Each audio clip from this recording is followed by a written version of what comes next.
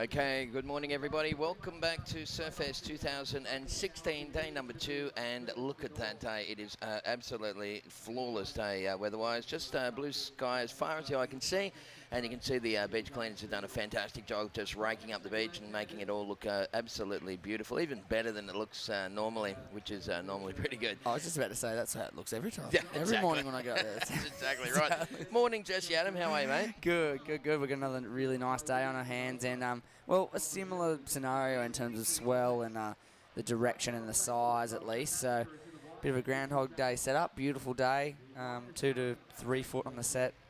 Waves and fun little rocks bowl on the high tide in the morning. Yeah, way to go. And I just saw the updated forecast. So the swell looks like it's going to increase every day from today. So definitely we're going to have some waves rocking on through throughout the tournament, that's for sure.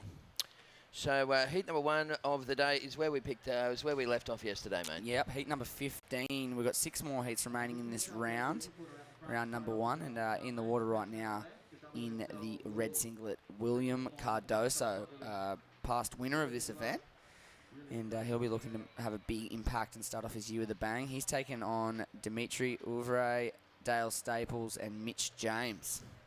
So going to be a nice little way to start today. This webcast, by the way, being streamed to over 100 countries worldwide, and it's also being televised live on the Oceanic Cable Network in Hawaii. So aloha to our friends in Hawaii. Hope you're enjoying and thanks for watching, and hope you're going to enjoy the competition here over the duration of the next week. We've got some very good action coming up in the rest of the round as well. Some really cool heats coming your way. Once again, high tide, a little bit of an issue. I guess it slows things down here at the Rocks. So we're heading towards, I think it's about a 10 o'clock high tide or thereabouts. So we'll keep you informed throughout the day. But definitely enough action to put on a show. It looks like Yellow's into this one. Yeah, Mitch James from New South Wales, North Coast.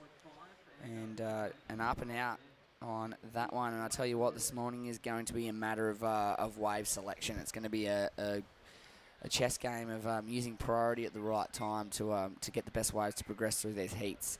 It's going to be a tough one. But, absolutely. Well, that's what priority's for. If you can use it wisely, there's definitely going to be 8 waves in a heat that are going to be probably that'll let you score pretty good on. So great little view there, looking through the umbrellas. They've just done the beach up here over the last 12 months, and in fact, the whole beachfront in Newcastle, right the way through to Newcastle Beach, looks pretty special, doesn't it, mate? Yeah, they've made it a pretty much a uniform-looking sort of coast of beaches, really. That Walker's Path, Bather's Way, it runs all the way from Merewether's Ocean Bars all the way into Nobby's Foreshore now. So a massive, long, beautiful coastal walk now on offer here in beautiful Newcastle. So, yeah, it's definitely a worthy visit. Yeah, bring the family, come down, check out our beautiful beaches, and enjoy the coastline. There it is on your screen. It's another cracker day here, and why wouldn't you? Oh, absolutely! Look at the crowd hanging around. There's a couple of coffee shops down here on the coastline here at Merewether, and they're very busy in the mornings, and everyone getting their little cup of coffee, getting filled up for the day, and parking themselves in the sand. It's going to be a big day of action, that's for sure. Beautiful day weather-wise. Northeast swell coming down the coastline, courtesy of Tropical Cyclone Winston. So that swell should build day by day from today. And it looks like it's going to peak at about 6 or 7 feet on Saturday. Yeah, it's going to be nice. And, well, I've got some fingers crossed for a couple of different options in terms of breaks that could be of use. And have a look at that for a second wave option. Mitch James, he opened up with a 1.43 on his opener, just a small score. But hunting on the inside without priority, he picks up what looked to be pretty much a gem. And he got that big finishing manoeuvre, which from yesterday was pretty much the key to getting big scores. Let's take another look at it. All right, well, Mitch James is wrapping back. Nice little figure 8 cutty. Good strong bottom, top turn combo. They look for those people to... and beautiful little finishing move as well. Judges do look at that stuff, the force coming out through the feet, how much you dig deep on the bottom turn. Yeah, so definitely a really good way to start for Mitch James in the yellow. He'll be in the lead, and he's going to continue to hunt on the inside while the other 3 competitors patiently wait outside for a set wave, and he's going to pick up another little bowl. Nice jam. Fortunately, catches an inside edge on the way through that manoeuvre. Nonetheless, a decent score for sure coming through for Mitch. All right, well, last night, of course, we had a great night. Everyone gathered together at the Novotel for the surface draw for all the sponsors that put in for the Taggart Women's Classic. And, yeah, everyone was there. Sally and Steph and Tatiana Weston Webb and Philippa Anderson all had to speak. It was a very professional night. Everyone who was involved thought it was awesome, and they all, effectively, everyone said, oh, we're going to come back next year and do it all again. Perfect. Yeah, that's really good. It was really good. The company that I'm involved with, Surf Dive and Fish, I got them to throw in a couple of grand. They also, we picked up Ella Williams. Ella Williams. Yep, New Zealand? Yeah, from New Zealand. That's a goodie. Absolutely. We're super stoked to have Ella representing the company. And now, it was funny because Sally said it's kind of like horse racing. She said, not that we're horses. Yeah. But the companies can follow the girls. It's awesome. It's so which were the lucky teams that managed to jag, like, Steph and Sally? Yeah, I didn't actually hear that. They just had it on a scrolling screen throughout the night. And was it just like a luck of a draw thing? Like it anyone was. could have pulled, the top seed, I guess? That's right, yeah. It was electronically done in front of everyone, so it was all Reggie Dids. But, yeah, great night. Here's the replay of this last wave for Mitchell James. And Mitch he's sitting on the inside there, mate. Like you said yesterday, sometimes not having priority can be a real bonus. Yes, I think especially right here off the rocks at Merewether, it's just from experience, more often than not, the smaller little inside runners end up bowling up and turning into something of substance. So, a good way to start for Mitch, a 6.17 on the board. So the only good score of the heat so far. This here is William Cardoso, and he's going to look to build some momentum through the inside. One more section, hopefully, for William, and boom, lights that last bit up. So he's on the board. Just a matter of Dale Staples grabbing a wave, and we've got a wave apiece. There we go. Our priority sequence begins, folks, for heat number 1 of the day here at Day 2 of Surfest. It's first priority black, second priority yellow, third priority is in white. And William Cardoso, of course, he's gone well here at Surfest over the years. The big fella. Here's the replay. Jess, take it through this one. Yep, a little deep on the peak for sure to begin this wave. Misses that first section. He stands on the tail and waits for this inside bowl. He gets a half cutty here, and then this is the only real turn of substance up into the lip for one closeout finish. So he'll have a score on the board, but it's not going to probably factor into the score line at the end of the day. But he's on the board nonetheless. There you go. He's a bit of a tank, isn't he, the old William? He's a chunk of a man, so he knows how to throw his weight around, that's for sure. So Mitchell James out to an early lead with a 6.17 and a 5.5. The other guys kind of fighting their way through. That first wave for Red was a 3.83, and Dimitri Uvois just up and riding at the moment. This guy got, it was runner-up at Cabarita. Yeah, definitely. Boomerang. It was Boomerang. Boomerang, yeah, for the QS 1000 event. The Great Lakes Pro up there. So he's a great surfer, this guy. Yeah, he's putting together some big totals throughout the middle of that event there at Boomerang, and he I came past him yesterday and said, congratulations on the result. Boomerang, your board looked pretty good up there, like you were looking really solid. He goes, yeah, I broke that board. Oh, doesn't that hurt?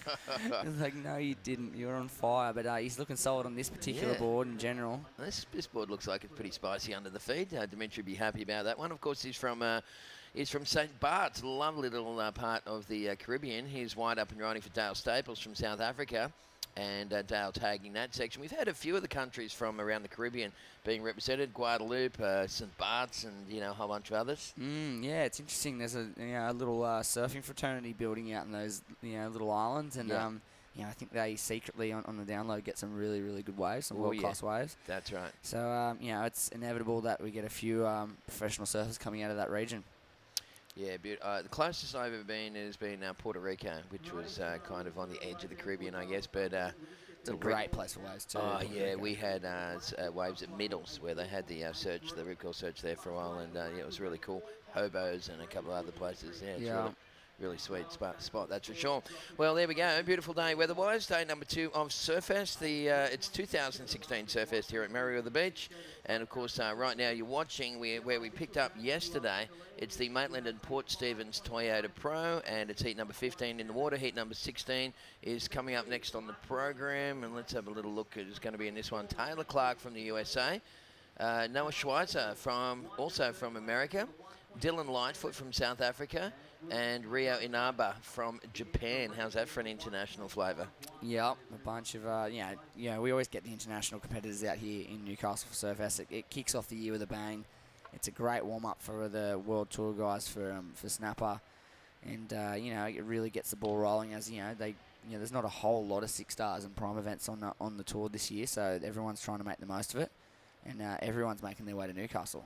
All right, well, Mitch James is using up first priority on that one and pushing that right the way through. So you're watching the first heat of the day here, folks, at Merewether. Mitchell James, really, he's on a bit of a roll out there at the moment. He's just really choreographing this heat pretty well. He is, yeah. He's got a couple of pretty good scores on the board already, a 6.17 and a 5.5. He's just grabbed another wave that's gone from outside all the way to the shore. And even if this doesn't fall into the top 2, he has prevented all 3 competitors from grabbing a decent wave. So he's doing a very good job of it so far in the first half of this heat. And this one went a little flat through the middle. He does get that all-important finishing closeout manoeuvre done, rides out of that. So another score will drop for Mitchell James, and he will maintain the lead. The only other scores of substance across the board, not much happening. Dimitri does have a 4.83 for his second score, and he does have potentially another wave to lock. And for William and Dale, just a couple of 3-point averages coming out there for those 2 competitors. So not much to write home about so far in this one. Just Mitch James out to an early and pretty solid lead right now with 13.5 to go. Well, there we go. The crew sitting patiently, waiting for a little something to come through, and that's the beauty of the 4-man priority, folks. In the old days, those guys would have been paddling circles around each other, and they're probably paddling each other too deep, and then waves going unridden. Not these days. It's all about watching, good surfers ride good waves. That's what the WSL stands for. Yeah, exactly. Let the surfing do the talking, and I think it's a really, really good system, and I think it's lending itself to a higher level of high-performance surfing for sure. Yeah, I kind of figured that the performance level's gone up for the athletes since they introduced it, actually, because now you can concentrate on riding waves instead of trying to hassle someone and then think about what you're going to do. It's not by any means completely flawless. It's not it does have a tiny grey area in it. And, of course, when you're dealing with, back in the day with the priority system, you used to have the can, so you'd have to paddle around. It was pretty clear who had first priority, whoever was first around the buoy. But sometimes I'd put it like 100 metres out the sea, and it was just, you'd miss all the sets while you're paddling out to go and get it. It was stupid. Yeah. So I like the idea, but what you have now is a kind of like an invisible line that the priority marshal has to determine. It's the takeoff zone. So, sometimes that can be pretty tough. And, the beach has got a bend in it. 2 guys paddling for, over the... I noticed yesterday, I was talking to Priority Marshal. I went, that must be tough to work out who's, when they're having a paddle battle. He goes, no, I use the line of swell. And as they come up and over the swell, you'll see the guy who gets to the top of the swell first, and that's like the indicator line. Yeah, so they use the swell lines to actually determine the finish line for to determine priority. Interesting, Yeah, it was good. So that's it, but it does have an element, a grey element in it, and sadly yesterday there was a couple of instances where it was real touch and go, and also paddling for the waves also is another grey area. Did the guy actually paddle for the wave? Did he motion for it? Yeah. I don't think that's... How serious was that paddle for that wave? Did he use priority in choosing that wave? Yeah, that's right. And this here, I actually went back and read the rule, and it's actually quite, it's not super defined. Like there's once again, there's a little grey area there about actually what determines paddling for the wave. So, as good as it is, but for those 2 tiny little bad things, all the other 99.9% of good things, like, giving everyone an equal opportunity to catch the waves, it far outweighs it anyway. Yeah, for sure. Yeah, it's definitely, in my opinion, it's definitely working. It's doing the job. It's allowing all 4 surfers to have the opportunity, and whoever surfs the best is generally going to get through the heat. As we see our South African competitor, Dale Staples, driving down the line, up and over the lip. Another nice section in front of him. Gets nice and vertical, and for one more, a nice little flurry of up and over the lip manoeuvres there. Did run away from him a little bit, but he did really, really well to get up and above that lip quite a few times on that wave. Yeah, lovely stuff. So first priority will go back to red, second priority black, and third priority using it up right now, current heat leader Mitchell James just up and off that one. But you've got to be thinking that way for Dale Staples. Let's dissect this one, folks, and dig back into the hard drive and see if we can have a look at the replay on this one. So take it through us, Jess, but this looks like probably been one of the better waves of the heat. Yeah, he gets a good bunch of down the line speed where he burns it off with that little roundhouse cutback. It starts to run away from him here, so he lips hits the lip there, up vertically, and then manages to lift over one more time, which is not an easy manoeuvre to complete on that particular section. So I think a very solid completed ride there for Dale Staples. That'll be his third scoring ride, and it should most certainly get him out of trouble for the moment. He is needing a 6.09 to go straight to second, but it is going to be his best score. Here we go. Black up on the backhand. Nice little link of manoeuvres there, and a nice little slide of the tail to finish up. Another nice completed wave for Dimitri, and he's looking to better a 4.83 to improve his situation. A 6.74 would take him to the lead. All right, well, Dimitri Vray from St. Bart's, of course, so a big shout-out to those people watching over there in St. Bartholomew and anybody else in the Caribbean area. G'day to you guys from Australia. There's Mitchell James, once again, really picking the eyes out of this one here for the Australian surfer.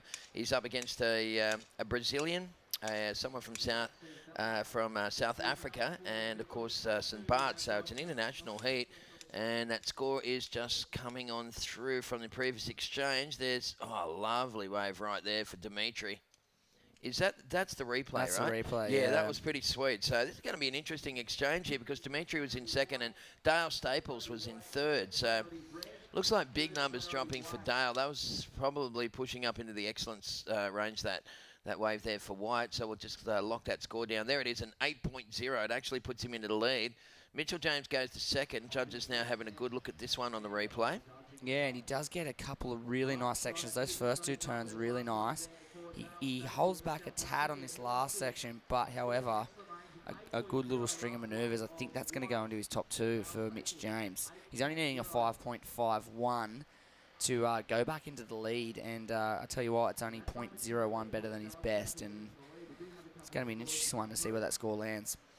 Alrighty, well, time remaining, 8 minutes left on the clock. You're watching the Maitland and Port Stephens Toyota Pro. We're coming to you live from Merewether Beach, and Dale Staples just coming unglued on that one. So we'll just wait for these scores to roll on through from, well, actually, we've got everyone's got a wave dropping apart from White.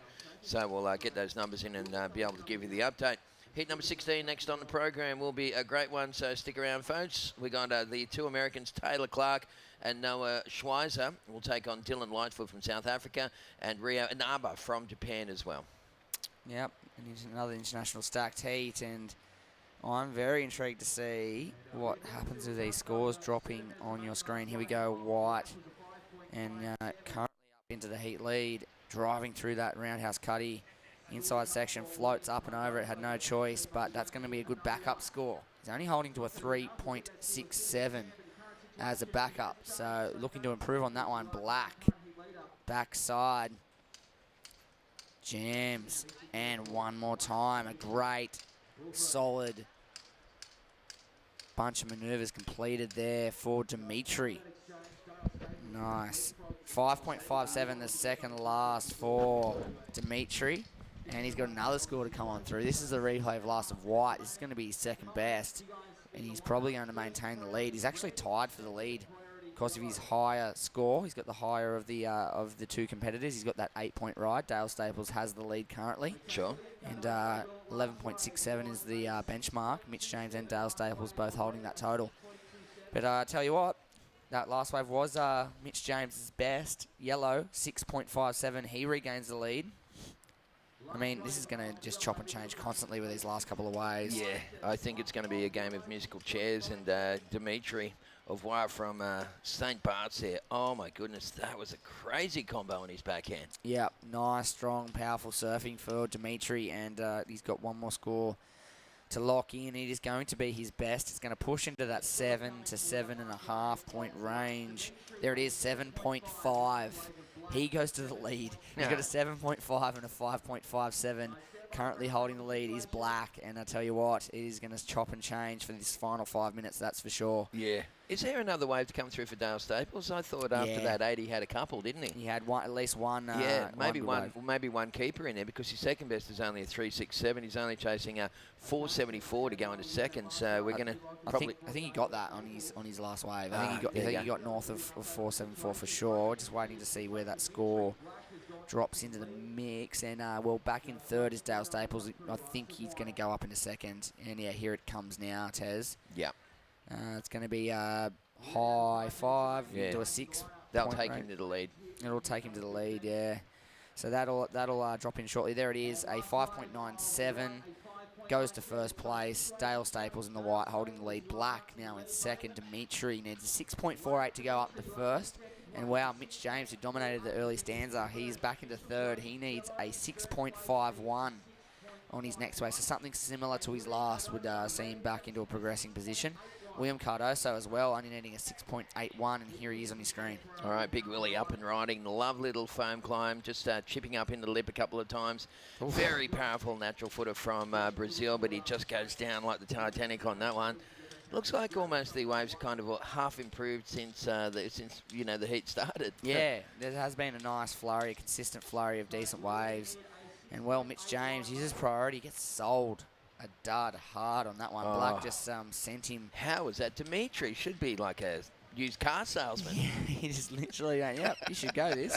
Pretty much telepathically made him take off on that wave. There we go. That was the replay of William Cardoso going down in his second turn on that one. That one won't come into play. White looks like he's used priority on this one. That's your current heat leader. And whether that was a tactic to hold someone off or whether he got some nice groundwork done outside, we'll wait and see. Red not pleased with his efforts so far. 3.5 to go.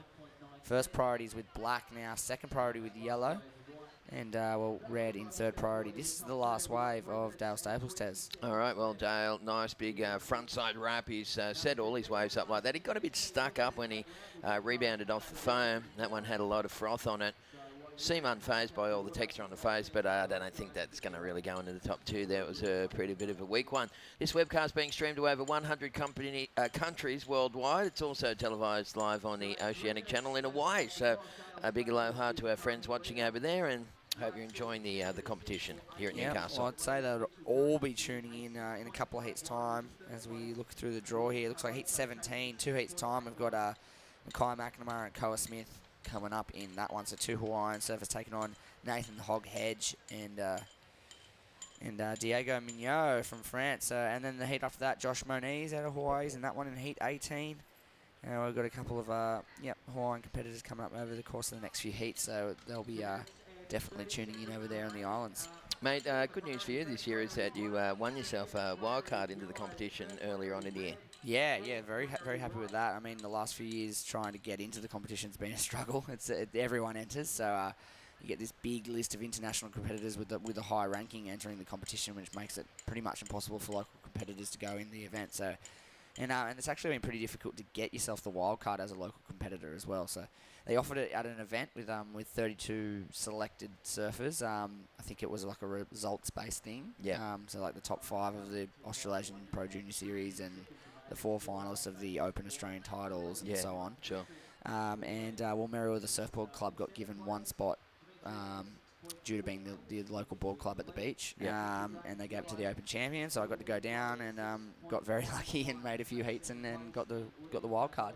And funnily enough, they used to give one of the wild cards to the Board Riders Club to give to the Open champion, and this was the first year. You had to work for it. They had to work for it, and then they ended up getting it anyway. So good on you, mate. No, mission accomplished. Yeah. And when do you think you'll be surfing? It looks like Wednesday mid-morning. Okay. So tomorrow mid-morning. Well, you're going to have probably a bit more swell, so that'll work out pretty good. Yeah, hopefully it picks up by that stage. It looks like today they're going to get into that main round of 96 and go up to about heat 8. They're calling. So I'm all the way back at heat 24. Gotcha. So maybe lunchtime or something on Wednesday if they could just continue the round. But yeah, finishing at heat 8. You're going to see other local competitors drop into the mix also. In heat 16, we'll see Ryan Cullen. Oh, bring that on! Can't wait. It's going to be a great heat. Right, yeah, well, Dimitri in second position at the moment trying to consolidate, and this goofy footer from St. Bart's, I tell you what, this guy's got a good technique, hasn't he? Yeah, definitely solid power base, and he had dropped to 7.5 on his second to last, to 7.5, so he's well and truly in second, and there was some pretty good surfing on that one, and we'll see if it betters his 5.57 as his second highest score and solidifies his position in second place. Mitch James in the yellow singlet outside has first priority. There's about 10 seconds to go. Doesn't look like there's much on the horizon. He's needing a 6.51. William Cardoso is making his way in. He needs a 6.81. And unfortunately for both Mitch and William, there's not much happening, and you can see the frustration there. Unfortunately, those two competitors bowing out. A great heat for Mitch James, and just needed that one more wave score. We'll see Dale Staples and Dimitri Ouvray. Oh, I don't know how to pronounce his last name. I'll get that. But we'll see Dale and Dimitri going through to the next round. And we'll go on to the next heat, where we're going to see Taylor Clark, Noah Schweizer, Dylan Lightfoot, and Rio Inaba coming up after this short commercial break. We'll see you soon.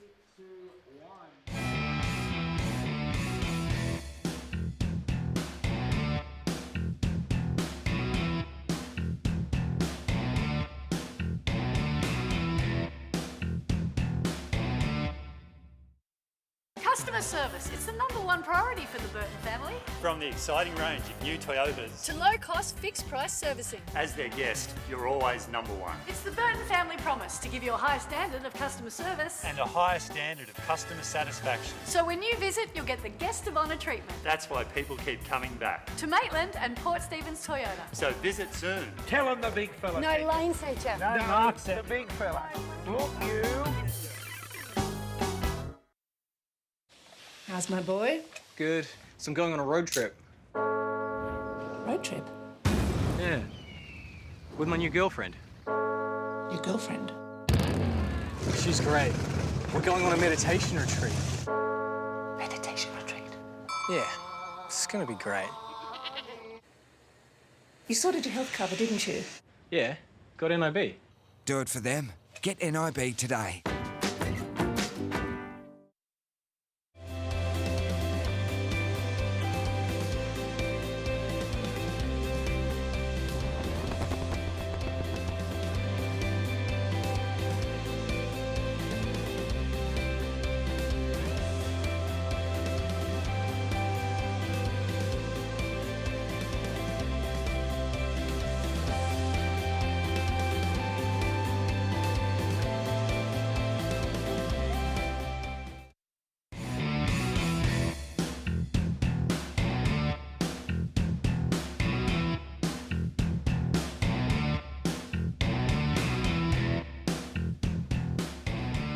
All right, well, welcome back to Merewether Beach, folks, and it is day number 2 of Surfest 2016, the main event that is, and there is a wonderful overview of Merewether, looking back towards the, well, at the start there, we've got the old, is that the new clubhouse, and then the old clubhouse, which they revamped into Surf House, which is an incredible function area and restaurant bars / cafes underneath. Yep, a lot going on down beachfront here at Merewether, and a beautiful day on our hands. We've worked our way through one heat this morning, and we did see Dale Staples and Dimitri go through that one. Right now in heat number 2 of the day, which is heat 16 of this opening round, we've got Dylan Lightfoot taking on Taylor Clark, Noah Schweizer, and Rio Inaba out of Japan. So another stacked international affair. Yeah, these heats are incredibly hard, and it comes right down to wave selection and how you use your priority. You just have to be so smart with that.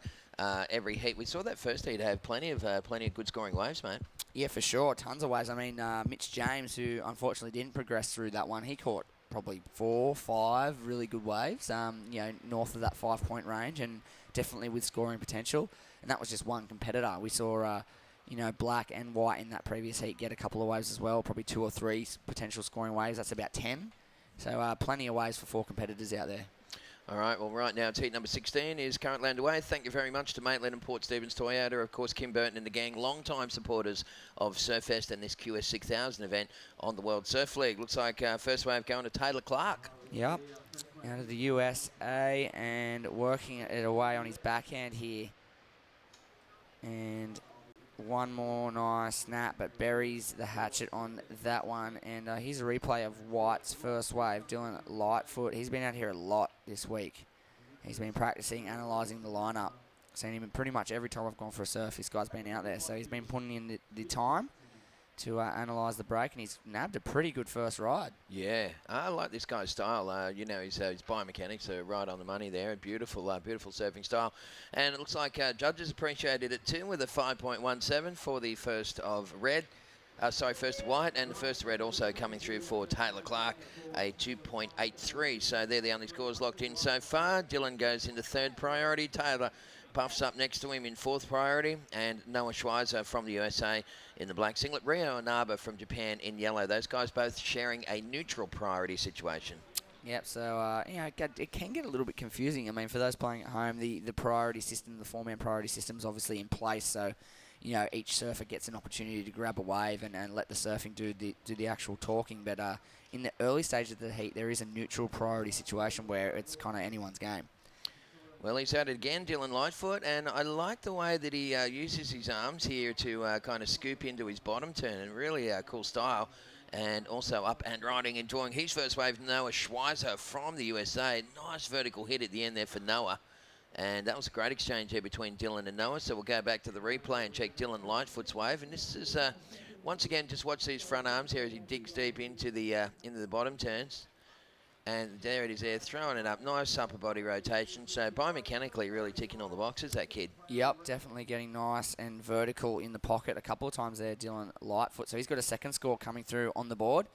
We'll let that one drop in. Noah Schweizer's opener also trickling on through into the system. And right now, yellow holding on to first priority, red in second priority. Here is the replay of black. And I liked this wave. And I think he did as well. He had a nice little... body language at the end there. He liked the finishing maneuver, and he showed the judges he had confidence there. It's good, isn't it, when you stand tall like a matador, like with your back arched, looking up towards the sun, It's awesome. Okay, so Rio Inaba, just eating dirt on the inside here at Merewether. We're going to throw down to our first interview of the day. We've got Fiona down there to talk with the winner of the previous heat. Good morning, guys. I'm down here with Dale Staples, the winner of the first heat of the morning. Dale, they chose to cancel the event or stop the event after heat 14 yesterday. Were you happy about that? Yeah, definitely. I was looking really bad yesterday, Arvo, but it's looking way better now, and I was lucky to get a couple of fun ones out there, so I'm stoked. Would you rather surf the morning heat, or would you rather it a little bit later? Morning heat's good. It's just that glare from the sun. It's pretty heavy out there. Every time you go for a turn, it's straight in your eyes, so it's pretty hard, but you just time them right, time them off your bottom turn. And what have you been getting up to just in your downtime when you're not in the water? I've got my brother over here, so it's quite cool. He's busy filming me and stuff, busy making a little clip. And yeah, we've just been cruising around, surfing different places and having fun, yeah. Alrighty, so he sounds like he's having a really good time hanging out in Newcastle. He's hanging out with his brother, making a few clips. Yeah, making a few clips. Yeah, no, it's good. Well, he's a very exciting surfer, and seen a few clips of Dale on the World Wide Web, and he's definitely got a nice variety of repertoire. He's a strong bloke, isn't he? He's See the neck on him? He's like a rugby league player. Yeah. And it does show. I mean, when you put him in the juice, you put him in some size. Yeah, sure. He's got a lot of power behind him, and he's definitely an athlete. You have to say, yeah. And he, it'd be interesting to see what he comes up with in terms of content from his stays and travels here in Newcastle and the Hunter region. That's right. Well, let's see what this guy comes up with. This is Taylor Clark chipping away on his backhand. This kid's got a razor-sharp backhand attack on him. We saw him at some of the earlier QS 1000 events leading up to this one here in Newcastle. We're going to go back to a replay of Rio Inaba's wave. And Jess, take us through this little one. Yeah, this is a nice little wave. Little pocket rocket backside, just getting high and tight into the lip, and one more just there for Rio Inaba. I'm thinking that might be his second scoring wave. He has locked in a 7.83 for his opener, so a big solid score. Yeah. His second score coming through as we speak, and it is most certainly going to take him into the lead for the early stages of this one. Dylan Lightfoot was holding the lead, a 5.17 and a 5.93 for those first couple of waves. Nice tight surfing for Dill. But it will be Rio Inaba taking the lead after this next score drops, and there it is. This is a replay of Red's second wave yet to come through. And this was some pretty good inside work here, Tez. Nice big fan of spray and another good backside re-entry there. And as you said, he's been putting in some solid work through those earlier New South Wales Pro Series events. That's right. So we'll wait for the judges' interpretation from Taylor Clark's last wave, and then we'll have a good understanding of what's happening in this heat. Noah Schweizer holding on to second priority at the moment, folks, from the USA in the black singlet. Noah's first wave was a 4.67, so he's just waiting to try and get his second wave. Here goes Taylor Clark again, finding a little inside runner here at Merewether, just trying to explore his options there without the priority. He gets a little mini section through the inside. and working hard. I've noticed that one of his things that he does in his heats, Taylor Clark, is he just continuously turns waves over. It's interesting because some guys like to sit and wait for the bomb. Some guys like to keep the rhythm going. There's a few different ways that you can approach it, isn't there? Yeah, I get both sides of the argument. I mean, keep him busy. It it kind of just, as typically said, it keeps the ball rolling. It keeps you moving. You get into a rhythm, and when you're in a rhythm, you can kind of jag the best waves. But at the same time, sitting and waiting with first priority does give you that opportunity to pick from the bunch. And if a great wave comes and you have first priority, well then, you've done a good job. So, very interesting. Two tactics, both with the same agenda. Two best waves of the heat, but one's got a higher work rate. There you go. And that's what makes pro surfing so exciting, because there's so many different ways that you can approach you can approach the heat. Well, that's looking through the blue door umbrellas there, through to the little lineup. You can see the competitors just over the shoulder of that cyclist there in the pink lycra, and that's the guys just sitting there all nice and tight in a bunch. So it's right on the boardwalk here at Merewether. Beautiful promenade that runs from one end to the beach to the other. In fact, it goes up and over the hill and through about another 2 or 3 beaches that way. Yep, goes the whole coastline, the whole stretch from Merewether Ocean Bars all the way to Nobbies. And that crosses, half a dozen great beaches. As we see, Dill, Lightfoot just carving. That was a nice little slash to get back to the power source, and a nice vertical snap. Jeez, that was really sharp. That is going to be a very good score. And, one of the things that really stands out from that wave is just the fact that it was just such a beautifully clean green face. And when you have a big green canvas like that, you can draw some artistic lines. And that's what Dylan Lightfoot's done here. Jess, take us through it. Yep, nice and deep on the peak, but in the right position. Gets up and over the foam. Gets a nice little re-entry to get back into the spot. This is that nice carving, slashing manoeuvre. And then this one, snap. Throws a nice bunch of spray, perfectly timed. It's going to be a good wave for Dylan Lightfoot. His third scoring ride will lock in.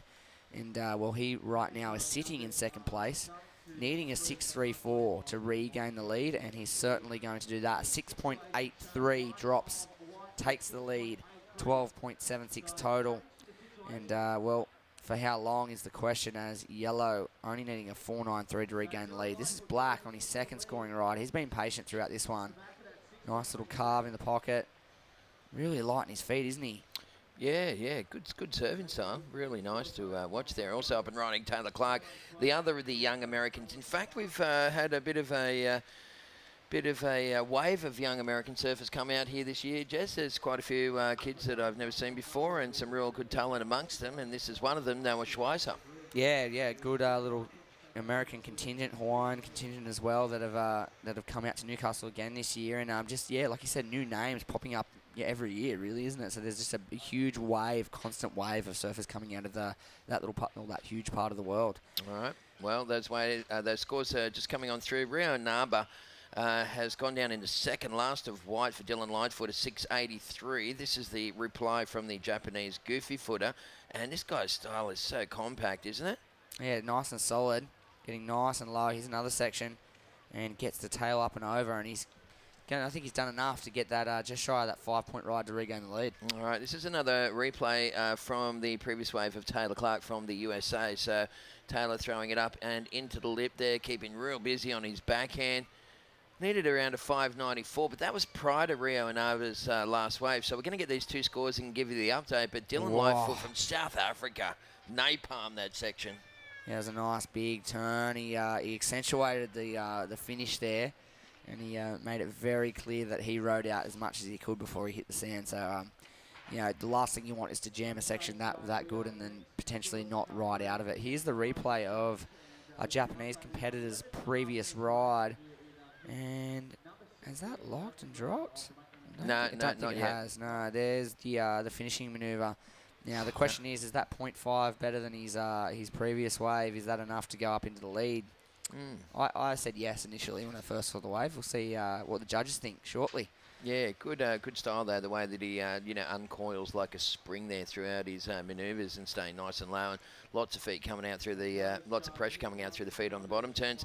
Do you reckon we said yesterday? We said when the boys from Brazil, when Flavio Padarats and Fabio Gouveia first came to Surfest 20 years ago, and we all kind of said, wow, these Brazilian guys are good surfers. They're really serious about professional sport and that. And one day there might even be a Brazilian champion. You know, do you think that we could have this conversation today about the Japanese riders? For sure, yeah, definitely. I think it's only a matter of time before at least a couple Japanese competitors are on that world tour. I mean, I think I've been thinking about it probably since Masatoshi Ono came on the scene. I thought he for sure was going to be a world tour competitor at the very least. And and since Masatoshi, there's been a string of really talented surfers coming out of Japan, and I think we're going to see. I mean, you've got Kanoa Igarashi on tour next year. He's an American. He's from Huntington Beach, but he's of Japanese heritage. So I mean, it's not certainly out of the question. That's for sure. I think it's only a matter of time. So do I. And you know what I reckon is the 4-man priority is going to really help the Japanese riders, because traditionally, when you had the hassle and hustle around in a heat, it used to freak them out a bit, because they're just such polite and lovely people. That quite often they had the skills to get through, but other countries might have been a bit more aggressive. I think this 4-man priority is going to really suit the Japanese riders. They're going to be able to showcase their surfing, and we're going to see some real champions in the future. Is this heat come to an end, or what's going on there? It looks, it says time remaining 0 on our screen, so we'll just get to the bottom of that, and maybe still some time remaining on this one. We'll try and work that out for you people. I think there's a little bit to go, but in terms of what the situation at hand, it is yellow now holding the lead. His last wave was a 6.1, so he well and truly exceeded that second wave score. So a 13.93 total right now is our Japanese friend, and Dylan Lightfoot, he is holding on to second place. Taylor Clark now needs a 6.44. Noah Schweizer a 7.96. That's your situation, and it does look like there is some time remaining in this one. So if you're watching us out there in Webland, the situation today, the tentative schedule on hand is we're going to finish off the rest of this round. There's 24 heats in this round. We are in heat 16. After this round finishes, we're going to go into 6 heats of the ladies. And then potentially that's when we'll kick off the main round of 96. So, and it looks like we're going to run about 8 heats of that, potentially. That is the current schedule. And, we'll see how conditions work out for us throughout the day, and it could change and adapt, but it sounds like we're going to get through at least 8 heats of the men's round of 96. So we're going to see our top seeds dropping into the mix. Wow, that's going to be so cool to watch, that's for sure. Rounded out Newcastle Beach this morning, where I live, and saw that both Steph and Sally were out there this morning throwing a bit of heat, and girls are ripping it up. All the boys, the local guys, just said, oh, well, we're not going to surf until they come in, basically. The boys were up the top watching them with their coffees. I said, why don't you guys get out there? They went, you kidding me? No way. No way, we're not going to let Steph and Sally make us look stupid. Yeah, and they just wanted to watch them surf. It was pretty cool. Yeah. So we're coming down to the closing stages of this one. It is the Japanese goofy footer, Ryo Inaba, from Japan in the lead, a 7.83 and a 6.1. Dylan Lightfoot in second, chasing a 7.11. Sounds like me at about midnight on a Saturday night. Chasing a Slurpee. Yeah, absolutely. And like a sausage roll or something. Yeah. Here we go with Noah Schweizer needing a pretty good score. Whoa. Oh, that's a good combo right there. Yeah, it's a nice vertical snap, and then what's he got on the inside? He lights it up. That is a goodie, and you can feel it. Wow, is that a 7.96? Well, you're going to be thinking that's close to excellent surfing there. I reckon it's close. I reckon he might get it. I mean, it's going to be a good score regardless, but is he going to do it in one? Let's analyse this one, Jesse, as we slow it right down, mate. Yep, drives into this roundhouse cut. He gets off the foam nicely, and then this is the section. Wow. Snaps out of the top, and again. 2. And then this one, money right here. Boom. Bam. That was sweet. Okay, well, 3 major manoeuvres on a little wave. You've got to be thinking that's going to be pushing up towards the excellent range. Noah Schweizer from the USA, sitting in 4th place prior to that exchange. Dylan Lightfoot was in second from South Africa.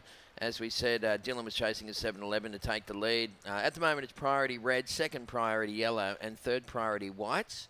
And we'll get that score in for Noah Schweizer coming through the system right now.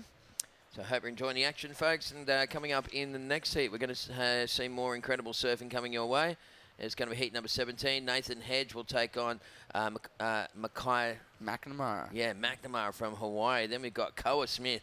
Oh, who could forget that GoPro footage of that kid at Namibia? That was incredible stuff. When I watched that, I must have watched that 100 times over at least. And Diego Migno from France will be out there as well. So hello to all the people watching from France. Hope you're enjoying the action live from Merewether here in Newcastle, Australia.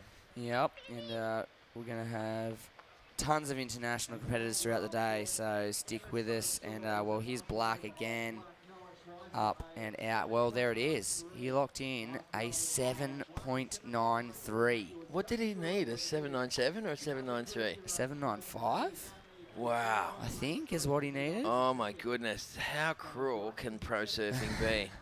We thought it was going to be close. I mean, jeez, that is out of hand. I mean, if you look at the split, first judge gave him an 8.5, second judge gave him a 7.8, next judge gave him an 8.2, next judge gave him a 7.8, and then the last judge a 7.3. So 3 judges below and 2 judges well and truly above. Averages out 7.93. Sure.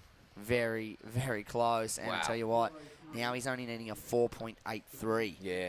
Darren had to come up a point on the last judge, and that probably would have gave him the score almost. So super close stuff there. But at the moment, it's Rio and Arba in the lead. Good news for the Saffers with Dylan Lightfoot in second. Noah Schweizer from the USA. It's the 2 Americans on the back foot at the moment. Noah Schweizer in third. In black needs a 4.83. Taylor Clark USA needing a 6.44. And Taylor Clark is in first priority. Right now, 4.5 minutes left on the clock. So there we go. We got the time clock back. We're back. We're back and racing. And, well, there's still plenty of time. Well, not plenty of time, but there's still enough time. The last part of the heat, the danger 5-minute zone. And I'll tell you what, anything can happen in this final 5, that's for sure. As we take another look at the promenade there. That path that those beachgoers are walking along runs literally from the Merewether Ocean Bars all the way to Nobby's, which is what, half a dozen beautiful beaches and hills and winding, and you can walk that whole thing. As a bit of fitness or a bit of sightseeing, you can walk that whole stretch there. And as you said earlier in the heat, that's only happened in the last 12 months or so. Yeah, that's right. Newcastle really investing into the beachfront here. It is really the biggest asset that we have here in what is officially known as the City of Beaches. Well, there's the nice little overview of the Merewether Rocks. You can see we call it Merewether Point, but it's not your typical point as in, what most people would imagine. It's kind of a bit of a ground-off old headland that's been... that has about 4 or 5 sections to it. Here comes a nice one for Noah Schweizer. Noah's needing a 4.83 on this one. Oh, can he stop that? He What does. the heck, Jess? Wow. How did he make that last manoeuvre? I mean, he's, desperate times call for desperate measures, and he got low and compact after that final closeout section. It just had so much, for such a small section, had so much grunt in it. Yeah, and it was right. doing its best to throw him off, but he stuck it. Here's the slow-mo replay from the guys at NBN and 180 doing a great job. So nice first one, and the second one had some air on it as well. That is going to be, wow, there it is, 6.1 situation change. Schweizer goes into the lead. So I can imagine over there in America, the Schweizer family, they'd have their cups of coffee out and they'd all be high-fiving each other. Good on you guys. Rio Arba is down to second. We got Dylan Lightfoot. So he needs a 7.11 to go back to second. Wow. And Taylor Clark chasing a 7.61. 2.5 minutes on the clock. First priority red, second priority yellow, and third priority is white. I cannot believe Dylan Lightfoot needs a 7.11 right now after his start to the heat. I mean, we've seen that both heats this morning. Someone comes out firecrackers, surfing really well, locks in a bunch of scores over the course of, say, 20 minutes, and then with 5 minutes to go, they move back to third, and they need a pretty decent score. I mean, it's wild that Black just managed to grab a couple of scores in these final couple of minutes on the inside and just surf out of his skin on these smaller inside waves and achieve big numbers like that. And he's not done yet. He's fired up. That's for sure. All right, well, coming up in the next one, we're going to see more great action. Nathan Hedge will take on Mackay McNamara. We've got Koa Smith and Diogo Migno from France coming away, folks. All part of this QS 6000 event, and $150,000 up for grabs here at the Maitland and Port Stephens Toyota Pro. All part of Surfest. So 1 minute 30 seconds left on the clock, and let's see how this one plays out. Yeah, so not long to go. Red frantically asking for situation update and time from our beach commentary team. He needs to know what's the deal. 1 minute 20 on the clock there, and a 7.61 required from Red. He can't hear me, but I'll tell him anyway.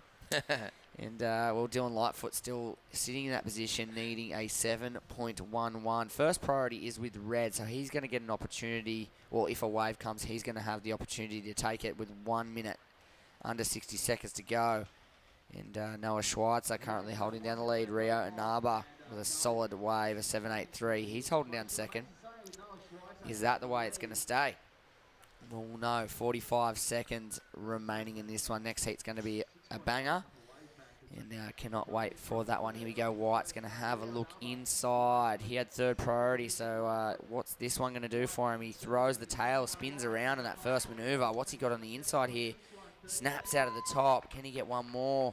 Up and over the phone for one more. Interesting little wave from Dylan Lightfoot. I'm not sure if it's going to be the score, but it was pretty good surfing. Really good surfing, given the quality of the wave, and that's going to be interesting to see if he gets over the line with that one. Well, he said what he was chasing is 7.11. We can say that because the judges can't hear us here in the commentary booth, so we won't be, affecting their thought pattern, before they throw the scores in. So there's the hooter for the first heat of the day, second heat of the day, rather, folks. And here's the replay for Dylan Lightfoot. A 5.5, this one comes out, so short. A nice little spin, a really good little snap, and unfortunately, he just needed one more offering, I reckon, one or two more sections just to get nice and vertical, tight, and do those snaps that he's been doing all heat.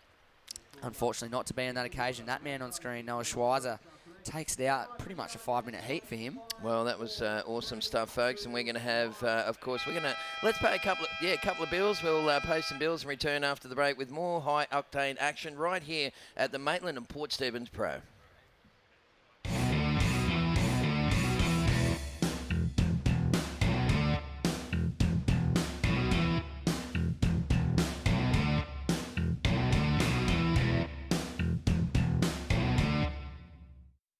Customer service, it's the #1 priority for the Burton family. From the exciting range of new Toyotas, To low-cost, fixed-price servicing. as their guest, you're always #1. It's the Burton family promise to give you a high standard of customer service. And a higher standard of customer satisfaction. So when you visit, you'll get the guest of honour treatment. That's why people keep coming back. To Maitland and Port Stephens Toyota. So visit soon. Tell him the big fella. No lane centre. No, Mark the big fella.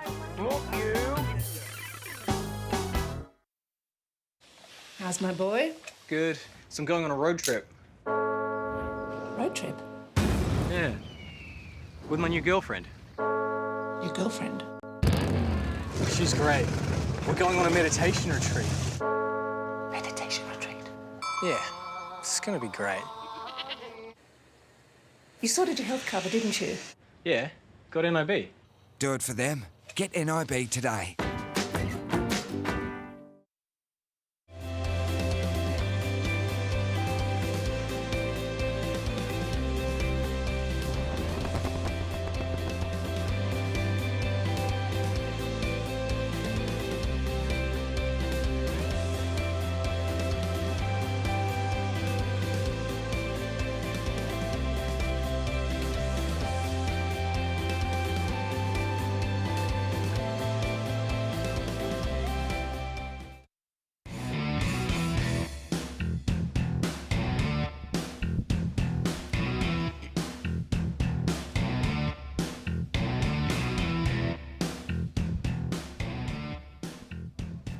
Welcome back to Merewether Beach. We are looking at heat number 17, round one of the men's, day 2 of the Blue Ribbon Division. JJ here alongside one of the town's favourite sons, Matt Hoy. Good morning, Matt. Morning, JJ. How are you? Good, thank you. Bit of a little paddle battle on. We'll get straight into the action here. It looks like this is, we've got 2 Hawaiian surfers in this heat. This is Koa Smith from the Garden Isle over in a beautiful part of the world, and a bad little opener for him.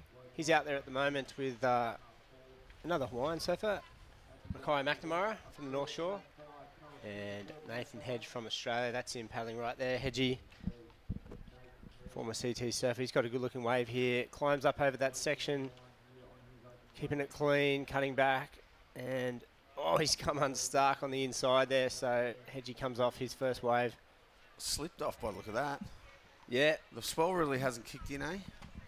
No, I've just was all over the weather reports and the forecast. It looks like there's absolutely, definitely something coming. Yeah. And but I was absolutely, definitely. Absolutely, that's 100%, 110%. Here we go. Replay Hedgie's wave for you. He gets a bit stuck on the end here. Good little start to it, and then I think it looks like he slips off just there. Just the lip got him, I think. Just back of the legs. Yeah, Hedgie be amped to get through this heat. Mackay Liam's son too. I saw Liam when I was in Hawaii then. He said he was coming over, so it's good to see him here. And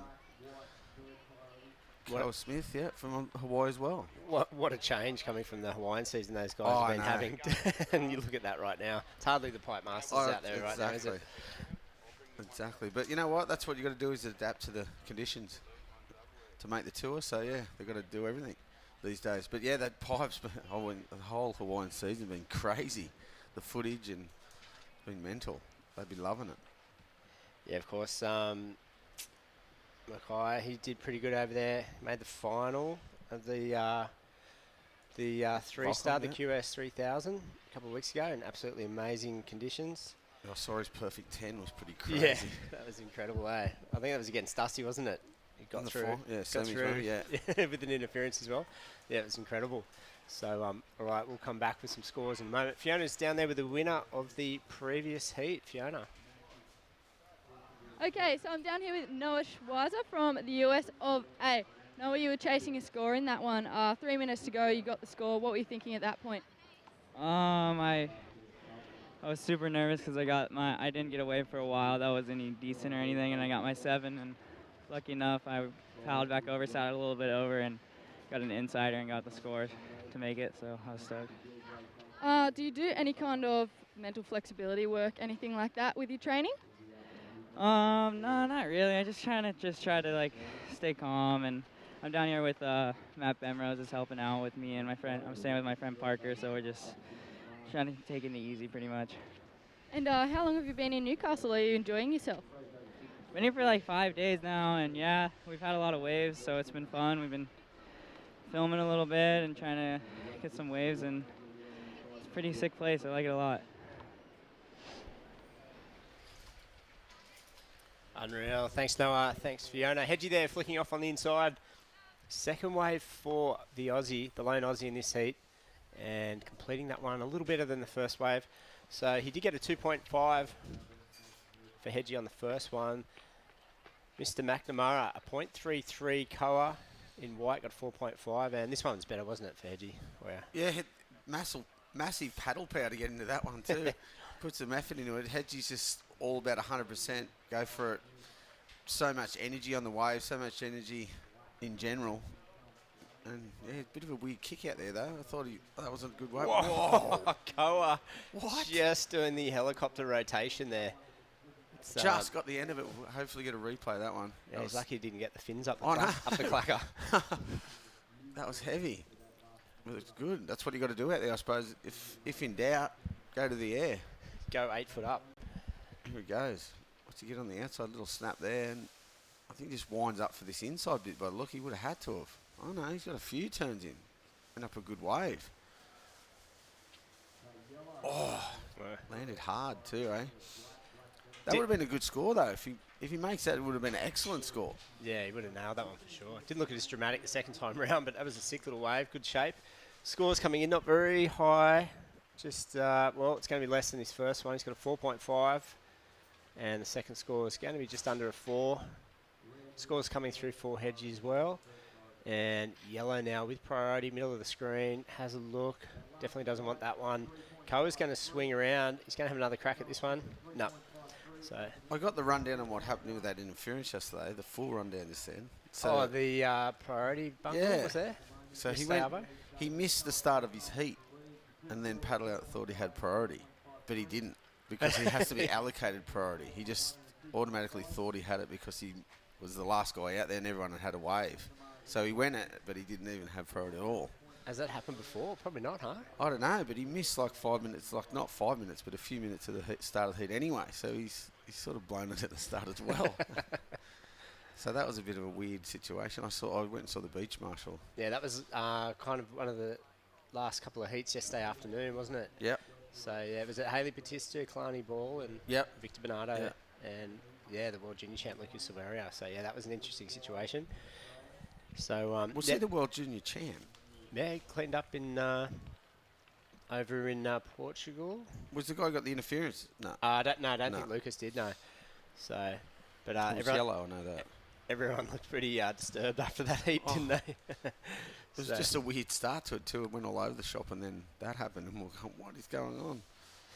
So it's a nice looking day here at Merewether Beach, and JJ here sitting alongside Matt Hoy, and the weather is shining. The forecast is that the surf's going to keep picking up. There's the overview of the contest site, and you can see all the rocks and little outcrops and sections out there towards the baths. There's the guys in the centre of the screen, little takeoff zone. And I bet there's a name for every little 50, every 50 metres there's a new surf spot there. Hey, Hoya. Same with looking the other way up to, we call it North Merewether up that other end, Bar Beach.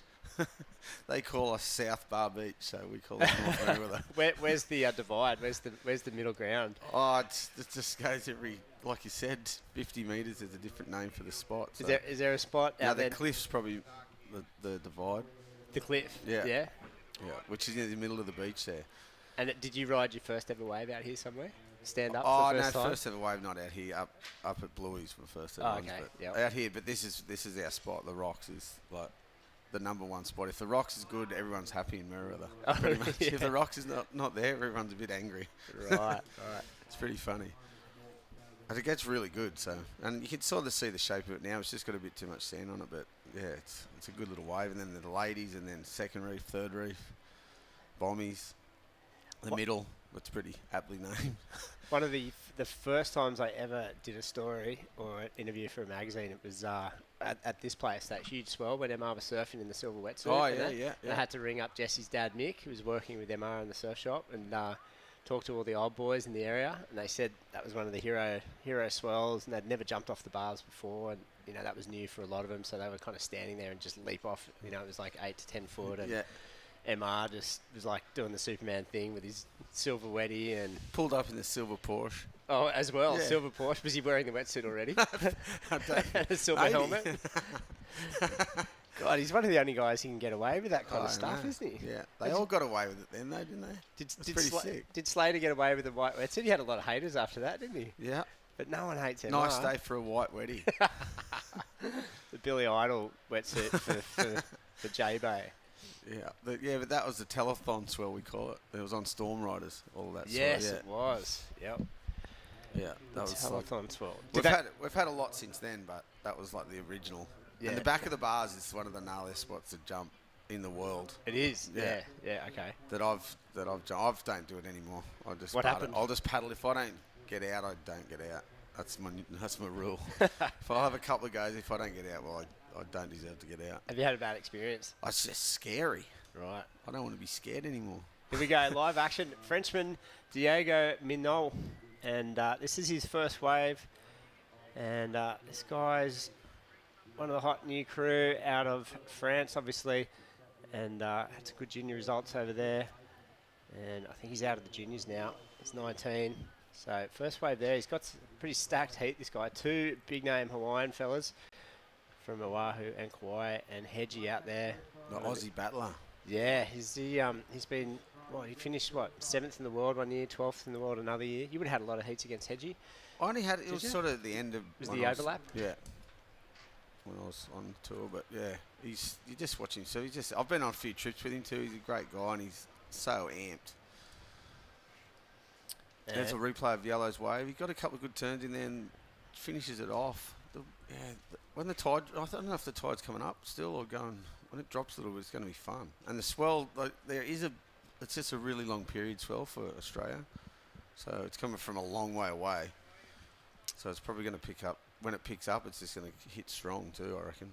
Yeah, you can see Hedgie there asking for a full situation, I think. Scratching his arm.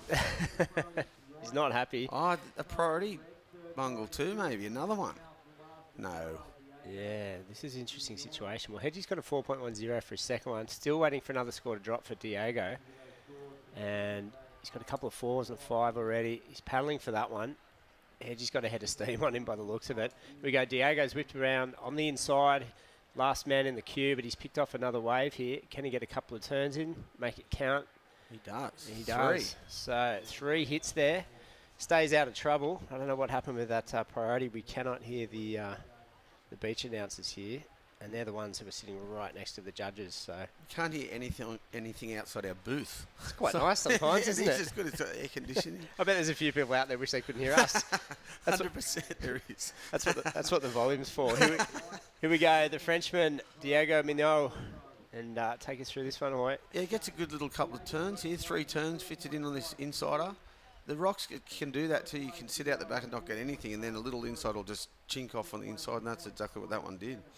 And he got 3 good turns in. I'd be interesting to see what they score for that. Well, he's got a 4.53, so, and then just a throwaway. Here they come now. This one's going to be a little better, and it's probably going to put him up into first, but we've got to wait and see what Hedgie does here. He's got second priority. Black has to give way. He does. So the Hog's off and running. We don't know what happened with the priority situation, but it's all going to even itself out now. Hedgie kind of gets a similar looking wave to Diego's there.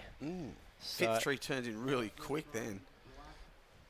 The second wave of the set's usually better out here too. It sort of takes a bit of water off the reef. Oh, there's some good inside knowledge. Here we go. Mackay now, and he gets stuck there. I don't think Hedgie got in the way. I think he just didn't have enough speed there. And this is a replay of Hedgie's wave. Good paddle again. He's a freak. Look, he fits 3 nice turns in real quick succession. Probably.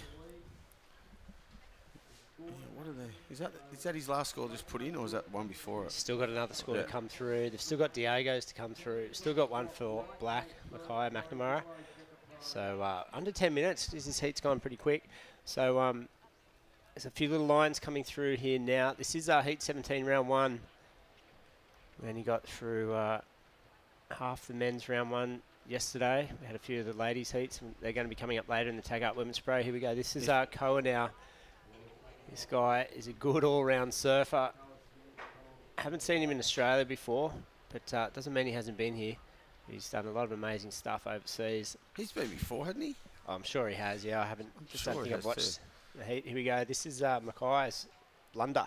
Well, it just gets stuck just there on the, trying to hit the lip. The ball, yeah, it looks hard to surf. That tide's not out enough and just a bit crumbly. Got stuck, not enough speed to get over that lip. And scores in for the previous ride of Yellow Diego Minot, 4.97. Hedgie got a 5.43 on that little 3 backhand hit combo we saw. Wow. And Mackay's not going to get anything of note, really. It's going to help him, though. He needs a 7.33 to get to second. Koa now needs a 5. So I thought those were going to be pretty much the same, those 2 scores. They gave Hedgie maybe more for the speed. Yeah, an extra 0.5. Yeah. But I thought, they're pretty much the same, but that's all right. Pretty much are, but half a point difference. Yellow now with priority. Diego, the Frenchman, he's got to get something going here. And his waves look like they're pushing back into the corner. He's got to be really close to the rocks there, probably right on top of him. Yeah, there they are. You can see him in the background there. That was sort of the same as his last one, isn't it? Yeah. Pretty much exactly the same sort of wave. Well, if he does get a 4.97, it's going to put him into the lead. So let's see if he replicates that. He was quiet at the start of this heat, and he's really just come back a couple of quick scores. He's got a better of 4.53, so yeah, pretty much exactly the same as his last wave, eh? And he's Hedgie again on another one out the back. Must have had priority. Yeah, he's straight into a quick turn there. Speed straight from the takeoff. He's got shape. He's getting some combos there. He sees the section down the line. He finishes that one. That's probably the wave of the heat so far, you'd say. Just a slight little bit more size to it. And from the get-go, he had something to work with, so he'll be feeling a bit better. That was probably, it would have to be better that last score, eh? Bit bigger wave, bowled up a bit. He doesn't get that much of a bit flat at the start of it, but this turn and the last one, the last one, great turn at the end, good ending.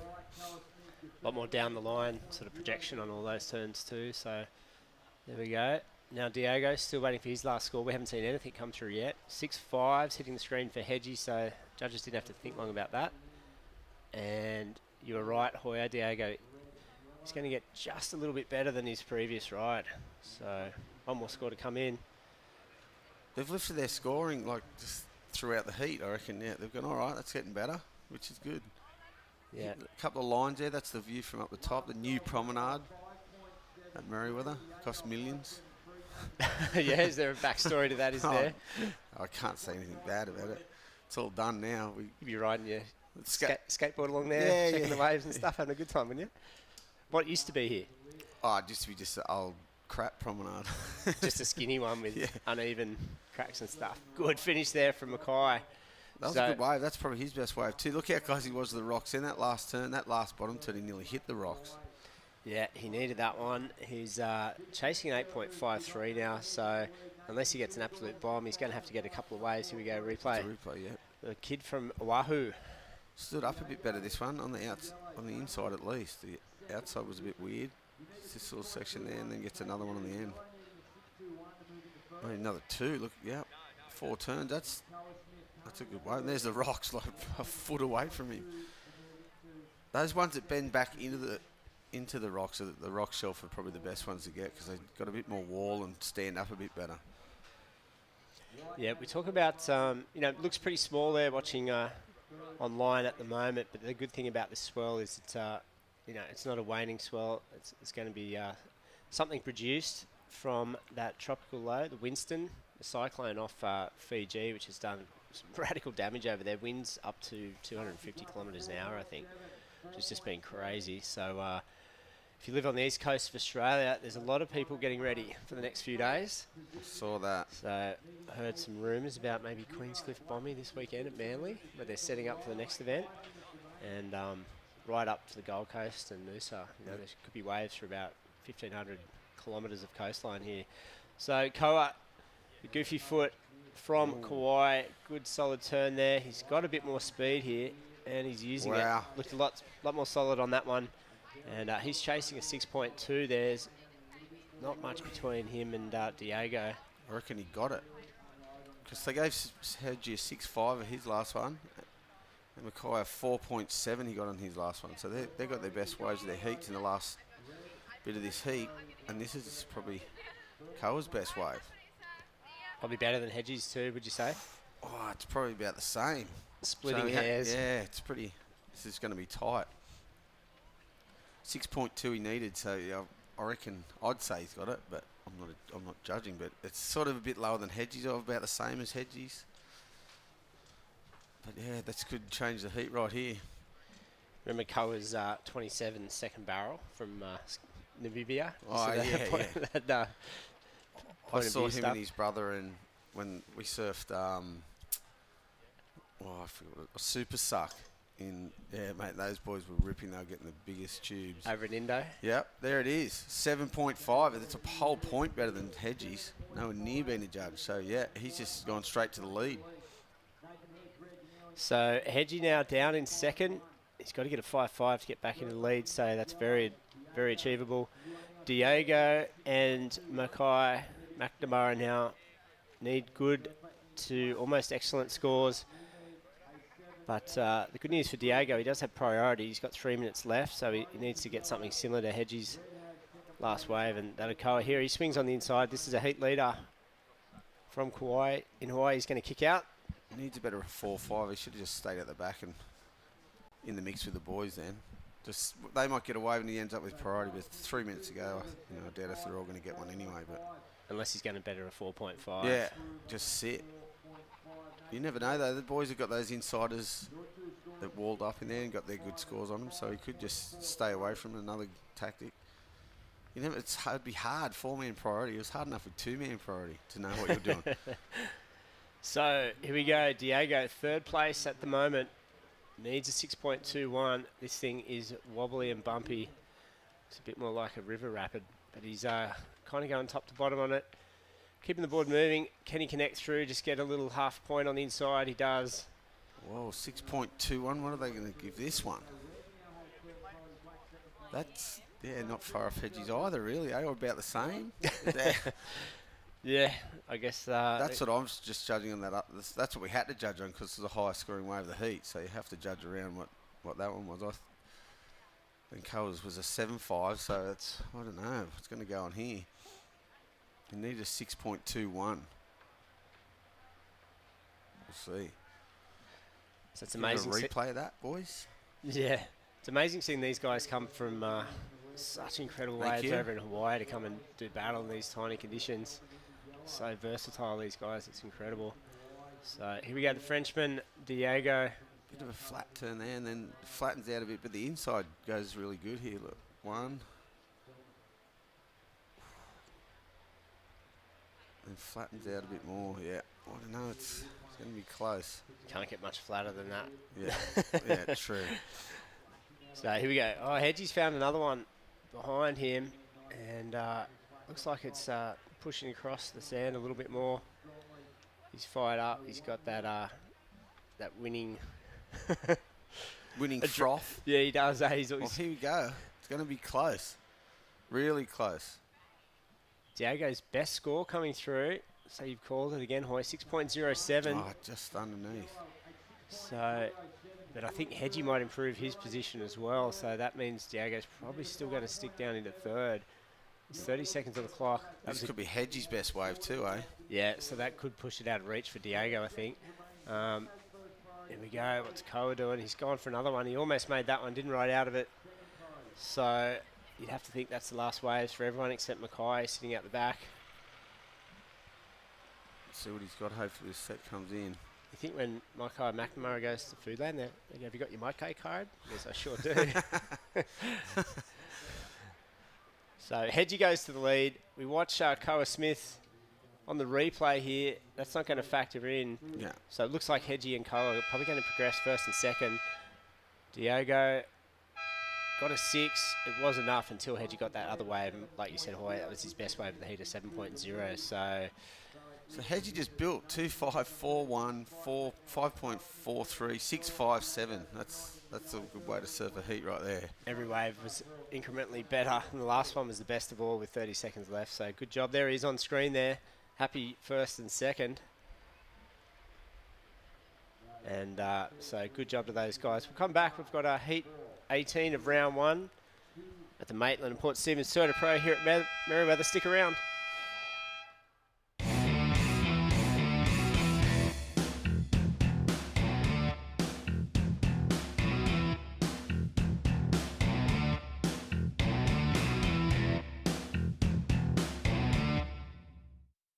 Customer service, it's the #1 priority for the Burton family. From the exciting range of new Toyotas To low-cost, fixed-price servicing. as their guest, you're always #1. It's the Burton family promise to give you a high standard of customer service. And a higher standard of customer satisfaction. So when you visit, you'll get the guest of honour treatment. That's why people keep coming back. To Maitland and Port Stephens Toyota. So visit soon. Tell him the big fella. No lane feature. No, Mark the big fella. Look, you. How's my boy? Good. So I'm going on a road trip. Road trip? Yeah. With my new girlfriend. Your girlfriend? She's great. We're going on a meditation retreat. Meditation retreat? Yeah. It's gonna be great. You sorted your health cover, didn't you? Yeah. Got NIB. Do it for them. Get NIB today.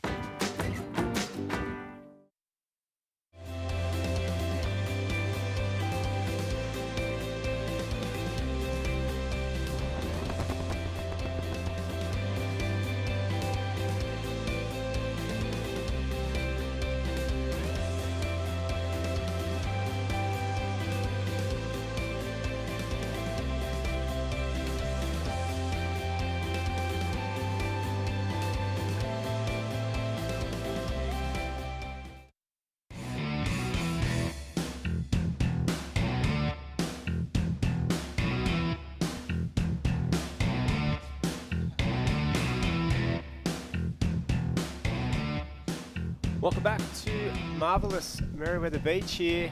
We are looking at a very, very pretty day. Waves are on their way, but still very contestable. Got a bit of a high tide here. We've got heat 18 underway, round 1 of the men's. And in the water is Brett Simpson from the USA, Nicholas Squires. That's Brett Simpo right there from Huntington Beach in California. This is a replay of one of his opening scores. Josh Manise out there from Hawaii, Manuel Selman, the Chilean surfer. So they're the 4 guys. Very international field. JJ Chilean. here, joined by Matt Hoy.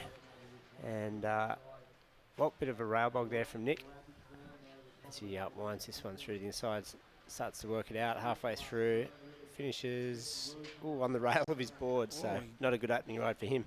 He landed that though. He's still on his board when he tried to ride out of that. I thought it was gone. Very international from Chile, eh? Yep, Manuel Selman. He's a great surfer. I've watched him on and off at World Junior events, and seen him out here in Australia, and seen him over in Brazil and QS events. He's been hunting it for a few years, but yeah, not many Chilean surfers around. Nah. There's more surfers from Guadeloupe than Chile at the moment. Yeah. Oh, it's just crazy. We were talking about it yesterday, how international surfing's become. It's just used to be America, Australia, and Hawaii, really. Yeah. Brazil, as the Brazil came on, and then it was a big deal to have someone from France. Yeah, wasn't it? yeah. Well, Brazil was sort of a big deal for a while, but then now have a look. It's just they're dominating, and all these other countries are popping up all over the world. It's the best. Yeah. They've all got surf though. It was bound to happen. Yeah. But it just took a while. A lot of them came through, came to Australia to get in the junior series, because there wasn't any junior events at all in all those other countries. I remember being at Narrabeen there as we watched Brett Simpo, second wave. He got a 3.33 for his first one. And then a massive, was that for that wave? Yep, and it's going to be somewhere between a 7 and an 8, so little good start there for Brett, under priority as well. 7.83. He got that wave nowhere near the other competitors. He was sitting where he is now. He got that one and got a 7.83. Diego would have loved that one. Not bad. For that last heat. Here we go, kicking now. The lone Aussie in this heat, Nicholas Squires. He's a bit of a standout for one of the underground charges here in Australia, you'd have to say. He's done a lot of comps, of course. But he's a bit of a bulldog. He's a machine. Where's he from? He's from south of Sydney. And he's one of those guys that has put in big performances in the club surfing. Yeah. I can imagine. Merewether's the champs, but Nick was doing pretty good for his club as well. And he looks like that sort of guy. Yeah. Just doing this. This surf this way really good. Little wedge on the inside too. And fits 4 turns in, not too bad out there today. Yeah, the club thing here in Australia is huge. It gets everyone, riled up, and it's really good for your competitive surfing and pressure surfing. It's really good for surfing under pressure. So like these guys like this wouldn't even worry about this heat. In the club concert, it's a team event, so you got major pressure on you. It's not from just your teammates, but the whole club is there, the whole whole suburb really. So yeah, it's really good, I reckon, for competitive surfing. Yeah, well, you got the best club possibly in the world, they're calling at the moment, after winning the club series a couple of weeks back down at Cronulla. Scores coming through. Simpo's had a great start. Kid from Huntington Beach in California, former World Tour competitor. He's got a 7.83 and a 5. And Nick Squires as well. We saw him get that. Yeah, that was good. Little combo moves on the inside. 6.83 for him. So first I reckon and second. that 7.83 we missed. That other one was the 5. Yeah, that would have been the little air rote he did. So Brett Simpson have to be dangerous in these kind of conditions. He's looks a bit like Huntington Wrights. Yeah, and he's won that event a couple of times as well. One of the biggest events in the world, the Prime event over there. So I think Nick. He won the QS 1000 at Merewether a few weeks ago. Yeah. So he's pretty sure I got confident. that right. Yeah, and if you go back far enough, he actually won a sponsorship. They had one of those. A Red Bull one, was that one or? Oh, it was like 50 grand to travel the QS for a year, and he came out on top. I don't know if it was those guys, but it was. It's going back a few years, and so he's got plenty of experience.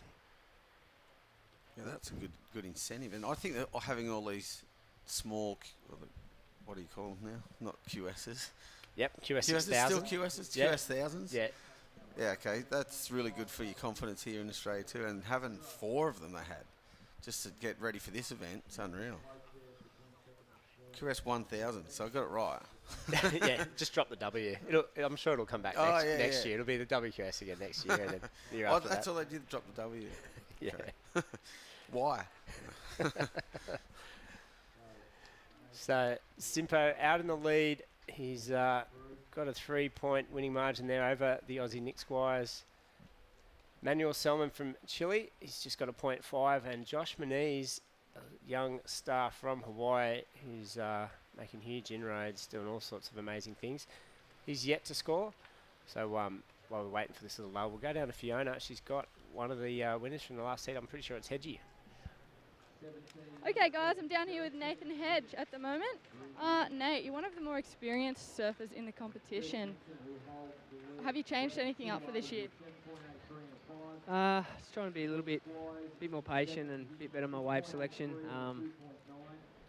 I just try and back myself a bit more and trust in my ability and use some of that experience that I might have over these other younger competitors, So a bit of that, I think. Yeah, and what is it that you're enjoying about competing at the moment?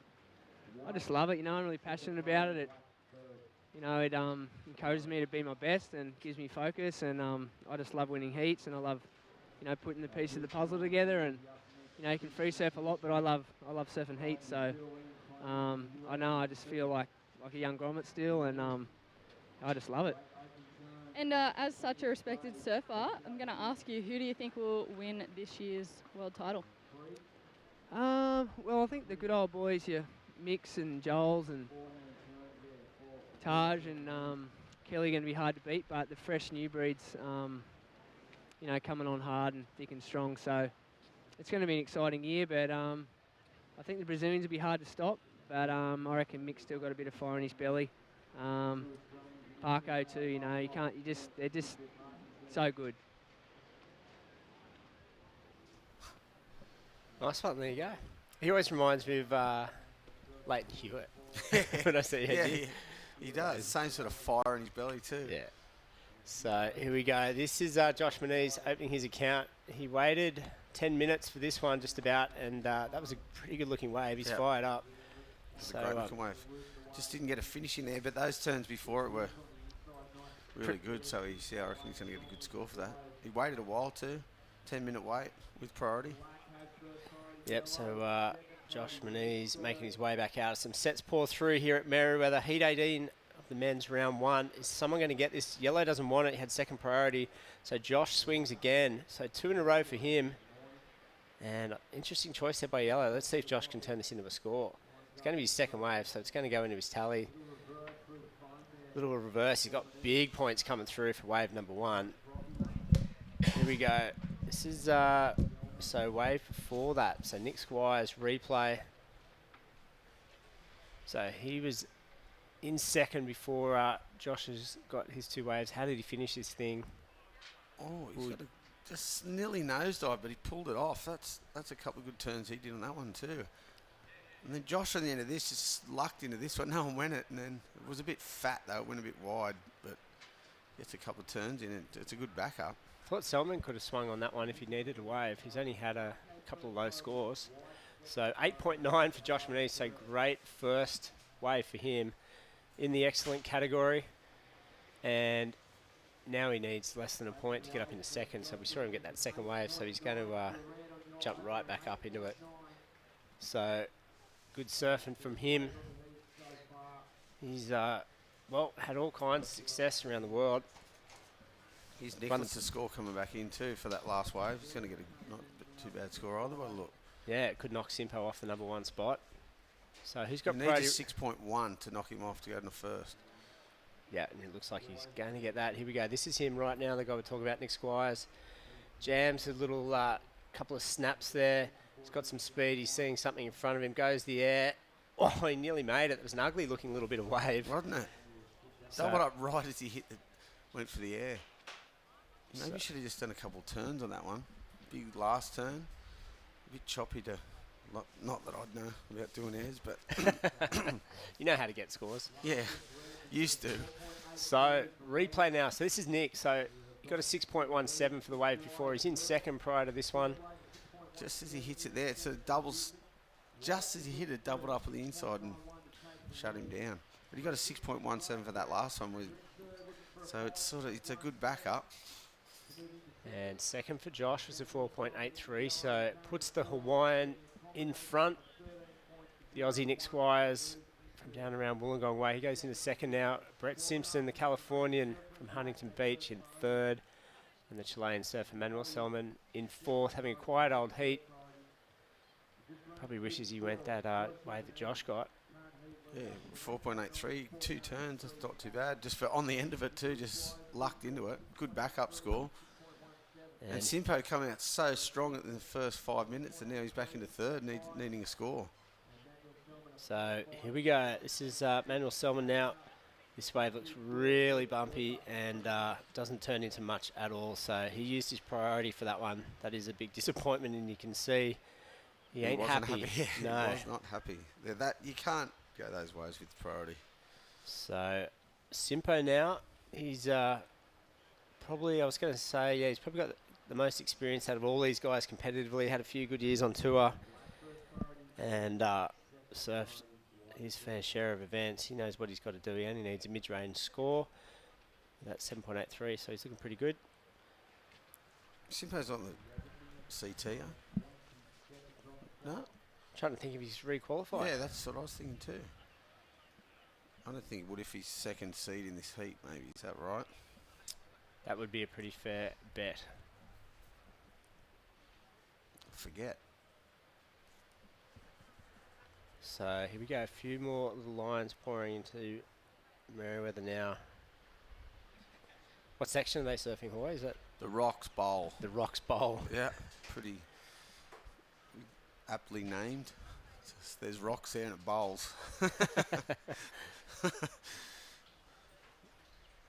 Yeah, look, it looks like that swell's sort of kicking in a little bit. Tide drops a little bit. It's going to be fun. The wind's a bit funky though. Here goes Simo on this one. Gets a bit stuck on his 2nd turn there. It's going to bowl up on the inside. Oh, and he finished pretty well. So inches away from the rocks there. Behind him, Josh Manise from Hawaii. One of a couple of brothers here chasing points for the World Tour. Oh, he's ripping. Yeah, very well-placed moves there. Oh, what? Nice. This is... He got an 8.9 for his first wave. That's a point better. And more, it's like the best wave ridden by far this morning. He tore the bag. That one bowled up. 2nd wave in the set. He got then. Straight Simo went the first one. Josh went the 2nd one. Here's the first one for Brett. So it's a bit, it doesn't take the water off the reef. A bit choppy and fat. What's the next one that Josh gets? It's just bowls up the whole way to the beach. And smooth on the face. Here it is. See that even with the foam there, it just takes that bit of water off the rocks. And he ripped the bag out of it. Yeah, he's a great surfer. I'm trying to think, was it him that got barreled at Jaws a couple of weeks ago, or was it Seth? I'm pretty sure it was Josh riding. Dorian got him aboard as a surprise, and it had the same old orange and yellow on it that Tony used to use, yeah, from the Eddie back in the day. I remember seeing that in a video once. Sick. He used to surf and he got barreled on it. Yeah, he pulled in. Here's Nicholas Squires, 2 on 1. First wave in the heat, if he gets first wave in the set, sorry. Didn't get around it though, 2 foam clients and that was it. And here goes, here's another one, 2nd wave in the set. It bowls up, just smooths the wave out a bit too. Simo on a good one. I reckon he's going to surf this one mistake-free. That's what I'm betting. Yeah, had a bit of a bobble on the early one. Oh, slightly mistimed that last turn. Last 2 turns. So thought he was going to race and boost on the end of that. So let's see what happens now. Nick Squires is not going to get a score that's going to change anything. So Josh Manise is well and truly running away with this one. What a heat. 9.57 on that last wave. It's the highest individual wave of the whole comp. This would be the highest score of the whole comp, wouldn't it too? There's Nick on one. Just, yeah, getting 1 turn on the outside and then a foam climb. Not really. He needed better, a 6.17, so that's not going to help him.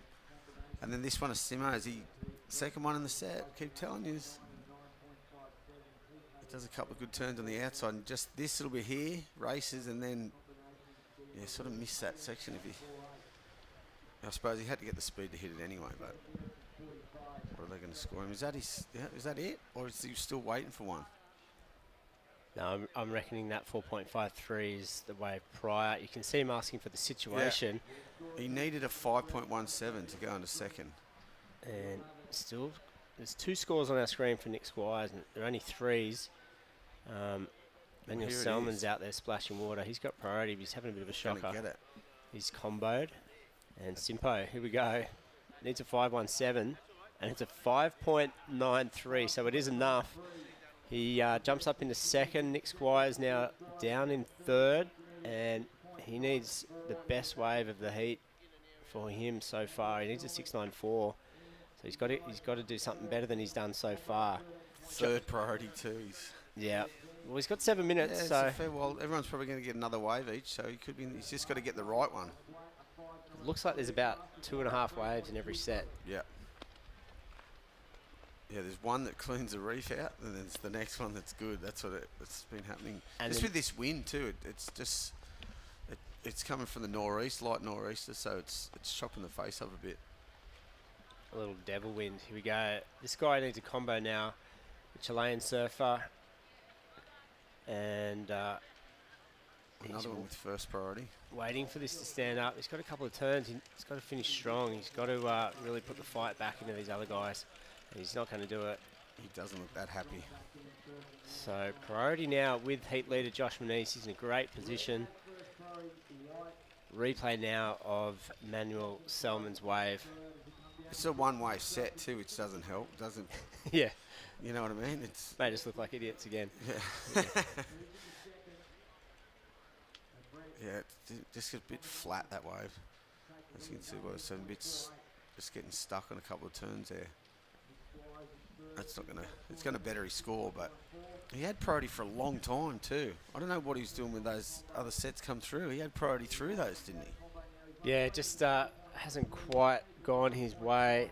And I mean, even Josh, he's had this fantastic scores. I mean, he's an incredible young talent. He hasn't done anything too amazing on these things. They've just stood up the whole way across, and he's surfed sort of mistake-free. So, but he's just light years ahead of second, third, and fourth at the moment. Brett Simpson's comboed needs an 18.48. So, but he is looking good for second, and that's all that matters at this stage, first and second. Exactly, that's crazy. Combat in second place. So if you bow out in this round, not only do you miss out on all the glory 5 or 6 days from now, you only get 75 points for coming last and 120 points for third. It's equal 97th place. There's a lot of guys here going for these points here at Newcastle. It's not going to help your QS campaign. Oh, there's how many stories are there of, well, there's one every year, guys missing out by one heat. There's about 10 guys in the mix last year. Yeah, at Sunset end, yeah. and Haliva, wasn't there? So just heartbreaking for some crew and elation for others. Yep. It would have been heavy sitting on the beach, losing your heats and then sitting on the beach waiting to wait for other people to lose. That'd be torture. At least if you're winning heats, you got it's in your own hands. I couldn't. It would be bad just sitting on the beach going, please lose. It's the worst. You don't want people to lose, but Especially what if it's the guy you've been travelling with or exactly. he's loaned you some money over the years and helped you out with hire cars and stuff, and he just like fall off. Me or you, mate. Yeah, it would have been. It's good for we got Ryan Callan in this year, so it's good for us at Merewether and Newcastle. We've been waiting for a long time to get someone back on a tour, and it happened with Ryan, and so it's really good news for him and the city and Merewether. Yeah, you can't do any wrong at the moment, can he? Walking on air, Ryan. So here we go. Heat leader Josh Manise just using his priority. Victory lap. And now he tries to get a little bit more fancy, and he doesn't time that one too well. So he'll just paddle back out. And as we mentioned, the battle really is for second. Brett Simpson. Well, we just put in Nicholas front of back in. Yeah, Nick back into priority here. This could be interesting if a set comes, because I would have stayed out there if I was Josh and just waited. But not that it's going to matter. He's going to have to get a 10 to better his scores anyway. But still, Unless Simpo said, "Hey, Josh, yeah. you want to catch this one for me? Just block Nick, thanks." Oh, well, maybe not. I think it's probably worse that Nick's got to wait it out. 3 minutes to go. I don't know. They wouldn't have been talking like that, would they? Maybe. No, I'll just go this one, mate. I'll just make stuff up. It's all right. So do I.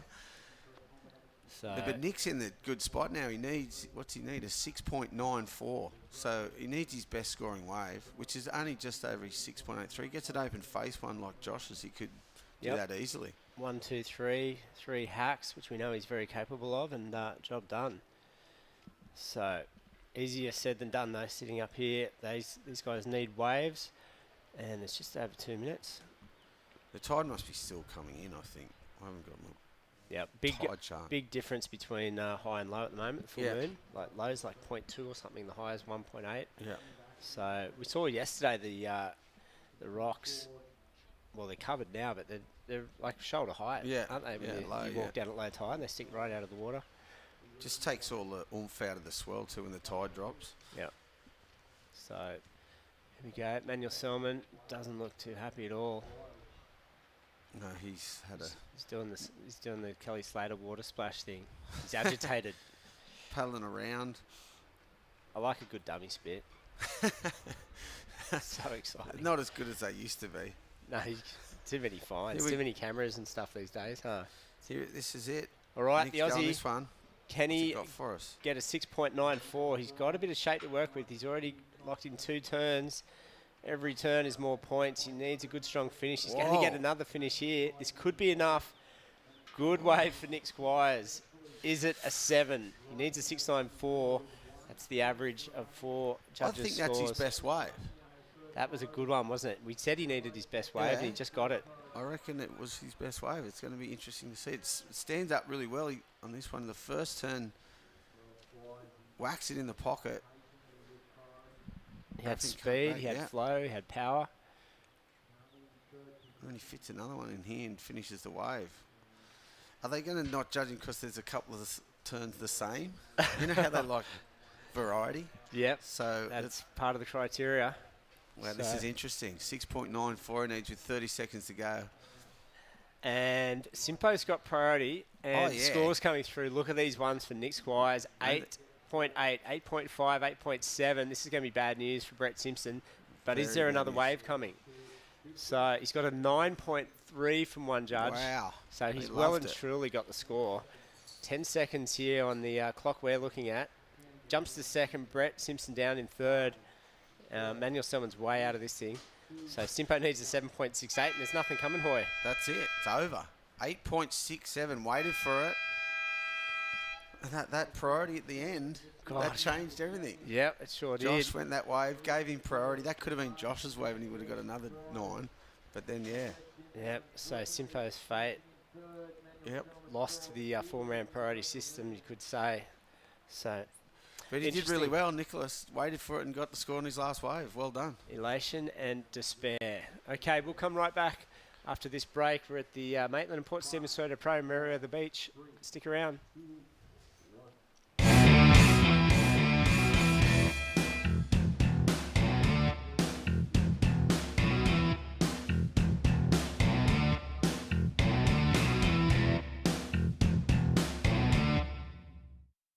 Customer service, it's the #1 priority for the Burton family. From the exciting range of new Toyotas To low-cost, fixed-price servicing. as their guest, you're always #1. It's the Burton family promise to give you a high standard of customer service. And a higher standard of customer satisfaction. So when you visit, you'll get the guest of honour treatment. That's why people keep coming back. To Maitland and Port Stephens Toyota. So visit soon. Tell him the big fella. No lane teacher. No, Mark said the big fella.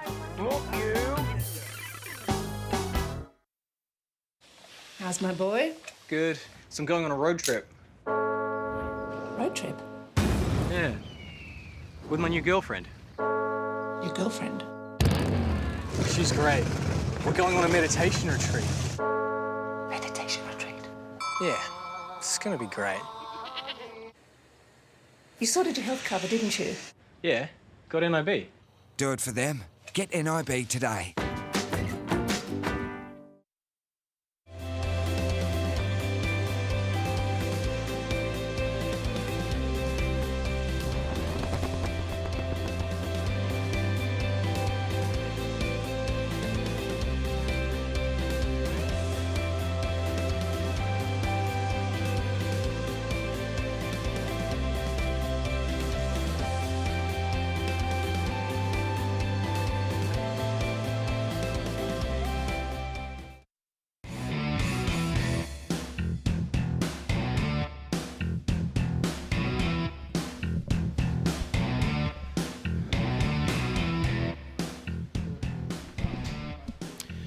Alrighty, well, there we go, folks. Welcome back to Surfest. Day number 2 of Surfest 2016. Tez McKenna holding down the chair. And joining me in the commentary booth is Matty Hoy. Morning, Matty. How are you, champion? Good, Tez. How are you? Good, mate. Yeah.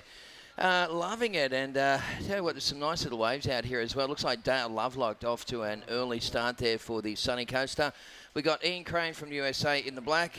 Christian Kimmerson is in the red from Brazil, of course, and Mitch Parko, Little Porco, is in the yellow singlet. Yeah, I saw him yesterday, Arvo, psyching up for his heat. But yeah, there was that 7 in that last heat was Josh Moniz just went nutso. Got the highest scoring heat of the event so far. Did he? Yeah, highest scoring wave. I was running around adjusting rosters for the commentary and that, so I missed out on that one. But yeah, good surfing, eh? Yeah, good surfing. He ripped. Beautiful.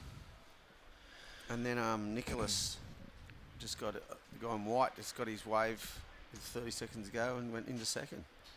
Sick heat. Wow. And the waves were actually all right. The second ones in the set were good. They were doubling up off the rocks. And well, what time are we up to now? Local time 9:15 here in Merewether, folks. And I think high tide. Let's just check. What time? I was trying to work that one out. Yeah, here we go. I'll just bring the tides up on the old iPhone and we'll let you know. Dale Lovelock's first wave was a 0.5. Dale's been on fire, by the way, for the Sunny Coaster in the last couple of events, the QS 1000 events that we had leading up into this one. Of course, we had, so far in Australia, we've had Merewether, we had a QS 1000, then we went to Burleigh, then it was to Cabarita, back to Avoca, and up to Boomerang. So it's been a busy little lead-in period for a lot of these guys. Dale Lovelock surfed all those events and has been in really good form. Yeah, it's funny. Dale was a great surfer when he was a junior, and then he kind of pulled back out of the competition scene. And then he got a job working in the fitness industry.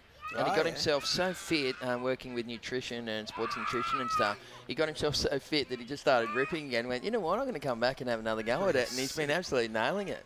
Sick. Yeah, it's a good story. Yeah, it's unreal. You got to be fit these days. Phew, you betcha. So, what do we got? A 1.8 metre high tide happening at 9:44. So we're about an hour away from the top of the tide and the off the back of it as well. So it's going to be a little fat and chubby here for the next hour, folks. But we'll soldier on through. As Hoyo said, there's still some nice little rocks bowls coming through. Yep, there is. Like the second waves in the set have been good every time. It just smooths them out, and yeah, like you said, I reckon that last little push of the tide in that heat maybe. So it's probably not going to get that much higher now, eh? It's probably and have a look at the swell charts as well while we're just here, Matty. I'll just bring this up as well. Yeah, I thought it was going to be here today. Well, it's showing that there is a very slight increase. Let me just bring it up to now. Very slight increase. Here we go. So now, that's where we are. 1.4 metre easterly swell. That's what they're saying. Coming up to 1.5 this afternoon. 1.7 tomorrow. Peaking at 1.8 tomorrow afternoon. So it's just slowly creeping up. That's a good thing. Yeah. So it's not going to rise rapidly, but it will definitely rise. And then it's going to peak on Saturday by the look of it. We go right through to here on Saturday. Saturday, 2.5 metre easterly swell. So that's pretty solid. It is. And that's better than a northeast swell, because northeast swell here sucks. Yeah. So easterly swell is going to at least be able to handle it. As we go back to the replay for Dale Lovelock, he's been keeping busy out there at the moment. Just a short little throwaway score. He's got a 0.5 and a 1.33. So no priority at the moment. Looks like Mitchell Parkinson opting to get out of that one, and Kimmerson up and riding for the Brazilian. Well, he would have lost priority then too, eh? Or he did there's no priority, yeah, no priority at the start until... Wow, it's a good wave in the end too. Wow, wasn't it? Wow, Christian Kimmerson just giving that one a little bit of curry there for the Brazilian goofy footer. Mate, so he lucked into that one too. He's just on the end of that. Absolutely. Ian Crane from the USA up and riding as well. Nice shot, that one, isn't it? That front on camera with the nice green face on it. Really shows the... get a really intimate look at the athlete's surfing style here at the Rocks. Yeah, very tight shot. Tight surfing as well from Ian Crane from the USA. So this is heat number 19, powering through to heat number 24. And then I believe we've got 6 heats of the girls, and then we'll have another 8 heats of the guys. That's the program for day number 2 here at Surfest. While we're waiting for scores, let's throw down to Fiona, and she'll be talking to the winner of the previous heat. Take it away. So I'm here with the Hawaiian, Joshua Moniz, winner of the last heat. Joshua, you went out there, you were patient in the start, and then you absolutely smashed it and comboed the whole field. How are you feeling? Yeah, I felt pretty good. My game plan was kind of just to be patient and look for those good ones, like those double ups that run all the way in, and yeah, it worked out. Have you been to Newcastle before? Yeah, this is like my 3rd time here, I think. Yeah, this is my 3rd year at this event, and so the waves are always fun, always something different. Did you bring the right equipment for these waves? Yeah, I brought everything for these waves, but I think the swell is supposed to get a bit big. I might have to go looking for a bigger board, but we'll see.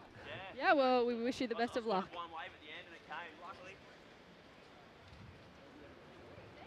All right, well, thank you very much, Fiona, as we go back to the replay. This is of Ian Crane from the USA. This is a good-looking wave here, Hoyo, and it's going to be a nice foundation score here for Ian Crane, the goofy footer. Yeah, that was a good start.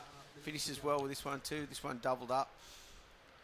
The scores are coming in, looks like around the 6.5 range. Here's Mitchie Parkinson. I don't know if this is a replay. Yeah, that was a live one. Yeah, so Mitchie's had a couple of waves. That was a live wave at the end there. Just going to keep him busy on the inside. But yeah, he's got a couple of little below average scores for Mitch. All right, well, he's going to be looking for, well, yeah, it's going to have a bit of work to do right here. So Christian Kimmerson's first wave coming through, pushing into the excellent range, and Ian Crane not that far behind him. So it looks like the two goofy footers getting off to a flying start. Christian Kimmerson, 8.17, first of red. And here's the replay for Parko's last one. Take us through this one, Matty. Yeah, this one they just showed. It was just live. He didn't really get much on the outside, and then nothing really on the inside. I was looking for an air, I reckon, but unfortunately didn't get any sections there. But he was last in priority anyway, so he had to go something. And he's last again now. Yeah, that's right. That's right. So 2.7 last of Parko's. Ian Crane opened up with a 6.50, and Christian Kimmerson from Brazil got the better of the first wave exchanges with an 8.17. So it's the Brazilian in the lead. The American Ian Crane in second, needing only a 168 to take the lead. Third place right now is that kid on screen, Mitch Parko, and Mitchell needs a 381 to go up into second. I can imagine all the gang up in the gold will be watching pretty closely, including Mark and Bianca Richardson, who'll be keeping a close eye on that kid. Yep, all the Parko family. Yeah. Big shout out to you guys. For sure they will. They might be the Rainbow Bay Surf Club this early. It sounds like fun, doesn't it? Here we go. Little Parko starting to get a roll on. He doesn't need too much of a score to go to second. And Mitchell throws it up and over. Probably just needed to play it cool and tag that end section, and he only needed a 381. So because he's had a bit of a crash landing there, it looks like, he might even fall short on that one. We'll get those scores in. Yeah, it's not going to be the 381. But let's just have a look at this. Kid's got some incredible skills. Small insider too. I got it. His fourth priority. He had to do something in there anyway. Might as well have a go. Warm up. Little warm-up wave. I reckon if he had have just smashed that one instead of gone for the big thing, he would have. We got a 2.33. He was chasing a 381. A normal kind of a move would have probably been enough to take him to second. But look, at the end of the day, you're not chasing 381s anyway. That's only going to momentarily get you into second. You want to, you got to be in the 6s, 7s, and 8s if you want to get through these heats here today at Merewether. Just like that man in the red singlet, Christian Kimmerson. And it'll be interesting there. You could see yellow and red. So I'm having a look at the back of the board. Yeah, what happened exactly? Mitch Parko got right into the lineup as Christian Kimmerson paddled for that wave. So Christian will now go to fourth priority. Right. Yeah, Parko will go to third priority. Ian Crane into second priority. And Dale Lovelock is holding the first priority situation. Dale's in fourth place, by the way, chasing a 5.18. He had a good paddle for that wave, though. You got to lose priority for that for sure. Yeah, look at the crowd just cruising along the boardwalk here at Merewether. It's just a mad little scene down there at Surfest 2016. Look at these swell lines too. This is a solid set. Well, this swell is anticipated to slowly creep up throughout the day. You just never know when it's coming from a long way away. Of course, Tropical Cyclone Winston right up there did a bit of damage at Fiji, and so that's where this swell source is. It's coming from a long way away. Christian Kimmerson from Brazil, right in front of the rocks there, Hoya. Look how close that kid is. Lucky he didn't land that. He would hit the rocks for sure. Have you lost any fins out there on the rocks? No, I don't go near those rocks. Don't you really? No. I thought you would have lost a couple over the years. Don't want to really go those big cutties? Nah, I don't go those waves. Ah, fair enough. Yeah, of course you wait for the good ones. Here we go. There's another little replay here of Christian Kimmerson. It was a 2.53. Look at that rock shelf on the inside. I've seen a lot of people lose fins on those rocks. Oh, I bet you. And I bet you would have seen some horrible wipeouts over the years as well. You know what? In this event, it's probably the worst I've ever seen. People run into rocks. They don't realise they come up that quick. They just don't know the rock shelf. Sam, what about those people going left off the rocks? Yeah, I know. Yeah, that's hilarious.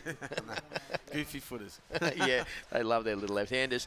All right, so Dale Lovelock with 13 minutes holding first priority, but he is in fourth position. The Sunny Coaster in the white Guernsey looking for a 5.18 to go to second. We got Mitchell Parkinson in third, requires a 3.81 to go to second. Holding second place, Ian Crane, USA, a 4.21 to take the lead from Christian Kimmerson. Worst wave was that last little one that he did on the inside near the rocks there. 2.53 and 12.5 minutes left on the clock. Yeah, he had a good score at the start. I think he would have just waited, sat out there with priority. I think something's gone on with the priority because he keeps looking back into the beach, Christian. So I don't know what's going on, but he doesn't look that happy about it. Yeah. Because he got that first wave and I think he paddled out and got priority, but then you said he lost it when Mitchie paddled He back did, out, because so. Mitch Parkinson arrived at the at that sort of invisible line. Mate, it's a tough call, the priority marshal. They got a hell of a job to do. You know, back in the day we spoke, there used to be the priority buoys, and they'd put them 100 metres out, and you just like miss 10 waves while you're trying to paddle around it, and there'd probably be a bit of biffo going on behind the scenes. But they barred that, and they just have gone for the, I guess it's the invisible line, which really is the takeoff zone, where you got to get back out to. So it's there's a slight grey area there, and also the other second grey area surrounds the fact of when do you deem that someone has paddled for a wave and not paddled for a wave. There's a little bit of conjecture around that area as well. Look, for all those little minor faults there and those grey areas, the four-man priority system is an awesome invention, and it's fantastic. For sure. I reckon it's best ever. Yeah, it's a great thing, but the athletes need to realise that it's not a perfect scenario. Yeah. There is room for human error. Yeah. So right now we've got 11 minutes left on the clock, and coming up in the next heat we're going to see some more really good action coming your way, folks. Right now it's heat number 19, so heat number 20 on the program. Coming your way next, we're going to see Marc Lacamere from France, along with Andy Kriya from France as well. Taking on Takanumi Nakamura from Japan and Thiago Guimarães from Brazil. Whew, there's a couple of... I probably should have looked at that before I actually read it. Right, so that's all. I'm not doing it. Don't worry. It's all good, mate. I got you covered. No problemo. So Tess McKenna, Matty Hoy taking you through day number 2 here at Surfest. Also, throughout the day, of course, we're going to have Beck Woods will be coming in for the women's, and we've got Jonathan Jenkins, a.k.a. JJ, Jesse Adams, the J-Man, Steve Harrison from Surf Tag. On the beach comms, we've of course got Blanchy from KOFM, Jamie Lambert, which is the old Prince of the Point background there at Newcastle. That was a glorious moment for his career. Made the semis. Yeah. That was really good effort one for Lambo. I keep forgetting he did that. He's me flatmate. And also, forget that. Yeah, I know. Yeah, somebody put it in a post yesterday on Facebook and went, "Oh, the Prince of the Point is back," and I thought, what a classic. Yeah, that was gold. Golden years around there at Newcastle for sure, but we're here at Merewether, and it's the home of the 4-time world champion Mark Richards. That's why we moved the contest to Merewether. What do you think about the move from Newcastle Main Beach to Merewether, Matty? Way better. Yeah. Whereas it's Newey versus Merewether. No, that's just more consistent, I think.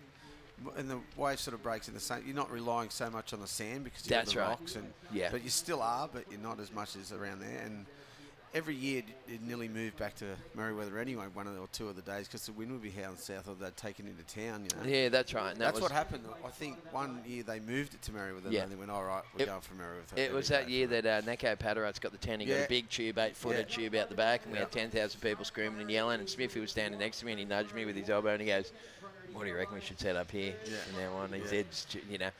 But I do miss the days at Newcastle, but, mate, Merewether is a great venue for it. Here's Christian Kimmerson from Brazil.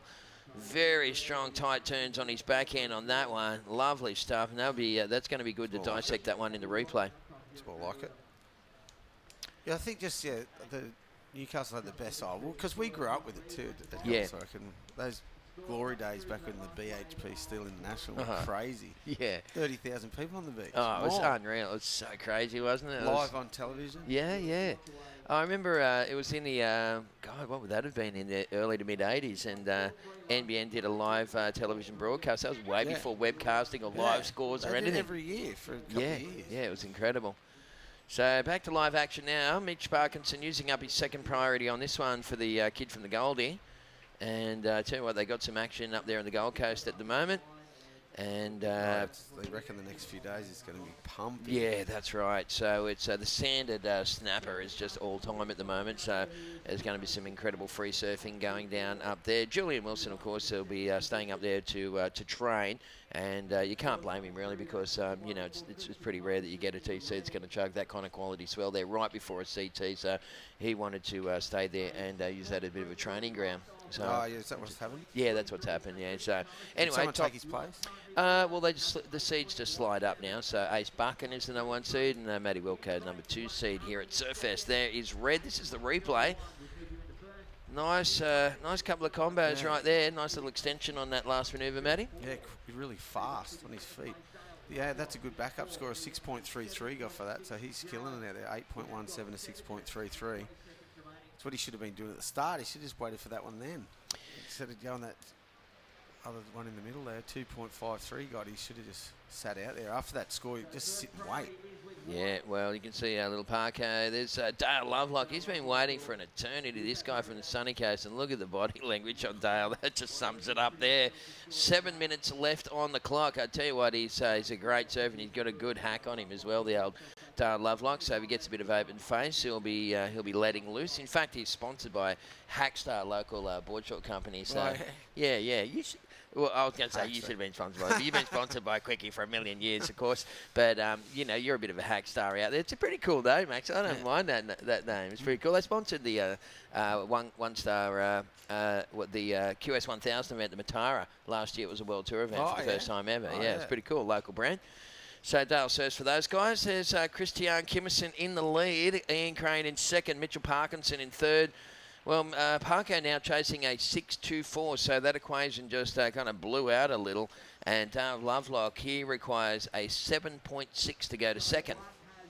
So we'll see what happens in this last 6 minutes, but it is definitely Lovelock and Parko on the back foot here at the moment, chasing some pretty significant scores for day number 2 here at Surfest 2016.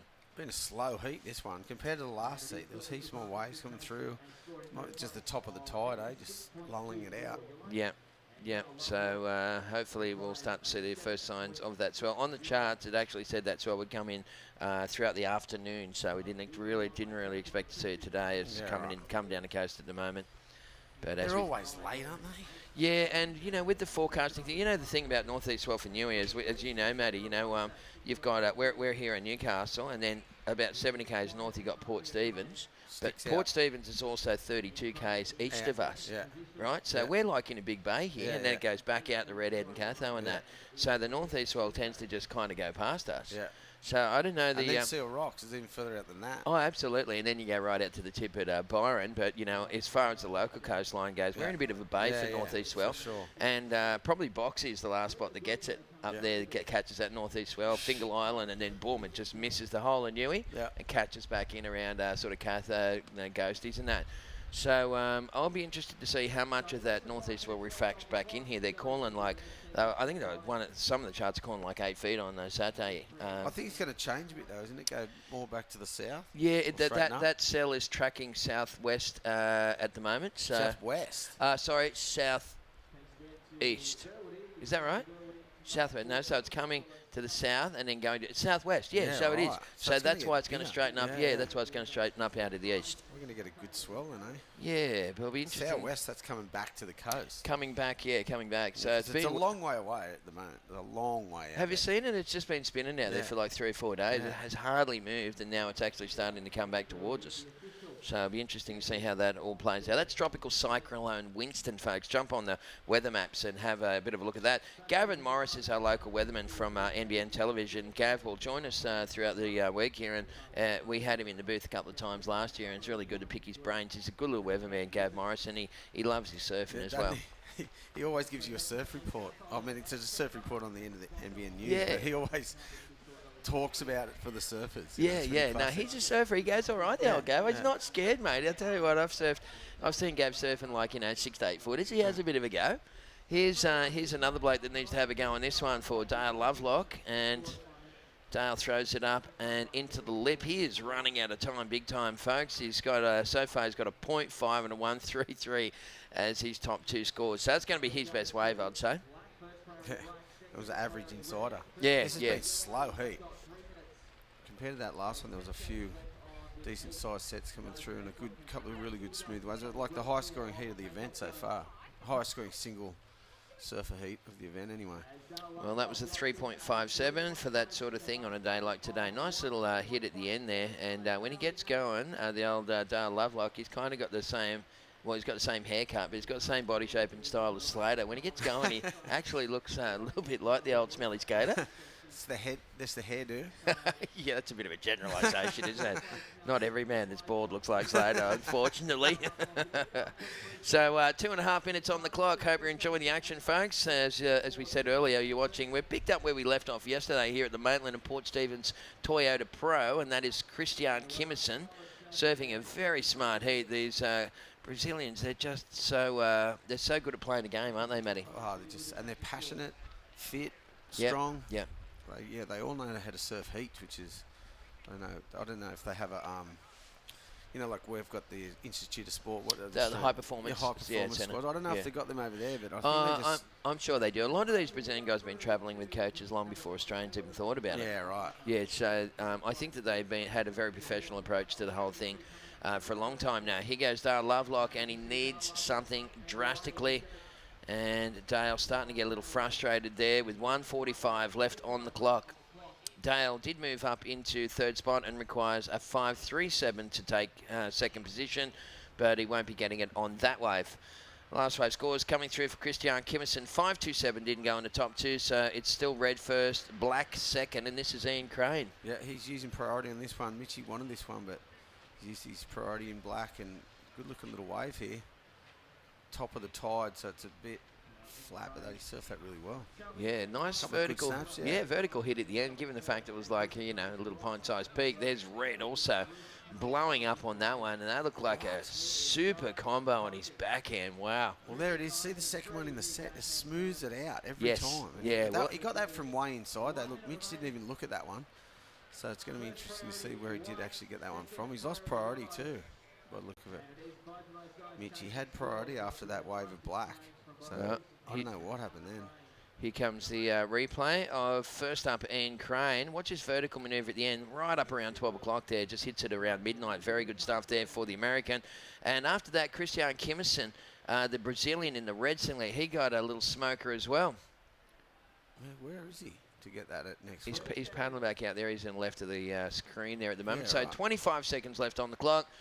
Looking increasingly like the two Goofy footage. You know what? The Goofy's been smashing it out here today. Yeah, it's just they can get it up quick off the takeoff and get some speed for the inside bit. They do that first snap and create the speed to get them through that and to end really well. That's right. The other thing is that on your backhand, when you're twisting out of the top on your backhand, it's a real natural turn to look back down, isn't it? You're looking down, at the bottom of the wave and stuff. When you're doing a top turn on your forehand, you've got to look over your shoulder, and it's maybe a bit more of a mission. So this is the replay of that exciting last wave there for Christian Kimmerson. Ladies and gentlemen, that was an 8.90, and it looks like the Brazilian has won that one convincingly. In fact, he comboed the field in the end. Second place did go to Ian Crane from the USA. Third place went to Dale Lovelock from the sunny coast. He'll head on down to Manly and try his hand there, and it looks like little Parko, unfortunately, eliminated. But, on the upshot, mate, he'll probably jump straight on a plane and head straight back with that good swell that's hitting the Goldie. Off his head again. Of course he will. There'll be like 7. He'll get 7 tubes on one wave or something. 10. Yeah, what a classic. All right, well, hope you're enjoying the action live from Surfest, folks. We'll be back with more action right after this ad break.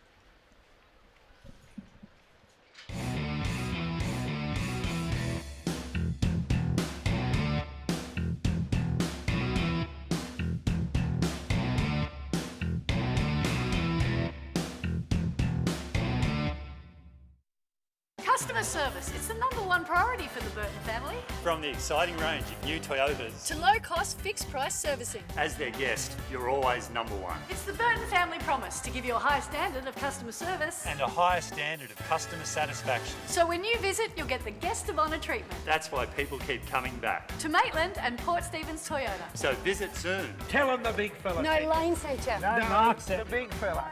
Look, you. How's my boy? Good. So I'm going on a road trip. Road trip? Yeah. With my new girlfriend. Your girlfriend? She's great. We're going on a meditation retreat. Meditation retreat. Yeah, it's going to be great. You sorted your health cover, didn't you? Yeah, got NIB. Do it for them.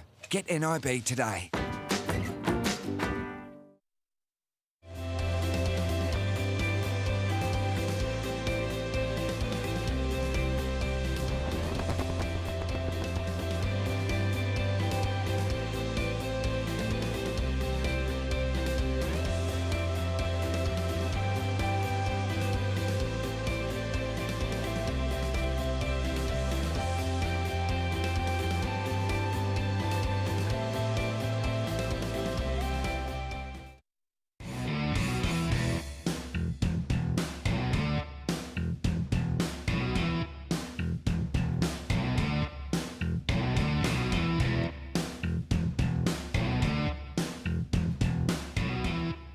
Okay, so welcome back to the Maitland and Port Stephens Toyota Pro, folks, and we are into heat number 20. It's the first round of the competition here, and at the moment we got a pretty good lineup in the water. So check that out, Harrow. Who we got in the water at the moment? Yeah, we have Mark Lackamere, Andy Creer, Takayumi Nakamura up and riding now, as you can see on the vision there, just working that one through to the inside. Very close to that rock shelf. Ooh, super close. How's the way that I sold you like the big dummy on Tell Us Who's in the Heat? That really sucked, didn't it? Sorry, mate. We should have had a little look at that, shouldn't we, beforehand? That's all right, How's mate. some of the names in there? Let me just go through it. So we got in the red singlet Mark Lackamere from France. Thiago Guimarães from Brazil is in yellow. Takumi Nakamura from Japan is in the white, and Andy Creer from France is in the black. That's a mouthful right there, isn't it? Well, mate, I'm used to you throwing me under the bus, but like I was sort of looking at it before you threw to me. But mate, they're coming all day, those ones. Sorry, mate. So, first and foremost, welcome along to Steve Harrow Harrison, mate. How are you, champion? Good, mate. Yeah, it's been a exciting morning. A couple of big scores in the earlier heats, but interesting to see some of the surfers opting to start their heats halfway out the back to get those wedgier rights. We saw Squires and Brett Simpson lock in some decent scores doing that, whereas the boys out the back are sitting waiting for priority because there are some big lulls. Yeah, one of the big things you got here at High Tide Rocks is that if you are like a metre or even, as Toyo said the other day, 1 foot behind on takeoff, is a really hard way to get around on. So sometimes, even though they've got priority, they go back to the old ways of kind of trying to push each other to the inside. Oh, for and sure. Here at the Rocks, that can be deadly because you get on the other side of that shelf and you're just not going to get a wave. And then what happens is the guys floating out who just caught one end up getting those little nuggets on the inside. This is the Frenchman here, Andy Creer. This is a replay, and Andy picked up a 4.83 for that effort on that one. Yeah, mate, these long lulls that are out there, the boys, even though they've got priority, they're still trying to line themselves up because there's nothing really there, indicators with waves coming through the inside and out in that peak. So, like, it is, in these conditions, tough to line up. You'll see them being a little bit deep there. All right, well, scores have flooded on through. Looks like Nakamura from Japan opened up with a 5.17. Andy Creer with a 4.83. Then we had Thiago Guimarães has had a 3.83 and a 0.5. So that it looks like Guimarães up and riding on this one. Yeah, here he goes. Just nice little snap in the pocket to get underway. Floats down the line into the inside and puts it up in the foam. So probably a mid-range score there for Thiago. He opened up with 3.83, just looking to improve on that 0.5. We are down to 20 minutes remaining, so early stages in this heat, but the best wave at the moment going to Takayumi Nakamura, 5.17, and very crucial in all these heats to get that solid last manoeuvre in. This one a little bit foamy.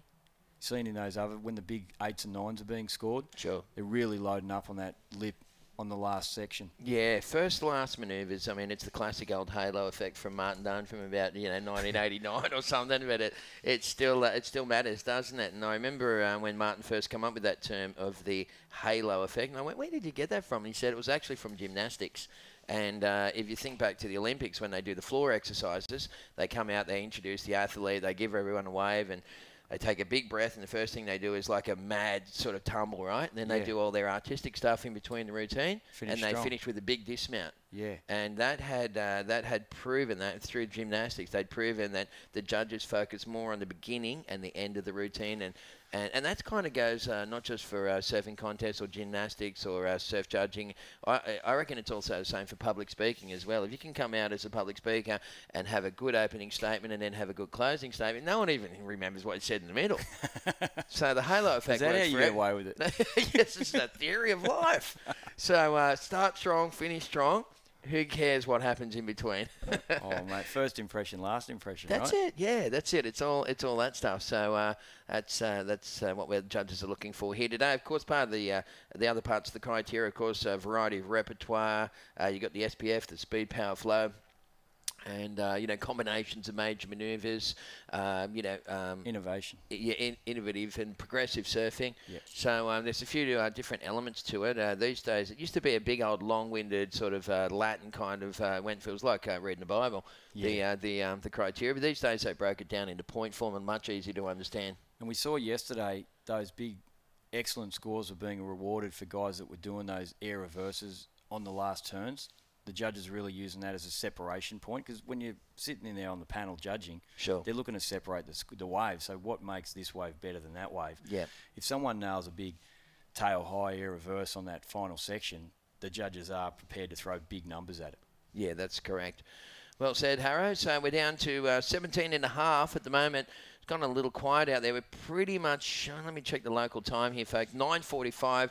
We are pretty much right on the top of the tide here at the moment. It was 9:44, I think. Yeah, so right now is dead high tide. We're probably going to see this heat will be a little shy of waves, and then as the tide starts to recede, around about mid-tide yesterday, as Matty Hoy, no one knows the rocks better than Hoyer, around mid-tide is probably the best time that you're going to get it, which will be around about lunchtime here at Merewether. So 17 minutes left on the clock. Well, mate, looks like the girls might get the best of the conditions. We've got 4 more heat. Well, going to heat 24 That's of right. the men's, Yep. and then 6 girls' heats, and then we're back into the men's. Is that the schedule? That's exactly right. So I think it was, the men's, and then 6 heats of the girls, and then 8 heats of the guys. Yeah. So it's another 24-heat day here at the at Surfest for 2016. While there's a bit of a break in the action, let's thank some of our generous sponsors. Thank you very much, Maitland and Port Stephens Toyota. Of course, they've got 2 great dealerships, one up at Maitland, the other at Port Stephens. What are you driving around in? I was sponsored by Kim for quite a while there, but not anymore. Unfortunately, it had to come to an end eventually. It was a dream run there for a while. He gave me some. I had a Kluger, and I had also had a Sanyong, a couple of Sanyongs and that. Yeah, it was really cool. He looked after me. Life's good for Tezza. Oh, it was unreal. It was some of the best cars I've ever driven. It was really cool. I'm just back to driving the old Commodore VS now. It's a bit of a downgrade, mate, but it's all good. So thank you very much to Kim and Janine, of course, very great supporters of the concept here, and to Destination New South Wales, long-time supporter and providing assistance to the event, the organisers to achieve the best promotion for Newey and the region, of course, for Surfest, which has been running for 31 years now. Mate, just going back to that promotion of New South Wales, it is fantastic to have so many international surfers here, and we've seen and been speaking of crew around the event site how important this little leg is of Newcastle into Manly, the 6,000s. Right. Yeah, so you bet. You've seen so many international guys in this first round that have made the trek here to Australia to bring on those points and get a good start to the year. Yeah, that's super important. And, of course, another QS 6000 rolling off the back of this one at Manly. While there's a break in the action, let's throw down to Fiona with the winner of the previous heat. Take it away. Carmson of Brazil. Kristen, you smashed that last heat. How did you feel after dropping that 8.9 on your last ride? You were already winning anyway. I'm so happy. I'm happy in the heat. Thank you, God. Thank you, family.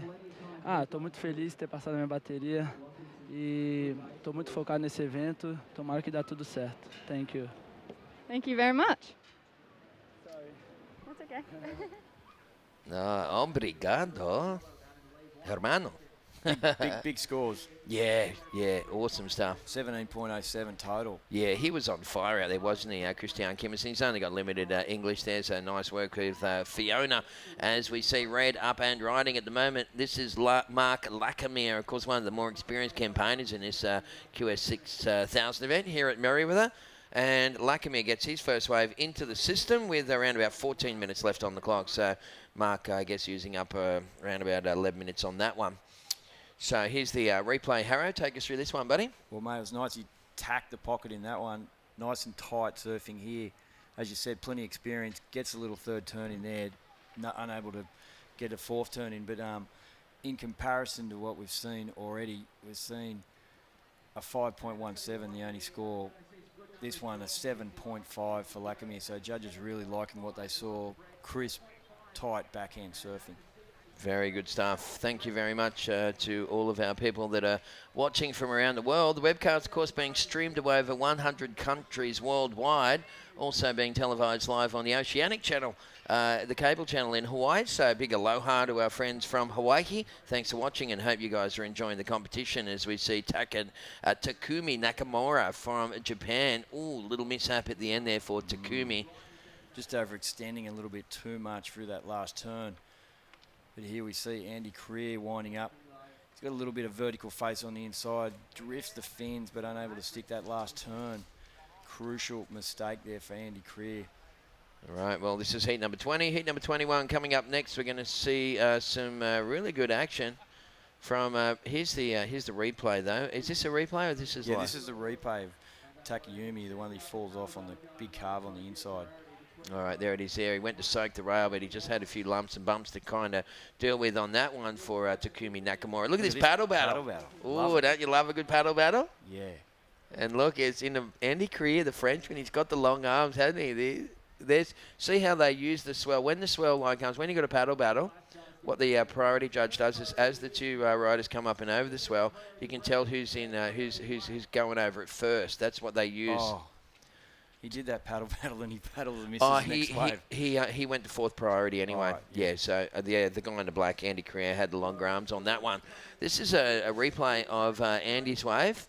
He got a nice little combo on this one, a little bit of open face, real tight manoeuvres on his backhand, little extension on the end there. Once again, fell to the same fate as Takumi Nakamura. So, we're speaking about gymnastics and other sports and the comparisons with judging and that. So I guess what happens is when they fall off a wave at the end, it's almost like, it reminds me of the high diving, right? So go back to the Olympics.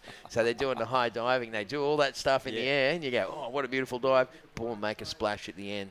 Got to take some points off. Bad impression at the end. That's right. Or even say they're on those monkey bar things swinging around and they do one of those big takeoff dismounts, and then they go and they do that wobble at the end. Yep. And you go, it was a wobbly. They're winding up the windows trying to stay upright.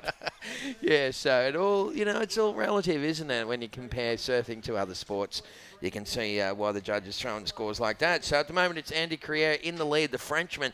Actually, Mark Lackamere is in there as well. So the Frenchie's going 1-2 at the moment. First place, black. Second place, red. Red only needing a 1-1 to take the lead. Takumi Nakamura from Japan is in third. And a big ohayo to all of our friends watching in Japan.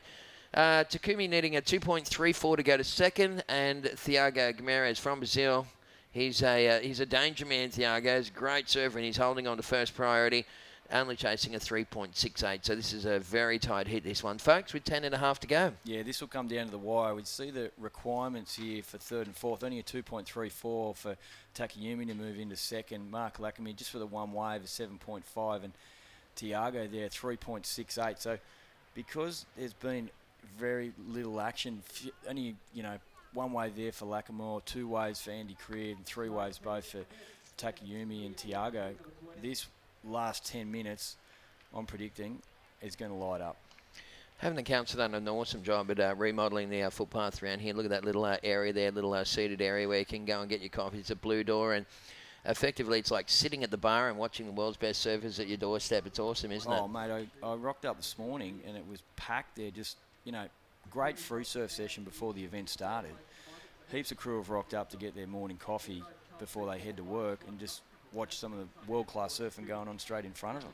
All right, well, that was Takumi Nakamura. That was world-class. The Japanese rider getting down low and driving through those turns. They've always been well-suited towards the small windswept stuff. Let's check the replay on this one. So Takumi Nakamura from Japan into this. He's sitting in third, needed a 2.34. I think he's probably already got it with that first turn. And he whips through and he finishes off that one pretty sweetly. So got 3 frontside hits on that one, and you can imagine that Nakamura, well, he might even go into the lead on that last wave for white. Mate, so the interesting thing there was, under everyone else's priority, he's sitting on the inside.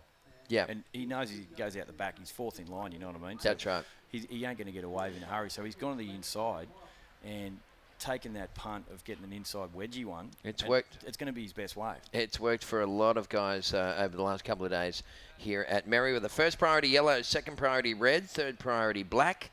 So keep your eye on, well, yellow has the first priority in this situation. So Thiago Guimarães up on a bit of a late takeoff, and he had some bubble trouble at the start of that one. Just getting around it now on the inside. Oh, so Thiago, he waited a long time. That was about a 5-minute priority hold to end up with a result like that. So he'd be a little disappointed. He's sitting right now in 4th position. So Nakamura's last wave score did come through and take him into the lead. It was a 5.5, so that changed the whole game, folks. Takumi Nakamura from Japan is now in the lead. We've got Andy Crier from France in second. The Frenchman chasing a 5.84. There's that late takeoff, and it was always going to be, the score was probably always going to... It was going to be hurting for numbers when you take off so late like that. He got around it, and eventually it was an unrewarded sort of an effort there. 0.5 with priority. Yeah, there you go. That hurts, and that's that's a misuse of the priority system right there from Thiago Guimarães. Although could have been a good one. You just never know. You got to have a go. We have right now 7.5 to go. So first priority is with red, second priority black. So this is Black using up his second priority for Andy Crier. The Frenchman trying to consolidate in second position. Well, close to those rocks. He didn't really unload on the last one. He was aware of where he was if he fell. But interesting here now, Mark Lacomere holds a 7.5, doesn't have a second wave, and he has first priority. So this next wave for him is going to be crucial as we come down to 7 minutes remaining. Got to use this priority wisely. But he's sitting there with a waiting game. Do you think at any point he's going to paddle on the inside? Well, he's holding on to a 7.5 and he only needs a 1.1, so he'll wait until the absolute last moment. I mean, of course, he needs a 1.1 to go to second. He doesn't want to go to second. He wants to go to first. Yep. And he wants to get the biggest score possible. And the only time that you do paddle for a 1.1 is when there's like 20 seconds to go. And you go, I'm going to use my priority to raise the bar. It looks like it's gone up to a 1.2 now because the last wave scores for Andy Crier came in at a 3.87 and it just bettered his previous wave of a 3.77. Yeah, it slightly improves his position. And Thiago in 4th, looking for that 4.87. So still with 6 minutes remaining, all 4 surfers in the mix in this heat, anything possible. Absolutely, the gate is wide open. So 6 minutes left on the clock. Coming up in the next one, folks, heat number 21, we're going to see Migno from France, Santos Robson from Santos from Brazil, Takumi Yasui from Japan, and Alan Donato from Brazil. Donato, doesn't that mean like thank you or something? Or right back at well, Donato. That was Donato. No, it's Donato, not Donato. Here we go. Here's yellow up and riding at the moment for Guimarães, trying to get busy on that one. Lovely little variation at the end, but he couldn't ride down and out of it. He's only looking for a 4.87 to move into second, but Mark Lacomere, still in 3rd there with only 1 wave. Here goes the current heat leader. All right, we can see Takumi Nakamura, not the judges, the cameraman just picking up Nakamura at the end there and so close to the rocks here at Merewether with right now 5 minutes remaining. So hope you're enjoying the action, folks. It is day number 2 of Surfest as we go to the replay of yellow. Yeah, well, you saw on this one, he puts it up there. Not a bad backhand manoeuvre. The wave not really offering much. He falls on this wave. Just probably pushing it that little bit too much. He was looking for a mid-range score, so it was obviously in his mind. But interesting that Takayumi, he's surfing so much further on the inside and closer to that rock shelf. You saw when he finished off, his fins are almost grinding on that shelf. Well, there he is again, just holding that little inside position. And sometimes, as we said, Hoyo actually said that, and Jesse as well, and these guys surf the rocks every day. They said, you don't sit out the boat because, yes, you might get the occasional set out there. But see how red just moved back over and black is still to the right? What happens is you take off where black is, sometimes it's really hard to get around the section. Yeah. And this might be a perfect example of it. Let's just wait and see what happens here. Well, here he goes. He's cashing in priority. All right, and that was right in the honey jar on takeoff for Mark Lacomere. And that's a nice bit of camera work there, just really showing the style of this Frenchman as he whips it up, and lovely stuff. There it is. Well, I think that if he got a 7.5 on his first wave, you've got to be thinking that's probably going to push into the excellent range for his next one. Yeah, well, it's definitely going to either be the best or second best wave of the heat. So he's going to go straight to the lead and put Takayumi and Andy Career and Tiago in a situation to take out the heat or to even finish second. Now it's going to be, pressure's going to be on Takayumi. Yeah, that's right. Well, it looks like, this score will come through, and what it might do, well, I'd say it's going to push Mark Lacomere into the lead. Yeah, that's going to be an excellent score, that one. It was always had excellent written all over it. 8.50, last of red. And as we said, awesome camera work from the guys at 180 and NBN to put that together. Let's focus in on this ride again. Harrow, take us through it. Yeah, he's just making sure he's down the line, puts it up in the lip. Nice bottom turn there, jams it in the pocket again. Plenty of spray and attacks the lip. Real committed on that last turn. You know what I liked about that ride too was the hand jive. You know the way that people hold their hands can sometimes people can splay their fingers out, or people can hold their hand like they're paddling, or you can sort of drop your wrist down. Remember Derek Ho used to have that drop wrist like that. You know, Tom Carroll had one arm sticking out, and I like a bit of hand jive. Gary Elkerton, Kong, of course, he used to have those karate chop with the floaters. Remember when he'd be surfing Sunset and he'd be doing those bottom turns? I love that. Hands were shaking, weren't they? He just couldn't wait to get to it. Yeah. No, it's unreal. I love a bit of hand jive. And then, of course, you had the king himself, Mark Richards, was right at the forefront of that with the wounded seagull kind of arm style. There's black up and riding at the moment for Andy Crier. Trying to stick that one, Andy, needing a 6.67. So Mark Lacomere with a 7.5 and an 8.5 rocketed into the lead. He's almost comboed the field. Takumi Nakamura now needing a 10-point ride to take the lead. So Takumi will focus on his second best wave of 5.50 to try and replace that and make life a little harder on this bloke here, Andy Career, the Frenchman. He scrambled hard to get into this one. He got into it late. This was a real little rock hugger here at the rocks, and throws it up for a couple of hits on his backhand. And then he needs to get out of there straight away, because right in front of him there is the rock shelf here at Merewether. So 1 minute 30 seconds to go. Last wave scores came through for Andy Crier. It didn't go into top two. It was the 3.27. So Andy needing a 6.67 to go to second. And Thiago Gamarez chasing a 7.67 to go into second. Yeah, well, mate, funny how this heat is, they're really realising now they need to get busy, and they're starting to come on the inside a little bit more. You saw Andy Career really paddle hard for that last wave, so we'll see what Tiago comes up with. He's got priority, so yellow has first priority, surfer in white.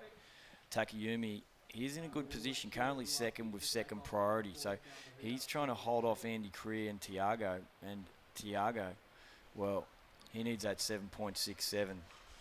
Is it going to come to him? There's 45 seconds remaining in this heat, but Mark Lacomere, safe to say he's moving through the next round. He has been super impressive, and he's probably one of the more experienced campaigners. He's been in Newcastle a lot of times, Mark Lacomere. I reckon he would have been here probably, mate, 7 or 8 years in a row. He's been around for a while, and always great to see him surf, that's for sure. Takumi Nakamura, he's looking pretty solid here at the moment. 20 seconds left on the clock, so Andy Crier, the Frenchman, needing a 6.67. And Thiago Gamarez currently holding priority. You can see him in yellow there, just looking out to sea. Probably praying at this point, but unfortunately his prayers aren't going to be answered. It looks like it's as level as the lake, and you can see him turn around and go, well, it looks like Huey's not going to give me the opportunity to get through that one. So there's the hooter in the background, folks. That signals the end of heat number 20. And once again, you are watching the Maitland and Port Stephens Toyota Pro. This is a QS 6000 event on the World Surf League. $150,000 up for grabs here at Merewether in Newcastle, New South Wales, Australia. Hope you're enjoying the action, folks. We are going to throw to a quick commercial break, and then we're going to bring in JJ and Hoya. So stick around for more action here at Surfest.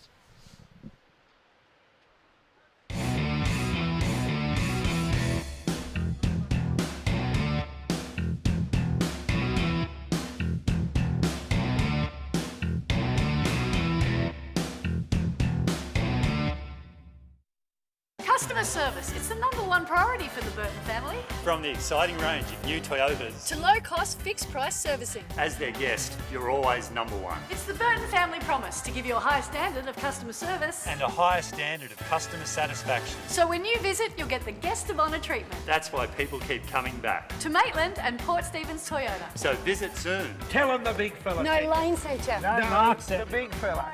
Look, you. How's my boy? Good.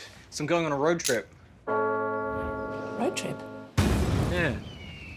With my new girlfriend. Your girlfriend? She's great. We're going on a meditation retreat. Meditation retreat? Yeah. It's gonna be great. You sorted your health cover, didn't you? Yeah. Got NIB. Do it for them. Get NIB today.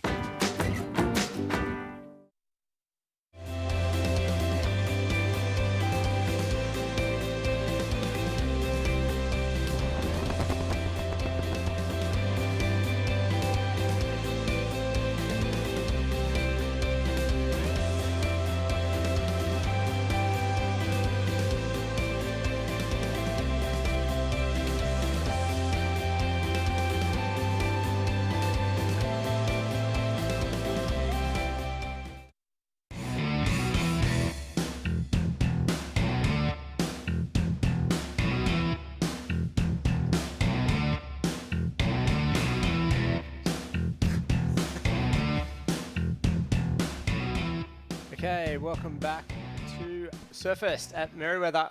JJ here, joined by Matt Hoy, and to call the action for Heat 21, Round 1. And lifeguard stuff happening out the back. On the inside is Alan Donato from Brazil. I think they were just general public. I thought it was a bit of shark paranoia. Oh, or no, something. I hope not. Yeah. We've had a bit lately.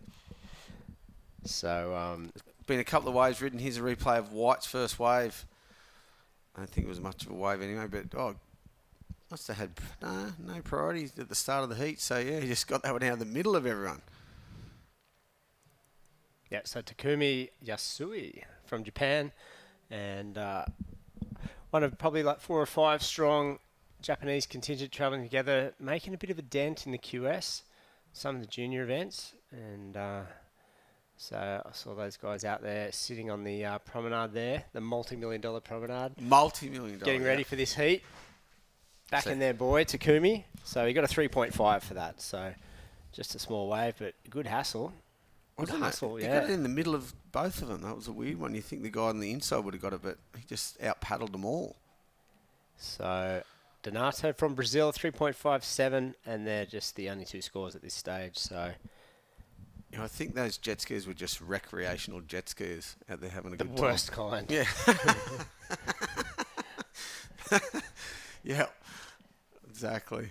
Oh, classic.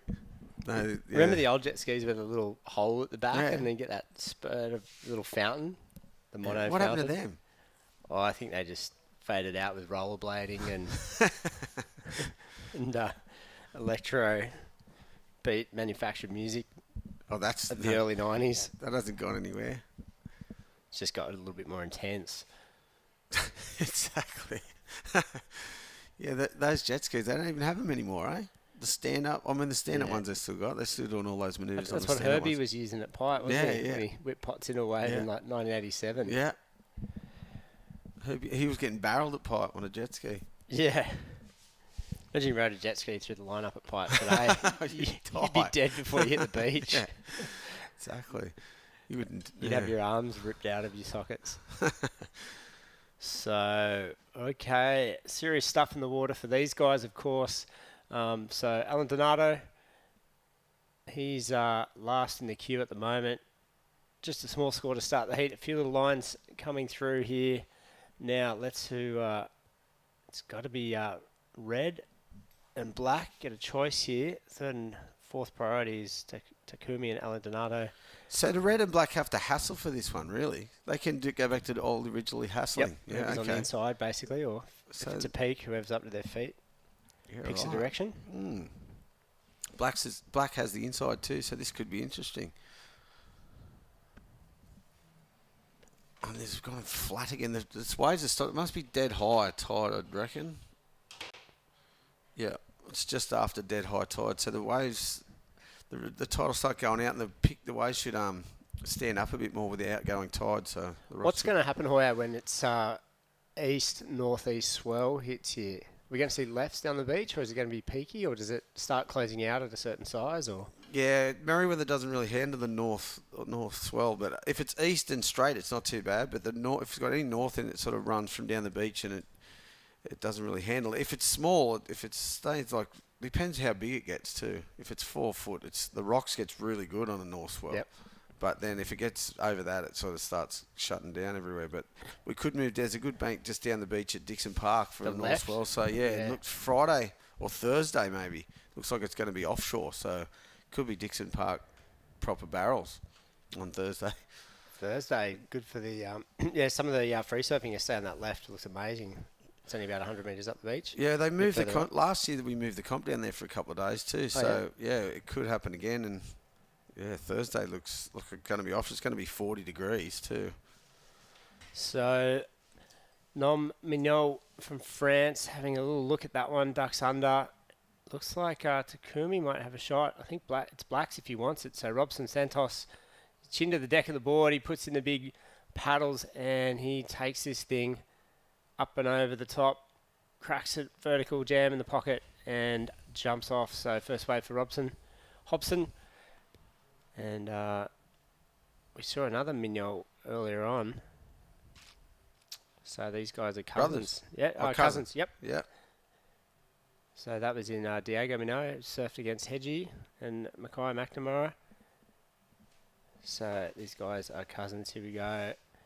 Hobson, replay now through the suds, gets up over the top of this section, comes around. This turn's nice and tight, but couldn't fit anything else in. No more wall there. So here's the best wave of the heat so far in 7 minutes. So only 3 waves ridden. That one's 4.5.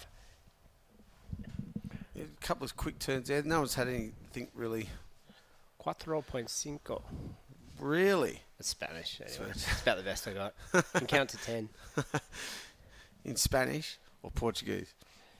Okay, another score coming for Alan Donato, 5.17. Oh, here we go. We've got our colours mixed around. So anyway, apologies for that. So this is Hobson now. So our screen's getting organised here. And this is a good little wave. 3 backhand hits. What happened?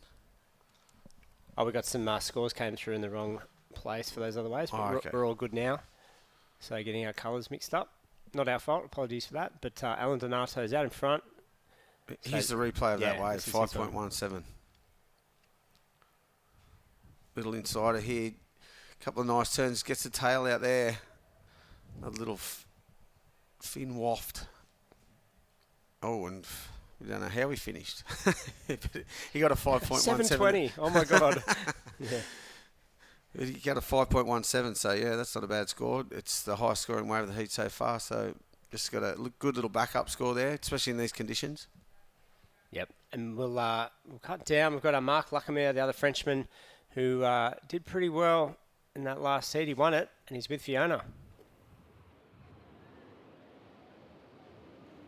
I'm here with Mark Lacamere, winner of the last heat. Mark, you were very patient in that heat. You had a 7.5, then you were waiting around. You ended up getting an 8.5 and taking the heat out by a long shot.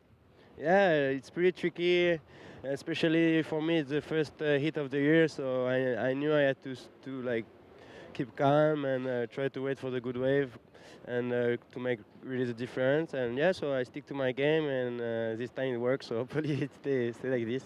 Yeah, it definitely worked. Can you compare the waves here to the waves at home? Actually, when there's swell here, it's pretty similar. It's beach break. The wave is pretty powerful. Even when it's that small, they still push you. So, yeah, and there's good wave all around. So, yeah, I like this place. And the water is warmer here. Yeah. Would you like to say anything to the guys back home in France that are listening? Yeah, salut à tous ceux qui regardent. Merci du soutien. Et le swell devait grossir dans la semaine. Donc, j'espère que tous les Français et Européens vont fracasser. Et bisous à ma chérie. Okay, best of luck in the rest of the event. One of the, thanks Fiona, thanks Mark. One of my most enduring images of, I don't think I'll ever forget it, Mark Lackamere surfing in the World Junior at Narrabeen. And I think he got 4 or 6 stitches in his head. So Belly, who you know well, one of the team managers there, he went out and bought him a bright yellow swim cap to wear in the contest, but he picked it on purpose. He goes, oh yeah, there was black ones there, but I got him the bright yellow one. Might have helped though. Yeah, he won the contest. Well, he won it. Yeah. Oh, there you go. So Bear Takumi, belly. yeah, it was a good choice. Takumi now, that's a good looking little wave there. A couple of moves up over the top. Saw another ride before his from Red. Noah paddling back out, and more sets coming through here. So it's been a slow start, 10 minutes. Just a few waves ridden, but all these guys getting something now. Let's see what Alan Donato can do. He got the 517 earlier, so this one, it's a sudsy looking little wave there. Finishes little air off the top, and he's not going to get down that double up. So there we go. I like the look of Takumi's wave the best, I think. Here we go. This is Nom. Again. Let's see what he does here. He gets a bit of a flat one here, a bit wide off the rocks bowl, but yeah, he gets one turn in the outside. Hits one up there and hits another one at the end. It's not a bad one. 2 good turns on the end. A bit fat at the start, but gets a couple of quick ones in at the end. Whaps. You can sort of whip it up there on your backhand, makes it a bit easier. Your forehand, Tez was explaining it before that you're looking back down the wave, so it's easier to pull your body back down on your backhand than it is forehand because you're looking over your shoulder the whole time. Do the windscreen wiper. Yeah, just up and down. Stand on the tail and whip it up there. If you're on your forehand, you got to do that double hands over the shoulder, Kelly Slater trick, don't you? Make it look exciting. So, I wonder if anyone's watching from France at the moment. It's 12:15 at night, midnight. They might be the rock food. Someone's there. Here we go. Takumi. This is the wave I liked. He had a bit of push, bit of downline speed, a little bit of shape, bowl to work with. So his second one in the set again, and he got a good score of 6.83 for that one, so judges rewarded him for that. And live action now, Hobson, Santos, and kicking on out. Just a couple of backhand windscreen wiper moves there. Let's see if he fooled the judges. Needs a 4.91 to get back into the lead. And he's not going to get it. He's going to get around about a 3. So that won't change anything. Here we go. First priority now with Nome. Nome? I'm just going to go with Nom. We'll go with the Australian accent. And here we go. Off the top. Bumpy. Tricky little one again to ride. We've got no choice to go with the Australian accent, so. Yeah. I thought I could put a little bit of French flavour across the top of it. Here's a replay of Jobson's one. Just gets stuck. Gets one turn in there and just gets a little bit hung up on the last one. Gave him a 3.43 for that one. Hopefully not. It's not even going to go any scoring waves, actually. Needed a better 4.5 and didn't do it. So you can see that tide running, it makes it a bit more choppy too. The rip pretty much runs right through the middle of the break here, especially on the north swell. So it's going to chop it up, but if you get the right double up, it'll actually smooth it out. So it's a catch-22 situation. Some are going to be choppy, but the right ones are going to be actually smoother. You can see the tide running out already. Runs right through the middle. It's a torturous way to surf because you've got to keep paddling the whole time. So a replay now of the Frenchman's second score. I believe a 4.33 for his first wave. Yeah, they haven't put that one in either, eh? So here we go. Another good little set pouring through. Priority is with Takumi. And he picks this one. So he's looking down the line, building speed, hitting the face of that little whitewash there. And that looked good at first, but it amounted to nothing. So that's a bummer for him, yeah. So behind him, Yellow has a go. He loses priority now. And oh, wow. You'd be stoked if you were in black and red just then. Yeah. So two priority losses in a row and didn't get neither of them got a score. So this looked like it was going to be a good one, and then it just backed off and then just hit the sandbank in the inside and closed out. Didn't do anything. It's got a bit stuck. It might have run at the end there, but not really. There's a 4.9 was the last one of red, so that score just came in. Those couple of whaps on the inside Bit of a fat turn on the outside, then a couple of good turns on the inside. Got a 4.9 for it.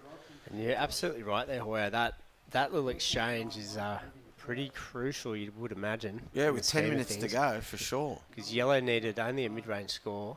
He still needs it, 4.7. And I think he yelled out something in Portuguese or English when he missed that wave. He wasn't too stoked. So, Red. I think it means the same. Yeah. It's very universal word, that one. For disappointment. Yes, I express my disappointment with a single expletive. Here we go. Takumi. He's got nothing to lose. Swings around the inside. That thing's just a little bit of chop. He was in 4th priority anyway, right? Or 3rd he was before that one, I think.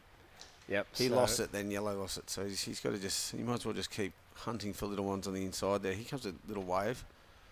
First priority with Black, doesn't go it. Red's going to take it. Red, he needs this one, a 5.04 required to get out of 3rd place, and he can't get around it at all. So everyone's having trouble out there these last few minutes.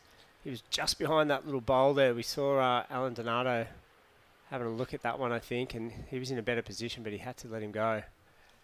That's another thing about the rocks too. You can be 1 metre from where you got to be and not make the wave exactly like that. He just got caught at the start of that wave. It might have been an all right wave if he got on the end of it, but yeah, you can be out of position by a metre and you won't make it around the inside. Yeah, like where they're sitting there, you could be the second guy in line and not get it. First is not going to get around it. Second would. You know That's what exactly I mean? what just happened. Yeah. So yeah, it's tricky like that, especially with the tide running out too. It'll create a peak on the outside, and there'll be another double up on the bit wider. So it's going to change a lot. The intricacies of 50 square feet of surf. Yeah, it's the bottom. Yeah, it's a crazy, especially on the north swell too. Like the south swell sort of pushes past it and it goes a bit fat, but the north swell's got a set peak, and then there's another one that you go down. You want to get into that bit though to fit your first turn in. It always, I'm still surprised by the people who plan anything from 1 to 3 years to try and qualify, or go on the CT. You get the big contracts, but they'll still show up a day or two before. It's crazy. They have 3 weeks off or something, and to listen to you go into that much detail about this tiny little bit of reef. Yeah. It's enough to give you the edge. Oh, for sure. That knowledge. So I still get surprised when crew will just they might qualify, or they'll get to Bells. Go, I've never been to Bells before. I'm really looking forward to it. It's like, you just got here yesterday. The comp started. Yeah. And this morning. Yeah, whether it's Pipe or Bells or you got to put the time in anyway. Exactly. Yeah. These are big events, 6-star events. You would be.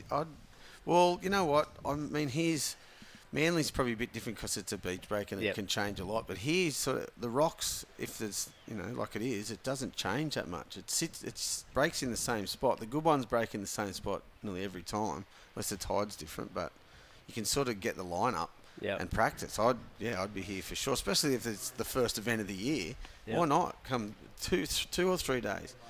Maybe next year you'll get hired for some coaching, Hoy. I don't know what I'm going to coach him. You'll have the Brazilians knocking on your door. Give it to me. Give me the secrets of the Merewether baths. Well, none of the Merewether boys have ever won a contest here, so I don't think it works anyway. All right, here we go. Hobson Santos. This is a better looking wave, and he's surfing that thing smooth. He knew he needed to make that thing count. And what did Nombino do on the one before? Not much, I don't think. Not much, no. So he might extend his position here. Still, anyone's game, really. Less than 2 points separating everyone. Tell him one thing, the second wave in the set, definitely. See, that was the first one. It was a bit sort of flat and bumpy, and this is the second one. Even though it's got some foam on the face, it was just easier to surf. A bit suckier and a bit steeper. Carisha's done well. She's had a local expert travel with her 1 year, I think. I think the second year she won the world title. She had a local expert at every break prior to the comps. Really? Yeah. Here we go. Hobson Santos. This is the second one. Yeah, this is the second one in the set. See, it's a bit steeper, hugs the rocks a lot better, and he got 3 good turns. That's going to be a pretty good score. Well, early indications for Red, mid-range 5, a couple of 5s, and nothing yet shown for Hobson.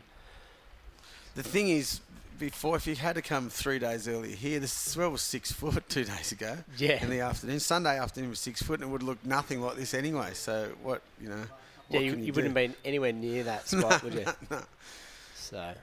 So you would have been down the beach, and then the swell by the end of the week is going to be 6 foot again too. So I don't know how you'd tell coach him into it. There's definitely certain spots you can sit when it does get that big too, but you know, trying to get it out here today. But like you said, it's wherever it is, you got to do it, because if you had to come 3 days early, you would have got practice for the end of the week. yeah, exactly. So it all adds up into the big picture. If you're coming here year after year, I mean, this event's been going for 31 years. And we're talking to Beck Woods yesterday. She surfed in, 12 of them. 1-3, so... 1-3? It all goes... Yeah, she's probably one of the most successful competitors. Yeah. I think Mick's 1-3 too. So, yeah, it all goes into the logbook for your career. Here we go. I've had a few waves written. This is second place now. Takumi Yasui. Smooth, clean, and a safe, clean little finish as well. Little tail drop hit there. So Again, second wave in the set, smooth. Oh, that was even the third wave in the set. So this one might be kicking in a little bit. It's supposed to kick in a bit this afternoon, so be nice to see. So There's that last wave of black too, 6.67, a good score there. We get those 3 quick turns. Yep, second best wave of this encounter. Has him in the lead. And this guy here, Alan Donato from Brazil, he's got a 5.17 requirement.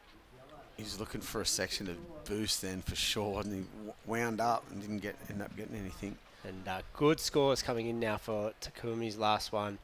Another score to drop. It's going to put him in the lead for sure. He only needs a mid-range score of 5.27. He's going to get 7.57. So the Japanese surfer takes the lead, pushes Hobson back into second, and 3 minutes on the clock. Bit of work now for Nom and Alan Donato. There we go, live action. This guy needs a 6.93. He's fallen off. That's not going to do it. No chance. Oh, that was a replay. Sorry, yep. So that's 2 something. And here we go. This could be the last little flurry. Too small, these ones. So you're going to be sitting a bit further out when the tide drops too on the end. You can just see the rock shelf there. It's pretty, what do you call it? I forget the word. Rocky. It's very rocky. Yeah.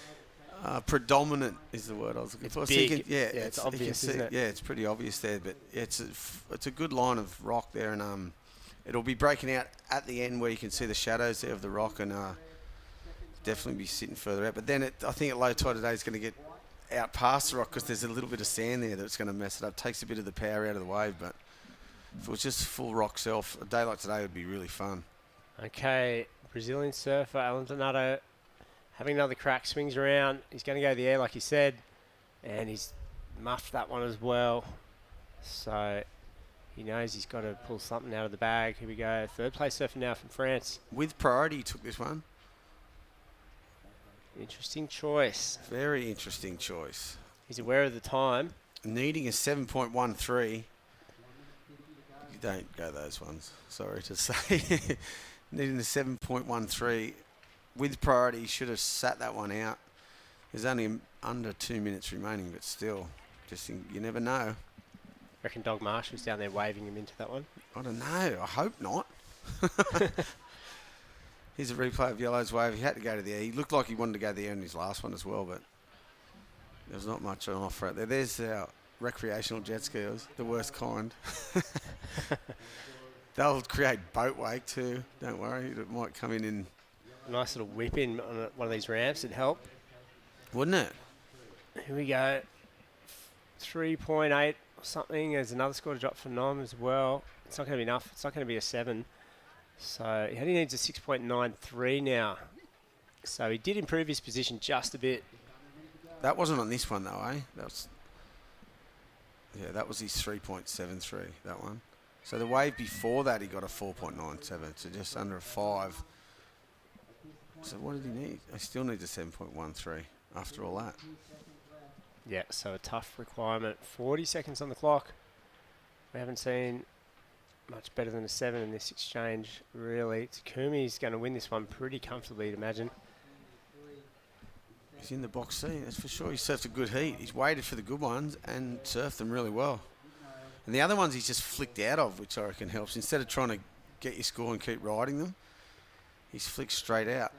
There's that third replay of that last wave of red, 3.73.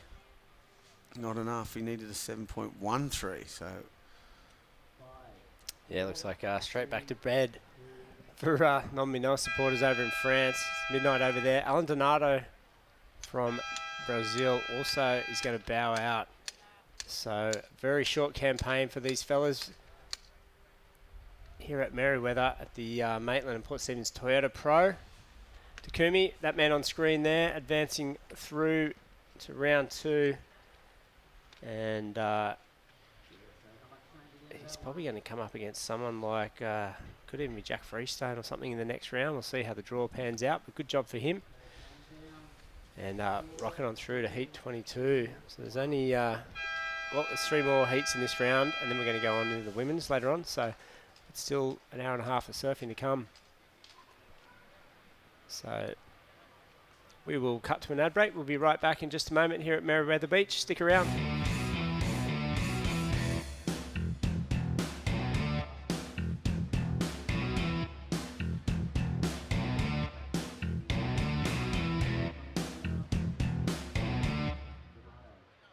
Customer service, it's the #1 priority for the Burton family. From the exciting range of new Toyotas, To low-cost, fixed-price servicing. as their guest, you're always #1. It's the Burton family promise to give you a high standard of customer service. And a higher standard of customer satisfaction. So when you visit, you'll get the guest of honour treatment. That's why people keep coming back. To Maitland and Port Stephens Toyota. So visit soon. Tell him the big fella. No lane teacher. No, Mark's the big fella. Look, you. How's my boy? Good. So I'm going on a road trip. Road trip? Yeah. With my new girlfriend. Your girlfriend? She's great. We're going on a meditation retreat. Meditation retreat? Yeah. It's gonna be great. You sorted your health cover, didn't you? Yeah. Got NIB. Do it for them. Get NIB today.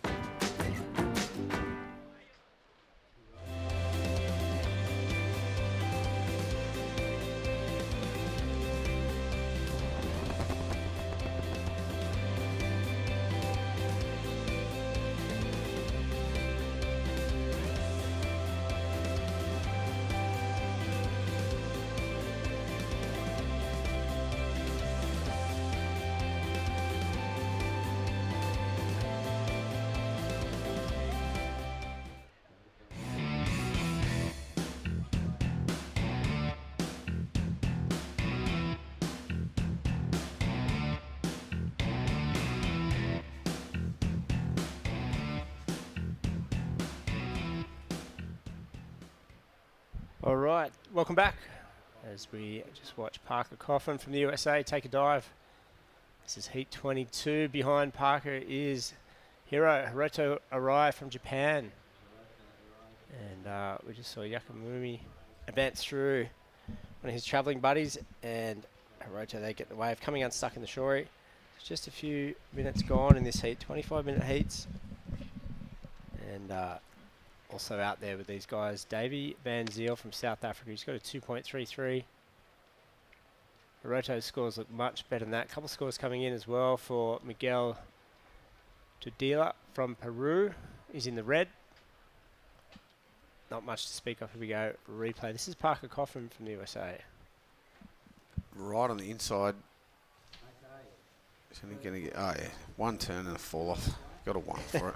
Probably prefer we didn't show that one again, eh? Yeah. His brother actually making the tour this year. It's going to be interesting to see. Huge result, huh? Yeah, Connor. So here we go. This is Hiroto as well. He's got the best of this exchange for sure. He got a 7 for his first wave, and I think this is probably it. Pretty smooth and buttery. No, that must have been his 4.1, so second wave for him. So off to an early lead. Yeah, this heat's from people from all around the world. Peru, Japan, USA and South Africa. They pretty much be further away from each other. It's every spot nearly. Every, like, furthest spot. Yeah, exactly. All the corners. Yeah, all the corners of the globe right there. And all here in Australia. Imagine, it'd be interesting to know how many It'd be good if there was records kept of all the times these guys met up. You know, you can just punch it in the computer and the end of 2016, see how many times they all surf against each other in different conditions. Yeah, from around the world too. They're all different surfs. They come from all different surf spots, obviously, but all different conditions, warmth, everything about it. Like we said, 4 completely different spots.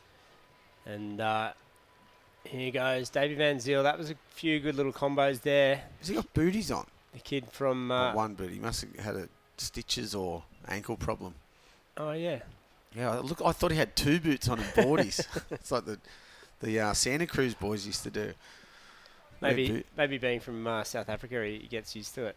Yeah, well, that's what the Santa Cruz boys used to always do that when they came for the contest here. They'd all wear booties. How good does it get cold in Durban? Not really. Well, yeah. Durban's like the Goldie. Yeah. Oh, okay. Yeah. Doesn't get cold for 2 weeks. Yeah. 2 days. But yeah. They used to always do it, the Santa Cruz boys. It was classic. Just wear steamers and boots. The water would be 23 degrees and there'd be like long, short arm steamers and boots. Just because they were that used to it. All boardies and booties. Yeah. Not a good look, but here we go. Hiroto Rai, good second snap there as well. So 2 in a row. Tight angle. Yeah, that's 3 in a row. Slid the tail at the end there. He looks young. Yeah, he's awesome young surfer out of Japan, and yeah, that was a good tight angle, was it? You see the concentration there and how precise he was. Miguel Brewer in his cup unstuck, and that's annoying. Look Good at that start, yeah. Especially sitting for so long and then sat there for 6 minutes, and then that was his second go, third go. So he's had a couple of them. Now back to the end of the line. All right. Here's that replay of Blacks. This one hugs the rocks bowl. Gets some good turns in, good bottom turns. Nice tight angle with the camera. Good tail side there at the end and finishes it off. Yeah, is he young or he just looks... All Japanese look young though. Yeah, that's right. They do. They stay young for a long time. It's good healthy eating. That's the guy. I watch see a wave like Hiroto's there. It makes you kind of want his surfboard, don't you, when you see it going there? Yeah, it looks really good under his feet, doesn't it? It's usually someone like that in an event. They look so good. You go, oh, God, I want a board that feels like that. So he's got a 5.23 and a 7, so he's sitting pretty at this stage. Already he's got second place, David Van Zyl, needing an 8. So here he goes. He's going to swing around the inside again. Staying really busy too. I thought that was going to be a bit better than that, 5.23. We might have had too tight an angle. Yeah. Couldn't see what the actual wave was doing. Zoomed right in for that one. You could see the concentration on his face. I remember when we were in at Rio a few years ago for the CT event, the very first CT event, they had all the webcast team were guys that they'd pulled off soccer. Oh, yeah. Soccer and motorsport and stuff. So they were zooming. They'd never filmed surfing before, and they were zooming straight in. Some of them would get this really good wave, like Josh Kerr or someone, and they'd film his feet on the board. And they were going, no, that's really good camera work. It's really, really hard to do that, to follow his feet. And we're like, no, you got to film the whole wave. And they were blowing up behind the scenes. They're like, no, it's not soccer. I don't film his feet. We've got to see where don't move. We've got to see where he's going. Just pull right back. So, and they were probably some of the best cameramen in the world. Yeah. So. Classic. The feet don't really move. All right, having a paddle now. Miguel having a great paddle. Peru, he's got this one, and nice little spray off the top there. Oh. Timing his turns pretty well. Gets a third and a fourth in right on the shore. And he's feeling a little bit better about that one, I reckon. Parker Coffin from the USA behind him. One of a couple very good surfers in the Coffin family. And he looks fired up, doesn't he? He was fired up on that one for sure. Again, getting that second wave, and they both surfed those ones really well. Miguel got a good one in front of him as well, so it's going to be interesting to compare those two waves. And is he going to ride out of that? No chance. So he's getting confident, isn't he? Well, he's got to go for it anyway. He's got a better 5.23. He's probably only going to get one turn on that wave anyway. And it's a paddle battle, little mini paddle battle back out. All right, there, you've got to give it to White, don't you? Because Black got the last wave. Or is it a paddle battle and whoever wins the race? We're going to find out. I want to see this. Like he's looking around. Yeah. Both are Well, he Black. did. It was a paddle battle and he won it. So Black flicked out of one, got straight back out there and got priority. Oh, well, not priority, but second priority. Jeez, he put the motor on too, Didn't he? And here's Red's last one. It's coming in a good-looking score coming through too. This is the replay of it. 3 nice turns. That was a great turn there, and finishes it off pretty well. It's coming. Yeah, he's going to get an excellent score here. Magoo De La Rosa from Peru will be hopefully watching on. Oh yeah, mate of yours. Yeah, used to do the tour with us. Local legend. There it is, 7.93 for the last wave of Red. And here's the one behind it. This is a good wave too. Parker Coffin, I think, is that the score they've put in? Yep, 6.10, I think. Okay. Thought it might have been a little higher than that, but I suppose if you look at both of them, 3 big turns and 4, half turns. All right.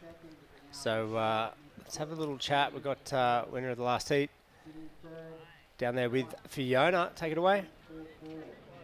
I'm here with Takumi Yasui from Japan, winner of the last heat. That was a bit of a tight heat. How are you feeling to come away with the win? Nice wave circle. Yeah, feeling good. How long are you going to be staying in Newcastle? More 4 days, I think. Yeah, cool. And would you like to give a shout out to all the guys back home watching? 次も頑張るんで応援よろしくお願いします。Thank you, and back to the action.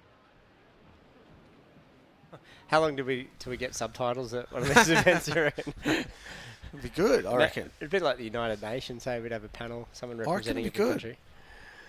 Well, in the CT events, they've got different webcasters for every language, right? Yeah. Still got that, yeah. Yeah, I know. Probably good a to bit have easier than having someone a translator from every country. Yeah. Typing. Yeah. Good luck affording that one. Okay, replay now. So this guy, the American, sitting in third, Parker Coffin, and getting stuck with a few short waves. You only need a small score, 3.44, so we'll see what he gets out. His last score was ridden behind Red, so Miguel's way. So I reckon they were watching him. I mean, not to say, but it was, he surfed his waves really, really well, and I thought Parker might have got a bit higher score than that on his last one, but he didn't. But he only needs a 3.44 on that last one. He did 2 quick snaps. I don't know how they're going to judge that one. He's now in second priority, Red in first priority, so he's just got to wait it out. There's still just over 12 and a half minutes to go. And I think he's going to get his score for this one anyway and put him up into second. Yes, so thanks for joining us here at Merewether Beach. Surfest event. It kicked off last week with teams events, pro junior divisions, male and female, trials events. And Indigenous event too. Yep, saw the flags flying out there. So a massive effort and good job from the organisers. They had a crowdfunding situation there with around 70 plus local businesses all throwing in a couple of grand each, and the naming rights for that being chosen. Bit of a lucky dip on a big luncheon or a breakfast one morning. So that's Taggart, the financial advisor, has got the women's event. So pretty big effort by all the local crew here to keep one of the longest running surf events still going in 2016. Here we go, Mikel from Peru, mounting a bit of a comeback. He doesn't need a big score. Uses his priority, takes this one. Surfed a good heat so far. He's definitely in contention, isn't he? He's almost certainly going to get more than a 2.2 out the back now. White has priority, yellow second, and Parker is going to use it. Here we go again, taking off straight after Red again. He loves it. They're in synchronised surfing. Oh, I'll get some nice turns in there. Nice and tight again with the camera work. I'd love to see him get a nice clean open face. He'd go to town, wouldn't he? Both of these guys. Miguel just going one then to, I don't know what he was doing then. Paddle back out, maybe do a spinner. Air reverse on the inside there. Here's the replay, Red. The score hasn't come in yet. There's a good looking wave there. Gets a bit of a flat turn there. Another little cut down. And this last turn's the money turn. Throws the tail. He only had to better a 1.6, so he's going to do that for sure. He's going to go to the lead after that wave. So here we go. Yellow, Davy Van Zyl. Kid from South Africa, paddling into position for this one. He's got priority. He's going to take it. Let's see what he can do now, if he can change the positions again in this heat. He's got the booty on the front foot there, like you said, Hoy. So he's got something wrong with that ankle. But he looks fine at the moment. That wave not too long, not too many turns. And scores still coming through for Miguel. And he's going to jump up into second. And then I think we've got another one for Parker as well. So yeah, we're waiting for hard that to say what's going to happen at this stage. White, the Japanese surf, just waiting patiently for these scores to come in. Parker looks like he's going to better his last score. There's a replay of the last of yellow. A couple of quick snaps there.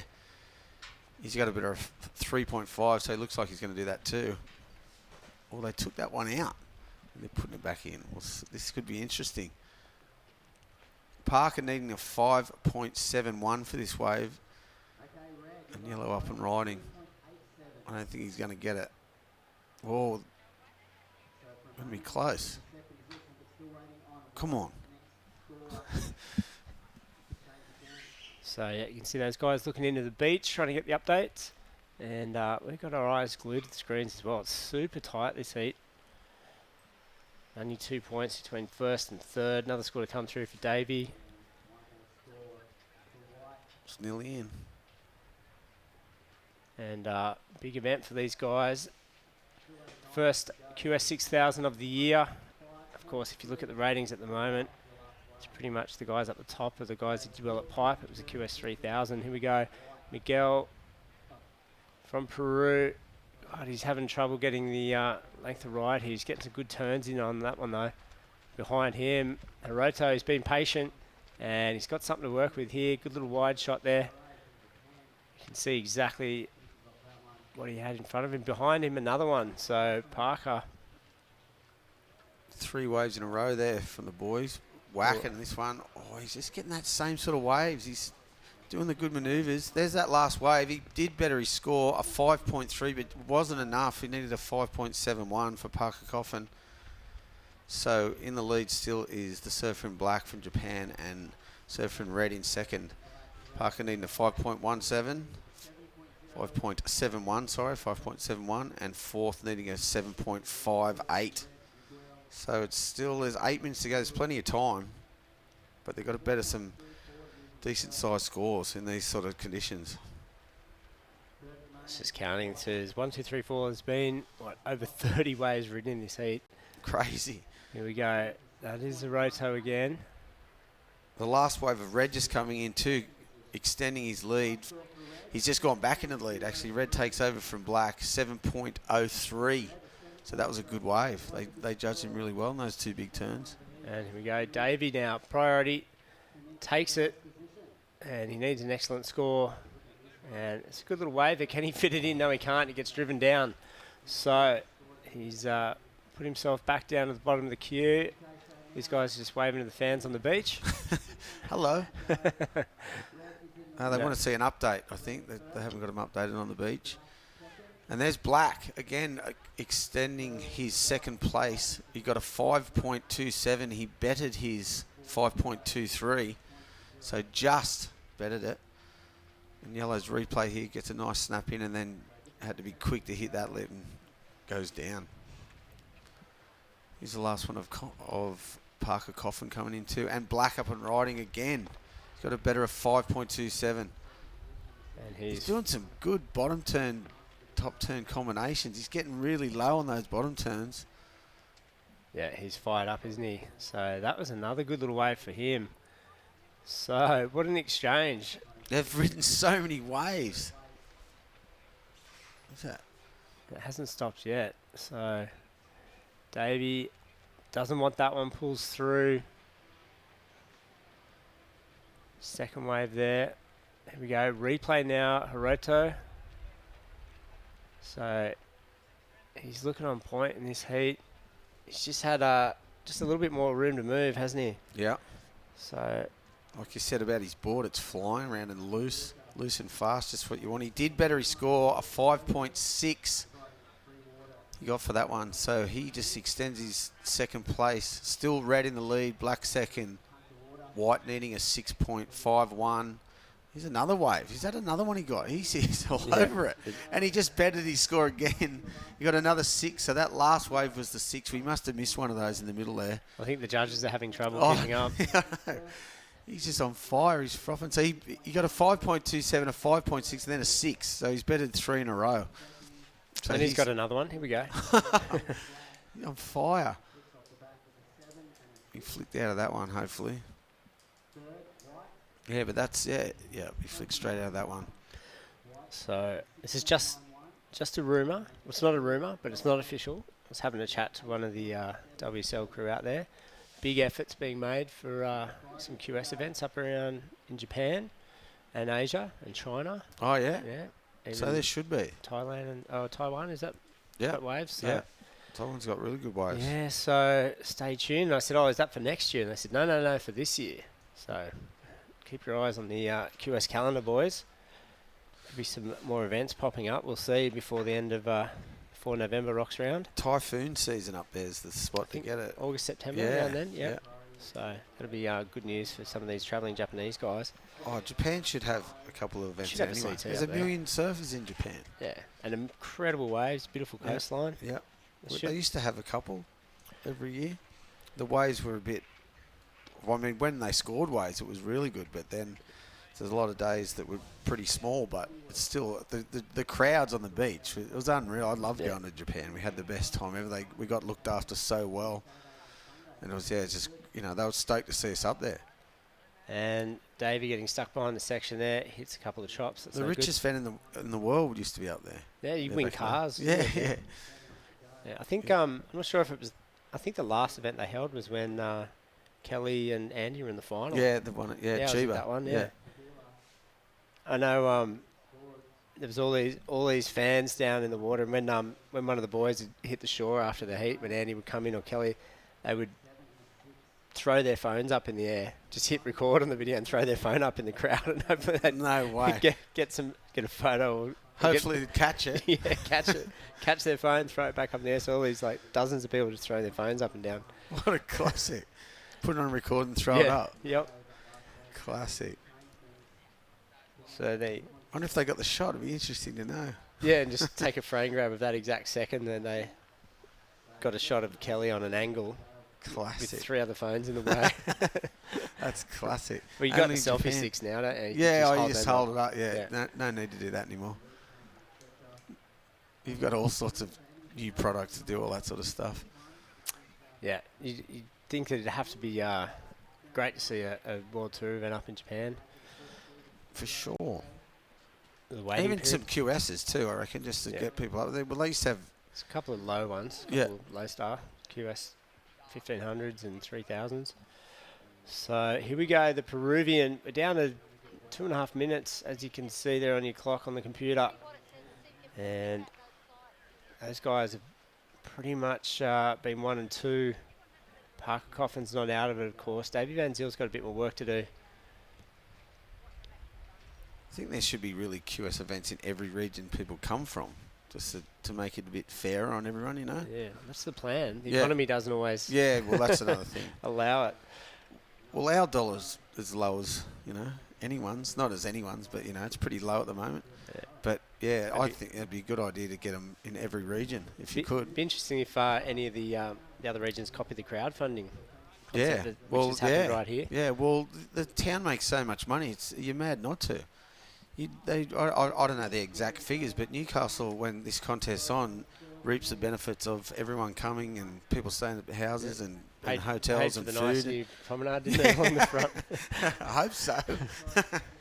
But yeah, it's the town benefits from it. So why wouldn't you put into it? You're making your money back anyway.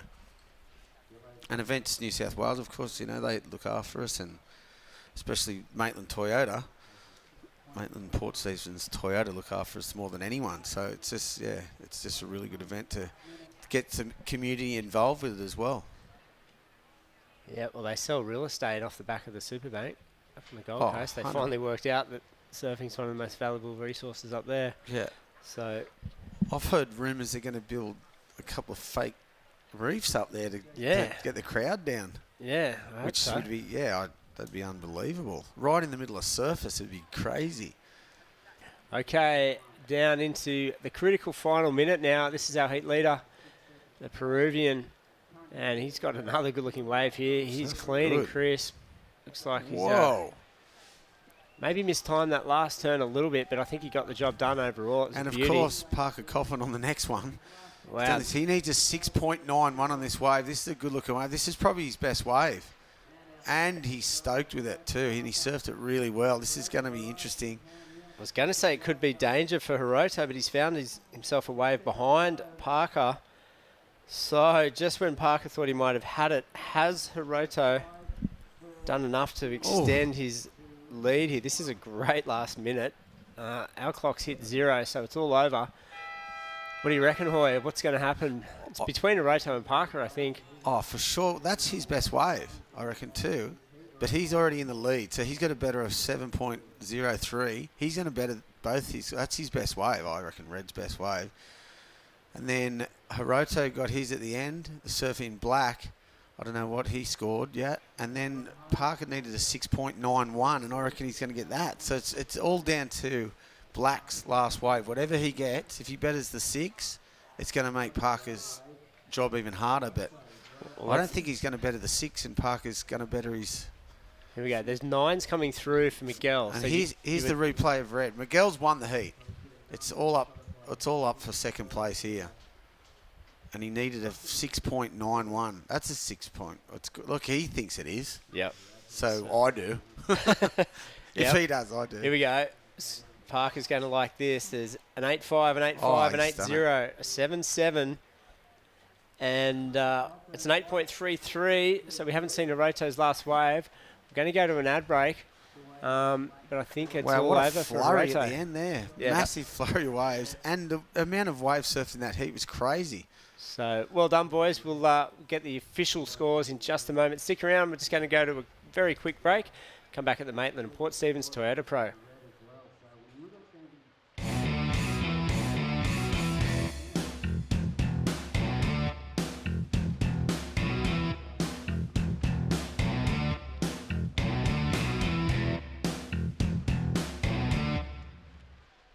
Customer service, it's the #1 priority for the Burton family. From the exciting range of new Toyotas, To low-cost, fixed-price servicing. as their guest, you're always #1. It's the Burton family promise to give you a high standard of customer service. And a higher standard of customer satisfaction. So when you visit, you'll get the guest of honour treatment. That's why people keep coming back. To Maitland and Port Stephens Toyota. So visit soon. Tell him the big fella. No lane centre. No, the big fella.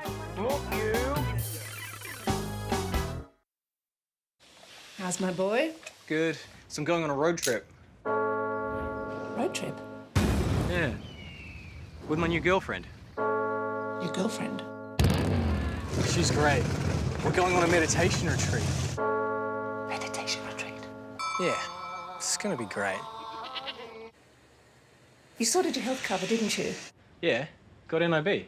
Do it for them. Get NIB today.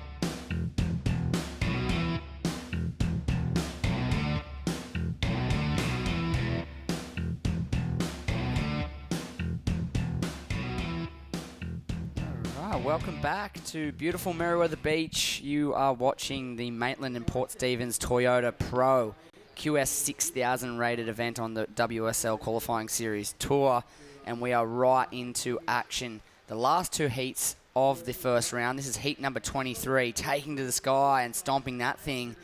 Vincent Romero out of España. He's taking on Heath Joski, the lone Australian, Jonathan Gonzalez and Michael February, international affair. My name's Jesse Adam. Next to me, Harrow. How are you, mate? Good, buddy. Yourself? Good, and great to have you on board, taking us through these next couple of heats. Exciting little lineup in front of us. Oh, totally, mate. We saw the back end of that heat. Plenty of action. Tide starting to run out, so conditions on the improve. Boys have been sitting right on the inside, but I think during this heat or next heat, they're going to start using that outside peak again. We saw Michael February just light it up on the inside there. Nice snap to finish off. Yep, nice style. And then we're going to take it back and see the replay of Vincente Romero. Here he goes, just working his way down the line for this one maneuver here. Boom. Front side air reverse, nice and clean. I think I saw him pick up that board yesterday from Michael Spencer. Chile guy just rocked up in the car park and handed out some boards. Oh, a little bit hung up there. But, yeah, just going back to Ramiro's wave, gee, he had some hang time on that air reverse on the inside. It was nice, yeah. It was really nice and interesting to see another world-class surfer with a white board, blank. Nothing on the beak of that thing. And then also Heath Joski as well. So a massive stacked heat and sponsorless. Pretty crazy stuff. You see it more and more every year, really, don't you? Yep, true. Especially in the early rounds. Yeah, see guys that just surf, unreal and nothing on the beak. This guy, however, ton of support behind him. Michael February out of South Africa and very smooth lines drawn on this. Kind of a nothing wave, really. Went pretty flat, but he definitely got a lot of groundwork done for what was worth and a nice, strong finish to that one. And it looks like he could be netting the best of the early exchange just by a hair above Vincent's first wave, which is also about to drop. Looking at 6s and 7s, mid to high 6s. Yeah, well, good start for those two surfers. We got Heath Joski in the white. He currently holds priority. He's yet to take off. And Vincent in second priority. Michael February moved up into third priority. As we see Joski have a little look at that one, but it looks like it's going to be Ramiro's going to have it. Ramiro having a big look, but do you reckon he lost priority there? Well, he had a serious attempt. Yep, he did. It's gone. First priority, white. Second priority, red. Third priority, black. You're watching Surfest for 2016. It's in its 31st year, one of the longest running surfing events in the world, and very close to the longest running surfing festival in Australia. And, testament to Warren Smith and his team for running such a successful campaign over the years, and a huge shout out to Kim and Janine Burton and the crew at Maitland and Port Stephens Toyota for chucking their hand in the pocket yet again. They've put in well over $1 million over the last sort of half a dozen years. Yeah, mate, fantastic support. But, mate, this event back in the day used to be around at Main Beach at Newcastle. Mate, BHP Steel Pro, Energy Australia Pro. Yeah, I think it was Vodafone at one stage. Yeah, they definitely did. Mate, what was the reason for moving it from Newcastle down here to Merewether? Because it was about 5 or 6 years ago, wasn't it? The move took place. Yeah, maybe a little longer. But they it was I think it was just at a point where it needed revamping. I think at that stage it was such a big event back in the day. Like you see imagery and the names that are on the trophy, like the past winners list from the early days is out of hand. It's like a who's who of surfing royalty. Yeah, there's half a dozen world champions right off the first 6 years of the event running. So it was a massive big deal globally and obviously for Newcastle.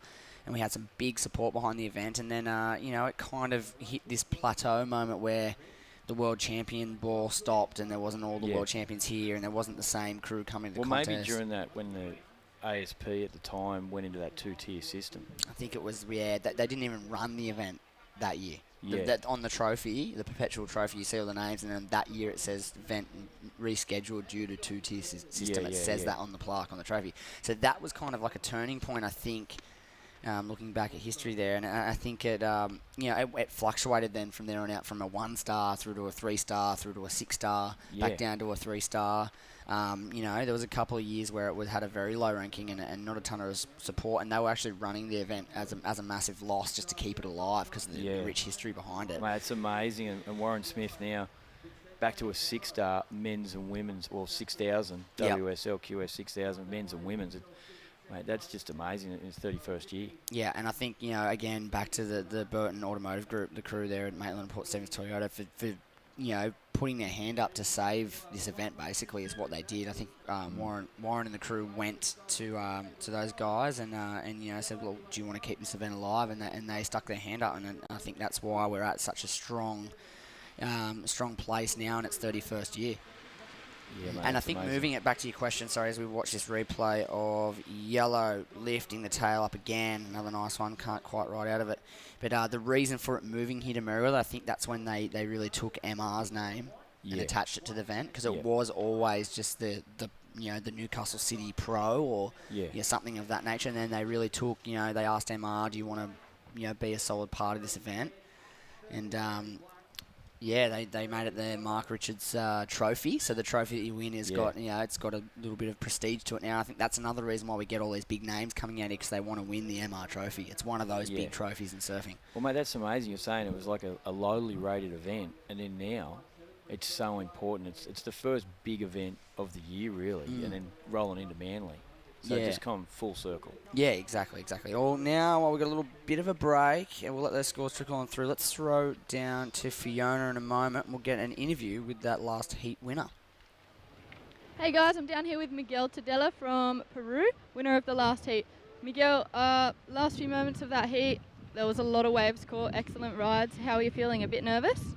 Yeah, I was feeling really nervous at the beginning. I was like falling on my first two waves, but I guess at the end I had a couple of chances. There was a lot of waves. The heat before was really slow, and lucky me, I got a couple of waves at the end of the heat and make it through. And have you been surfing here every day at Merewether, or surfing around the city? No, I've been surfing here. I got here like 5 or 6 days ago, and I stayed in Sydney the first 2 nights, and then come over here the last three days, and it's been fun. The waves have been really good. Today is probably the smallest day, but still the waves are fun. I guess the sun is coming for tomorrow, and it's good. Would you like to say anything to the guys watching back in Peru? Sure. I just want to say thank you to everyone watching, everyone sending the good vibes, and I'm stoked here representing Peru, and everyone keep watching, because I'm going to be next round. Thank you. Okay, thanks heaps for speaking to us. Yes, and a very calm, collected Miguel Tudela. Very, he's stoked, but he's not over the top. He's focused, I'd say. He said he had a nervous start, so pretty good performance with the nerves. Yeah, exactly. Yeah, throwing down massive score at the end of that one, and he sounded like pretty pleased with the waves that came through in that heat. He said the heat before he watched it closely, and there wasn't a lot of action in it. So to get quite a few waves in his heat, he was pretty happy with that one. Recap of that previous heat, there was some flurry of scores at the end of that one. Miguel Tudela was the victor with 16.76 total. Parker Coffin did get the score required, 14.2, landed him in second place. The last of Black, Hiroto Arai out of Japan, not enough. Very close, but not quite enough, and Davey Van Zyl rounded that one out. So Miguel and Parker going through to tomorrow's round of 96. And for the current heat in the water, we just saw a replay of Michael February's last wave, not quite finishing up, locking in a 3.5, however, and he's holding on to a narrow lead at the moment.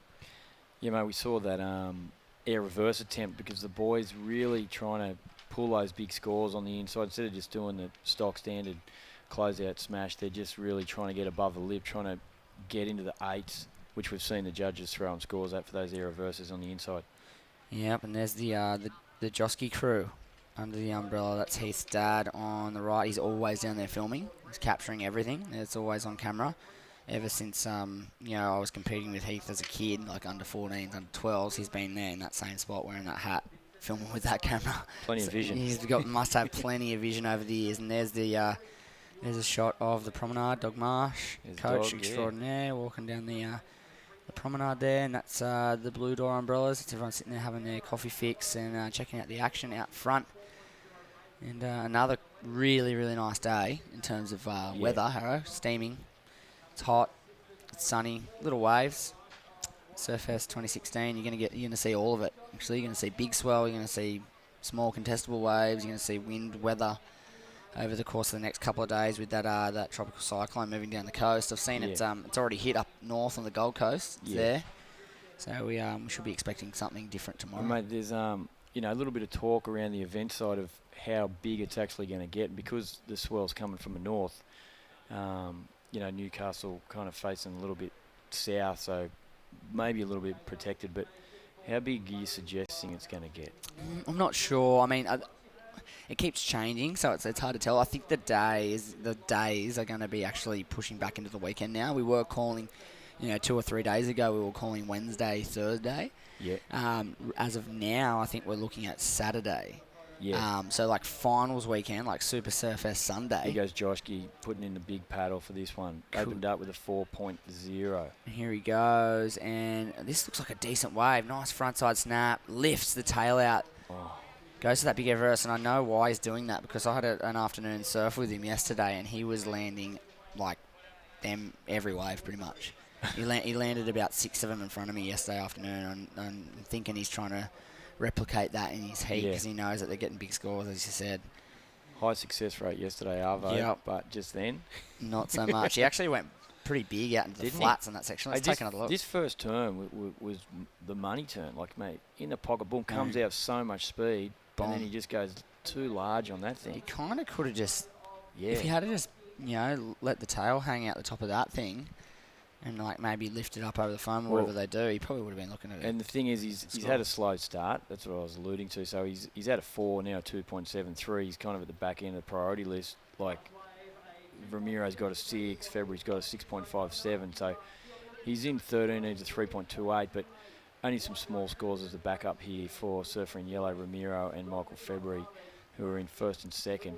He probably should have just maybe finished up, you reckon, and just had a wave under his belt kind of thing, get moving? Yeah, well, maybe just building a little house at the moment, before he's kind of going for broke. Yeah. Well, so the thing is, risk and reward. If he lands that thing in the flats and stomps it, he's looking at 8s, and then all of a sudden he's going to win the heat. But I know what you're saying. I'm a fan of that for myself. I'd rather, I'd rather back myself after 2 6s or something of that nature. That's the kind of approach that I would try and adopt. And but you got to take chances when they come your way though as well. So it's an interesting conundrum. Here we go. That is Yellow, and he has a 6 under his belt. He's trying to back that up, lining sharp there.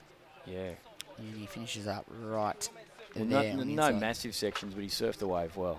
Yeah, so he's going to back up that 6. He's going to maintain his second place position at the very least, or if he goes north of a 4.08, he could be going up into the lead, but not if this man has something to say about it. Michael February up and over that section, going to wrap through this turn. Nice roundhouse cutty into the lip, snap, one more float. Good 2 for 1. Good little combo. And that was solid. I think that's I think it's going to be best wave of the heat. Yep. I've got a feeling there was flow to it. I think the judges really like when there's flow to it. He floats over a section straight into a bottom turn, wraps into the pocket, straight into the re-entry, kind of sort of try to fit in an extra turn, breaking up that flow. But, I think the judges are going to appreciate. This is the replay of Romero's last. Like you said, not the best wave, but he definitely got the work done. Nice little slash there. And one more. Yeah, kept busy. It's a 4.23. The thing about Michael February's wave was that second turn, he really got the opportunity to open up, bury the rail, and then have a nice clean rebound, which is pretty rare in these conditions, what we've seen so far this morning. Yeah, it's mostly, choppy, static sort of turns, like stop and start turns, whereas that, like I said, flow up over the foam, into a bottom turn, into a cutty. We'll watch it again. Deep on the peak, floats up, straight into this bottom turn, straight wrapping into the foam. Yeah, they're going to like that. Straight up into re-entry, and then fits in somehow. Another little float off the top. And that flow, which comes into the criteria, the speed, power, and flow, I think they're going to appreciate that big time. And Heath Joski, a little bit of frustration. Plenty of time. 10 minutes. Well, first indication for Michael February, first judge has dumped a 7. Yeah, and that's 0.8 more than what the same judge dropped for his opening ride. So it's going to go north of Michael's first wave for sure. And this is the replay of Heath Joski. Nice wrapping cutty. And another gouge out of the top gets a little caught, and that's where that frustration sets in. So he's the kind of surfer that you define with flow. Yeah. Other than that instance, Heath Joski's flowing between carving manoeuvres and keeping motion. Great rail work. Yeah, totally. And I'd expect to see something come from that man in the next 9 minutes, and I reckon he'll get his nose in the game shortly, hopefully. And, Michael February drops a 7-point ride, as we did suspect, the best wave of the heat so far, and that solidifies his lead. 13.57 total, a 7 and a 6.57, his top 2 scores.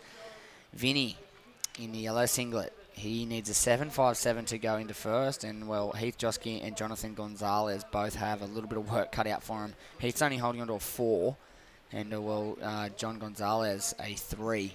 So, I mean, you'd like to think those two competitors are going to replace that as their lowest score even, let alone their top score. Yeah. But, mate, look at the time. There's only 8 minutes remaining. Jonathan Gonzalez has first priority, so he's probably going to sit and play the waiting game for the next set. Heath Josky at the other end of the scale, he's got 4 priority, so you'd think he's going to stay busy on the inside. Yeah, I don't know. Dangerous game being first priority in Johnson's position. Like, you got 8 minutes to go, waiting for a set. If it doesn't come for 5 minutes and you get it, you got 2 minutes to grab your next score, and you're not going to get it in 1. That's right. You know, you need a 7.23, sure, but by the time you get that, set wave has, red and yellow bettered their smaller scores. Their backups, yeah. Because they've only got, like yellow's only got a 4.23. If he gets a 6 right now, that score goes up 1.8 points, and then all of a sudden, Jonathan Gonzalez needs a 9 something. So, 2 waves is what both Heath and Jonathan Gonzalez will be looking at. It's a matter of something marching on through. Yeah, well, mate, that priority system now rolling, 4-man priority system rolling through all of those QS 1000s that you've been a part of and spoken to a lot of competitors, and for the first time they've had to compete under the priority system from round 1. Some of them does their head in, other surfers really enjoy it, you know what I mean, because it gets rid of the scrap and the paddle battle in the heat, but like you said, it puts that added pressure. If you've got first priority, all of a sudden you've got to start making bigger decisions. I'm a fan despite coming unstuck by it quite a few times. So, like, I surfed 12, I counted 12 or 13 heats last month in these QS 1000 New South Wales Pro Surf Series events. So I surfed 13 heats, and every one of them that I lost, when I eventually lost, was priority error. Every single one. So the 4 events, I lost 4 times, and every single one of them, I had the lead for the first half of the heat. And then the last half of the heat... So it was a priority mistake. I would, instead of holding the priority and holding at least one of the competitors off, I would take a bad wave and then have 2 guys get a score in the last 5 minutes, all 4 times. So they were priority errors, could have won the heat, priority error. So, I mean, it has worked against me, but in saying that, the other 9 heats that I won, or got through, they were all... obviously having the 4-man priority played into my hands on that occasion because I got the best waves. So, well, it's a learning experience because it's a new system coming in. Exactly, yeah, and it can be frustrating. It depends on which way you look at it. When you lose due to it, you look at it going, if that wasn't 4-man priority, I would have known exactly what to do in order to get through that heat because I've surfed my whole life heats without priority. You know what I mean? But it's a matter of surfing these heats and getting that experience. I mean, and that's where your groundings come from, like Merewether Surfboard Club, surfing all those heats as a grommet coming through, and you're in a 4-man scrap, and then all of a sudden you're on the big stage and there's a priority system in place. It's like totally new. Well, last year in Surfest, everyone that I know is aware, as we see Michael February on his 4-scoring wave, takes to the air, like we said, backwards, killer little manoeuvre to finish up on that one. And Black trying to light up that end section there. And, anyway, everyone's sort of aware that I know of about my priority blunder last year. You would have saw that one. So I got 2 interferences in my first heat here at Surfest last year and got escorted out of the water. But, that was just inexperience in terms of the 4-man priority system. I'd surfed 6 heats the day before in the trials to get through. Yeah. Not one of those heats had priority in it. It was all just 4-man scrap. And then I went into the next day... surfing the heat, thinking I was in the same situation when really I'm in a 4-man priority situation. It was also, couldn't hear commentary, couldn't see the markers. Yeah. Well, that's the other thing. Like, there's lines of communication now that need to be in place for that to roll out. Yeah, because we were surfing well and truly to the north up towards Dixon Park, but the event site was still down at Merewether, so the distance, the long distance was both of us that were involved with the interference both couldn't see. Yeah. who had priority. We actually discussed, do you know who has priority before that wave come through, and we both kind of had a guess. In fact, at one point, the person that I got the interference on went to paddle in because he thought he got the interference because we couldn't hit. So it was a very, very weird mix-up, in fact, and it can be hard. It can be hard to know. I mean, a day like this, you can hear, and you're right in front of the setup, and you can see. It's perfectly fine. It works really well. But in some instances, it's very, very difficult, and that's the nature of the beast now. And I think it's good. I like it. I think it's good. Well, mate, Jonathan Gonzalez, he's starting to build a house. 3 and a 3.1. Couple of small scores, still in 4th position, needing a 7.13. As we come down to 3.5 minutes remaining, and we've got Heath Josky still in 3rd. Here he goes, needs a 6.23. Whoa. Big power hack off the top as he lines up this next section. Whoa. I keep saying whoa. Look at that was a really good wave, and he is Devon Sangers that he just went down on that last section.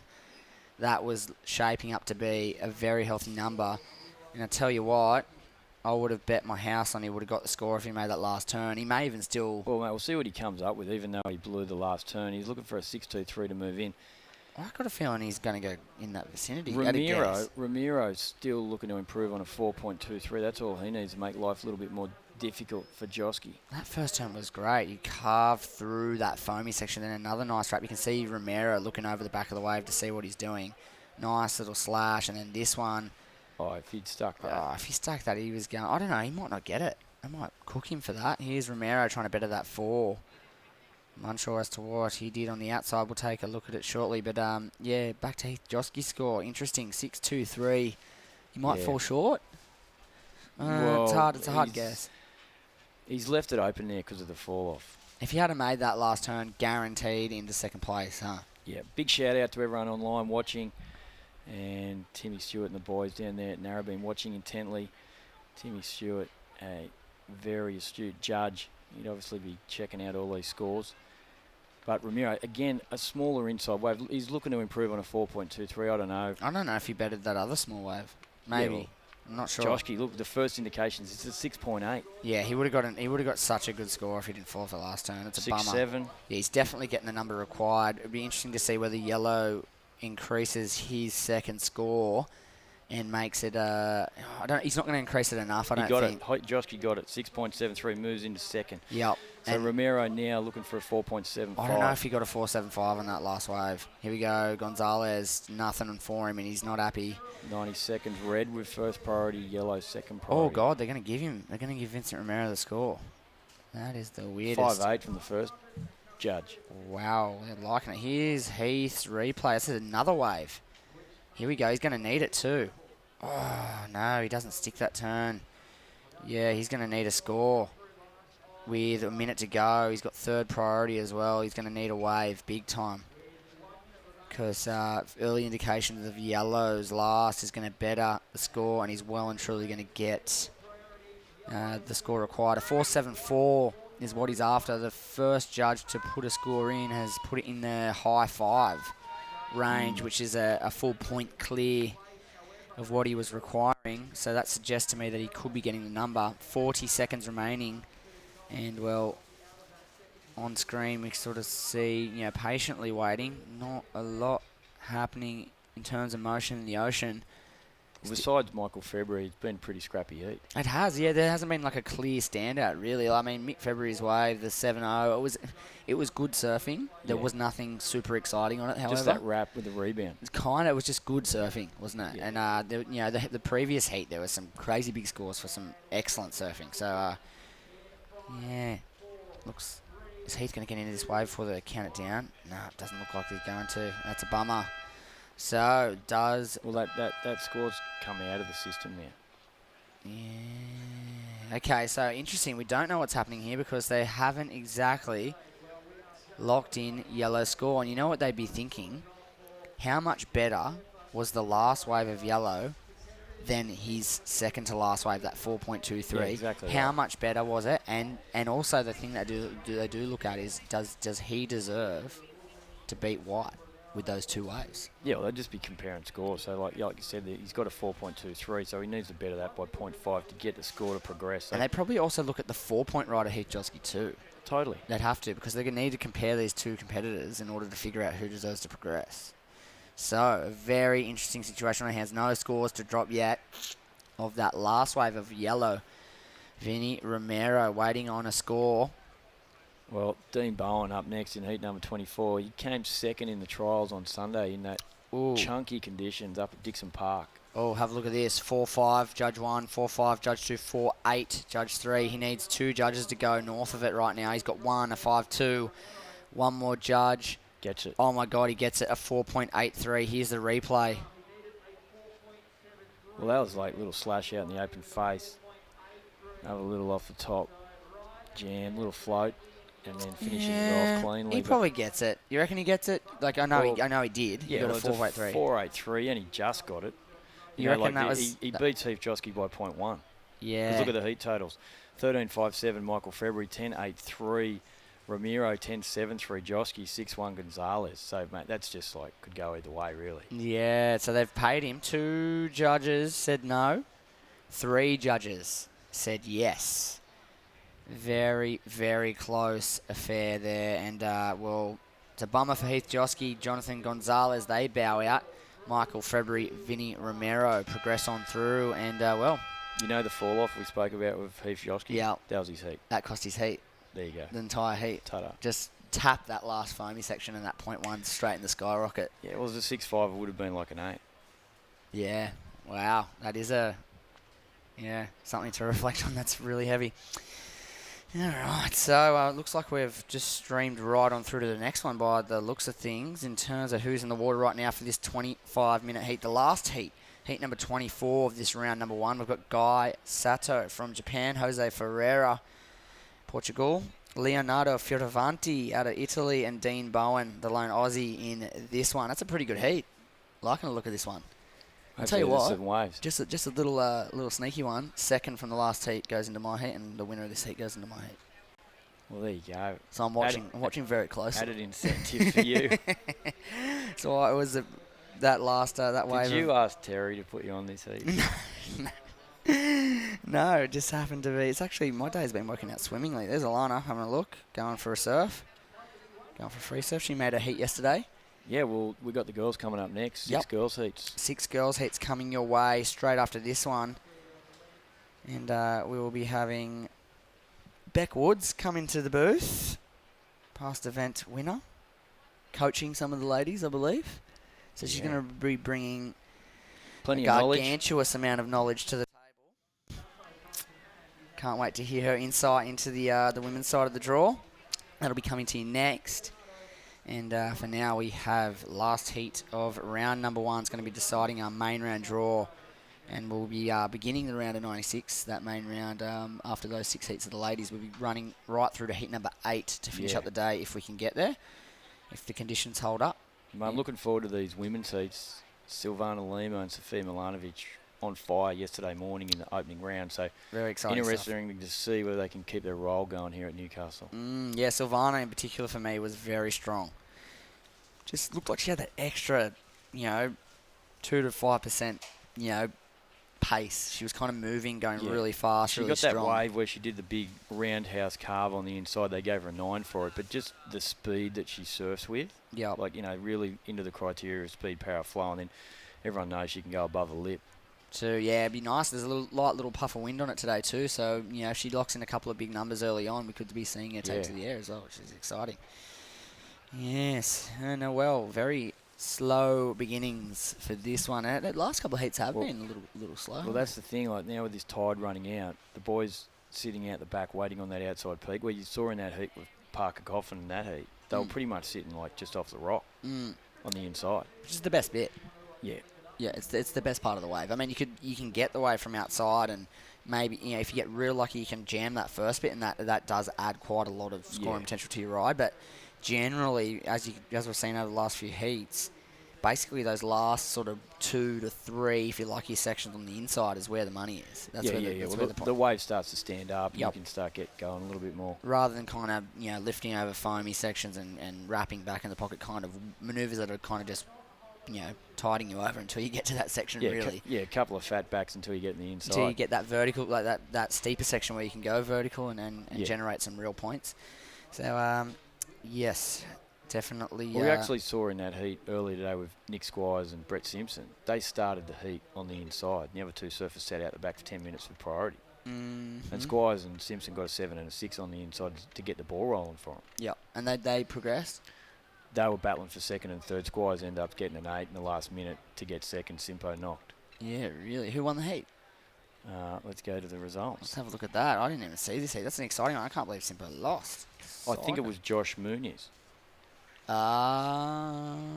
Joshua Muniz. Yeah, he's been surfing really good out here. Both the brothers, Seth and Josh. Seth had a great heat yesterday afternoon. He was one of the last heats of the day. He locked in 2 really big scores. And both those boys, air game is on point, and I think they use that to their advantage. Well, obviously, Seth definitely did yesterday afternoon. And, well, if Josh took out that heat with those 2 big names in it, he must have been going pretty loco out there. Simpo, very seasoned campaigner. Nick Squires, the powerhouse from South Coast. He is such a hard man to surf a heat against. He is gnarly. He's one of those ones you get him and you're just like, this guy's a bulldog and he's going to just growl until he gets through the heat. He's so determined. Someone once said to him, "Who's in your heat?" And he said, "Second, third, and fourth." Yeah, it's a goodie. That's a goodie. I love that call. It's a good one. It's a good one. I learnt that one from Dale Richards. He was infamous for that one. Second, third, and fourth. I know, I'm kind of adopting that attempt. I don't really try to look at who's in my heat these last couple of events. It's kind of like, what's the point? We're just going for a score out of 20. Yeah, exactly. 2 10s is what you're after. 2 10s is the goal, yeah. Forget about everything else. Just throw the dudes in the water with you. Yeah, there's a couple of dudes out there just watching you get good scores. Yeah, that's the idea. And, man, 5.5 gone in this one and zeros across the board. What's the go with the restart here in the 6,000? Halfway mark, I believe. Pretty sure it's 10 minutes in the CT, right? Yeah, there you go. 10 minutes. Yeah, so they've got 4 more minutes before they can grab a wave. Looks like there's a little bit of motion and we'll be avoiding the restart. Here we go. It is white. No. Wow. No takers. I think they might be a little deep. They look like they're pretty far. They're starting to paddle across now. We spoke about that earlier when these guys that don't have much experience at Merewether, big lull, end up getting off the peak. A set comes, they're all too deep. Yeah. Exactly what happened there. Yeah, exactly. They just missed that wave, missed an opportunity. That's where if you're sitting further in, that's where you're jagging points where everyone's sitting and waiting. Well, while we've got this break in the action, let's throw down to Fiona. She'll take us through an interview with our previous heat winner. Hey guys, I'm here with the winner of the last heat, Michael February from South Africa. Michael, you got a couple of good waves out there really early. You had to watch your good mate Davey Van Zyl bow out, just couldn't find any waves. Did that influence your strategy at all? Yeah, for sure. I mean, I watched Davey's heat before, just a little bit, and so I just don't think he got like the best ones in the heat, and kind of the waves are really small, so you kind of have to be on the better ones, and unfortunately for him, he didn't get the good ones, and unfortunately lost. So yeah, I definitely had to just kind of try and be on the best ones, I guess. Yeah. Can I just ask what your main goals are going to be for this year? What are you up to? Oh well, this year I'm finally like in the primes, so I get to start off my year knowing that, which is kind of nice. And I'm just trying to get like a really good seeding. And last year my goal for July was to get into the top 100, and I'm in the top 100 now, and I kind of want to maybe just do like a lot better than that and try and get maybe in the top 40 or something like that. And yeah, hopefully you do well. And just quickly, a lot of the past years, or the last few years, this has actually been called by the surfers Shark Fest. Coming from South Africa, what do you have to say about that? Is it ever on your mind? Yeah, for sure. I saw a couple of dolphins the other day and I got a bit of a fright, but yeah, last year was kind of hectic. I remember in the beginning, I think they saw a couple of sharks and that, but I don't know. I mean, we spend so much time in the ocean, and yeah, South Africa's pretty bad with sharks, I guess, but yeah, I kind of used to it, I guess. Yeah. Okay, good luck in the rest of the event. All right, so Mike February, stoked. He's got some goals. He's swimming with dolphins. He's got plans. He's swimming with dolphins. He's one with the ocean, but no, he sounds like he's on his path. He wanted to make the top 100 at the end of last year to get into the primes, and he's done that. So this year he's getting a good shot at getting into some of the highest ranked events with the highest amount of points on offer, which is going to obviously benefit his cause to get into that top 40-ish mark where he wants to be, and then that's your building block for qualification, really, isn't it? Big time. Great to see him crack that top 100, and just such a stylish surfer. Yeah, for sure. Definitely got one of the most different styles on tour, I'd have to say. There's no one else out there that's surfing like him, that's for sure. Yeah. And it's really, really hard and really rare to see someone that has a style that's that different that doesn't look bad, you know. Usually someone with a really different style looks odd and different and not necessarily good. Stands out in another way. In a better way, in a smooth, flowing, interesting way, I think. I mean, to each their own. Style's a very, subjective thing, but I think as a general rule, he's got a pretty pleasing DI style. So Plenty of flow. Yeah. Hopefully that works in his favour throughout 2016, and he's off to a pretty good start. What's happening in this current heat? Oh, my God. Yeah, where are we at? 15:40. So in 45 seconds, they could restart this thing. But the thing is, that set that came through, the judges may deem that they could have taken off. And then they don't restart the heat. Yeah, we saw that massive blunder in, Trestles last year. It was Owen and Nat Young. And Owen were nappy about him not restarting the heat. They paddled the uppers. They paddled, so far away. Waves were there to be caught, and that was the excuse as to No one why. wanted to give in on the priority at the start of the heat. Yeah, take off. Have at it. Yeah. Anyway, we've got a little bit of a lump here with about 10 seconds before we hit that 10-minute mark, and it looks like... Wow.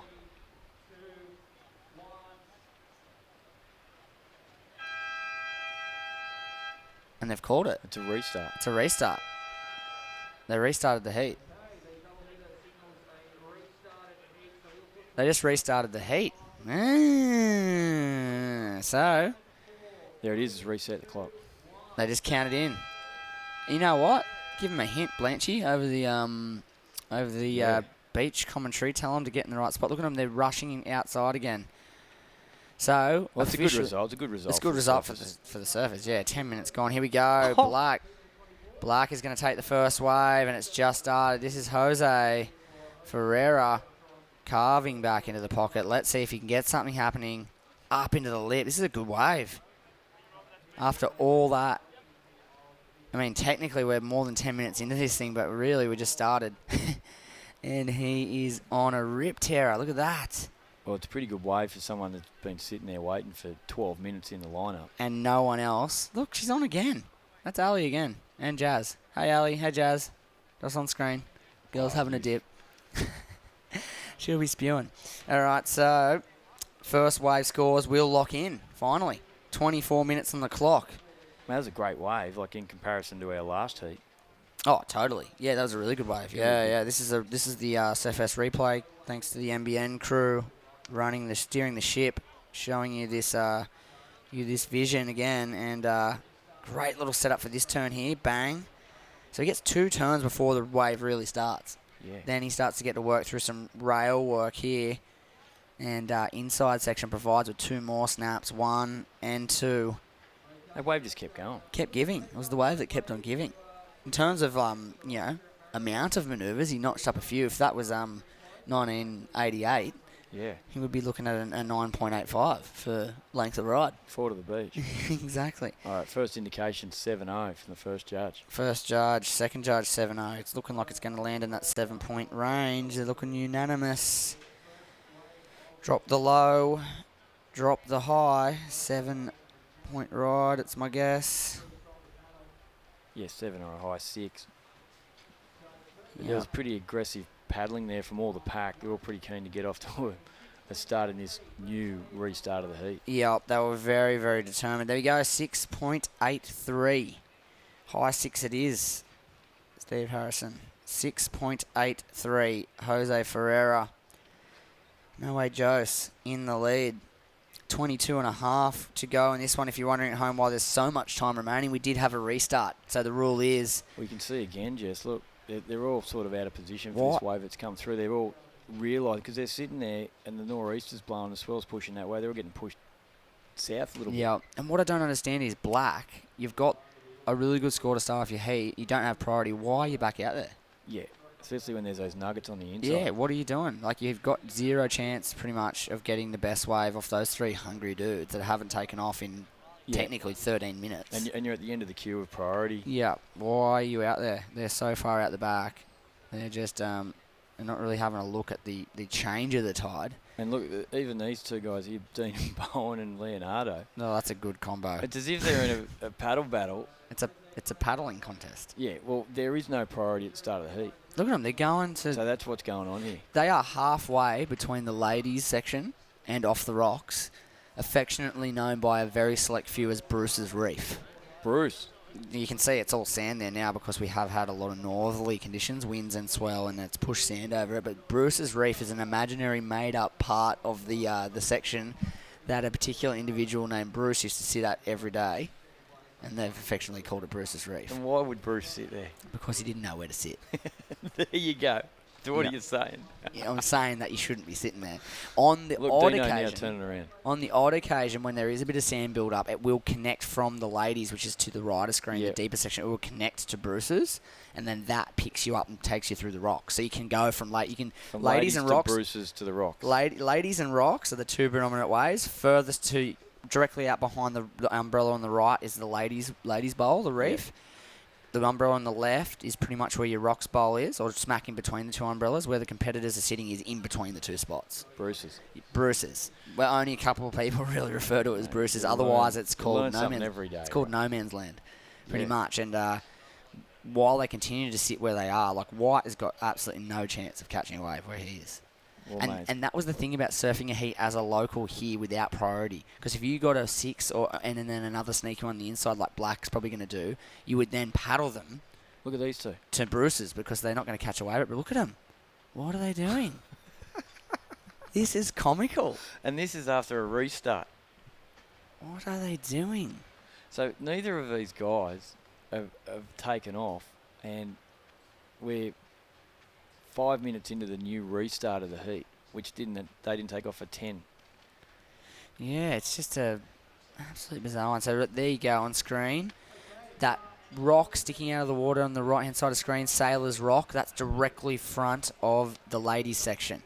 So that is the flat rock shelf there. You can see a little lump coming through. That's at the ladies. It's about to break furthest top right of screen. That's ladies. It's not really looking too good right now. Rocks is about 20 metres to the left and about 50 metres further in than where those competitors are sitting. Yeah. They're real far back. Because there is a bit of sand, they might be able to get a chip shot out the back where they are. Looks like Red Guy Sato is going to just get into this thing. He'll be very deep, but he'll be able to push his way around it with a couple of foam climbs, and he might be able to link up the actual rock section. You know, he can't. Dude, you picked it. Yeah, well, they'll get into position eventually. Here we go. Black, further inside. Might be able to link up in the rocks here. Here we go. Nice little frontside hit. Carves back in the White. And another nice little snap. Looking very loose. And again. And all the way through the inside of the rocks. And finishes up nicely there. So he's got to... What's going on? Well... They're doing this for fun. Jose Ferreira is really using his head here in this heat. You know, like he's got the 6.83, got the opening score. Now he's got a nice little backup. He's going to obviously, sit a little bit wider because he's going to stay clear of these two bulls in the paddock that are going at each other. Yeah. And, Red's going to, at this stage, he could get through this heat with a 2.5 that's about to come through. Because the other it was a 2.5. The other guys aren't going to catch a wave by the looks of things. 18 minutes to go. That means that we've had 7 minutes gone in the heat, plus a 10-minute interval previously for a restart. Well, the other thing is like when you don't take off in that length of time and you cool down a little bit, even though they've been doing plenty of paddling, it'll be interesting to see whether they're still sharp or they fall on their first waves. Whether they're actually warm and the blood's actually flowing through to the feet. Yeah. Yeah, interesting. Here's Black's last. He's keeping us entertained. Snaps out of the top. Stays with the power. Backs off a little bit, but he gets another little nice release of the tail. And again, one more little tap off the foam to finish up this way, but barely keeps breaking. Finishes up there.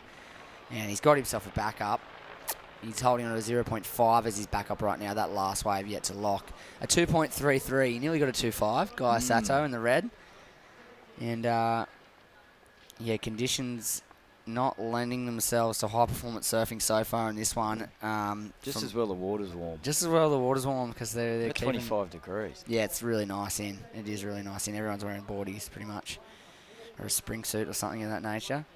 And I reckon Yellow and White are sweating. if anything, right now on a wave. They need a Look wave. at Dino just staying active. He might have realised now he's a little bit deep.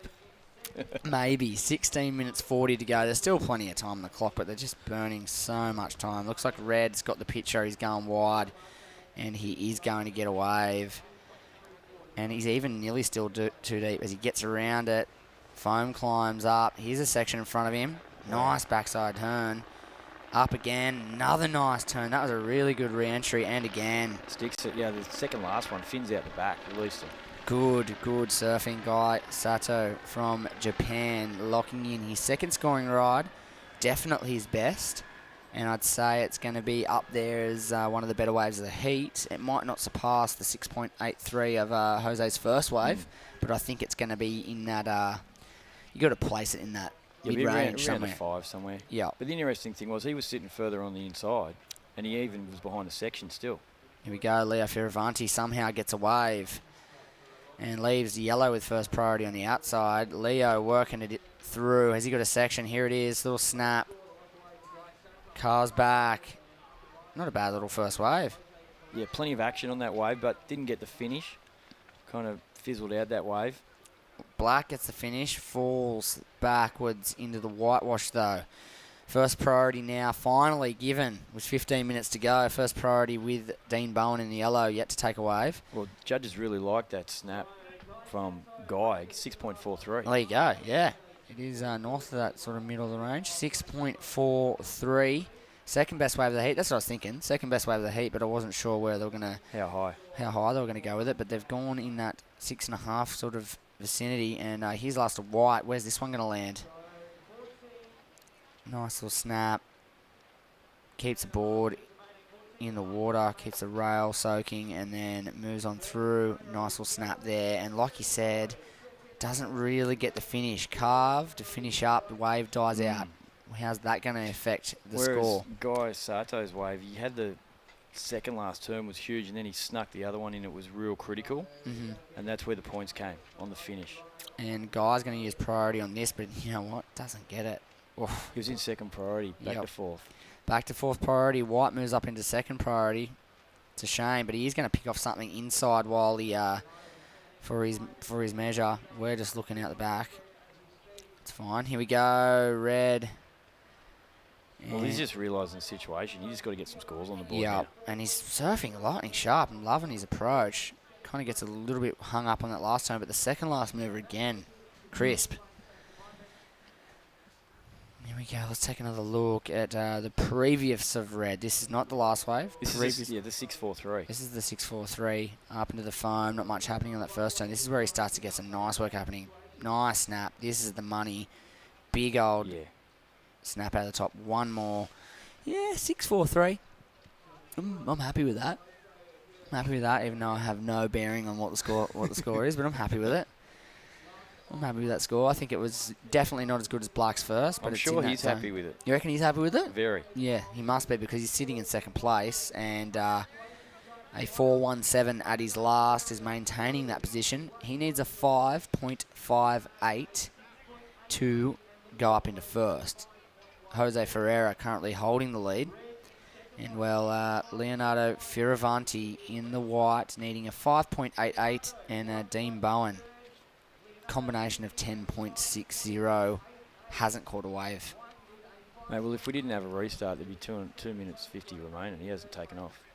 Yeah. 20-something minutes. Yeah. While he's been out there. So, yeah, if there was no heat restart, Dean Bowen would have 2 minutes 45 to get 2 waves. Yeah. That's his reality. But look now, he's sitting further north, probably in the spot. It's pretty much in the spot. He's a little far out, but he's pretty much in the spot. He's in the spot. Or he's in a better spot, that's for sure. He's not at Bruce's anymore. No, he's got priority, so he doesn't have to paddle over to Bruce's and try and sit in the inside. I can't believe those guys are doing that. Look at them. They're in third and fourth because they just paddled around for a bit. It's the wildest. There's heaps of time. 12 minutes. You can win a heat in 12 minutes. I've seen people win a heat in 2 minutes. Especially when there's such a short paddle out here. Yeah, because it's kind of relatively small. You can do some damage in a short period of time. Here we go. Bowen, opening wave with 12 minutes remaining. Good wave too. Big backside hit. Straight up again for 2 turns. Well, 2 good turns. Yeah, they were vertical. vertical turn, strong. White's up. Got such a good technique, Dean Bowen. Does. Live action here. Leo Fioravanti, watch for the last section here. Kicks the tail out. Whoa. No. Holy moly, he nearly made that. Yeah, it looked like he was gone, but then almost stuck it. He was like laying back in the air. It was like an aerial layback. Here's Dino's replay. Up once. Half decent turn. This one's money. Bang. But yeah, wasn't. Yeah. Not going to do much for him, I don't think. It is going to get him out of combo, though. That is for sure. But would you wait 23 minutes for that wave? Interesting. Point. I'm hoping Dean gets onto a couple of good ones in the back part of this heat, though, and gets his name into the mix, because definitely a solid surfer. And not one to mess with, that's for sure. White's replay is going to get loaded up, and we'll take you through this second scoring ride. Leonardo, the Italian stallion, wrapping and carving through. Here we go. This section's okay. I thought he was going to take to the air here. Carves, though. Nice little fan of spray. This is where he goes air layback. Layback aerial. The weirdest. Nearly made it. It's an interesting exit to that turn, but here he goes again. Just on the inside for the realising the situation. He's got to get some scores on the board, but not happening on that one. Yep, kicking out with a little bit of frustration. 10 minutes. 10 minutes to go. So past the halfway mark. And smallish numbers coming through for that last. Not going to come into effect. 5.88 is the reality. Dean Bowen at 4.7. There we go, 4.7. They paid him. Yeah. I think they paid him. 4.7 for Dean Bowen. So this puts it in perspective. Pretty much Leo and Dean in the same boat right here. 4.7s. Leo's a 4.73. Needing slightly less. So Leo needs a 5.88. Dino needs a 5.91. Yeah, they're in it. They're in it. There's not much happening out there. Here we go. White. Small, fat insider. Can he get a little section to play with? Hits off the top. One more coming. Not much. Kicks out. Not happy. Frustration. Not stoked. And not in position for these next couple of sets. Yellow, third priority. Trying to hunt wide away from black. Heat leader. Holding first priority. Jose is going to opt for this one by the looks of things. Here he goes. Letting him have it. Dean's got to let him have it. He's got a nice wall in front of him. He's pushing wide. Nice snap. Big section in front. Lifts up over it and again, and just putting together a pretty nice heat considering. Best way of the heat. You reckon? Yeah. Yeah. Well, he's only going to benefit his cause, isn't he? He's holding down the heat lead. And, well, this is the replay of White's last. Doubtful this will come into play. And a couple of little turns, kicks out. Undesirable section. And he's got to get the ball rolling. 8 minutes, 45 seconds. And according to Steve Harrison, best wave of the heat coming through for black. I'm with ya. Of course I am. It's 7.53. No, I went to say it. You saw the first three scores. I went to say it before it came through. 7.53. This is it. Bigger, outside wave, hunts wide, gets up over the foam. Good turn here. Pushing down the line, little lip line float, and one more. Gets a little more vertical in the last. Confidence oozing from the man as he jumps off. And, well, a 7.53 meets up with a 6.83, gives you 14.36. That is the heat lead. Guy Sato has been quiet for a little while here, and he's going to work this one away on his backhand. And keeping the board moving. Nice, compact style. Big turn coming here. Snaps it. Whoa. Oh, so close to riding out of the foam, but not to be. That was going to be really good if he made that. I mean, potentially could better his 4.17 here.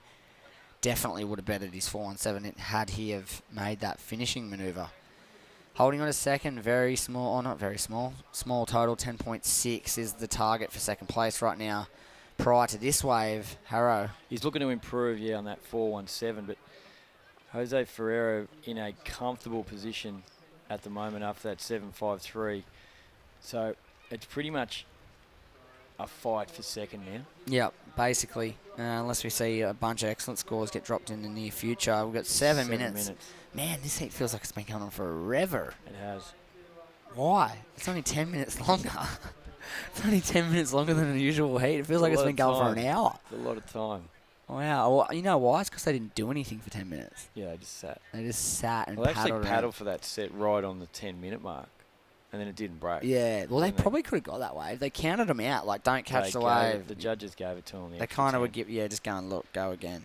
Boys, here we go. Leo, nice and deep. This is a good little position to be in coming into this section here. Nice rail work. And again, nice little slash. This could be one of his better waves. Can he get an ender? Up and into the foam for something half decent. Backside little tap for a bonus. There you go. Well, that's his best wave. Yes, for sure. Dino, could be his best wave too. Look at him line up this inside. There it is. Power. So, interesting little exchange. 3rd and 4th on waves. We'll take a look at them. Guy Sato, 4.33, so he only just betters his 4.17, but it's made life a little bit more difficult. Leonardo looking for a 6.04, Dino a 6.07. Mate, I reckon Leonardo gets it. He's going to go close, if not getting it. Here it is. Let's analyse it for everyone at home. This was White's last wave. Floats, soaks that rail, kind of gets a little relaxed in it. That's a more energised turn. Unfortunately, backs off a bit, but he does get the 1-2 combo, right, left. You 5 something? Yeah, if I'm thinking Jose Ferreira 7.53, he's so far from that. Yeah, maybe he just falls short. But then they give a 4.33 to Guy Sato and he falls on his last wave. On his last turn, yeah. Actually, you know what? Looking at that, it's a full point. Here's Dino's full replay. It's a full point better. Here we go. Yellow's last. Is it better than White's last? Slow start, but he's throwing a bit of water. Nice vertical hit there, and then this one's pretty nice too. Yeah. Well, he's got turns in the pocket. Yeah, it's interesting. Maybe Yellow's is worth more. Yeah, it's first indication for Leonardo, 5.2 and a 5.2. Yeah, I was thinking mid-5, but I was a bit scared to call. You said 5? 5 something, yeah. 5.37. Short. Dean Bowen, however, 6.23. Like you said, in the pocket. He nabs the score. Second place. Got it. Last person to take off by a long shot. And, Black had priority here. He's the heat leader, so he opts to take this one. He holds off 2nd and 4th there. And stays with it after getting a little caught in that turn. Tries to kick the tail out, not having a high success rate with the fins free attempt. Nonetheless, holding the lead. White snapping out of the top. He's going to have to get real busy here, and not a lot on offer. Just a nice tail high sort of floating maneuver. Guy Sato's looking for a score now. What's he got? Whoa, that was nice. Holy bonus. Yeah, okay. He's looking to improve on a 4.33, but he's needing a 4.5. He's only needing a 4.5. Well, he's definitely got that in my opinion. Black's replay up into the foam. This one's not going to count for those playing. Gets a little caught here. Realises he's got to go bonko, but not the ideal section for that particular manoeuvre choice. Out of that one. 14.36 total, however, holding the lead. 3.5 to go. Looking pretty comfy. Good that it started breaking, but are we going to have another 10-minute lull? Yeah, I know. Is it going to stop? Well, right now it's going to be very interesting. I'm calling the 4.5 as achieved last of red. I'm thinking he's going to go back up into second from third. We'll wait for that score to lock and drop in. This is White's last attempt, needing 5.54. You liked this last turn. Yeah. Snap there, little float. This thing's impressive for the section. Boom. Looks pretty cool. 5.54. Yeah, no. Smaller insider. Not as good as his 5.4 on his last, I don't think. Yeah, you're right. Not getting it. Oh, that's my guess. It's a massive guess. Just depends if they get excited on the last turn. Yeah, last turn was cool. Section was average as all hell, and he kind of turned it into something really good. Look at Guy Sato. Told ya. Well, I was well and truly lower than what they're going to give him, but it was really good surfing. But Guy Sato's well and truly going to go into second place. 5.07 for White, Leonardo. Could he even take the lead, Guy Sato? Nah, not quite. Here we go. Yellow. Whoa. Strong backside hit. Let's see what this wave does. Jeez, he's looking good, isn't he? He needs 7.53 now. Whoa. And another one. Jeez. He's looking really good. Yeah. I think. There we go. 7.33. Guy Sato not quite enough. He needed another 0.6 to go into first. A 7.93 would have got him the lead, but a 7.33 puts his total up into that 13 mark, so 13.76. Plays 10.93, 10.47. That means white needs an 8.36 and yellow 7.53. Yellow's got a score to drop. Here goes Dino. Or was that 5.3?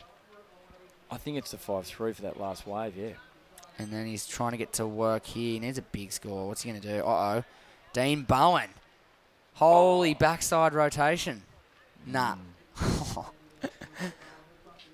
In the nicest way possible, least likely person on tour to do a backside air reverse. Yeah. And he just nearly stomped a pretty cool one. He's all rail game, Dean He's all Bowen, rail game and huge tubes. And charging massive waves. Yeah, he's an absolute monster in the tube. In saying that, that was as good as anyone backside. Well, if he had nearly made it. He nearly landed it, which, you'd say he would have had to have almost got the score. Yeah, so like a soft, pretty weird backside turn. Then he gets a nice little fan of spray off that one. Realises he's got to go big. Perfect little section launch.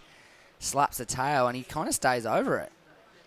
If that end little bit wasn't so sandy and weird, he might have pushed himself up out of the foam, I reckon. But judges really paying those manoeuvres. Too, yeah. If you're throwing it out to the flats, they're liking it. Here we go. Black, heat leader, bigger wave, boom. He's throwing that tail high. Yeah, he's really pushing it in these last couple of waves. Yeah, well, he knows, he's holding on to a couple of good scores. 7.53, 6.83. He needs to do something. Here we go. Leo's opportunity. Whoa. 8.36 needed. Big carving turn. Another nice nut. This is a good wave. Oh. Look, got to go nuts here. Doesn't, but snaps it, but he's happy. He thinks he got it. No, he threw his back out with that claim. 8.36 to go from fourth. The heat is over. You know what I would have loved to have seen? Him do one of those. He's so good at it too. Snap that last bit and throw that tail around, or do something like pretty nuts. Because you know what they would have done if he had went nuts in that last section? Paid him. They would have got the checkbook out and went, here's your 8. Here it is. Mate, it's a good. It's 4 solid turns. 1. That's a good turn. This is a good turn. And another sort of nice turn. And an okay turn to finish. And a very enthusiastic claim. You'd have, like, the high judge has got to go like close to a 9 when you're thinking about the spread of the judges. Oh, they're doing it. Watch him drop it. Wow, a 9.5, a 9.5, and an 8.5, 9.7. Mate, he's going to get it. They're nearly giving that a 10, one of those guys. Wow, 9.17. He goes to the lead. Is he serious? That is unbelievable. He wins the heat. Jose Ferrero second, 14.36. Leonardo, 14.57. Guy Sato back to third, 13.76. And Dean Bowen, fourth. Oh, I'll tell you who's Devon Sanger's. Guy Sato. He had a really good heat. Really, really good heat. Unfortunately, slips back into third. Anyway, that's how the cookie crumbled unofficially. Looks like Leo, takes that one out, and Jose goes on through to the next round. That was the last heat of the opening round of the men's. Next, we're going to take you into round 2 of the ladies. So stay with us right after this commercial break.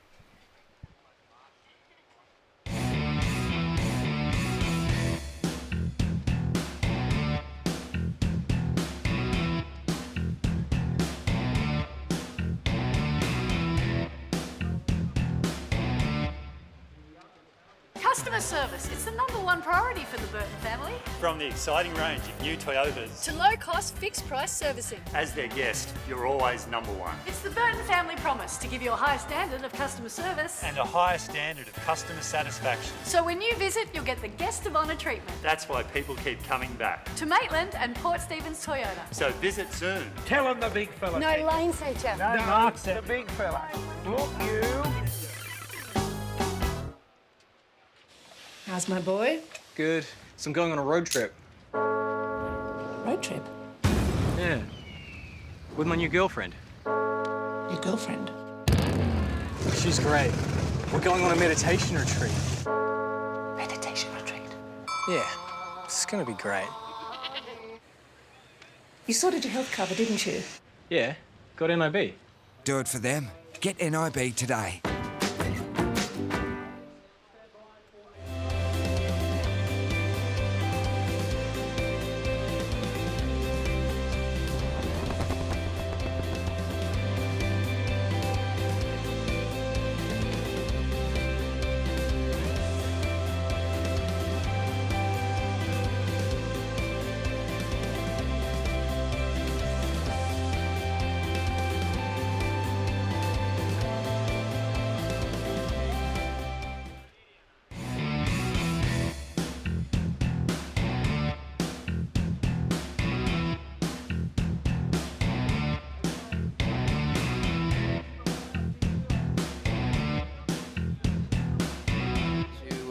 the Taggart's Women's Pro, and joining me in the commentary booth here is a former winner of Surfest. A very good afternoon to Beck Woods. Thanks Terry. Thanks for having me. It's Alwa- nice to be here. Always good to come back to Newey, eh? Oh, always. Yes, it's a very, very favourite location of mine, and just up the road from where I grew up. So. Yeah, that's right. Yep.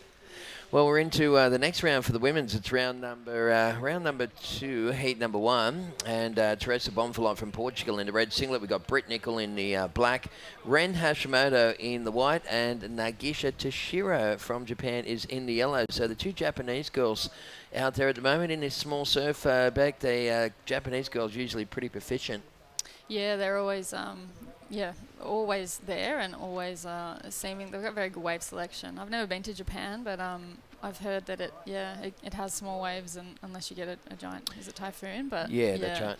That you've got to watch them. You've always got to be on your game. Yeah, that's right. It seems like there's a big influx of girls coming out of there too, so it's great to see. Yeah, very good, and they're always little pocket rockets. So as you said, very proficient in the small stuff. In saying that, Britt Nickel, what can you tell us about Brittany? Britt has been doing the QS for a few years, and she's from up Cabarita Beach, and she is an awesome girl. Actually, I spent a bit of time with her family over the years, and she's had some strong results on the QS over the years, and making quarters and round of 12. It'd be great to see her crack a few more of those heats, this is an ideal heat for Britt to be out there. And as we see Britt up and riding, Speak of the Devil with a nice carving opening turn there, and nice wrap back there. So she's off and away. Well, that's a nice way to start off her campaign there for Brittany Nickel from Australia. And the fourth and final of our competitors in this first heat, round number 2, is, of course, Teresa Bonfilot from Portugal. She's in the red singlet, but right now this is Nagisha Toshiro.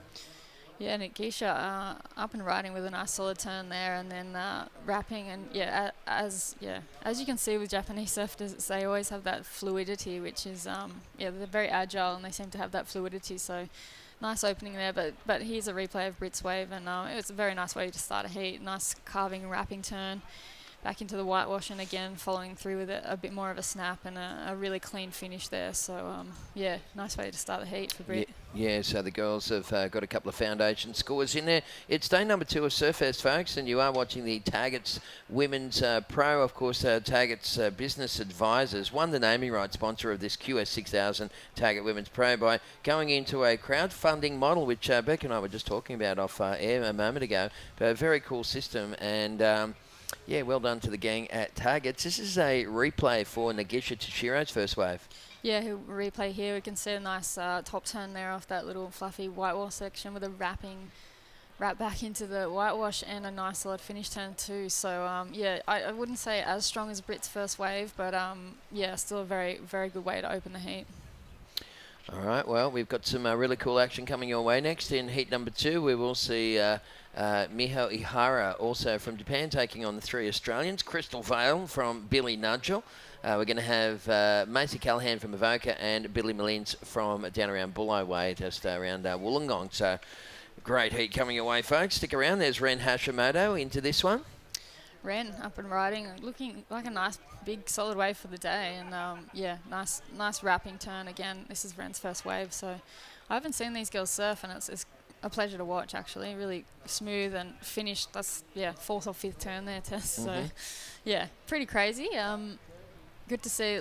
Slowly scores trickling in for Brittany's second wave, but this is a replay of her third wave, I believe, with a bit slower wraps there, and she finds the section there to connect with, but unfortunately comes unstuck on the shore there. Just taking a tumble right at the end.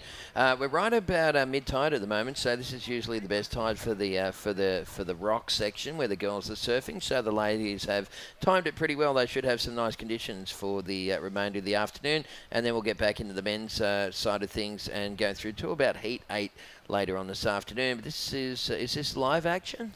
I think this might be the replay of Ren's wave that just happened.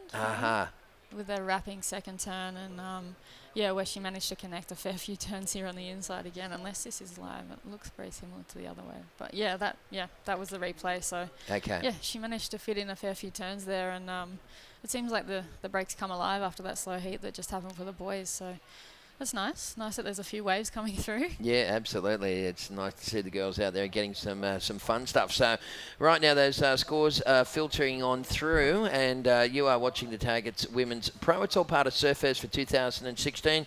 And thank you very much to the gang at Taggart Business Advisors.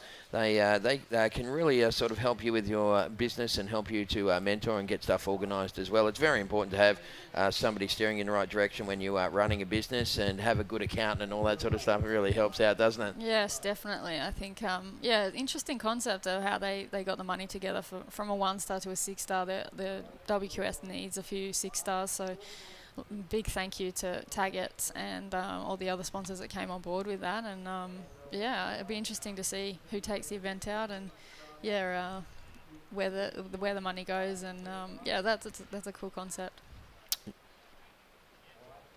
All right, well, we've just got a little break in the action here at the moment. While we have nothing happening, let's throw down to Fiona. She's going to talk to the winner of the previous heat, so take it away. So I'm down here with the winner of that very exciting last heat, Leonardo Fioravanti of Italy. Leonardo, you were coming fourth until, the last 10 seconds there, and you grabbed a 9.17. Yeah, I was so lucky. Then the heat, that wave just... I was second priority, and then Black caught the wave before, which was a closeout, and just looked at the back, and it was such a good wave. I was like, wow, is this really happening? And I just tried to breathe, calm down, and just surf the wave the way I know how to surf. And the wave was so good itself that it ended up being a 9-point ride. I believe you missed the event last year as you broke your back surfing pipe in January? Yeah, last year was a really big roller coaster for me. For the first 6 months, I didn't surf because I fractured a vertebrae pipeline. So I was out for 6 months, and it was hard, but, things happen for a reason, and now I'm back here to compete the whole year, and I'm here to qualify. And would you like to say anything to the guys back home in Italy? Yes. Ciao a tutti, voglio bene, ciao Papo, ciao Tato, e Forza Italia. Well done, Leonardo. Back to you guys. Thank you, and bellissimo. Ah. That is very good. Great to see that Leonardo's back in fine form. He was coming through as a junior, and he was just absolutely nailing it that year off last year. Well, he looks fitter than ever at the moment. And I'll tell you what, this young lady looking pretty fit at the moment as well. That is Britt Nicol, just giving that a bit of a belt. Brittany is in the lead with a 6.5 and a 3.5. Ren Hashimoto's first wave was a 6.33. This is the second one, Beck. Yeah, second one, nice wrapping opening turn. She seems like she's got great wave selection here again for this second wave. Nice carving turn, and unfortunately just bogging a little bit on that for a finish. So would have been nice if she finished that one a bit stronger. But yeah, interesting Italian story there. Is he the first Italian to emerge, or has there been a few others? I think he's probably at the forefront, that's for sure, and he did really well in a couple of the Grom Search contests and stuff as well. He was like a real standout. Yeah. But interesting accent as well too. It's kind of like got a bit of American, bit of Italian in Yeah, there, a little bit of Australian. It's a crazy little mix. Yeah, his English is very good. But looks like Ren's second wave has come through as a 4.0. Here's a replay. Again, nice wrapping carve and a solid second turn here. But yeah, just timing-wise here, and this can happen out at Merewether, that it looks like it's going to come at you, the wave, and then all of a sudden it backs off, and it can be very frustrating. So unfortunately for Ren, not connecting on that third turn, but getting a 4. So solid lead for Ren right now. Yeah, she's sitting in first position as we go back to a bit of live action off the rocks here at Merewether. You're watching Surfest 2016. This is the Taggart's Women's Pro, and Ren Hashimoto from Japan. They're trying to replace the 4.0 on her second best wave. Britt Nicol in second, needing less than 4 to take the lead. Nagisha Toshiro from Japan is in third, a 5.01 to go to second, and Teresa Bonvalot chasing a 5.41. This is a bit of a replay for this last wave here for Ren Hashimoto. Take us through it, Beck. Yeah, we see a nice opening carve there for Ren, and she doesn't go that second section, but manages to belt one on the shore there. So she's keeping really busy, Ren, and I think that one of the main things that you notice on this wave, it seems like a lot of the people who are staying busy, they seem to be getting the lead early and then trying to run with that, and then being a bit more selective towards the end. So yeah, we see beautiful Newcastle and the shots there in the foreground. It is it's a very hot day down here today, and yeah, the ocean's very beautiful. And I think, yeah, every year that you come here, it seems to serve it up on a beautiful platter for you. It does. Well, you get a bit of everything, don't you? I mean, people used to ring me in the old days and say, Tez, I'm coming up to Surfest. What board should I bring? I go, bring them all. Yeah. You know, because you get the small hot day, you get the big windy day, the massive surf day. You always get a little bit of everything at Surfest. Yeah, so true. I remember one year we were down here and like a 6 to 8 foot big giant suddenly blew in, and yeah, you had to have your step up or you were gone. You couldn't get out the back. So yeah, it's always throwing something at you. We've seen Ren's third wave drop through here, and it's a 5.6. So yeah, she's kind of running away with a bit of a lead here with Britt only needing a 5.43. Nagisa Tashiro, sorry for my accent. I need to work on that. No, that's good. Yeah, only needing a 5, and she did start well with that 5.0, but she's gone a bit quiet and a little bit deep on the peak, I think. So again, Ran is just staying super busy. Nice opening hack there. Mistimed it. Maybe just trying to push it a little too far. We got the two Japanese girls in this heat at the moment. We were speaking the other day with the boys regarding the Brazilians, like years ago when we first saw Flavio Paterats and Fabio Gavot turn up. We had a little giggle and said, you know, one day we might have a Brazilian world champion. Can you see anywhere a possibility for a Japanese women's world champion in the future? I would definitely never say never. I think, yeah, there's been more exposure for the women over there to embrace surfing. When I came through, there was only maybe 1 or 2, but now there's a whole bunch of them coming through. So yeah, the more it's kind of infiltrated into the market, I think they'll be one to watch. I remember Mizuki Hagawara was one of the girls from my generation, and yeah, she was all over it. Yeah, she was aggressive, and you have to watch her, especially in the hassling days. So yeah, I'm sure there's a new charge coming through, and yeah, it'd be great to see. Well, they're generally speaking, they're very fit and dedicated kind of people, aren't they? So they're hard-working. They're very dedicated to whatever they put their mind to. And there's a couple of Nova Coastans just enjoying the sunshine. It is coming off the back of summer here, just getting towards the end of summer, I guess. Daylight saving will be finishing in the next month. But right now, temperatures probably in the high 20s, low 30s. Not too sure what that equates to over there in Fahrenheit, probably 400 or 500 degrees or something like that, but it's a damn hot day here in Newcastle, that's for sure. Yeah, it's interesting stuff, isn't it, with the Japanese coming on through women's surfing and really it's really sort of rattling some cages. It's good times. Yeah, I think these first this second round, with we've got 6 heats. I'm looking at it, and they're fairly stacked. When you look at some of the heats, I'm like, oh, okay, this is round of 72, and yeah, I wouldn't want to be in any of those heats right now. Here's Britt up and riding. Nice solid opening turn. Throws the tail a bit there, and yeah, looking to connect here for the third turn. So that's a solid score there for Britt. Nice surfing and very well rounded.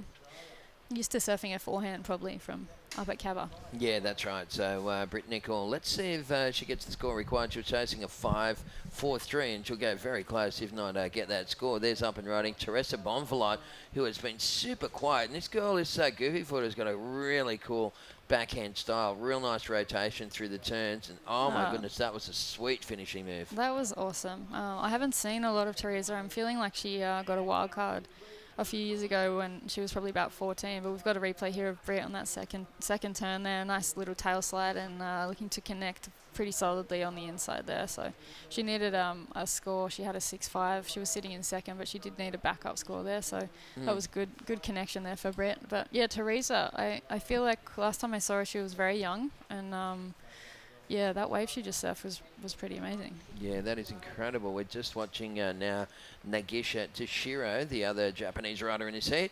Teresa Bonvalot, well, she's got a pretty good score coming through for her wave number 2. And this is going to really tighten stuff up here. If Yellow can stomp that last manoeuvre, she just can't ride out of it there for Nagisa. But we'll just wait for those scores to come on through from that last exchange. This is a replay for Teresa Bonvalot and the Portuguese goofy footer. That's a nice one, but watch this last manoeuvre here. So I think it's coming after this one. And you've got to be thinking, that was a sweet little hit at the end, wasn't it? Yeah. Really well timed. Speed, power and flow, and really are connecting well there. We've got this is another wave for Ren. She's been, yeah, that's her fourth or fifth wave there. So yeah, Teresa seems like she's found the spot a little bit more. She was a bit quiet at the start of the heat, and same as Nagisa. So this is a replay here of Nagisa. Yeah, unfortunately a little bit lumpy and bumpy at the start there, and a little bit high tide. But yeah, I think she connected well there, and unfortunately she did come unstuck here. Nearly stomped it, nearly had it down, but. You could see her just winding the windows up as she wasn't really quite balanced over the board. So that score's starting to come on through. Britt Nicol is holding the lead with a 6-5 and a 7-5, but we do have some scores that need to load up for Ren Hashimoto, actually for red, white and yellow, so we'll get those scores through and give the update. Just under 5 minutes remaining, folks. Coming up in heat number 2 of the round of 72, Miho Ihara will take on Crystal Vale, Macy Callahan and Billy Malin. So that's another real tough heat coming your way. Last night we had the launch, of course, of awarding the names of the 71 surfers to the 71 companies that contributed towards this fine competition. The company that I work with, Surf Dive and Fish, we got Ella Williams, so we're really stoked. She's a really great powerhouse, New Zealand powerhouse. And it was funny that Sally Fitz was there, and she goes, "You've almost made it." She was talking to everyone in public, and she said, "You've almost made it like horse racing." You know? She said, "Not that we're horses." Betting on the horses. It was funny. So we do have someone to follow now, and it's a very cool concept. Yeah.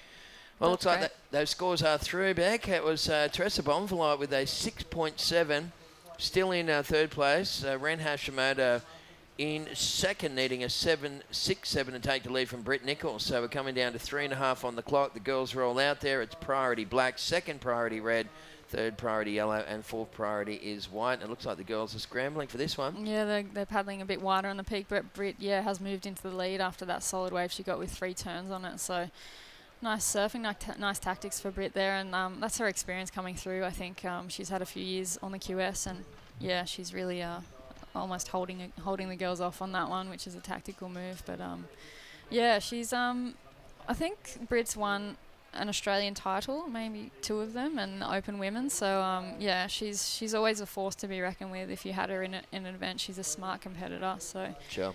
Yeah, I think with a 7.5 and a 6.5, it's not a bad heat total. I'm sure she's looking for something to better that 6.5 just to solidify the lead a bit more as we see her up and riding. Yeah, well, that's a little sneaky one on the inside without the priority. Lovely little finishing move there. Couldn't quite ride down and out of it. So 2.5 minutes left on the clock. The gap between men and women surfing is clearly getting smaller and smaller, and it has done year by year for about the last 10 years.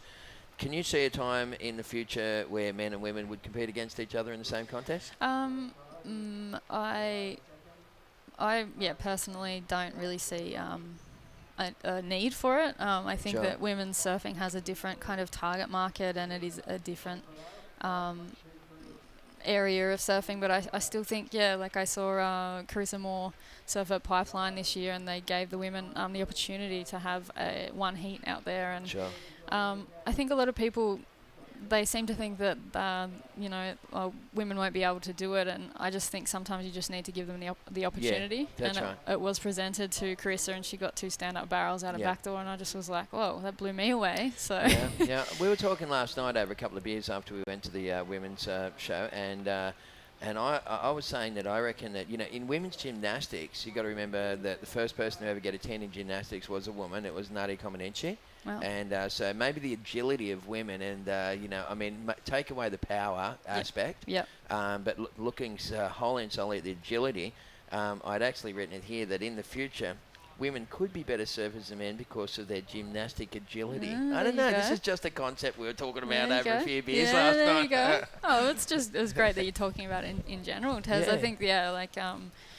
with the equipment and with the amount of exposure and just girls getting more experience out there in the world, and women, it's just, leaps and bounds. And every time I see a young, there's a few, 6, 9-year-olds, and like Josh Kerr's daughter. And we got Sabre Norris around here. And Sabre. Incredible. I've seen, and Justin used to be an Olympic swimmer. Sure. Didn't he? Yeah, so, I've seen footage of these girls, and I'm like, it's just, getting in young and learning all your little neural pathways very young. And, they're quite incredible to watch. So I think the future will be it will be exciting. It will be exciting, really and cool. put into that mix there too, Beck, as we come down to the last 20 seconds here. It's Britt Nicol in the lead and Ren Hashimoto in second. Teresa Bonflight needing a 5.23, Negation needs a 6.93, but the Ocean looking pretty flat there with about 10 seconds to go. Put into that mix the Kelly Slater wave pool, and thinking that, so now you're taking big waves out of it and you're standardising the waves. Yep. And I would think that I would like to see in my lifetime a wave pool event with some of the best men and women surfers surfing against each other on a standard platform like a Kelly Slater wave pool. Yeah, I think for sure that would be exciting and it would be interesting. And yeah, I think sometimes you do get a little bit intimidated surfing against men because it can be quite aggressive and yeah, there's a bit of the testosterone that goes on, and it's a bit of I think we're going to go to a break, but it can be a bit intimidating. Yeah, so. sure. Well, put the priority system in there, give us the wave pool, and who knows what the There you future go. holds. Never know. All right, well, we're talking with Beck Wood, of course, former winner of Surfest, and we're going to be back with more action on the other side of this break, so stick around here at Surfest.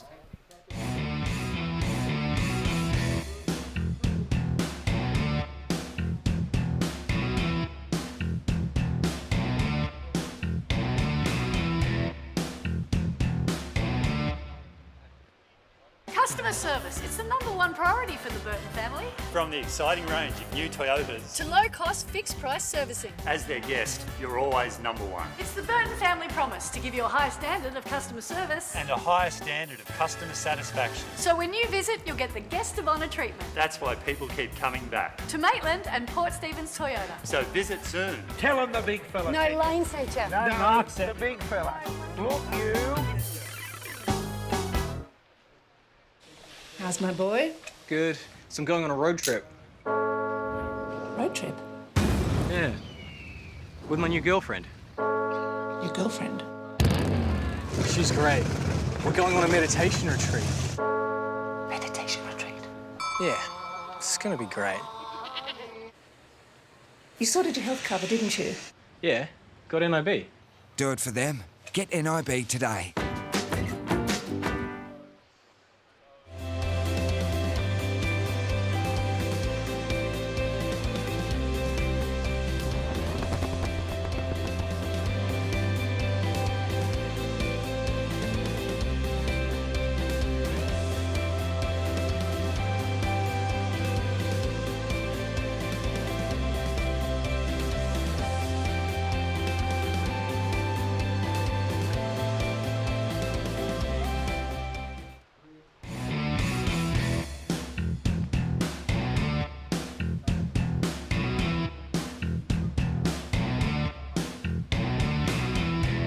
Back to Newcastle, Merewether Beach, in fact.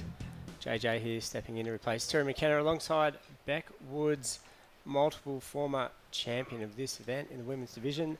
Great to have you in here helping with the call. Beck, we're up to heat 2 of round 2 of the women's and in the water. Right now, there they are on screen. Krista Vale, Australian surfer, she's out there in the black. Macy Callahan in the white paddling for this one. Another Aussie, of course, and Miho Ihara from Japan in the red, streaking on the outside there, ducking under this one, and Billy Mullins from Australia, south of Sydney, also out there. So 3 Aussies versus the Japanese surfer Miho. Yep. And a few waves. Billy has had one, and she's out there in the yellow. She's got a 5.27 already under her belt. Yeah, I'd love to see a replay of that one. See how I haven't seen Billy surf, and I've been looking forward to watching a few of these young girls coming through. Macy's from over the hill of where I grew up at Avoca Beach, and I've seen her from a young age, and she's a powerhouse to be reckoned with in the future. So I'm stoked to be able to see this right now. And solid opening wrap there, followed by a second one, and looking to connect something on the inside, a little slash there. Fitting turns in sections that shouldn't be done. She's going very strong. So 4 solid turns there for Macy. Interesting to see how they score that because it was halfway out the back, JJ. Yep. So second wave for her. There's Billy, 5.27 for her. She's having a look at this one. So you mentioned Macy, powerhouse of the future. I think she's a powerhouse right now. Yeah. She's had a great run of results, of course. Aussie champ last year. She's had a win here just 3 days ago. She won the junior division. She's on fire. Yep, and a semi-finalist here at Newcastle last year in the QS 1000. Here's a replay now. Yeah, the nice opening slash again. Second connecting turn there, and great combo. 3 solid combo, turns there and a finish solid turn, nice and high. Good double up, arms up action there on the finish. So yeah, she's getting a 7.27 for that score. So yeah, doesn't need to be out the back to get a big score. Yes, She's which is all over it. unfortunate for the other 3 girls. Here we go, another set rolling through. Red's got priority, that's Miho. And doesn't look like she wants it, so Billy swings on the inside. So she had a decent first wave. Let's see what she can do on this one. Billy. Young girl from down around Wollongong area, south of Sydney. Nice. Is Billy doing the junior series as well? She has. She's been competing for a few years on and off, and I've met her a couple of times at a couple of the Billabong camps that they've had, and seen her over in Western Australia at a couple of events. Okay, so have to wave through from round of 84, so she's done well, already made a heat, and yeah, we see a replay here. Nice opening wrap here, just a little bit, I think. Oh, is this live? Is this her second wave, or? That's a replay there, so still scores coming through. See Macy jump off in the shore. She's, I think it's something around about, under a 3 for Billy's second wave, and 2.67 for Crystal. There it is, 2.4. There we go. Yeah, unfortunately, just a bit of a missed time there, but she does have the 5.27, which is a great way to start a heat. We see a replay here of the last wave of Macy's that we just missed. Yeah, and just tagging that little bit of whitewash there. So it's not another good score, I reckon, by the looks of it for Macy. And Fiona's waiting down with the winner of the last heat, I'm guessing. Who we got, Fiona? I'm here with Brittany Nicol, winner of the last heat. Britt, it's your first heat of the event, I believe. How do you feel to get the win? Yeah, good to get a win. Yeah, I haven't competed in a long time other than Burleigh and Cabarita. I've been out of the water for quite a while, so to get a heat win means a lot to me. Yeah, it's good. How are you feeling about Surfest being back to a QS 6000? Yeah, Surfest being a 6000 again, it makes such a difference for us girls, especially in Australia, to have that strong Australian leg before going overseas, and, especially with funding, there's a lot of girls that can't afford to go overseas. To have 2 6 stars in Australia is just amazing. Yeah, it's definitely good for us. What is your plan just for the rest of the month? The rest of the month, I'll continue to compete here and then down to Manly for the 6 star down there, and then head home for about 3 months, work and train and continue to do the thing at home, and then head over to Mexico in June.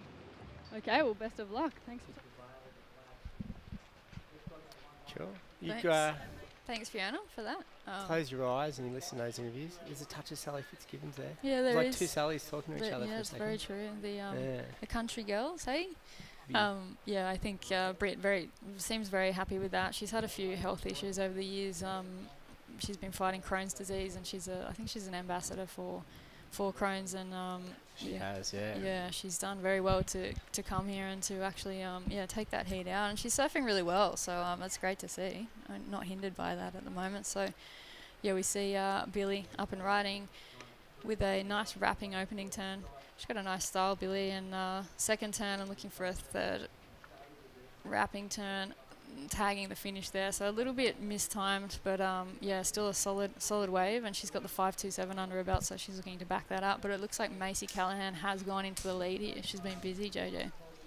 She has. She's not waiting for anyone. She's doing very well. Healthy lead. You mentioned the health stuff, and I learned about that. We're talking about Brittany, that last heat winner. Yep. God, the more I heard about it, the more I realised, she's just doing really well just to be surfing, Yeah. It's a pretty radical situation. So I think a lot of the time, if it's affecting your nutrition intake, if your intestines are kind of not good, it's hard. It's hard to get energy if you're not getting energy from your food. What do you do? So she's done exceptionally well, and she's such a good representative for Crohn's, and wishing her all the best with her health. But yeah, she's surfing very well. It's one of those things when you hear about it, you learn about it, you go, oh, it puts other things in perspective. Makes other things seem a little easier. Yeah, so definitely. I always like to see Brittany doing well just because of that. So, Billy, 5.1. She's looking pretty good at this moment. Coming down almost kind of the halfway there. That was Macy having another look. She's third in line. And Crystal and Miho being patient. Well, they don't really have much choice. There's no waves coming through. Miho's yet to open her account. Spectators down here on the beach. And this place should get pretty... Yep. Philippa Anderson, one of the competitors and the local girls here. But yeah, I think watching this, Crystal and Miho, I'm going a bit quiet in this heat. And it's kind of, with waves this small, I don't think that's the greatest tactics right now. They are sitting in first and second priority, so they're probably waiting for the better wave. But you do find if you sit here too long, you do get pushed out of position with that current that tends to pull you away and off the reef. So hopefully Miho and Crystal can get a little bit more busy, and a set will come to them. Philippa Anderson won this event. Yes, she knocked me out, actually. Oh, she knocked you out? Yeah, she knocked me out in the quarters that year, and I was like, who's this little grommet? Hey? And then three's enough, Beck. You got 4 titles. Yeah, she was probably looking at you going, God, she's won it 3 times. It's my home rate. She got a barrel, actually. And it wasn't even barreling, and she got a barrel and got a 9.5. And I was like, okay, well, Philippa Anderson, she is a force to be reckoned with as well. I saw her surfing as a 15-year-old and throwing fins. Yep. Yeah. She's still doing it. I saw her out there yesterday afternoon throwing fins. Yep. Miho, Japan. Oh, she's come off. She waited a while for that. Used priority. And she's come off. So that's not what you want to do. No. I think, just needs to get her feet in the wax a bit more. And a lot more. Yeah, a lot more. Get busy. And she's swinging here on the inside. I think she's realised that now. So she's taking off again. And no, not liking that wave. Tricky waves out here on the little button. That it is with this swell. It kind of it ebbs and flows. We did see a few sets at the start of the heat, and I think Macy and Billy, obviously they've been competing a lot and in the last few months, and you can see they're hungry. They're on anything that moves, and they're building scores and they're building a heat right now. So Crystal needing a 7.7 and Miho needing a 9.37, and there's only 8 minutes remaining, so it's amazing how quickly heats go. I think as soon as you're out there, you've got to be really just on it, as we see. All right, Macy swings around. She had second priority, so she nabs this one from the pack. Got to get around the whitewash. Gets it up in the lip. So let's see if she can turn this into something. Got a clean face there. Good little shore break connection. And finishes that one. Is it going to go into top 2? Remains to be seen, but she certainly stopped everyone else from getting anything at all. So, yeah, Miho's one of those girls. She's been out here for a month or more, since January, competing in the other events. Hasn't had the best run. So, round 2, up at Cabarita and Burleigh. So, let's see if her fortunes will change here at Newcastle. Replay now of Macy. Yeah, Macy. You're a Voca girl. Yes, a little bit of a runaway wave at the start there, but really just some nice whipping turns there on the inside, and it was a bigger wave. So I'm curious to see what the judges give that, because that was probably her biggest wave that she's caught. So just to see how they're scoring it. And well, the first score looks better than a 6.5. Depends what the average is. Second score's over a 7, so judge number 1 likes it. Another 6.5, so it looks like it's going to go high. Ooh, just yep, 6.57. Yeah, so rewarded kind of a tiny bit bigger than the other waves, and yeah. Bummer she couldn't get around that first section on the outside. Yeah. She would have been looking 8+. So we see Crystal holding that priority position right now, and Crystal has been quiet. I think she's She was amazing when she was younger, huh? She has been a bit quiet last few years. Yeah, on she the QS scene. Yeah, you give Crystal a wave, like a big wave to surf, and the power hacks come out. So I think she might be waiting for a bigger wave right now, but I don't know if that's the best thing to do. Brighton, Billy Nudgel. Yeah, Billy Nudgel, and yeah, loves the Bruns area. But we see. Yeah, there's no waves around there though. Miho? No, none. In the shore break. Yeah, just a few crappy close-out beach breaks. Yeah, so she works hard, and she's been training really hard, Crystal, and yeah, like I said, if you put her in waves, yeah, she definitely can lay a bit of rail in the water. And we see the replay here of Miho's wave. She did connect well on one turn here. She got into it. It's like she's been towed in. Yeah. That thing hasn't broken yet. She's already clocking up points. Yeah, unfortunately a little bit shaky on the first turn, but really connected well there on that second turn. So, yeah, getting busy, which is what she needed to do. Looking like a 3-5 that might drop for her there. So, yeah, with 5 minutes 40 remaining, it is Macy Callahan with a clear lead. She has been dominating this heat, and yeah, Billy in second needs an 8.57. So yeah, a solid lead for Macy, and yeah, Macy got a second at ISA World Games over in America, and yeah, she's just been on. She's won one of the QSs up at Burleigh, did she? And yep, she's been on a tear. She's won 2 junior events. Yep. One at D-Bar. She's won a WSL event, a QS 1000. Not quite the points of this one here. Yeah.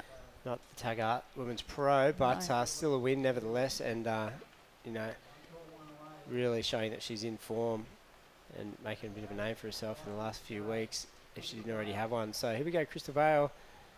She's finally got one. She's got one. It looks like a nice one, actually. So she has waited a bit for this one, and she hasn't wasted it. She's linked it through to the inside. Unfortunately, the inside not offering too much, but she did get a few turns out the back there. So I'm glad that You surfed against her a bit. I'm getting that feeling you might have. Yes, over the years I've surfed against her a lot, and she's been around for many years. I think she won. Did she win a world junior title, or she was pro junior champion before I stepped on? But yeah, she's. Well, she had I felt like I was hearing about her all the time a few years ago. So here we go, replay now. Yeah, she had a bit of a back injury which slowed her up when she was younger. That's right. And that was a shame. But yeah, she's coming back now and giving it a good shake. So see what the scores come through for Crystal on that last wave. Still, yeah, needing a 7.7 to move into second. So I'm not sure if that will be enough, but Miho has bettered her situation. Well, Macy's total is under 14 points, so a couple of sixes will get any of these girls into second. So Billy's got that spot now. This is her on screen from the south of Sydney. And that second turn would have been nice if she could have kept the weight forward and ridden out of it. But she didn't. So it's going to come in under a top 2. It's not going to change things. So Crystal didn't get too much, did she, on that one? A 3.13. No, she unfortunately, I think they're looking for that big solid finish, and the wave didn't offer up too much, but at least she bettered the one. I'm happy with that. So, oh wait, sorry, I'm looking at the wrong score, the 2.67. So she now needs a 7.24, which is a little bit less than what she needed before. Billy Maline's holding the second position with a pair of 5s.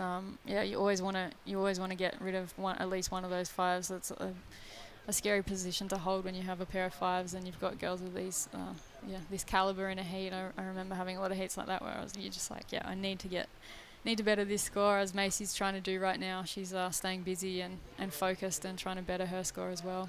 I'm not too sure about. We'll have to see a replay of the start of that wave. Miho now, chin to the deck. She wants this one. She's going to be too deep. And I wonder if they'll, I don't know. Probably no interference, you would imagine, but you're not supposed to go anywhere near it, are you? No. So let's see what happens if Crystal's affected there. Replay now, Macy. And little pocket slice. Another one. Lots of energy. She's just ever moving the rails of that board. Yeah, super determined, super focused. And I think you can see the hunger in her. She's, trying to get through to this inside section. But all the momentum's forward over front knee. And, it's good to see. It actually makes you, light up and watch. And, I think you see her. I've seen a fair few of Macy's waves over at Evoca, and she loves it when there's a bit of swell as well. So she won't shy away from that. She'll throw big fin wafts out in the big waves at Evoca when they come through. And we did have a fair few swells over the summer, so I kept hearing about Macy. Tell me now, Beck, is that an interference, or doesn't it matter? I don't. Didn't hinder the score. Who had priority in that circumstance? Red. Oh, okay. Red did. Yeah. I don't like you said, I mean, it was a different section. You're pretty mean of them. Yeah, but it's a harder one, like you said. If there's priority, Crystal shouldn't even be paddling for that. But I don't know. Doesn't have much to lose at this stage. Yeah, 1 minute 24 remaining. Under 90 seconds last. The Macy's doesn't factor in. set approaching, and it's yellow gets first choice, so that's Billy. She's right in the middle there. She's got to get herself in position. We heard Hoyo saying earlier, a metre can be the difference between getting around the section and getting a score or missing it. As we can see there, Look, they just they've all done it. They've all paddled pulled off out. the rock. Yeah. Look, you can see the shadow under there. That wave broke right along the rock ledge. Here we go. Black, second priority. Billy can go it if she wants. Oh, she she only paddles just and got into it, and it's no good. It's a burger. So, well, she blocked Crystal. That's one thing, but I don't think that wave is going to be any good anyway. No. 40 seconds. A few tactics may be coming out, but yeah, I'm not sure. I mean, there might be another little flourish at the end here. Never say never, but yeah, the girls needing, Crystal needing 7.24 and Miho needing a 6.77. So yeah, I think it's a bit unfortunate when the well, actually there's a bit of a set coming, JJ. So yeah, This is the flurry. we This is it. might throw black with first priority Crystal Vale. Hopefully they don't paddle off that peak too far again. See where this one shifts in. There's 10 seconds. This is going to be the only wave. And it's up to Crystal to try and get it. She's missed it. Yeah. Miho needs a 6.77. She's got to go to town on this thing. Get busy, girl. Crack it now. In the pocket. There it is. Little hit. It's still got a bit of shape here, so... Very relaxed stance there for me. pretty casual. So, yeah, super casual. But, I mean, a nice finish wave, whether it would count or not. It would seem like it was on the hooter, but... I think if she was a bit hungrier, she could have put herself right in range. Yeah, 6.77. Yeah, we'll see what the score drops in for that one. It was some fluid, nice surfing, but maybe just a little bit more aggression needed to be shown on that last section there. But, yeah, great hit there from Macy Callahan. That was good to watch. It's official. She moves on through the Evoca girl. Billy Maitland's in second. We'll be right back in a moment just with Heat 3. Stick around. You're watching the Taggart's Women's Pro at Merewether Beach.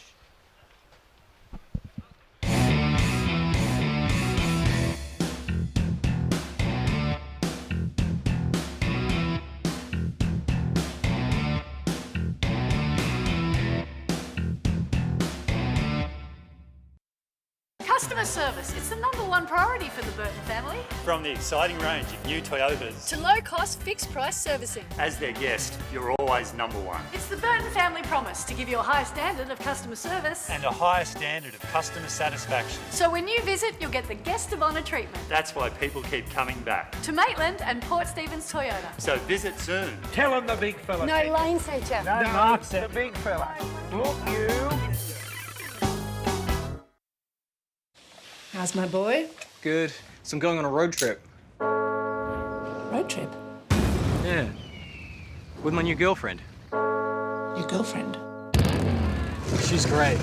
We're going on a meditation retreat. Meditation retreat? Yeah. It's gonna be great. You sorted your health cover, didn't you? Yeah. Got NIB. Do it for them. Get NIB today.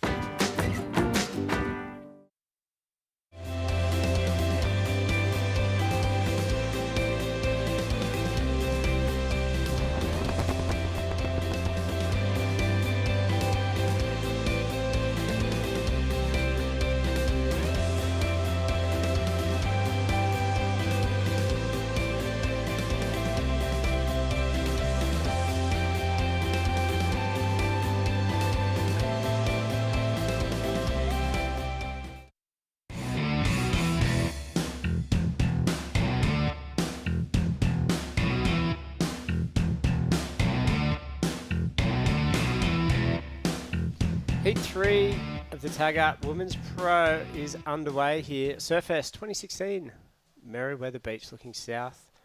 It's a beautiful day. Beck Woods in the commentary box, 3-time Surfest winner, and JJ making up the numbers next to Beck. So we have scores here. We've got a stacked heat, Beck. We've got Freya Prum, she's an Aussie. Jessica Anderson from Chile, and former world champ Sofia Milanovic and Alana Blanchard. Yeah, both from girls. Hawaii World Tour surfers there. So two of the biggest names in women's surfing.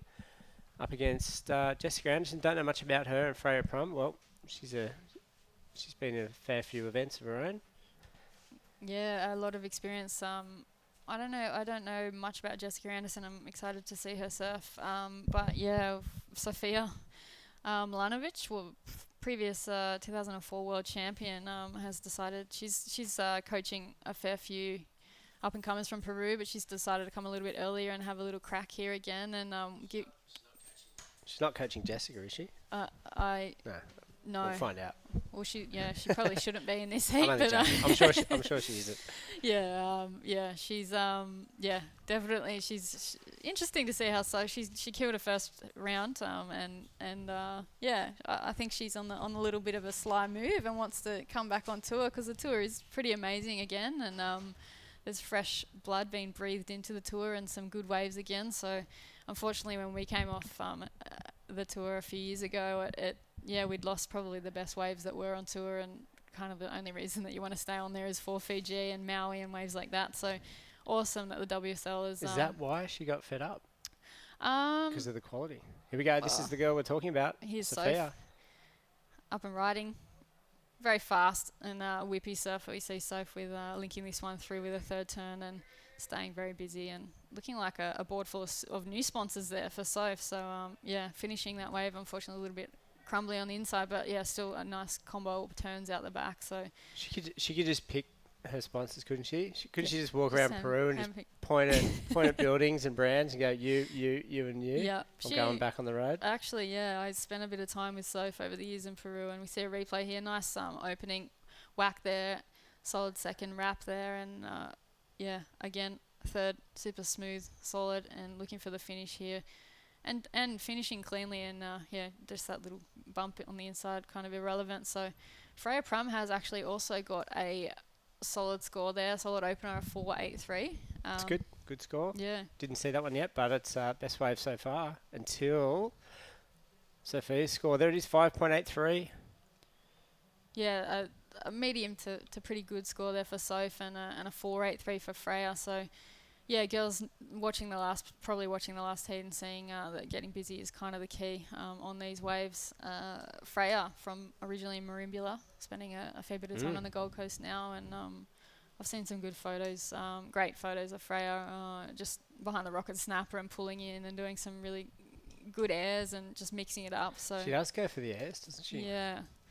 Okay, here she is now, the girl from the Goldie, formerly from Southern New South Wales, takes a dive. Yeah, looking She hasn't been practicing that enough. No. That wasn't too good. Here we go. Alana now, all the way from Hawaii. She's been out in Australia for a little while now. She's looking in good form. That's a nice, clean wave. 3 moves back to back to back. She's got the inside to work with. And she kicks out. Yeah, Alana. She looks good. Alana She looks Blanchard, focused. She looks it. very much on point, doesn't she? And I think Alana often gets a little bit... the media run away with other avenues of Alana, but I think when you're in a heat with Alana, she is a smart competitor. She's probably one of the smartest competitors, especially in right-handers that I've surfed against, and she's got a great technique, super strong. Define smart. She picks good waves. Doesn't make mistakes. Doesn't make crack a lot under pressure. No, doesn't make a lot of mistakes. She connects the dots really well. She, she technically is pretty sound surfer and is strong as well. Being rewarded there for that last wave and that fluidity and power and flow, she gets an 8.00. So pretty good opener there for Alana. Yeah, I'd take it. Freya behind her.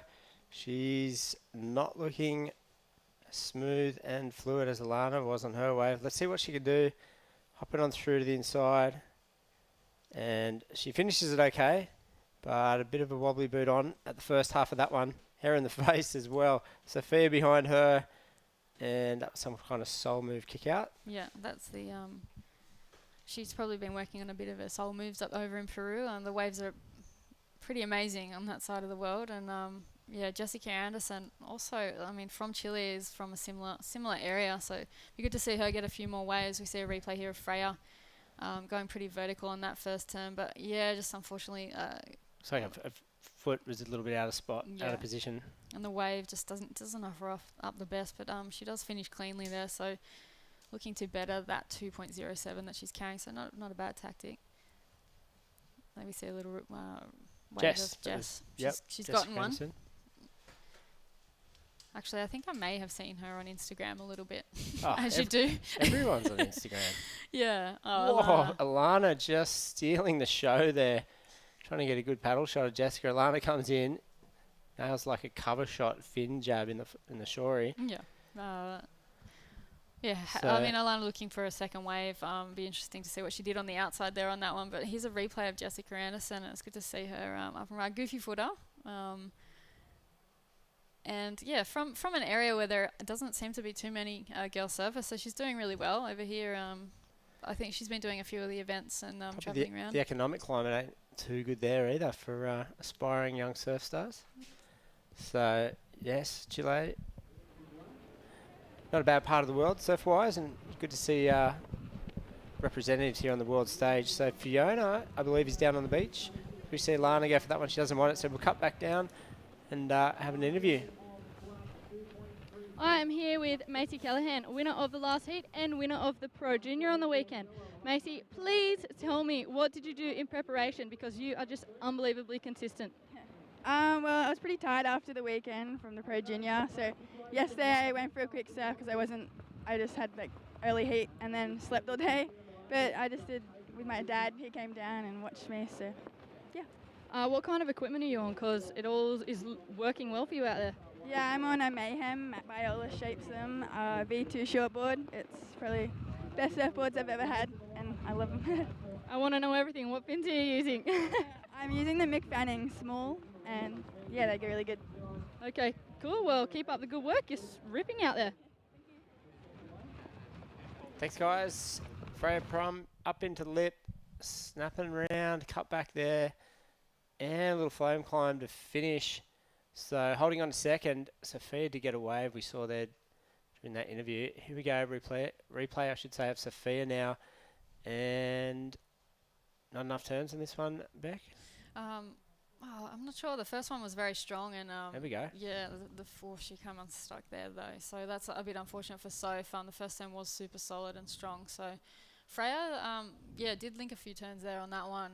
I dare say she'll probably better that 3 that she's carrying, and she had a lot more fluidity. So Alana backing up her 8 with a 3.83 and has gone into the lead. A pretty solid lead there actually. So, like I said, smart little cookie there, Alana. She's good to see that she's coming back and on point there as well. So we see Soph up and riding, keeping busy. A nice wrapping turn there for Soph, and unfortunately just bogging the nose down a bit with a 3.97 for that previous one.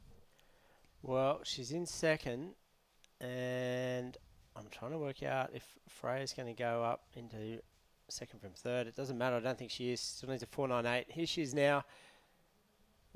This is another wave under priority, and she can on it. That looks like a replay. Yeah. So that's the 4.7. Yeah. So she's still in third. Priority now with Jessica. And she's sitting out there with Alana, who's got an amazing score, an 8.0. So the way Alana's looking, as soon as she get a decent wave, she's going to extend her lead.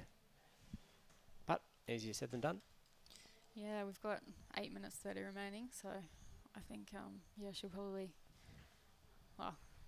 like you said, it is easier said than done, especially in conditions like this today. But she does have that 8, which is, I think, the highest wave score I've seen in a while. And she's looking very crisp.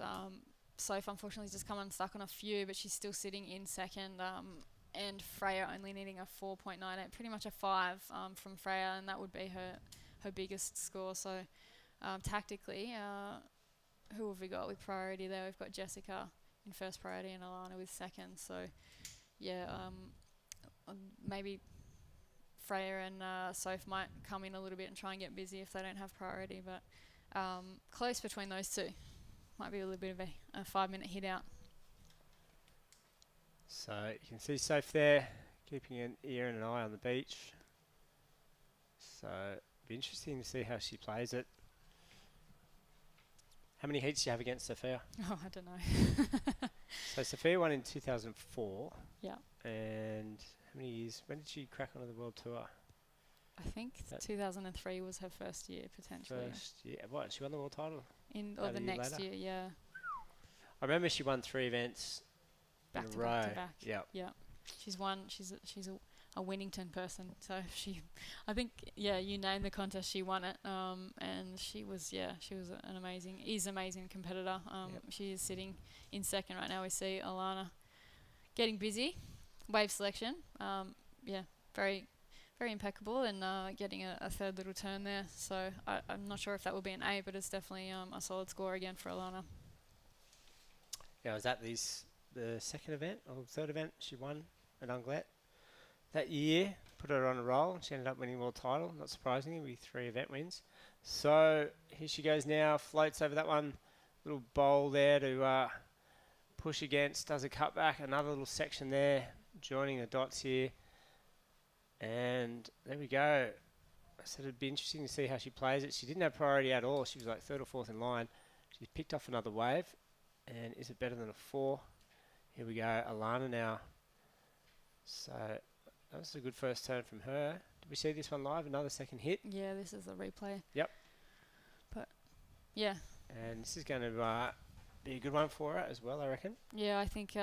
make it harder for Freya and Jessica. Yeah, for sure. Definitely bettering that 383. I have been wrong in the past. But, she's got great wave selection, Alana. Sophia, I would say, may also better that 397 she's carrying. Interesting that she managed to get a wave there, and she didn't have priority, and she just keeping busy. So you can tell that the World Tour girls, the experience is definitely shining through. But we missed the start of this wave of Freya's. Not a bad looking wave, and some real nice slashing turns there on the inside. She did only need a 498, but we are waiting for a score to drop of Soph's too. So a bit more composed on that one than her others. She just took it up a level, switched gears a bit there for Freya. I see her around the Gold Coast a fair bit at Burleigh and sneaking in and out of the water. Yeah, surfs a lot. She trains pretty hard, which is good. She's not alone there, but see her up around the Gold Coast a bit. Where did Alana go wrong? A lot of people might be surprised to know she's not on the World Tour. She's so famous. Yeah, I don't think... female surfing circles. I think she just maybe lost a bit of the drive and hunger that you need for top-level surfing. You need a bit of a break, because I think she's been doing it since she was a very young competitor, and you go through phases with it, but there looks like there's a score dropping here for Freya. 6-2-3, so she's in second. That was enough. Bumps out the former world champ into third, and Sophia doesn't need much. So let's see. The problem with Sophia is she doesn't have priority. She's third on the list. Interesting to see the start of Freya's last wave, if we can get it back up. I'm not sure if we can, but Just put the pressure on the crew. Yeah. She did get a 6-2-3, which is the second highest scoring wave there, and has moved into second place. So, there's another score to come through for Alana, for Sophia. Yeah, we were waiting on this score, and it's going to 5-2-4, so it's going to be... it's going to fall short. So it's going to reduce the requirement. No, not at all. It's a 5. So she needed a 5-2-4. That is close. Alana's got another score to drop, so it's going to improve her position by a long shot. She's got the 8. Here comes one more, and it's going to be at least a 6-5. 6-5. Bang on. Yep. Yeah, Sophia needing a 5-2-4, and very attainable for Soph. She's been very busy, so maybe just waiting a little bit longer for a bit more of a select wave that allows her to open up a lot more. She needs, with only 3.5 minutes to go, or just a little bit less than. But Freya, that was awesome. Under pressure there of Freya to come back from third position and take it to these girls with the experience. So Freya made a semi-final at Avoca. I think that was one of her best results, and she was under getting coached by Amy Donahoe over there, and I think Amy's here again coaching her. So haven't heard that name for a while. Yeah. So Amy's been busy coaching down on the Central Coast, and she got 10th one year, Amy. I think she may have got 5th. Yeah, she got a 5th. She got that high. Yeah, she got a 5th, and maybe in the world. Yeah, 5th and a 6th and a 7th, and as you go about. But she was pretty solid there, Amy, for a few years, and did really well. But she's now stepping into a coaching role down on the Central Coast, and she's set up a pretty good business down there and is coaching a lot of the grommets. So as long as she just stays away from commentary, that's fine. No, she's she's done a good job. So I think there is a few female coaches coming out, and I think Amy may have coached Philippa down there as well. So it's good to see. Good to see Freya under pressure with a bit of composure there, because I have seen a few heats in the past where she might crumble a little bit. So I'm going to tell her you said that afterwards. Oh, no, don't. No, it's all right. I'm sure. No, she did. She definitely stepped it up a gear, didn't she? Yeah. Holding on to second, down under 2 minutes. You can see all these girls is, might say, looking a little bit anxious out there, sticking pretty tight. Alana gets first choice, and what she chooses to do will definitely impact second and third here. So Sophia's probably glad she got out of the way. Yep. Because that allows her to move up into second priority. And it's Freya now who's in danger, I think. Yeah, danger zone. I don't like Jessica's chances of getting an 8.5 plus wave in these conditions against these girls. Interesting watching priority in Yeah. this circumstance. Yep. So if I was Freya, I would have said, hey, Lana, just wait. Yeah. Plenty more waves coming. And just praying the ocean goes a bit flat there. So if Sophia has a bad result here, and Manly, is she committed to the whole year, or is she really just testing the water? If she doesn't do well now, and then she doesn't do too good next week, will that change the course of a year? Do we know how committed she is? About coming back? I think she's kind of scores on the board with Soph. I think she doesn't have anything left to prove, and this is more so. So if she got a really good result, it would make the decision easy. Yeah, it would make the decision she easy. Gets two bad results that she's like, oh, okay. Go home to my castle. Yeah. Okay. Yeah, I think she's yeah, but I mean, as you can tell, she's 30 seconds remaining. She's still very hungry, and there are a few lumps coming through. So I'm actually getting that little nervous feeling that you get. You're in Sophia's court. No, That's okay. No. I'm in all the girls' court, but I'm just it's reminding me of competing and bringing back those memories of it. So horrible moments. The countdowns where you're like, Sophie's paddling for this one. She only needs a 5.24. Remember the days you used to get a T-shirt just for showing up? Yeah, got T-shirts that cost about $1,000. Okay, there we go. Lana Blanchard from Kauai in Hawaii winning that heat. Sophia, the former world champ, we were just talking up big time. She deserves it. She's got all the accolades. She gets eliminated. Freya Prum doing the damage there in second. Jessica Anderson from Chile being eliminated also in fourth. So good job, Alana. Good job, Freya. Sophia, commiserations. And there we go. That's the end of Heat 3, Round 2. The Taggart's Women's Pro, one of the biggest events on the tour. We'll be right back with Heat number 4. Stick around. Keep watching.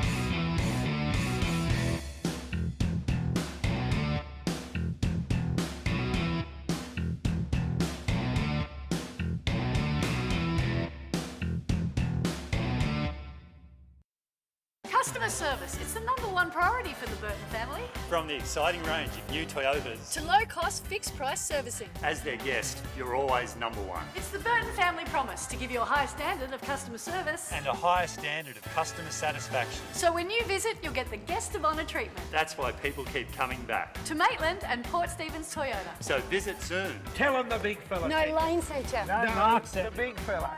Look, you. How's my boy? Good. So I'm going on a road trip. Road trip? Yeah. With my new girlfriend. Your girlfriend? She's great. We're going on a meditation retreat. Meditation retreat? Yeah. It's gonna be great.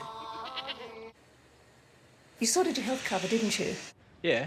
Got NIB. Do it for them. Get NIB today.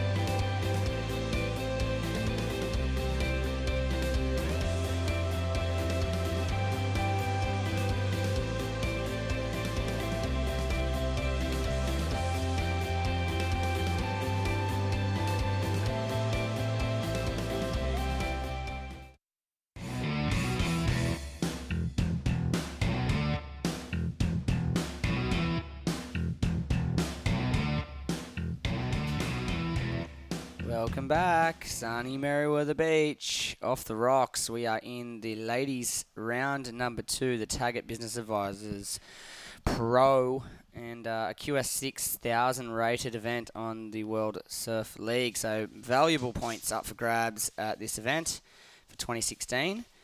And my name's Jesse Adam. Next to me, Beck. You've been taking us through a couple of heats. How are the girls been doing? One heat, is it? Two heats? Yeah, 2 heats, 3 heats. 3 heats. We're up to heat 4, the 20-minute heats. There we go. Yeah, they've been stacked actually for around a 72. It's it's been on. Everyone's been on fire. We see Alana, the previous winner of the last heat. Looks like she's in fine form. Yep, I saw her rock down with multiple coach. She was like really? Yeah, right. She was ready to go.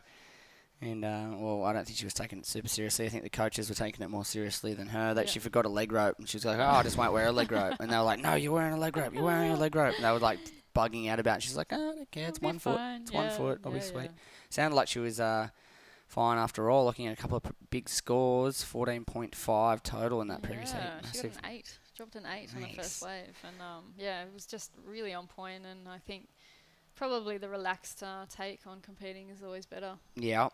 Yep, cruising into the heat, Hawaiian style. There's a couple of spectators just, taking in the action. Well, not right this second, but certainly front row seats. Yes, and here we have heat number 4. We've got Garizi Sanchez. Basque country. Region. Yeah. Would be cool to see her surf. I haven't seen much of Garizi, but good area for waves in the world. A beautiful Basque region. Kesha Silo she's from surfing for Great Britain. I think from a few different spots over in Europe. Solid surfer. She's been on doing a few heats from a young age. I've seen her, and I know her mum, and had a bit of a surf there in Portugal. They've got a surf B&B over at I think Ericeira. I don't know how to say it properly. Ericeira. She's a solid little surfer actually, and really strong on her feet. And when the waves get big, she can really throw some power around. So it'd be good to see her get busy out here, because it seems the girls who are getting busy seem to be getting the scores up early. Who's she taking on? Looks like Lucy Callister, who progressed through yesterday.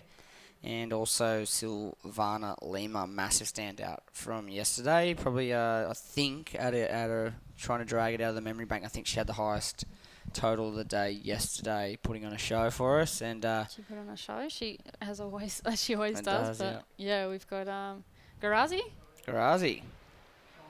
Crack a name. It is. It's a. I hope I'm not butchering it. But we probably are. Yeah, we'll have a crack though. Yeah. Garazzi. I like it. It's good. And just a couple small scores for Red, trickling on through. A bit of a slow start to kick off this one. 15 minutes on the clock, plenty of time. Priority is organised. We've got first priority with yellow, second with white, third with black, and the best of the early exchange, Kashia. Is that how I say it? 2.67 on black's opener. Here's a replay of Red. And that wave wasn't offering a whole lot, so she gets out of that one. Upcoming heat looks like heat number 5. Were we running through 6? There's 6 heats in this round, correct? Yeah, heat number 5 coming up is Camilla Kemp taking on Callie Madonna, Aloha Lopez, and Carol Enrique. That is another internationally stacked heat coming your way in the next one. Looks like yellow is first priority. Yeah, just unfortunately missing that one, and Red getting the inside section of it, but it's a bit wide on the peak there. But Savannah Lima, back on the QS. I think she just missed qualification on the World Tour last year, and she wants to qualify. She wants to win, and that's Savannah down to a T. She's back and hungry as ever, as we see her paddling for this wave. Yeah, she belongs on tour though, right? Yeah, she definitely belongs on tour. I mean, with the turns like that, she does belong on tour. But I think solid opening, unfortunately, wave selection, and sometimes that does seem to happen a little bit to Savannah. She will often be the best surfer out in the lineup, but sometimes just a few little small mistakes in terms of picking waves and sitting in the right spot and those kind of things. Yeah. So I mean, we saw her last year. Do one of the biggest airs I think ever seen for a female in competition up on the Gold Coast, and I think a lot of people just were like, whoa, like what just happened? Yeah.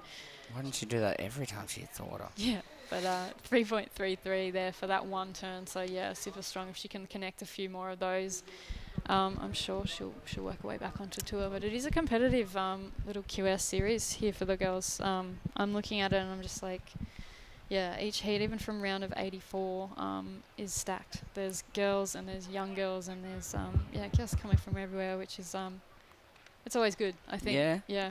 It's I awesome. wouldn't want to be competing anymore. Yeah, it's only going to get more intense and more intense as we knock through these rounds and let the cream rise to the surface. Here we go. Silvana, who we've been talking about all morning, up and riding. And she's linking a few nice turns through and finishes up nicely on the inside. That's a good score. You can almost guarantee that one's going to be the best of the heat thus far, which is going to help her cause, and she can start building house from there.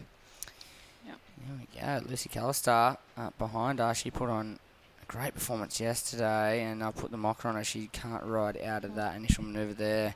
Replay of white. Yeah, we've got Silvana building speed here, and she is probably one of the fastest women on the tour. But yeah, whipping that second turn nice and high and tight, and nice carving third turn over rocks and double up shories. So she negotiated that well, really read it well, and sometimes it is hard in the little Merewether shorey there to connect the dots. I know I struggled a little bit on this wave over the years. That sit in like right on the rock or wait for the wider ones or sit a bit deeper. And when I used to compete here, it was definitely there was no priority system, so that's changed it up a bit. It's made it a lot more relaxed as we see Lucy up and riding. Yep, working her way through the inside. Couple little small manoeuvres. She finishes up with a nice little smack out of the top there, so she'll get her best score on the board. Look at that. Numbers for white have dropped in, a 7-point ride, so a really good score there for Silvana to really get the ball rolling in this heat. She's very busy. You can see she always loves to keep busy. 4 waves caught already. Everyone else caught 1, if not 2 waves, and this was Lucy Callistar's second wave or third wave. We'll wait for these couple of numbers just to filter on through, but that's going to be her best score and could help her situation. She's currently in 4th, so needing everything she can get at the moment. Early days, 11 minutes remaining in this one, and it looks like Silvana's taking a controlling lead. 3.5 last of yellow puts her up into second, so anyone's game for second at the moment. The one score to write home about at the moment is the last wave of Silvana. Pretty much the only thing of interest at the moment. Yeah, solid score there for Silvana. The girls picking off a few smaller, bumpy ones. Unfortunately, just not allowing them to perform up to the level that I can see that they're capable of. So, we see the surfer in red, Garazi here with a nice-looking opening turn. A solid second one, just linking through to the inside shore break here. So, good if she could connect this one.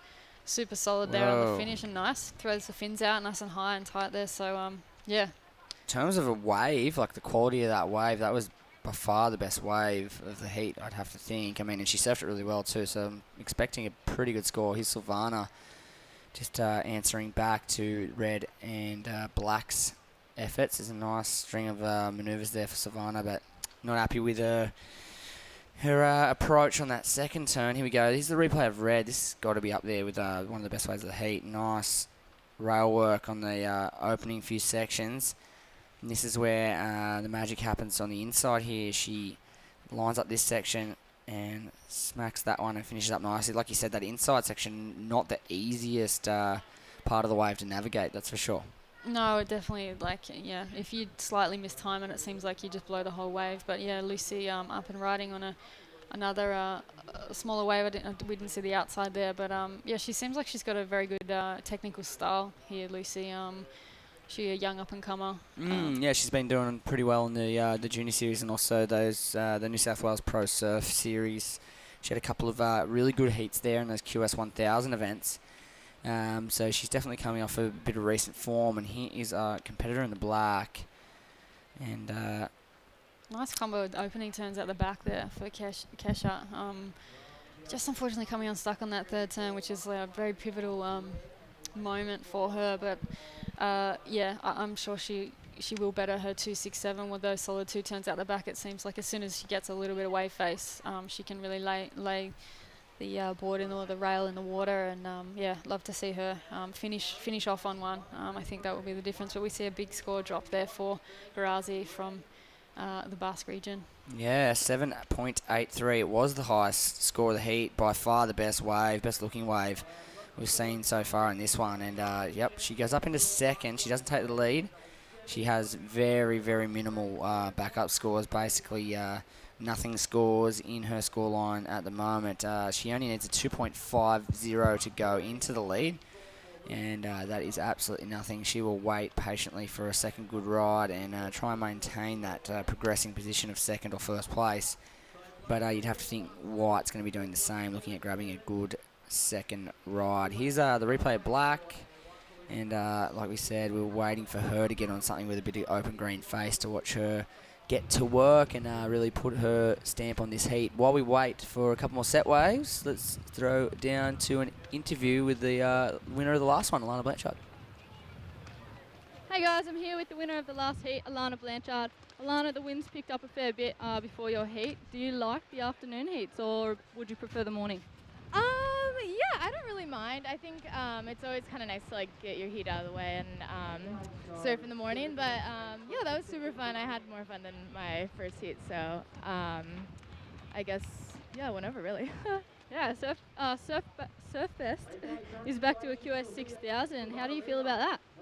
Yeah, I'm really stoked. I've been coming here for like 4 years or 5 years or something, and I really like it here.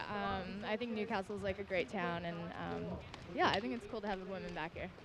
What's your plan for the year? Are you just going to be hanging around free surfing or are you chasing the QS? A little bit of both, I guess. I've been kind of here in Australia for like 2 months now, so I just wanted to like try this event, and I was maybe a few more like down the road, but yeah, just kind of have fun with this one and see how I go, and yeah, more free surfing and stuff like that too. Well, thank you for speaking with us. We wish you the best of luck. Alrighty, so Alana just going with the flow by the sounds of things. I mean, you'd have to think if she jammed a good result here in Newcastle and was high up on the ranking, you'd probably be inclined to chase a few more events. But again, sort of up to her discretion at the moment to see how she goes. This is Silvana Lima's 6th, 7th wave. And she just destroyed that. Absolutely destroyed that thing. Perfect description. And I think we're going to see a new score that'll surpass the highest score of this one. Let's take a look at it and analyse what happened on this wave. Yeah, solid, nice little flare opening turn and straight up again into the whitewash. And I don't even know how she negotiated some of these sections here. Like, they're not even sections. So she's come around again with a nice carve and just absolutely timed that perfectly, just flaring on the inside there. That's just, yeah, I love seeing that. Yeah, that was really, really good quality surfing. I'm calling excellent surfing. That'll go, for me, I'm thinking it's going to go in the excellent range and probably even north of the early excellent range. Let's see what the judges think about that one. Yeah, for early indications, yeah, they're saying it's going up into that 9-point range. Wow. 9.5 from one judge. Yeah. Yeah, I'd be throwing. That was pretty. Connected the dots so well there. I'm surprised she did come off too well, Silvana. It's a shame, but yeah, 8.97. There you go, 8.97, not far off a 9-point ride. So big number. I mean, I wouldn't have even been surprised if it went north of that. That was really, really good surfing, but nonetheless, really decent score. Yeah, a 7 and an 8.97, giving her a 15.97 total, and she's right back at where she left off. She was the biggest score achiever yesterday in round number 1, and definitely heading that way in round number 2 at the moment in this heat number 4. We've got 4.5 minutes remaining in this one. Silvana Lima absolutely dominating the lineup right now with 15.97 total. Second place right now, Garazzi out of the Basque country, an 8.56 total, so a little behind the 8 ball in terms of the lead, but holding on to a couple of good scores, a 7.83 and a scoreline. So, achievable score required to go into the lead, an 8.15 if she gets a good one. But third place right now, the box seat is Kashia, and fourth place Lucy Callister, both more than capable of the scores required, a 3.8 and a 4.87 respectively. Still open. Yeah, I think surfer in red, Garazzi. Sounds like I'm saying Garazzi. Just destroying it. I'm sorry, but yeah, she's she really needs to get her back up wave with a 7.83 and then carrying a 0.73. She's been carrying that for a long time now with only 3 minutes remaining. So, yeah, the girl's nipping at her heels, only needing a 3.8 for Kesha and a 4.87 for Lucy. Yeah, she desperately needs to. She is holding priority, so that's very, very positive for her, but she really needs to get rid of that 0.73. It's only a matter of time before she manages to grab onto something of substance, and every point she gets north of 0.73 makes that requirement for both black and yellow go up. So, I mean, if she can even lock onto like a 4 or a 5, you know, these girls are then needing excellent rides to surpass her. So it's a frustrating position to be in, especially when the ocean goes flat, but she is holding priority still, so... Yeah, Lucy Callister only needing a 4.87 and Kesha only needing a 3.8. Yeah, Kesha travelled a fair way and a fair distance to come over here. She's representing the UK, Great Britain there. So, yeah. I see a lot of surfers out of the UK, really. We see a few good surfers, but in terms of the split between all surfing nations, the UK is generally the less...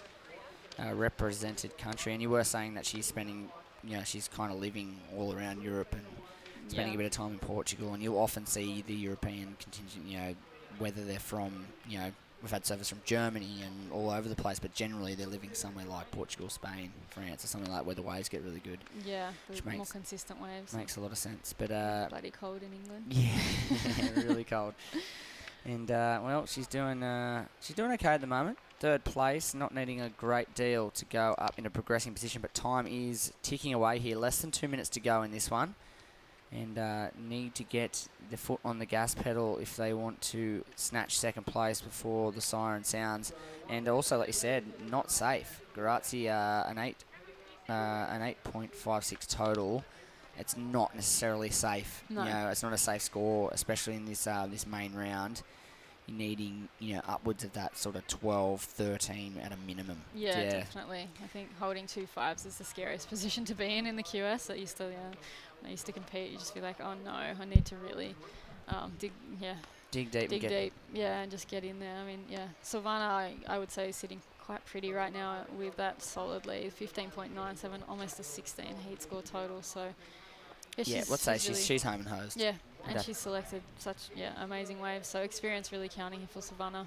She's been here for many years, I think. I know. But yeah, I think not sure if she's ever won here, but she's always in that semi-final, quarter-final finish. So counting down, 40 seconds remaining, crunch time. Here comes a set. Who has got the priority here? Red's got first priority. And she's holding 2nd place. You think she might have held off yellow on this one as she winds her way through. Lucy Callister, can she get an inside link? Or was red on her wave previous? I'm not sure about that, but Whoa. yeah. Oh, red's on the outside. So red's going left. Very interesting situation. Now, it'd be good to see what happened exactly on that wave. I mean, we did see Lucy Callister fire off a few manoeuvres. She unfortunately did fall off the last one. And Red, we didn't get to see what she put together. Assuming, even just with that one little shore break turn, she improved her scoreline, it would have increased that total for yellow. Yeah. Interesting. A couple of scores to drop. We will see how they affect the situation. First of all, was yellow's last to 4.87. Yeah, she did a few solid turns out the back, and they were quite good, but they were sharing a wave, so I don't know how that's going to work. Here we go. Here, red was wide of the peak. Different section, though, so I guess yellow's entitled to surf that part of the wave. Yeah. But it does mean that red with those 2 turns... Yeah, she would have improved. Well, there it is, a 3.53. Increases the total required by yellow to a 7.67. And look at that, the score's coming through for yellow. It would have been enough had red not taken that wave. So red was actually in need of that wave. There it is, a 4.67. Probably just would have got her into the mix if red didn't take off. Yeah, right down to the wire. That was exciting. Exciting, yeah. Yeah, smart. I mean, smart for red to share that and take that wave. She did have priority, but yeah, even for Lucy to continue surfing it behind her, that was interesting. Yeah, that was a really exciting finish, and be sure to stay with us as we head on into the next heat. And we are going to see Camilla Kemp, Callie Madonna, Aloha Lopez, and Carol Enrique. Stay with us. We'll be right back.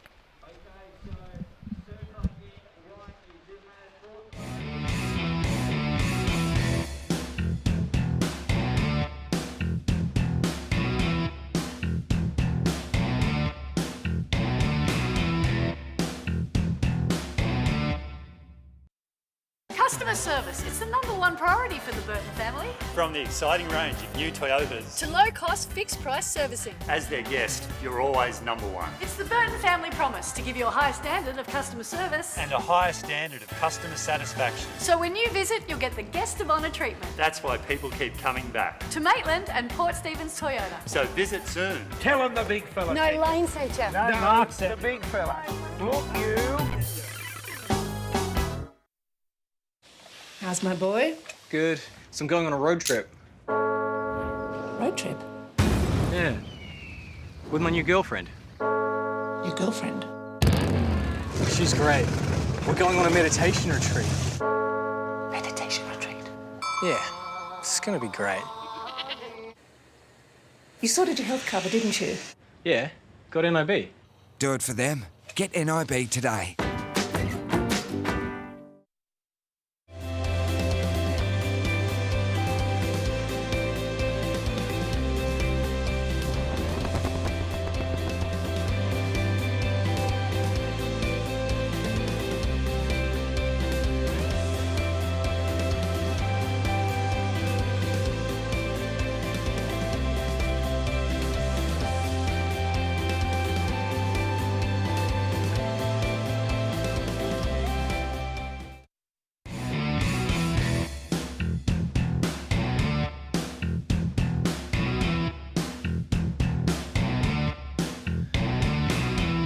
Rightio, welcome back everybody, and that is a lovely little overview there of Merewether Beach, and of course it's day number 2 of Surfest, and we're into heat number 5 of the Taggart Women's Pro, round number 2, and Taz McKenna in the booth here with Beck Woods, former winner of Surfest. G'day Beck, how are you?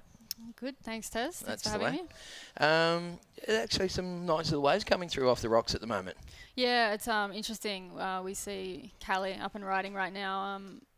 She's already, it looks like that may have been a replay of a wave, unfortunately, and inside not great, but there are some scorers coming through. We saw Silvana Lima in the last heat just absolutely go to town with nearly a 16 heat score total, so yeah, she's looking pretty on point, and I'd hate to be in a heat against Silvana right now. Yeah, that's for sure. All right, well, Callie Madonna from up around Lennox, balling away up and riding on this one, and Callie just weaving away through the inside there, just trying to get the grease off the feet, get the feet into the wax, and sort of get rid of some early nerves. Aloha Lopez, also from Hawaii, opened up with a 2.93 and a 1.70, and there's Camilla Kemp from Portugal up and riding. Yeah, a few Portuguese girls in this heat, and again, like we saw the Japanese contingent coming out of that side of the world. There's a few strong competitors coming from Portugal, as we see Carol Henrique there, also from Portugal. Yeah, there are such amazing waves in Portugal. Oh, there's some really cool waves. There's Aloha Lopez. She's got that brightly coloured board. We remember her heat from yesterday. Yeah, there are some really good waves in Portugal. It's quite often goes sort of under the radar a little bit, but particularly around Peniche. There's just so many good waves around there. And also Nazare's got some cool waves. Have you been to Nazare before? No, I haven't been to That's Nazare. where Garrett, rode the 100-foot wave. And it's not far from Peniche. Oh, okay, yeah. I got to spend a month there last year, and it was I wanted to move there. It's a beautiful town, and the waves are so good. Yeah, so the waves, apart from the 200,000 footers, good as well? Yeah. I mean, it only gets slightly. It only gets big during their winter. Okay. But during their summer, it gets really perfect beaches all the way around Nazare. But it's a lovely part of the world, Portugal. So just watching a couple of replays from that last exchange, and this is once again Aloha Lopez going up and down. So that's what happened in the first 5 minutes for the girls in the water. Back to live action now for Carol Henrique from Portugal. Oh, nice whipping turn there for Carol to finish that wave, and yeah, she looks like a young competitor, and yeah, that was some solid turns there. I wonder what happened on the outside, but yeah, pretty strong showing from Portugal, Carol Henrique and Camilla Kemp. the first waves for all the girls seemed a little bit, they seemed a little bit nervous, a little bit shaky. They were coming unstuck on those first few, so maybe they found their feet. It looks like everyone's settling into the heat, that's for sure. How was that shot before, just from the footpath? It looked very dreamy, didn't it? Just It did. typical summer here in Australia. Everyone walking past looking gorgeous and tanned. There's, once again, it is... that is Aloha Lopez just taken. There it is again. There, look, it's just that's like a scene from Home and Away. It is. It's beautiful, sunny Newcastle. And the whole week I was looking at the weather forecast. There's a few days that are forecast to be like 30, high 30s, Yeah, 38. that's right. Yeah, we've got a bit of a heat wave coming our way. So, and ironically, normally when we do have a heat wave, we normally have flat surf, but because of Tropical Cyclone Winston, we do have a swell making its way down the coastline. Spoke to a friend of mine up at who's surfing up at Crescent Head, just north from here. He said it's about 4 foot at Crescent, so that means the swell's getting pretty close. Yeah, right. 4 foot at Crescent, and nice, probably east northeast swell up there, so there'll be lots of waves, and it's filtering its way down. Even like you said, usually 38 degrees and flat, but 38 degrees and waves at sunny Newcastle. Can't ask for much more. All right, well, Julissa Vincent just making her way through that last shot there. In yellow, coming up in the next heat, we'll take on Melanie Gunter from Peru, Laura Poncini from Australia, and Natsuki Suda from Japan. So that's the situation at the moment, folks. It's Carol Henrique in the lead, the Portuguese rider in yellow. Notched up a 1.1 and a 4.83. Aloha Lopez in second. Carly Madonna in third.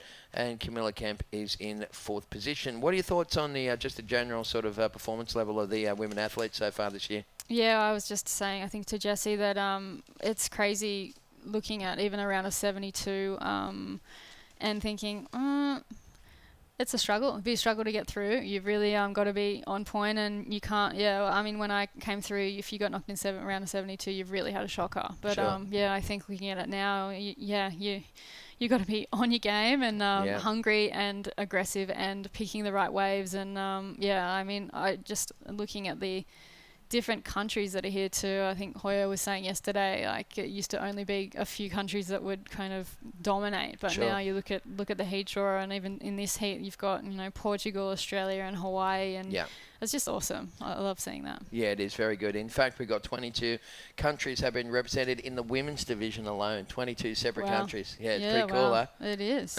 Very good. So coming up to half-time at the moment, about 12 minutes left on the clock, and it's Carol Henrique in the lead. Aloha Lopez in second, Carly Madonna in third, and Camilla Kemp is in fourth position. Once again, we must do a bit of a shout-out to all those people watching the Oceanic Channel, Ocean Cable in Hawaii. So hope you people are enjoying the webcast and enjoying the competition. This contest is being webcast and streamed to over 100 countries around the globe. Awesome. Carol Henrique did get a 4.83, and that's the highest wave score that we did see the end of her wave, and she did a few slashing turns there, and that aggressive Portugal attack. I think the Portuguese they tend to have that approach, which always makes them dangerous in a heat. It makes them dangerous on the road too. I remember being on the roads over there and a bit freaked out, but we see. You are not kidding about that one. We'll come back to that story. Camilla Kemp from Portugal, giving that one a nice little thump on the outside. Yeah, and even on the inside there with pretty much a non-existent section throwing fins. So, she looks like she's got some strong legs on her and has been training hard. All right, well, we'll wait for that little score to come through. That will mean that everybody's got two waves in the heat, and once that locks in, we'll have a better indication as to what, in fact, is happening. Here's the replay. Beck, take us through this one. Yeah, a solid first turn here for Camilla, and, to extend that second turn there and throw the fins, that was pretty solid there, and sounds like we're going over to Fiona with the winner of the last heat, Terry. Yeah, take it away, Fiona. Let's have a talk to the winner of the previous one. Okay, I'm here with Silvana Lima from Brazil, just the winner of that last heat. Silvana, you've won this contest before. What's it going to take to win it again? That's my goal. I love competing here in Newcastle, and the way is not really perfect, but I like it when I have it there, and I take skin going for the next round too. I noticed you've got some new sponsors. Tell us about that. Yeah, I have a new sponsor over here from last year, Oe and Funa. Really support me in this year, and I'm really happy. I feel 100% can go in the next contest and start over here. My goal is one over here too, so keep going. Do you want to say something to the guys back home? Oh yeah, for sure. Oi galera do Brasil, nossa, tô super feliz, passei mais uma bateria, surfei bem. Tá ventando bastante, mas continua ali umas ondinhas boas. E é isso. Obrigada pela torcida. Continua aí na vibe. Okay, keep smashing the event. All right, well, thank you very much, Fiona. Muito bem and obrigado to our friend there, Silvana Lima. She's a bit of a character, isn't she, hey? Yeah, Silvana is, she's got an amazing life story. I think she's got 12 older brothers and started surfing on a tree up north in Brazil. So Wow. she actually did surf on a bit of wood. Wow, that's insane.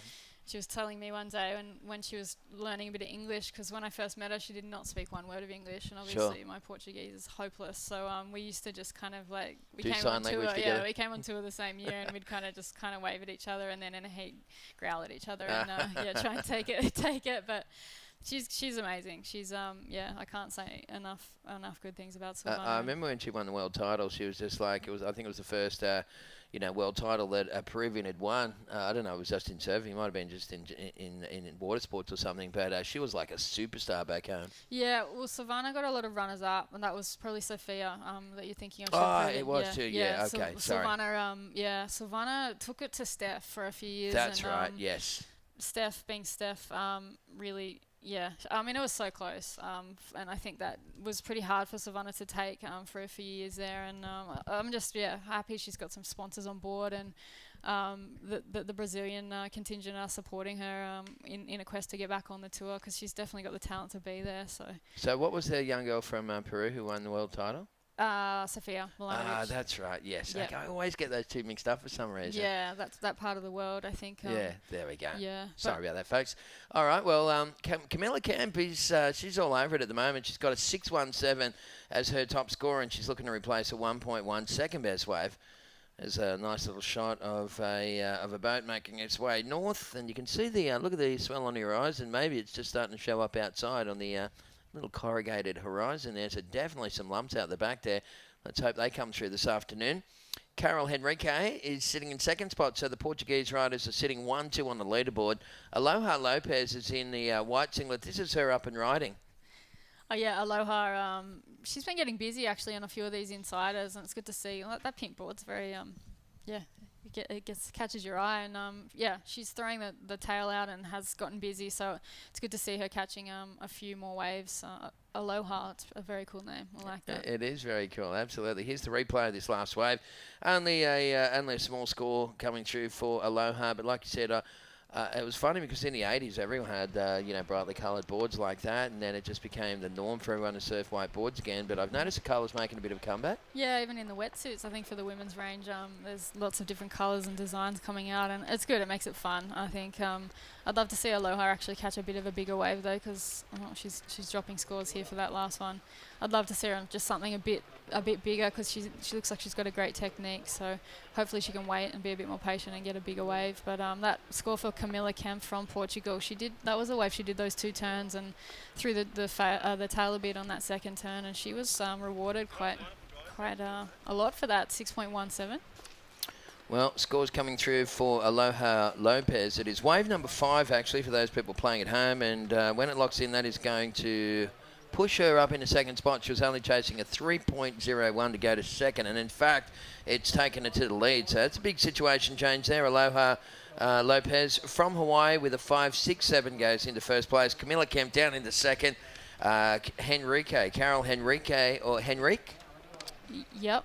From Portugal, chasing a 2.45 to go into second, and Callie Madonna needing a 4.61. We saw Callie holding priority for a long time on that previous wave, and now she's gone back down into fourth. Unfortunately for Callie, it didn't even go in the top two. It was a 0.5, so that hurts when you hold priority for a long time and then you end up with a 0.5 out of it. It's frustrating. Sometimes priority is your best friend, and then other times it's your worst enemy. So I actually never surfed a 4-man priority heat. This is new for me, and even watching it is new. I think tactically everything would change.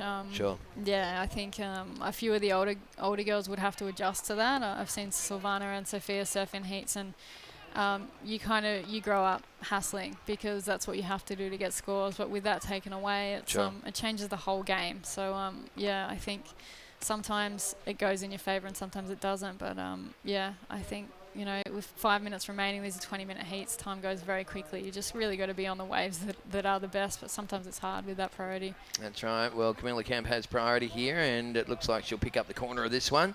She's sitting in second place, needing a 2.43 to move into the lead. A little mini section on the inside, throws it up into a bit of coping. Nice. Nice little one turn, and while she takes in 2.43, she may well get there. That might be a 2.5 point or a 3 point ride if she's lucky. So we're waiting for the swell to arrive here at Surfest, folks. We have a big old northeast swell rolling in from tropical cyclone Winston, which has been positioned for a couple of days out of Fiji, and we've definitely got swell coming. It's just a matter of getting here. It will be arriving overnight at the latest, and by tomorrow we'll have some pretty substantial waves. Yeah, interesting. And you were saying, Terry, that it's actually a bit more east than north, which is always good. Yeah, that's right. We don't want north swell here for Merewether particularly. It's a right-hand point that loves the anything out of the south. Well, there is Carol Henrique up and riding. Carol also only needed a pretty small score, and that one's not going to get her over the line. So just under 5 to go. Watching heat number 5, round number 2 for the women's. Of course, the Taggart Women's Pro. It's QS 6000, and here we go with White. Yeah, White up and riding. Aloha on another wave. Yeah, she unfortunately just getting the one turn in there, but looking to better a 2.93, so it is good that she is getting busy and catching waves. But yeah, this is going to come down to the wire for a lot of these girls. Not needing big scores to be in second place or even to be in first place. So we see Surfer in Black with a blasting turn off the top there.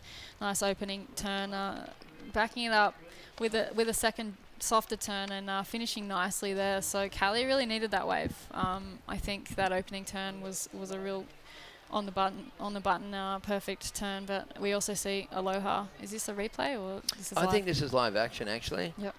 So Aloha sets it up through the inside. Very distinctive little front side snap on her there. It's quite different, but it's nice to see someone with a individual surfing style. You can see Aloha had to surrender priority for this one on Callie Madonna. What's his first move here? Bam, Yeah. that was pretty sweet. That was nice. I think Callie really needed that. She was sitting in fourth place. She needs a 5.93, but she just hasn't really had the best wave presented to her, so it was good to see her connect on that one. If she can get back out the back quite quickly. How are we going for time? 4 minutes, or just under 4 minutes left on the clock. Looks like the time on our screen here has unfortunately stalled. So we'll try and get a message up to the judging booth where the actual feed is taken from. So this is the replay of Aloha, and that first turn was really nice, wasn't it? Yeah, it was nice. Nice threw the tail out, and yeah, looking for the inside turn to finish here. Just nice whipping turn and clean finish there for Aloha, and she did need a score there looking to better a 2.93. Yeah, I dare say that this is going to be interesting. The last 30 seconds here. All right, so we just got scores coming through for Callie and Aloha. This is going to be a very critical exchange. Callie Madonna was in fourth place prior to that, and Aloha in second. We also saw a little wave in there for Carol Henrique, who's gone back into first priority. There's a nice little shot looking over the shoulder of one of the spectators to the lineup. You can see those white caps starting to come in now, that wind starting to really rip in from the east to northeast. Yeah, I think for some surfers, they love a bit of wind. Like Savannah was saying, got asked for how she feels about the wind, and she just says, I love it. And just allows her to throw the fins and get airs. And yeah, I mean, yeah, she goes wild whenever there's a bit of chop around. But yeah, for others, it can be a bit of a hindrance, and you catch rail a little bit. And yeah, it makes the waves jumbled. So depends on what you like as a surfer. All right, well, just watching back to live action now. Carol Henrique from Portugal, pushing this wave all the way through. Nice green face on the inside, Beck. Yeah, nice green face and not needing too much with a few slashing turns there, Carol, and a Wow. nice finish turn. So yeah, really under pressure there. She's connected the dots pretty well. This is going to be an interesting exchange because we are waiting for a few scores to drop here, and it looks like Callie's score is coming in for that one particular way where she did a really nice opening hack and big scores dropping there, Terry, for Callie. Well, that was going to be enough to take her into second momentarily. This is Aloha Lopez up and riding at the moment, and as you said, that is a very cool name, isn't it? For sure. They might say my flatmate, his kid's name is Mahalo. Oh, really? I'm going to have to get him there. Thank you. Yeah, get him to bring him down to hello, meet her. Yeah. That's going to make a nice little Insta post, that one. Yeah, I like that. Yeah. I like that. All right, here's the replay for Carol Henrique, and she really needed this one. Yeah, Carol only needing a 4.18. She with Callie Madonna going into second. We hear the hooter in the background there, but that was a solid score there for Carol as well. So this is going to come right down to the wire. I know score's dropping for Aloha too, but that's going to go close. It could go either way. This is it's going to be so tight, folks. Camilla's only winning by 0.4. She might be right. She might be in the top 2 at least, if not the winner for Camilla Camp, and it looks like. Just waiting for these last couple of scores to come through. This is the a little replay at the end here for Aloha Lopez, just on that last wave. It's not going to go in the top 2 anyway. So just waiting for these. We'll stay with you folks at home and until we get a result out of this one, and then we'll go to an ad break. So stick around with us. We'll just get these scores in. So Aloha Lopez dropped to 5.0 and actually went into the lead. Camilla in second. Callie in third. I don't think Callie had another wave after that. So, but we're still waiting for Carol Henrique, aren't we? Her good score. We're still waiting for that.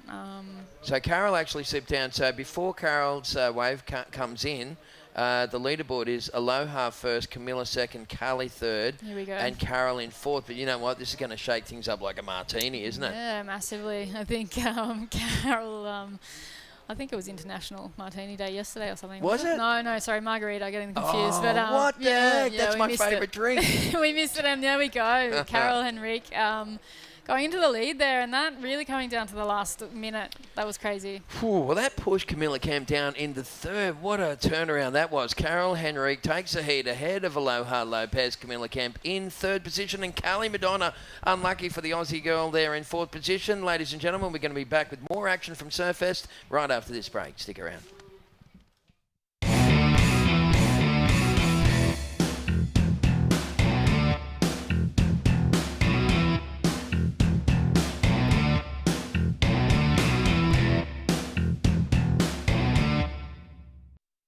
Customer service, it's the #1 priority for the Burton family. From the exciting range of new Toyotas, To low-cost, fixed-price servicing. as their guest, you're always #1. It's the Burton family promise to give you a high standard of customer service. And a higher standard of customer satisfaction. So when you visit, you'll get the guest of honour treatment. That's why people keep coming back. To Maitland and Port Stephens Toyota. So visit soon. Tell him the big fella. No lane feature. No, marks the big fella.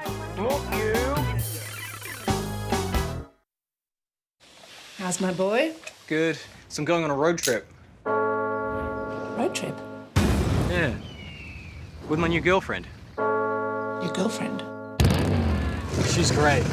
We're going on a meditation retreat. Meditation retreat? Yeah. It's gonna be great. You sorted your health cover, didn't you? Yeah. Got NIB. Do it for them. Get NIB today.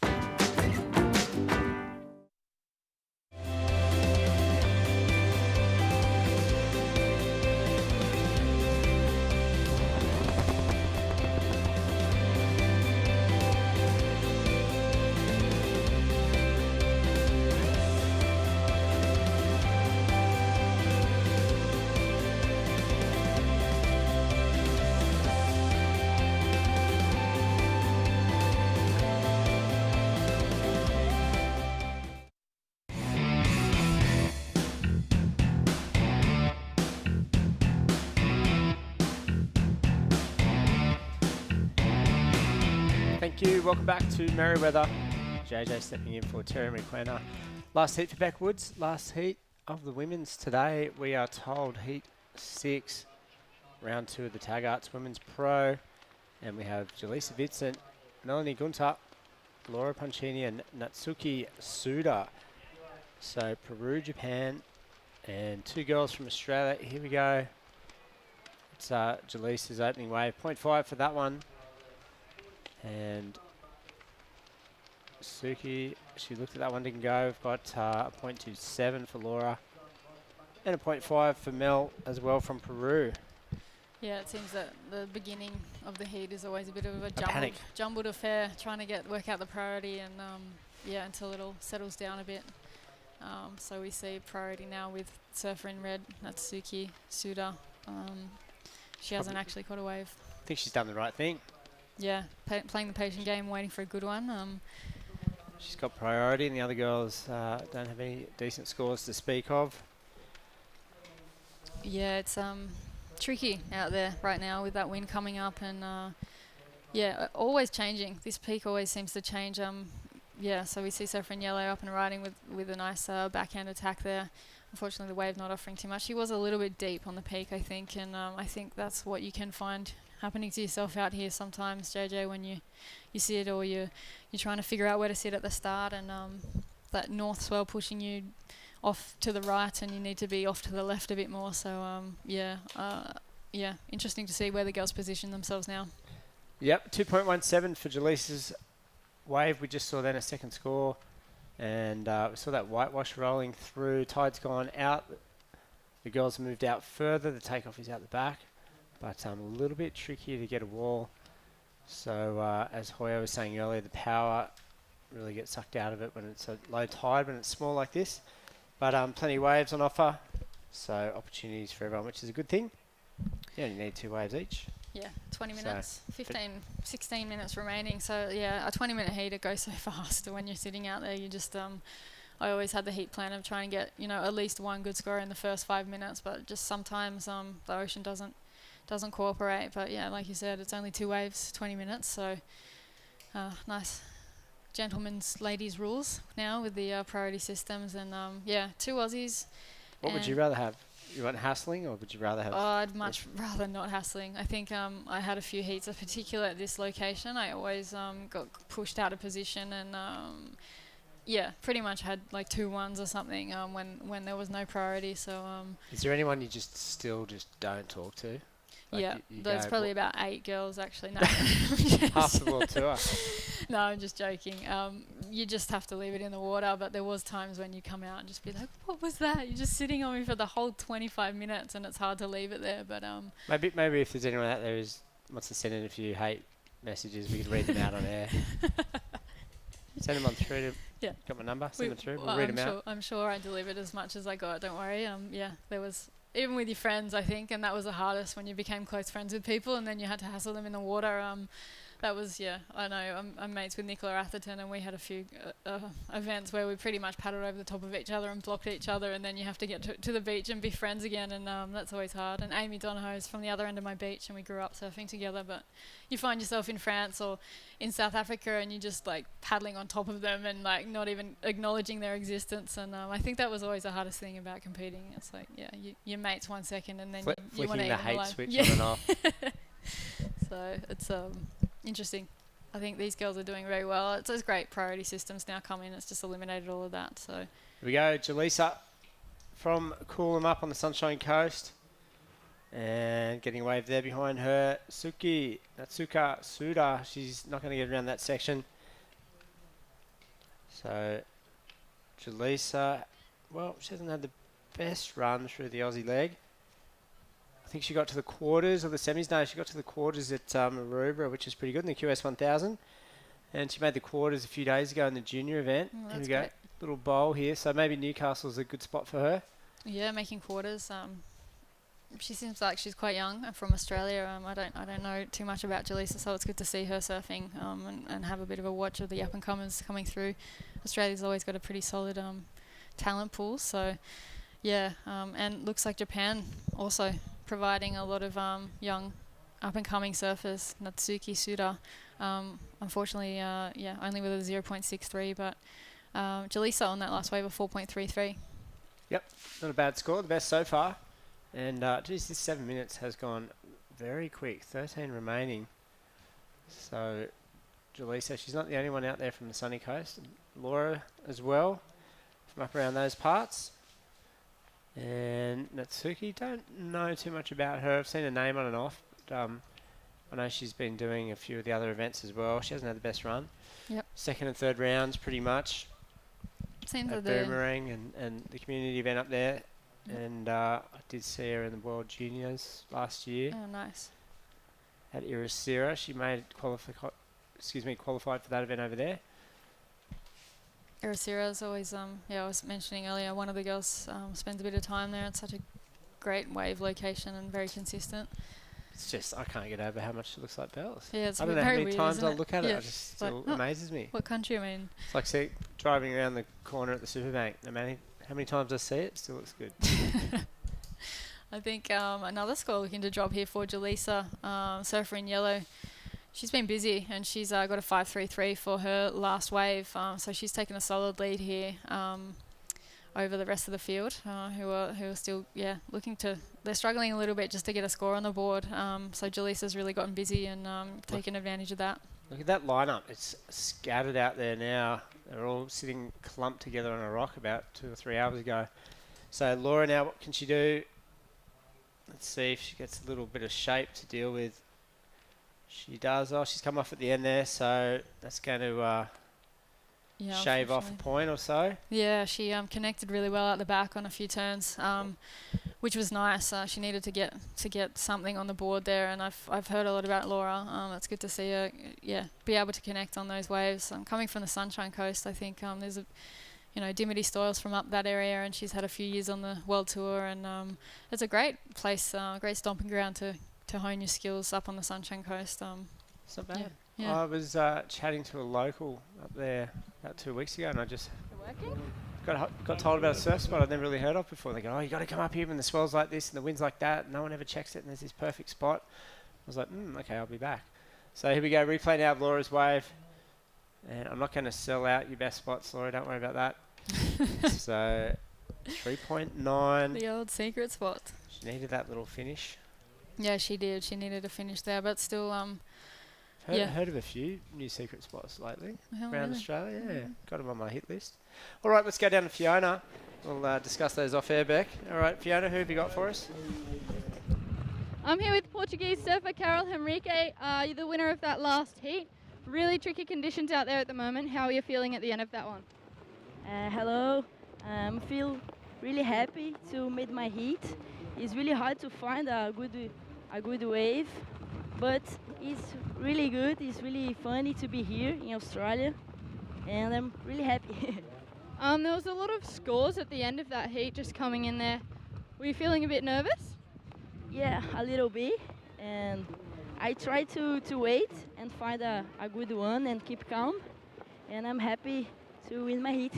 Yeah, happy for you. Would you like to say anything to the guys back home? Tô muito feliz de ter vencido minha bateria.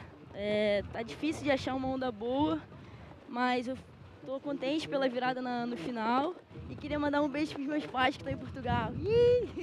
Thank you very much for speaking with us. Or to us. Yeah. One of that. Fish. Got any Portuguese translation there for us, Beck? Yeah, I'm really fluent in 4 languages, and I mean, I'm fluent in 10 languages saying please and thank you. Yeah, that's it. Yeah. One thing that I definitely feel lazy about. Even having friends who spoke fluent Spanish and French and Portuguese and everything else, and I just didn't learn because I'm lazy Australian. But we've seen a few waves ridden whilst we heard from that previous winner. So, well, nothing of too much consequence. Jaleesa's still out in front, Laura behind her. Melanie Glunta from Peru. She gets bumped down to 4th after that last wave of Suki. So, well, not much happening here. Oh, no, here we go. We've got another score coming. I thought she had a better wave than that, and she did.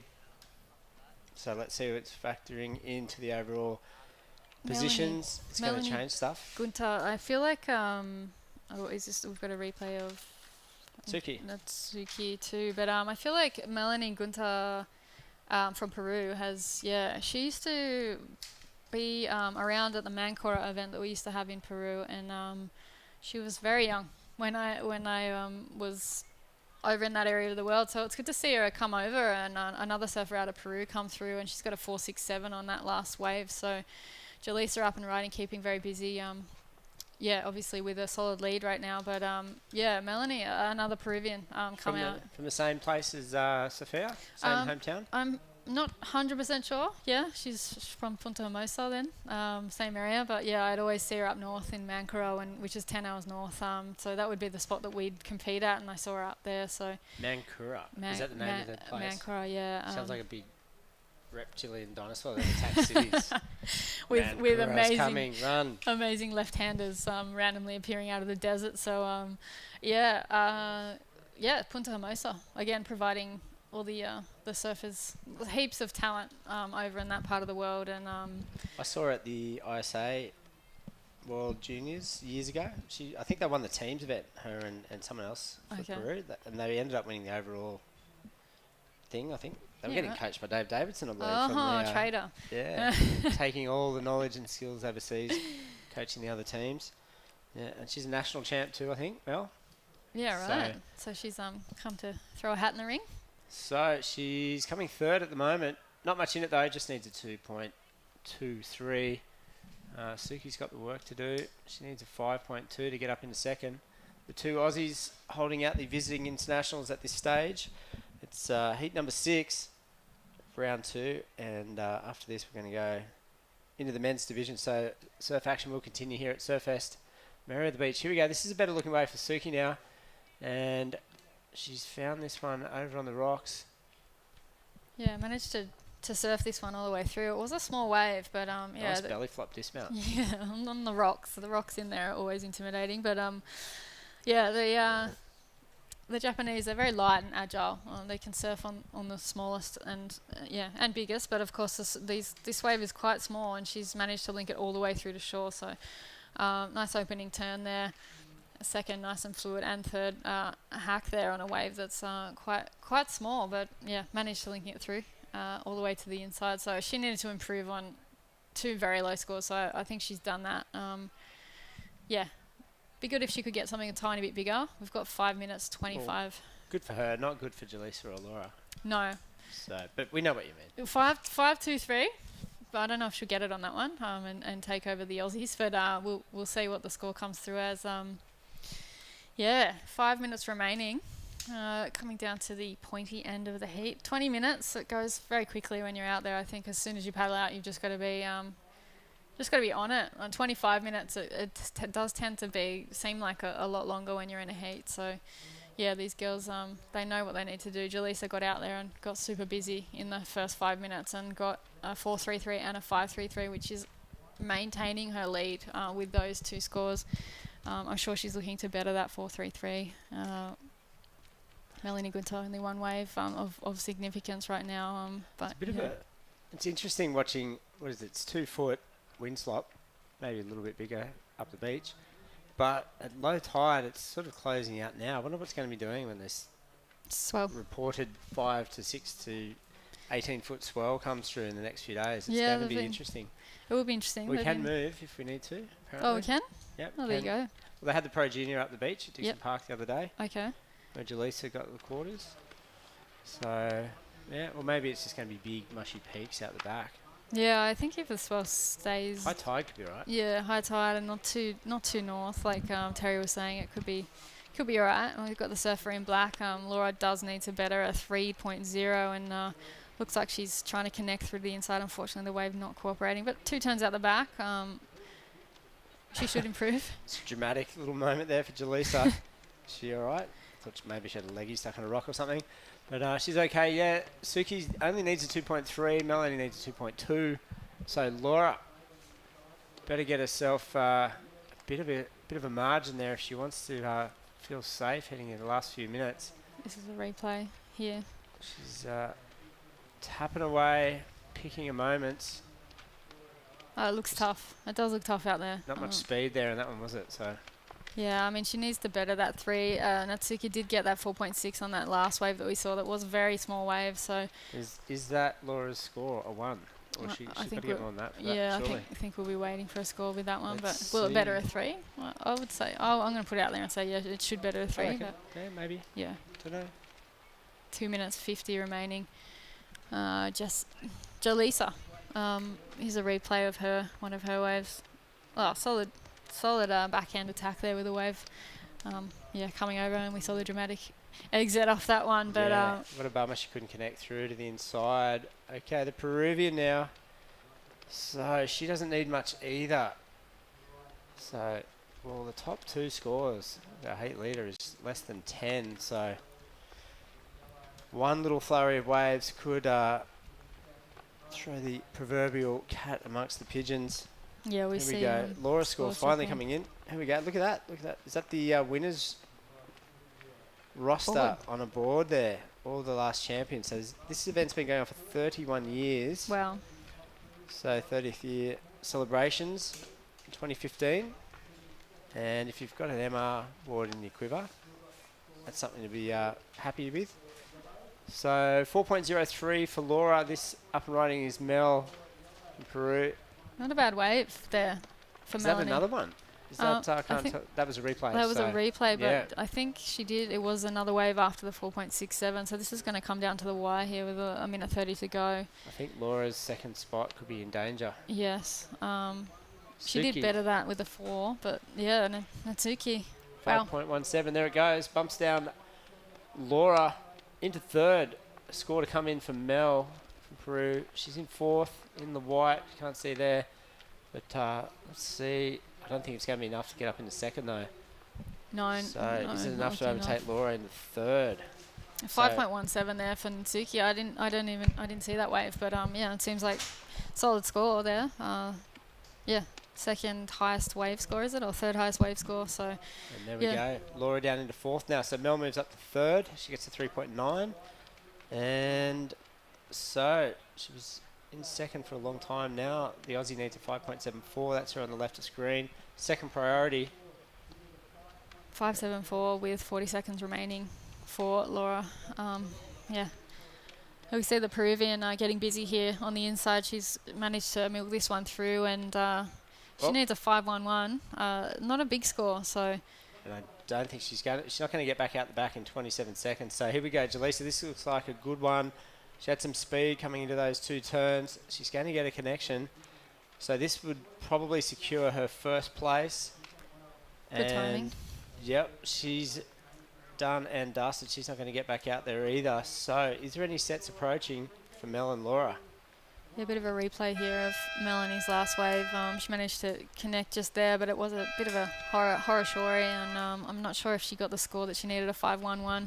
Not sure what she did out the back, but yeah, the inside didn't really deliver a lot. Jaleesa, 5.93 and a 5.33. Takes that lead out solidly, and it was good to see her surf. Haven't seen much of the young Aussie, so doing well.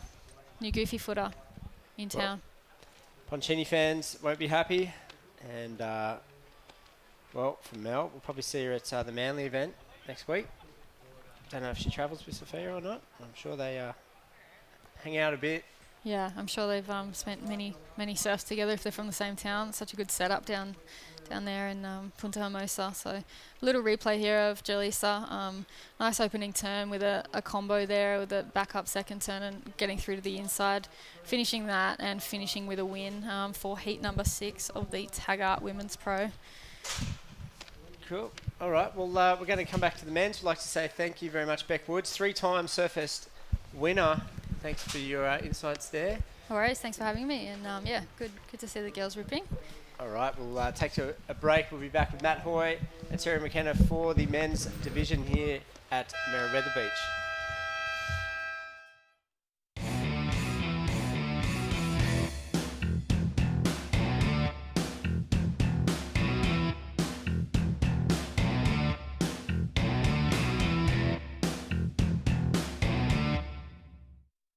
Customer service, it's the #1 priority for the Burton family. From the exciting range of new Toyotas To low-cost, fixed-price servicing. as their guest, you're always #1. It's the Burton family promise to give you a high standard of customer service. And a higher standard of customer satisfaction. So when you visit, you'll get the guest of honour treatment. That's why people keep coming back. To Maitland and Port Stephens Toyota. So visit soon. Tell him the big fella. No lane feature. No, marks it. The big fella. Look, you. How's my boy? Good. So I'm going on a road trip. Road trip? Yeah. With my new girlfriend. Your girlfriend? She's great. We're going on a meditation retreat. Meditation retreat? Yeah. It's gonna be great. You sorted your health cover, didn't you? Yeah. Got NIB. Do it for them. Get NIB today.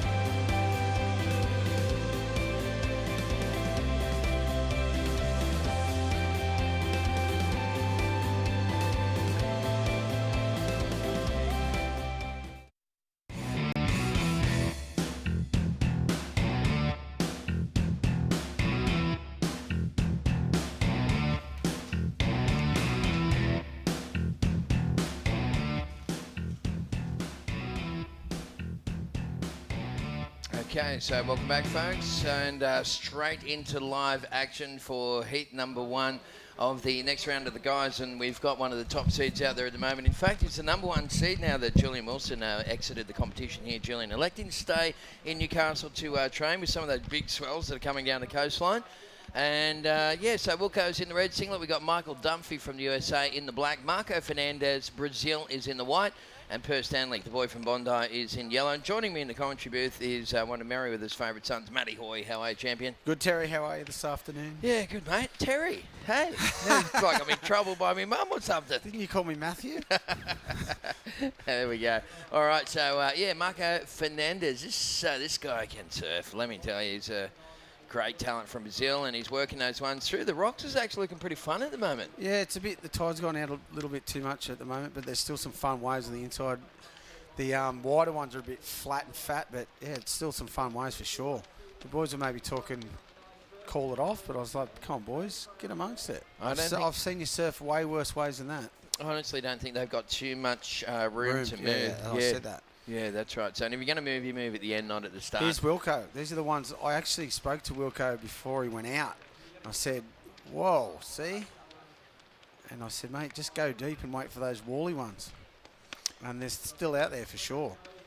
Well, I'll tell you what, Matty Wilco, he came up and said g'day to me at the contest the other day, and I did not even recognise him. He is looking really fit and focused, isn't he? Yep. Wilco, because he kind of, to use a better term, he let his hair down for a couple of years and had a bit of fun. I know another bloke from Merewether did that sort of stuff. I don't know who that is. No. And he said to me, I said, geez, mate, I hardly even recognise. I said, geez, you look fit. And he goes, yeah, I've been training heaps and pretty serious about it. I'm going to give it a really good belt this year. I said, good on you, mate. And he goes, no, I want to really try and give it a nudge. I went, good on you, because you've always been such a great surfer, Wilco. But, he's just a grommet as well, having a bit of fun growing up. But he's going to knuckle down this year. I'm going to have a look how old he is. He's age 27. That's a good year to start. Yeah, it is a great year to start getting serious about stuff. And he's already made nearly $1 million in US dollars. Here's the replay of Matty Wilco. Uses the priority on this one to go left. Wow, we didn't even see this one. Is this part of the Matt Hoy coaching program? Or? I said, don't go left. Whatever you do. Shows how much they listen to me. Shows you how much anyone listens to me. It's perfect. We love listening to you, mate. It's awesome. Yeah, but he was raised on the Central Coast, Matty Wilco. He's been surfing since about the age of 8. I remember his old man used to drag him around all the grommet contests. His big old man, he's a classic, Mr. Wilco. And then Matt won the ISA World Junior title, I think it was about 2004, earned himself a spot on the CT 2010. After that, he's just after dominating the QS for a year or two prior to that. So he's had a very, very stellar career. Matt Wilco currently sitting on a 2.5 and a 1.1. We've got Michael Dunphy with a 3.33. Fernandez opened up with a 4.0. And Per Stanley, well, I haven't seen him catch a wave yet, but according to the judges, he's had a 4.5. And he's just about to drop the best wave of the heat, a 6.67. We've seen neither. I think he's sitting a bit wider. He actually said, I've seen a couple of sneaky ones go wide there. And I was like, well, I wouldn't sit out there, but you can do whatever you want. So he didn't listen either. Yeah. This is awesome. You should try and not talk to a lot of everyone in the contest. It's just really working for him. I know.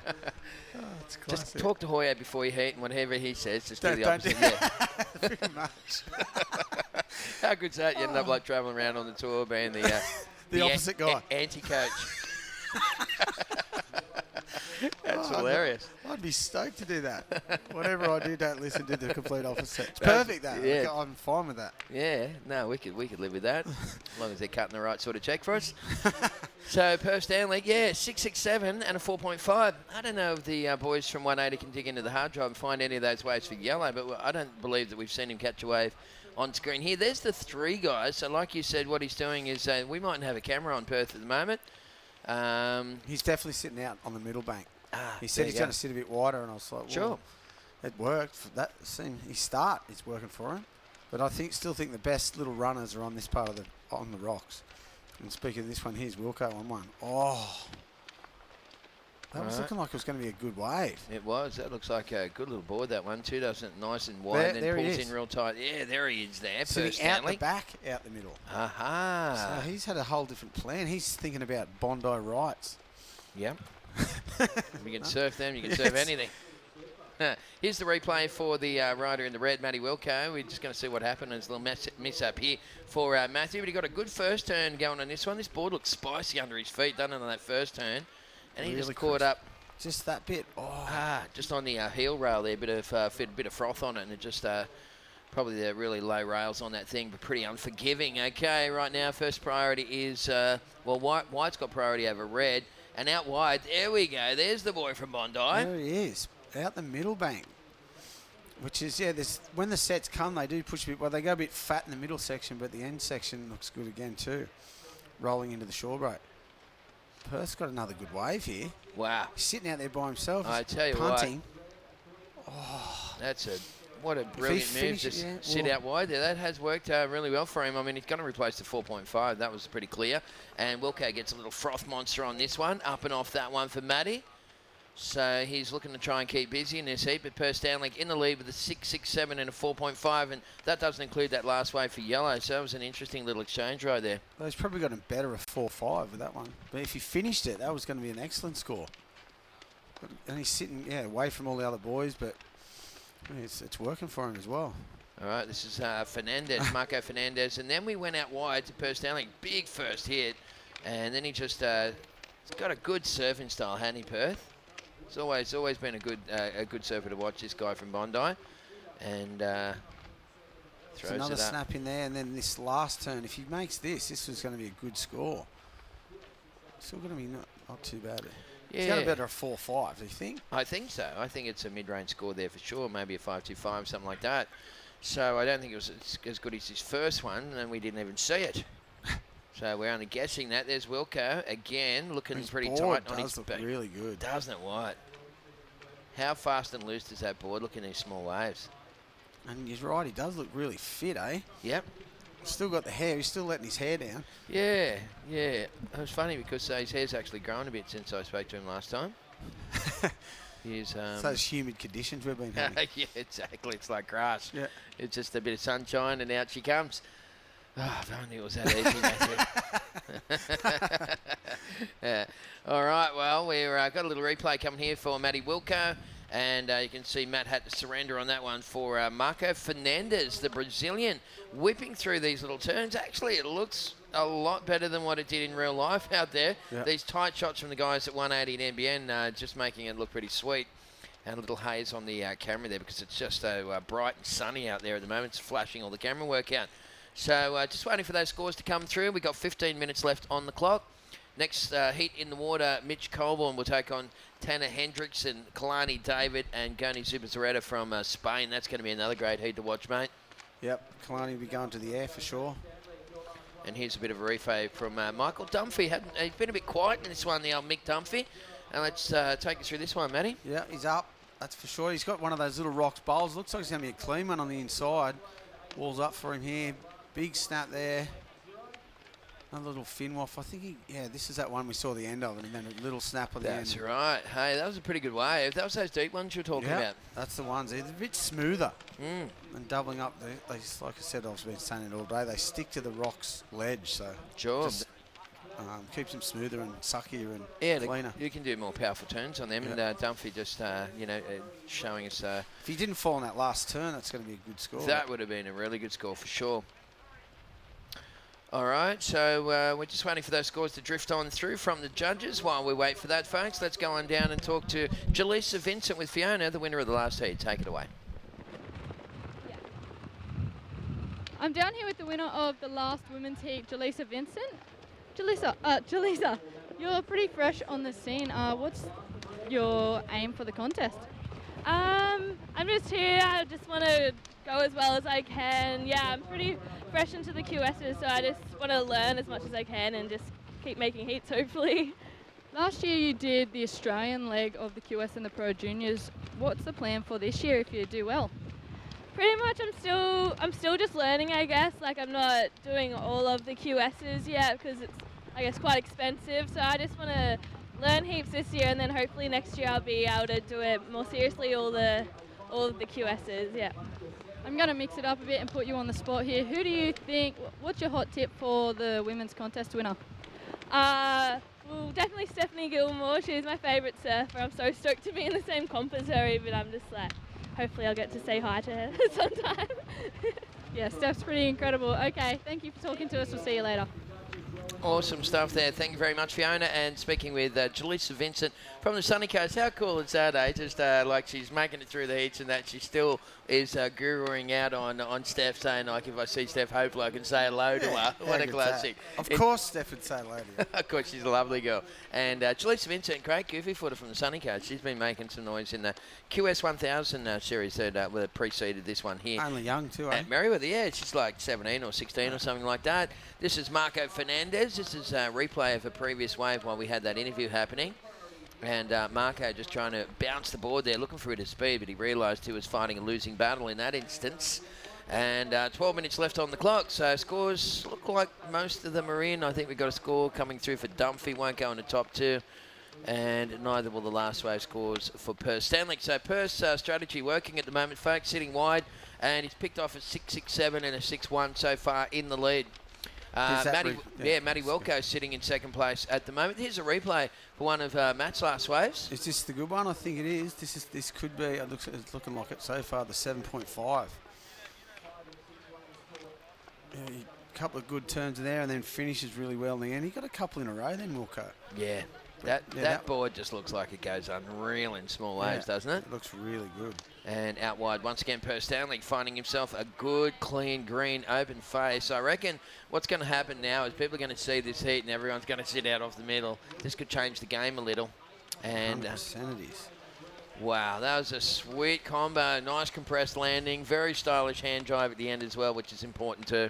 Got some good turns on the outside too, so that's going to be another good score for Perth. Yeah. He's got a couple of big scores already. Well, above average, not big. That's right. He was trying to replace the 6.1. You've got to be thinking that that's going to go. Sorry about that, ladies and gentlemen. That last one we watched, Wilco, was the 8.43. Oh, that's so the one before that was a 7.5. There we go. They were very similar rides. Yeah. Let's have a look at Fernandez on this one. So the Brazilian finding a nice inside one, really sinking a rail into that thing. And then he kicks up and puts the boot into a little foam climb at the end. So Fernandez will get that score through for Marco and let you know the situation. But at the moment, Matty Wilco has had a 7.5 and an 8.43. Matt's the #1 seed here, of course, and he has... well, he's amassed almost $830,750 US, and with the current exchange rate, that's about $5 million. It's a lot of money, though. Yeah, that's good. Isn't it? Isn't that good how it's in US as well?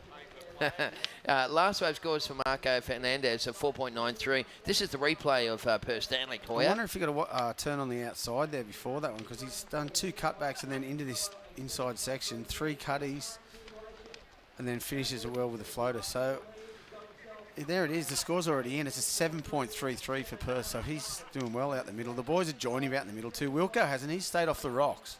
Yep. So there's 2 out the middle and 2 surfing the rocks bowl. So. All right, well, 2 separate game plans being employed by the competitors. In this one, it is heat #1 of the next round here, of course, and we're watching the Maitland and Port Stephens Toyota Pro, all part of Surfest 2016. You can see the fellow in yellow asking for the situation to the beach. Commentary team, Perth Stanley there, needing an 8.60 to take the lead from Matt Wilco, whose worst wave is a 7.5. This is Fernandez. He's chasing a 9.07. Nice big opening turn there. So what else he's got for the inside finishes and off. He's off the rocks too, so him and Wilco have opted to stay out there. The other 2 competitors in the middle. I don't know, something's happening. They're all asking questions. 9 minutes remaining, and everyone's asking the question. Even White flicked out of his wave then and said, "What's going on?" It'd be, how do you do priority when they're sitting in completely different spots? It's still whoever gets to the takeoff zone. That's pretty much just the same. Doesn't matter if you're up or down the beach. It just means that the priority won't have as much effect. They'll still award it though. Yeah. And lovely rail surfing there from Marco Fernandez. He needed a pretty good score to get himself out of trouble. And Fernandez just going for a little carve option on the inside. I don't know if that was... first turn was really nice. Yeah, sweet, wasn't it? He's got a good rail game, that guy from Brazil. Michael Dunphy at the moment chasing 8.43. So Dunphy's got a little bit of work to do from the USA in the black singlet. Michael sitting in first priority. Second priority is Wilco. Third priority is Yellow per Stanley. So I guess what ends up happening, Hoyo, is that on the northern bank, what do we got? We got we have Yellow and White. I think it is. Is that right? No, I think Red's off the rocks. White is sort of halfway in the middle, and the other two are So wide then in they'll use just Red and White will have their own little priority battle, and the other guys will have their own priority battle kind of thing, Yep. So here goes Marco Fernandez. Nothing really eventuated from that one. His previous wave scores coming through. It's going to be his best wave so far, but Fernandez, he's looking for a 9.07. He's not going to get that, but what he's going to do is get a score in that sort of, good range, and that's going to drag down the average from 9.07 to 8.77, so it reduced a little bit. He got a 4.93, then he got a 5.23, so his last couple of waves have been his best ones. So Matt Wilkinson in the lead, Per Stanley in second, Fernandez needing an 8.77, and Dunphy chasing an 8.43. That's the current situation with 7 minutes left on the clock, so I hope you're enjoying the action, folks, and big shout out to our friends watching in Hawaii on the via the Oceanic cable. So aloha to you guys, and thanks for watching. Hope you're enjoying the contest here from Newcastle in Australia. Newcastle. Merewether. Yeah. Newcastle, Australia. That's right. Let's be specific about it. Beautiful, Merewether. Oh, my goodness. It's just a glorious part of the world to live in. You know, I grew up in Sydney, as you know, until I was 16, and then I moved up to Newey. But this really reminds me, Merewether now reminds me of what Sydney was when I grew up. Yeah. Yeah, that's kind of what it's like. Yeah, for sure. So does that mean in 20 years' time this is going to be like Sydney? Probably. Yeah, doesn't that suck? Oh, my goodness, look at that. Here's Dunphy's comeback wave right here. Good looking wave, some big turns too, and finishes it nicely. Oh, little kick out stall at the end there. Always love that, putting the brakes on kind of thing to show the judges. 8.43. He's going to go close. Yeah. Does some big turns on this. You've got to be thinking that's at least a 7.5, if not more. Let's see what the judges thought about that one. We'll get those scores through with 6 minutes left on the clock. So big shout out to some of our sponsors. Well, just check the replay before we go to the sponsors. Take us through this one, Matty. This one bowls up well for him. He does a cut back at the start. Catches a little rail there, but all good. And then this one's a nice turn. The next one it is. Cuts back again. This turn here. Oh, yeah, that's the money turn. It's a lot of cutbacks, so they don't. I mean, they judge it, but you got to. The variation in manoeuvres these days, they want to see. So he's done a few cutbacks on that one, but that third turn was the money turn. So. That's right. No, he finished it really well. So absolutely interesting. Well, I don't know if it's going to be enough for the score, but it's going to definitely better a score. That's for 100%. I think, like you said, it's funny with cutbacks because I mean it's one of the most beautiful things you can do on a surfboard, isn't it? And I mean, you're a bit of a king of the cutty as well. But unfortunately, as far as the criteria is concerned, it's really only the second half of the cutback that really scores, doesn't it? Because the first half means that you're away from the zone, and then you cut back into it to the scoring part of the wave. They liked it. Shouldn't be like that. And Good stuff. They're going to reward this because of the clean transition from one move to another. And he had a lot of flow on that ride too, didn't he? He didn't lose any speed at all. Not at all. He kept it right the way through. That's a 7.97, not quite enough to take him into. We set a 7.5 at least, so that seems really fair. And it's pushed Michael Dunphy up into third position with 4.5 to go. Dunphy now chasing a 6.03, and Marco Fernandez, he's back where Dunphy was, chasing an 8.77. I was going to say that was the second best wave of the heat, and I was pretty much on to that one. That's good. Did well. It's behind Wilco's one. I mean, when cutties are done and they're in the pocket and they're done like with speed and power and flow and all that sort of stuff, that just goes to show and they can score. Like this too. Yeah, that's right. They can score good. It's good. They rewarded his surfing. It's perfect. That's what you want to see. All right, well, Dunphy only chasing a 6.03. He takes a little one under the priority of the other guys, and he's going to lift the work rate on this one. Nice, clean inside rocket wave here, Hoyo. Yep. Oh, finish it. If he finishes oh, this my one. goodness. He had to go for it, though. Yeah. He wasn't going to get the score if he didn't have a go, so that was good. But yeah, he done a couple of nice turns there and unfortunately just coming unstuck on that last one. But he makes that. That's another good score. A nice little variation at the end there too. That reminded me a bit of Andy, I think, used to do a couple of those snaps in the pocket at the end of the waves as well. Loved them. Yeah, didn't he what? ROP, the old AI. Here's the replay of this one, and you can see Michael Dunphy pushing hard off the bottom. He realises that he's got an opportunity to try and get through this heat. So 2 pretty strong manoeuvres. There's that last little one. Just and lost a bit of speed, didn't he? As soon as he went into it. Yeah. But that's... He's got enough time to get another wave. There's 3 minutes left on the clock, and you can see Dunphy kicking his way through. Oh, look at these lines as well coming through, mate. This might be the very first signs. And, well, that was pretty wild. Remember yesterday we had that crazy little thing happening between me and you, all right? I found out what happened. What happened? So the guy who in the yellow they missed the start of the heat. Right. So he come down with 2 minutes or 3 minutes into the heat. Right. And he thought he had priority. Paddled out and thought because they'd all have a wave, but he hadn't surfed a wave, so they couldn't say anything about it. Gotcha. Okay, we didn't know what was going on there for a while. There's once again Matty Wilco. He's ripping. Oh my goodness, he is on fire, and that's great to see Wilco in such great form here in 2016, folks, leading into the first of our big events at the up there at Snapper for the Quickie Pro.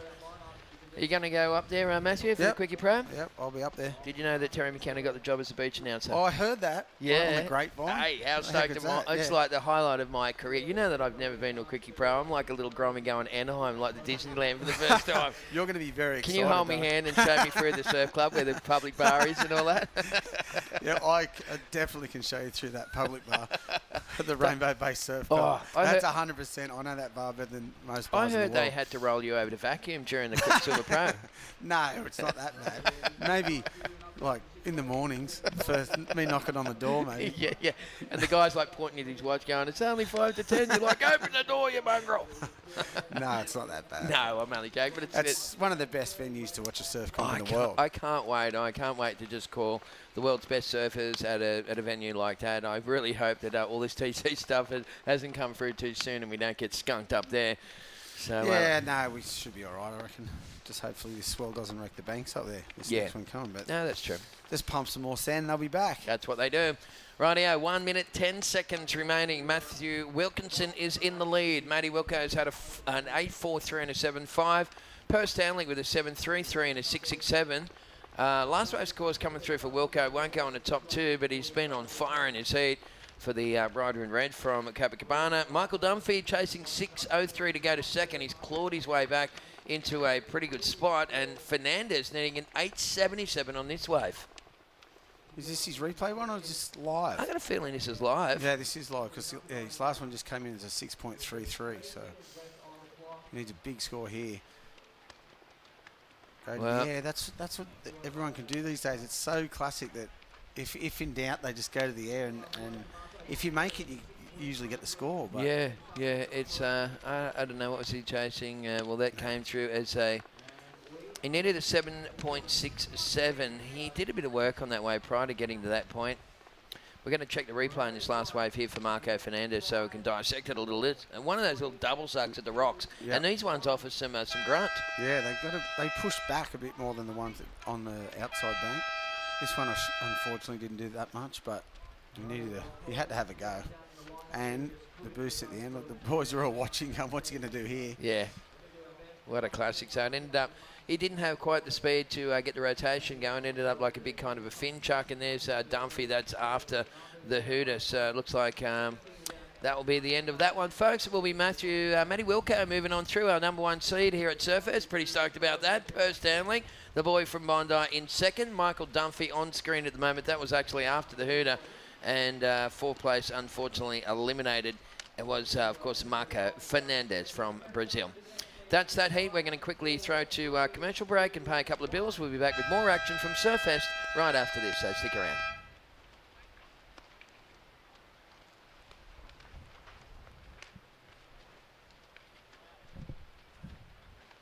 Okay, so I've just been told we won't be having a commercial break. We will move on through. So next heat in the water, Mitch Colborne in the red singlet, Tanner Hendrickson in the black. We've got Kleiny David in the white, and Goni Zibazarreta from Spain is in the yellow. My coaching went really well in that heat. Both the boys got through. Listen to nothing I said. So good. Hoyo, the anti-coach. Whatever Hoyo says, do the opposite, and it really works for you. How cool is that? They both got through. Yeah, perfect, huh? I love that stuff. So I think are we together again, I think, me and Maddie for this one, and then we got Jesse and JJ coming on after this. Yeah, I believe so. So, so once again, big shout out to those people watching on the Oceanic Cable channel in Hawaii. Aloha to you people. Hope you're enjoying the action from Merewether in Newcastle. Beautiful day weather-wise. They'll be watching Kalani in this heat too. Absolutely, they will. And Kalani David, one of my all-time favourite surfers. I just love watching this kid surf. Yeah, he rips. His skate's amazing too. Yeah, and he kind of brings that skating kind of flavour to his surfing, doesn't he? Yeah, for sure. Very unpredictable, a lot of inventiveness and originality. It's just a good little mix there. Tanya Hendrickson is in the black from the USA. We've got Mitch Colborne, who has got a razor-sharp backhand on him. This kid's like one of the best, like as a goofy footer, he's probably up there in my top 5 like backhand surfers in the world. And Goni Superzareta, this guy, very smooth operator from Spain as well. So we'll wait and see what the boys come up with. Kalani David dropped a little 3.5 to open up his campaign. I wonder where the boys are sitting now, whether they're sitting off, whether they watch that heat or not. Here he is. This is Tanner, the man in black. They've gone out the middle for sure. You can see the angle of the camera angle there. So they're definitely out the middle. And he's wide up and riding. Kalani David, speak of the devil, on a good-looking insider. Couple of cutties. He if he gets the chance, he'll be in the air. 100% he will be. All right, well, he doesn't need too much of lip to get moving, this kid. Throwing it up and through the lip on the end of that thing. So, Kalani David, interesting story. Jesse was saying the other day, Kalani snapped one of his boards when he rocked up here the other day, the day before the contest started, and he went into Sandbar, the local surf shop. He rides for Stacey. And he said, I'm taking these 2 boards. And they're like, oh, what do you mean? Hang about. And then they got a call from Stacey saying, yeah, someone's coming in to get some boards. And he actually won his heat yesterday on a board straight off the rack. Really? Yeah.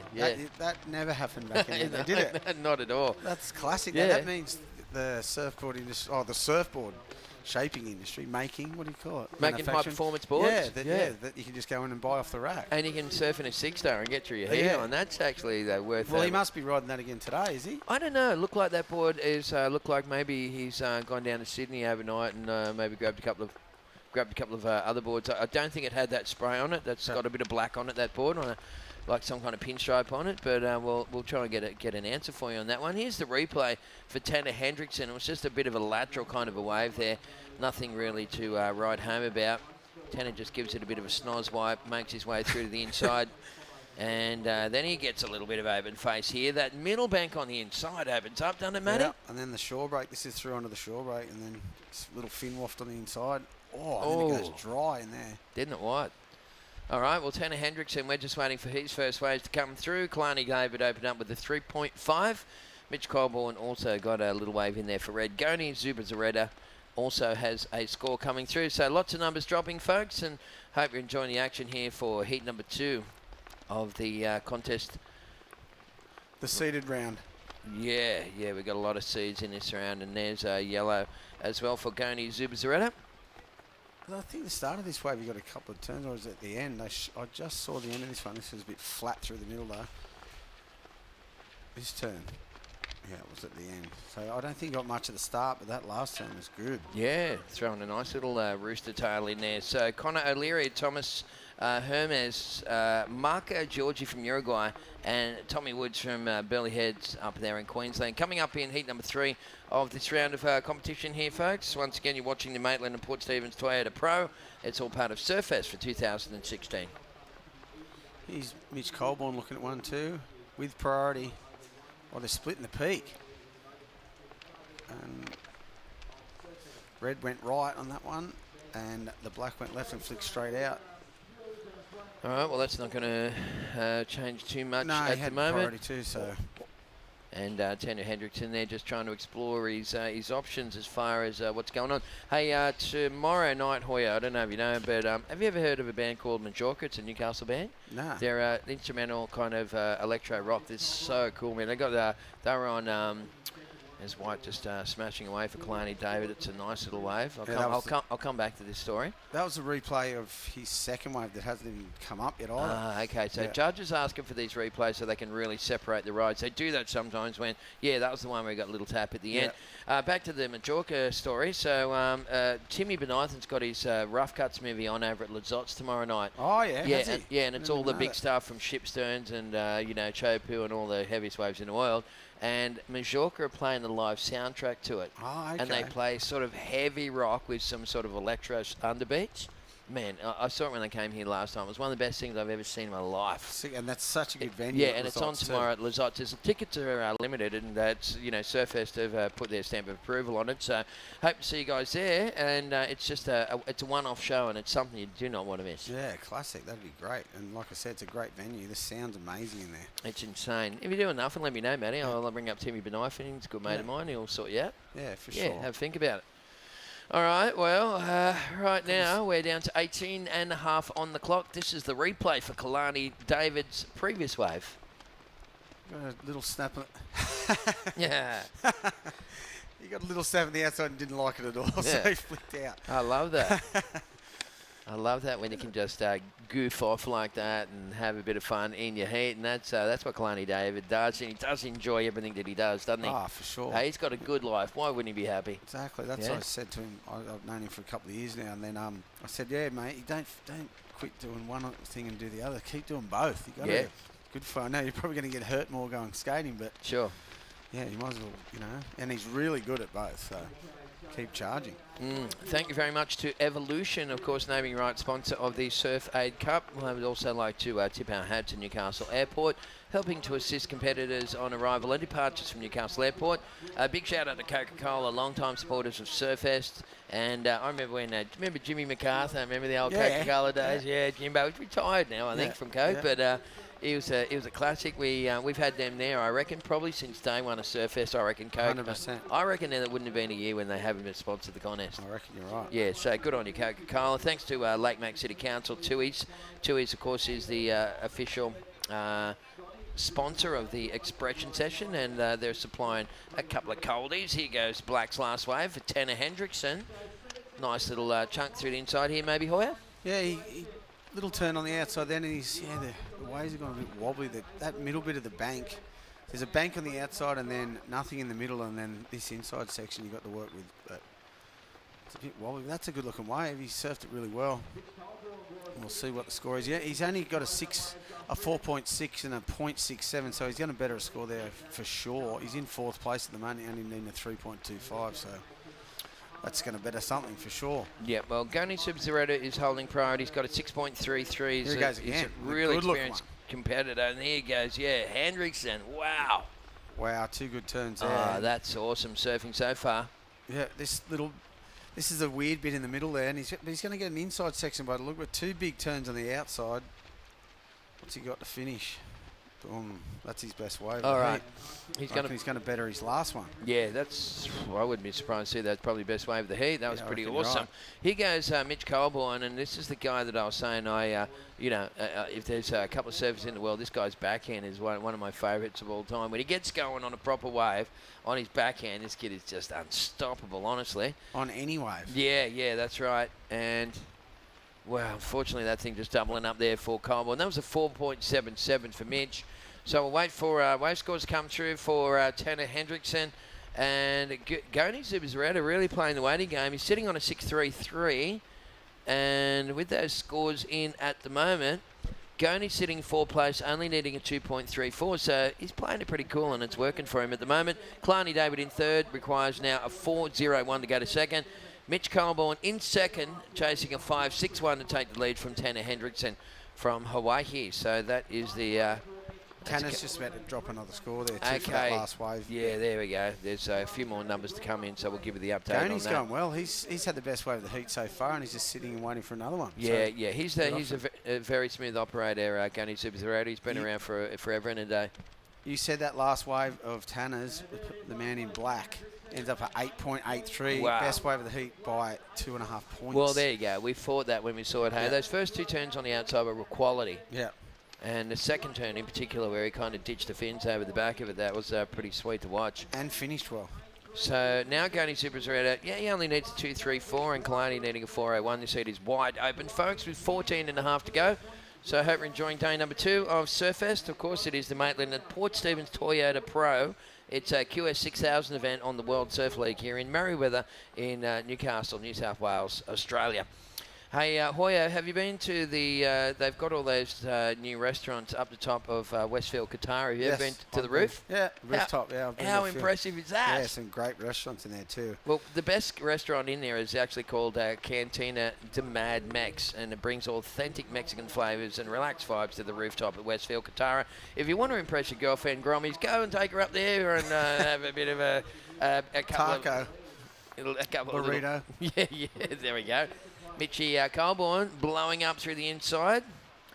And we'll just get that score in the system. Mitch was actually sitting in second, looking to replace the 3.9, so he may well, in fact, do that with 13:40 left on the clock. Yeah, I went up there to the Mad Max about 3 weeks ago. Me and Lambert had a couple of cronies, and I was sitting there, of course, it's on the rooftop. It could be anywhere in the world. Yeah. Totally Unreal, forget isn't that. Yeah, there's all palm trees and stuff everywhere, Mexican music playing. I was thinking, this I could be anywhere. Yeah, and there's some really other good restaurants in there too. So Beautiful. Got a good variety of restaurants in there. It's great. Yeah, check Spent it out. a lot of money on it too. A lot of money. Check it out, Westfield Qatar Rooftop. Rightio, so this is the replay for Mitch Colborne, and as I said, he's got a razor-sharp backhand, this kid. Just kind of exploring his options through the inside section. As you said, Hoya, you're on the money, mate, where you said you do your big turns out the back and then you try and get through, you bounce to the inside, and then you get this little bonus section to finish with. Well, if you get a good little wally bit in that middle bit, just sets it up for the inside. That one on Mitch's wave just went a bit flat, but if you get the section out the back and then a bit of a wall through that middle bit and then an ending, mate, you're going to get the good score like that 8.83. All right, well, last wave scores coming through for Mitch Colborne. And that's looking like, it's not going to change the situation because Tanner Hendrickson's got an 8.83 and a 5.77. And Mitch Colborne needing, at the moment, a 9.83 to take the lead. But what he's going to do is replace one of his second best waves, which was only a 3.9, and with a 5.4. So now Kalani David chasing a 5.5, and Goni Superzaretta requires a 3.84 to go into second. So still totally doable for the guys in third and fourth, 12 minutes on the clock. Pretty low scoring heat again, only just that one big score, one excellent score. And Goni in the yellow just been patiently waiting. Everyone else has had 4 and then 7 waves, so yeah, and he's only had 1. And in these conditions, I don't know if it's better to keep busy or wait for because you never know. Like some of the waves, a set could come and doesn't wall up, but one of those mid-sized ones can wall up to the beach. So yeah, that's right, and that's what makes it pretty exciting to watch these heats because they could play out in so many different ways. Tonight is Tuesday night, isn't it? Let me just have a look at what's happening here at the Burwood Inn. What do you guys call that joint again? The zoo. Oh, the zoo, of course. It's not called the zoo anymore, though. It's a bit more. It's got a bit classy. Yeah. Than what it used to be. I like the zoo. Tuesday, 23rd, head to the Burwood Inn tonight for $25 steak fritters. I think it is 250-gram Cape Grim Scotch fillet. That sounds good with shoestring fries and Cafe de Paris. Oh, gee, they have gone up a class. Yeah. Garlic butter. The old Burwood Inn. All right, little break in the action. We're going to cross over to Fiona for a bit of a interview here from the winner of the previous heat. So take it away, Fiona. Afternoon, guys. I'm here with Matty Wilco. Matt, you won the last heat and you've qualified for next year's tour through tour last year. Yeah, good to get back in the water and have a little bit of preparation before the Gold Coast. I've had a really fun off season and it's excited to get back down here and put a contest rashi on and see if I can still put some scores on the board, and if the first heat's anything to go by, I've still got something, so I'm excited for the next one. You're a Copacabana kid. Are you staying at home or are you here with the boys? Yeah, I stayed at home last night and saw my family, and I'm going to head back down now, and then I might stay up here from tomorrow night onwards, depending on how early my heats are. Just out of curiosity, have you got any funky outfits planned for this year's WSL banquet? No, I think I'm too old for that stuff now. Never too old. Okay, thanks for speaking with us. All good.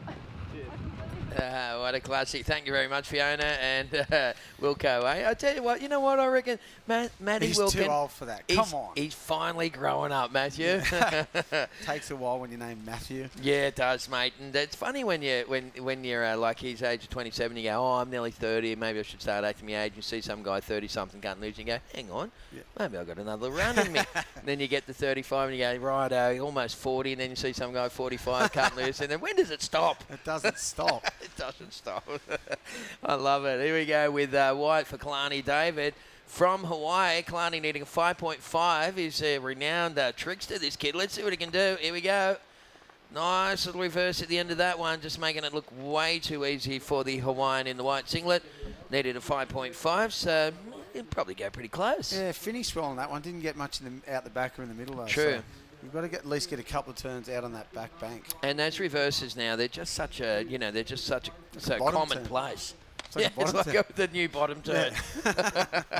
That's funny. Absolutely. They're just, we're going to go through and dissect this one for the Hawaiian Kalani David. As we said, needed a 5.5. Didn't get much out the back, like you said, Hoya.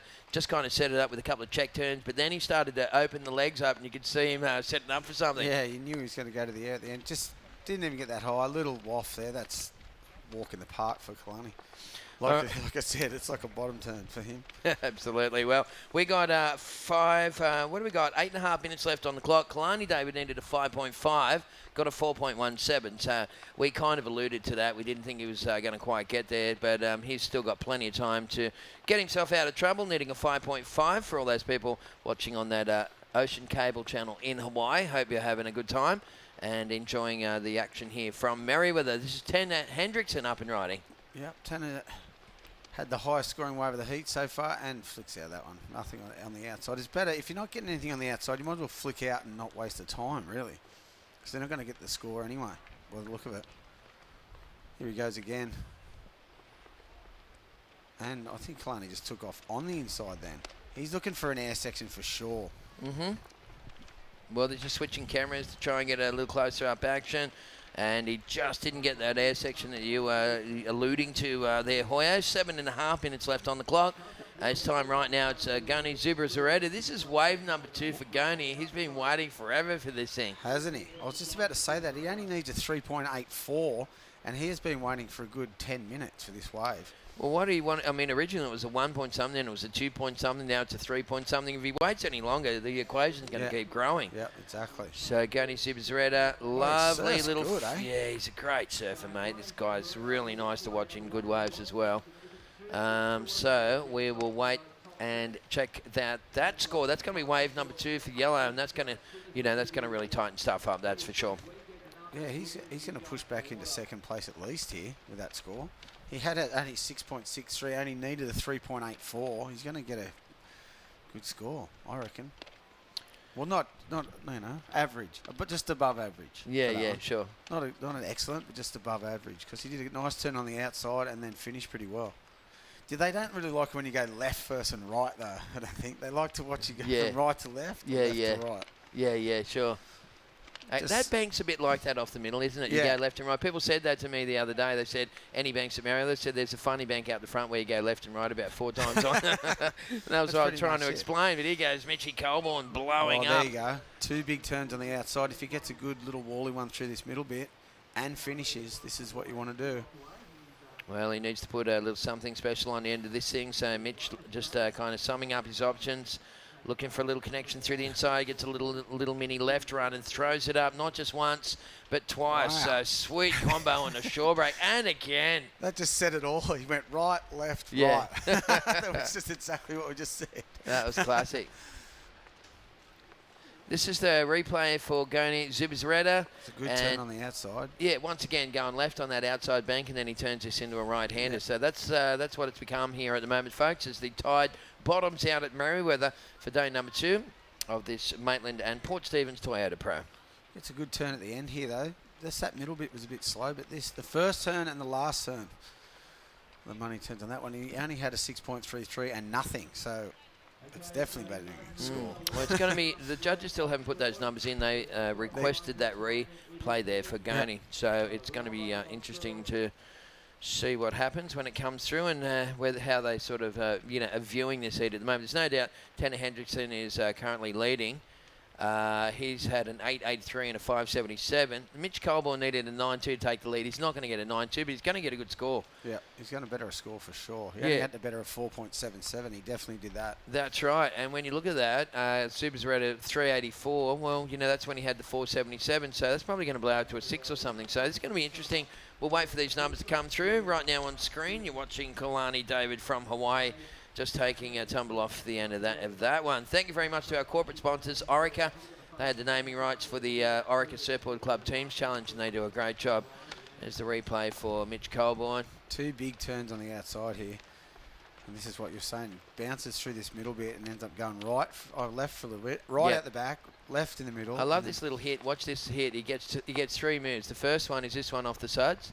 That one. Then he throws it up into a backhand Rio. And then he gets another little foam climb on this section there. Yeah, right. Yeah, that was really just maximum extraction there from Mitch Colborne. Here's the score coming in for that wave too, by the look of it. Goni's wave came into the 6.53, pushed him straight into second.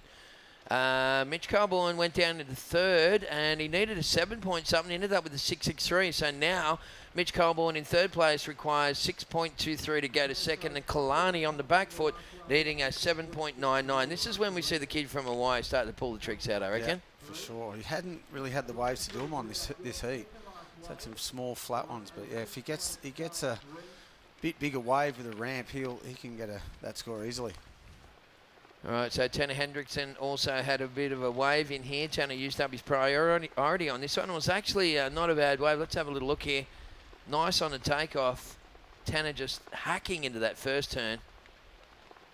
And, well, he got a little tied up. Unfortunately, that's just going to come in. It's not going to go in the top 2 for Tanner Hendrickson, current heat leader. So Goni Zubizarreta from Spain needing an 8.08 to go into the lead. Mitch Colborne in third position, and that is Goni up and riding at the moment. He's I remember about 2 years ago, I was having a holiday in Bali, and I had one surf at Padang. I hadn't surfed at Padang for like 12 years or something, and it was about 4 or 5 foot, and he was out there, and I just went, I didn't know who it was. I just said, who is that? Someone later said, oh, that's Gobi Zubirao. I said, mate, God, it's one of the best surfers I've ever seen in my life in really good Padang. Yeah, right. So, well, there's Kalani just checking his board there. That's the one straight off the rack at the old Sandbar Surf Shop. And, well, that speaks volumes for Stacey, doesn't it? When you can just rock into town, break your board, grab one off the rack and make it through a couple of heats in a 6-star. Exactly. No wonder Jesse Adams is riding those boards, huh? They're pretty nice, eh? I put a couple of Stacey's under my arm down there last time I was there. They feel good. Yeah. Well, what are you riding these days? I just ride Steel Lewis designs these days. Oh, and, of course, and yeah. my own, pretty much. I saw Steel punched out a little quiver on Instagram the other day with a whole bunch of the 6-channel swallows, eh? Yeah, I'm still on the 6 channels. Loving it? Yeah, can't get off them. Why change what I've been doing for 20 years? I want to show this board that I got in off a mate of mine up the coast. It's a 7.6 AB original, and it's a 6-channel swallow. Oh, you would love it. And it's like the big wave. I'm taking it over to Sumatra, try and get a couple of tubes on it. So it's a big tube seeker. Yeah. When I got it, I went, oh my God. I actually said to him, oh mate, I would love this. I would. I would. All love right. the 6 channels. Yeah, they felt so good. I took it for surf out boxy, about 5 foot boxy, and got tubed off my scone and went, oh, why haven't I been surfing channels on me life? That's what I ask everyone. Yeah, exactly. All right, well, here's a little wave here for Tanner Hendrickson, current heat leader, just keeping the steam through that nice roundhouse cutty, fading and snapping in the pockets. He's really surfing to the criteria, this guy, that isn't he? was a sick turn. Wow. He had to better a 5.77. Oh, he's done that easy. That board looks good under his feet as well. Doesn't it? What? That thing looks like it goes amazing. And Mitchie Colborne trying to get himself out of trouble. He's got the weapon out, the old backhand, but you can tell by he's a bit frustrated. He realises that's not going to be the score with 30 seconds left on the clock. We didn't see the outside of that one, though. Well, we didn't, but he didn't look happy about it, No, eh? he didn't look happy. No, he just looked like he had that kind of look about it. He needed a 6.23. We saw the 0.23 end of it, but I don't know what he did outside. We'll wait and see. And coming right down to the wire. This is Kalani David on the inside. We said that he might lurk inside and try and go to the air. And then he turned into Hendrickson. That was weird, wasn't it? How he just went from one guy to another. This is a great combo. Oh, that board looks so spicy under the feet. Does look good. And he was already in the lead, so he's just going to extend his lead. All right, well, that is the end of that heat. It's concluded, but there's still a few numbers coming through. We'll just stay with you here online, folks, to give you the final outcome. There's Mitch walking up the beach here. Big numbers dropping for Tanner Hendrickson. That's going to be the best wave of the heat by far. And, well, there's Tanner there in the black singlet. having a bit of a talk to Mitch Colborne. It was a 9.33 for Tanner Hendrickson, so it looks like last wave scores for Mitch Colborne. Oh, wow. What? Yep. 7.33 goes into second. I don't think the beach announcer's actually called it out yet. No, Look, it doesn't he's look still a bit happy. dejected, isn't he? And Goni Zeretta, he goes down into third. Kalani David in fourth. So we didn't see the first couple of turns for Mitch Colborne, but clearly he went to town on the Well, that outside was his best section. wave by nearly a point, half a point. Yeah, wow, that was a pretty radical start, but awesome performance from Tanner Hendrickson. That'll give him away. He can really surf, and that was a good show. And Mitch Colborne in second, Goni Zeretta in third, Kalani David in fourth position. Rightio, that is the end of that one, folks. We're going into heat number 3 of this round, and we're going to pass you over to JJ and the crew to take us through the next couple. We're going to throw to an ad break and be back with more action from Surfest right after this, so stick around.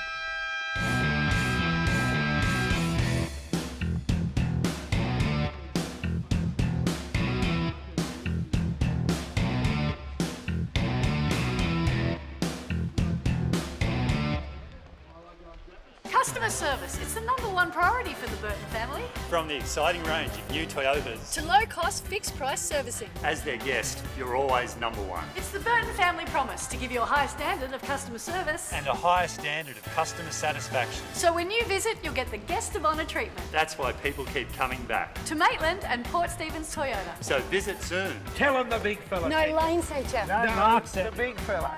Look, you. How's my boy? Good. So I'm going on a road trip. Road trip? Yeah. With my new girlfriend. Your girlfriend? She's great. We're going on a meditation retreat. Meditation retreat? Yeah. It's gonna be great. You sorted your health cover, didn't you? Yeah. Got NIB. Do it for them. Get NIB today.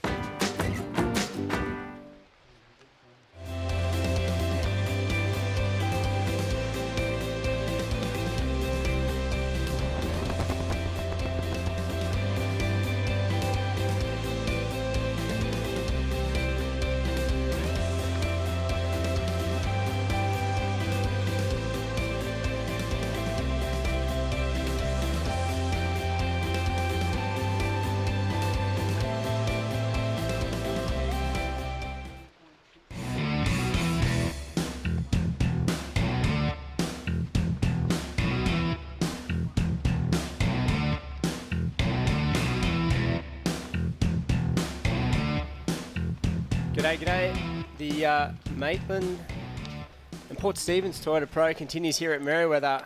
We've got Connor O'Leary up and riding. This guy from Cronulla down in Sydney. JJ here in the commentary box with local surfer Jesse Adam and competitor in this event, Connor. Continues to wind through the inside. Hasn't he lucked into something special to start off this one?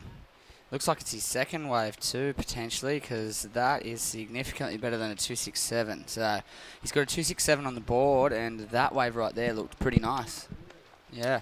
So he's out there against Thomas Hermes from Brazil, Marco Giorgi from Uruguay, and Thomas Woods from Australia as well. So two Aussies against the South American surfers. Here we go, replay now of Connor.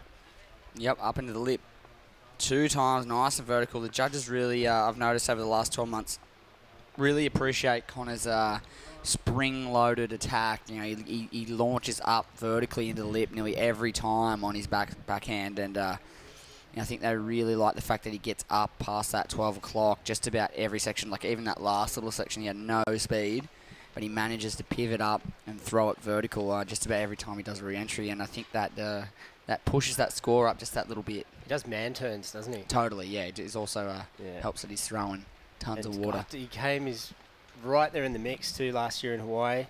Put on a huge display at Haleiwa. Was in with the chance to make the CT this year and came super close there. Turned a lot of heads.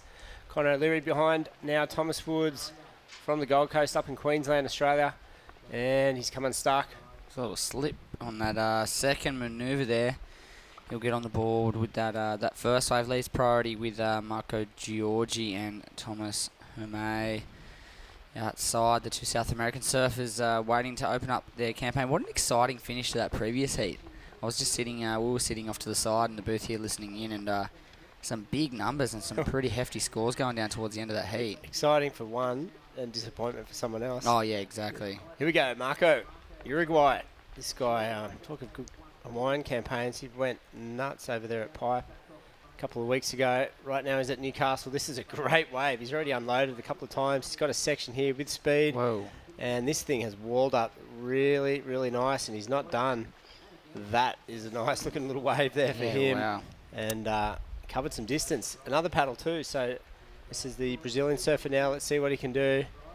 Another guy that was close to qualifying. Or did. He surfed a couple of CTs, right? Yeah, I think he surfed in France. Got in 3 events last year. I think he was called up for the Rip Curl Pro over in Portugal. Got into the France event. He got 9th in that one. Yeah. Pro in France. A couple of good heats. And he surfed at J-Bay as well. Didn't do too good there. But 3 CTs last year. He really turned one on in France, actually, to get that 9th or wherever he ended up. He had a couple of heats where he really kind of sort of sent a warning shot out to the world saying, I'm ready for Was he the world first stage. alternate or something? I'm not. Yeah, I think he got into 3 events. I think he got in.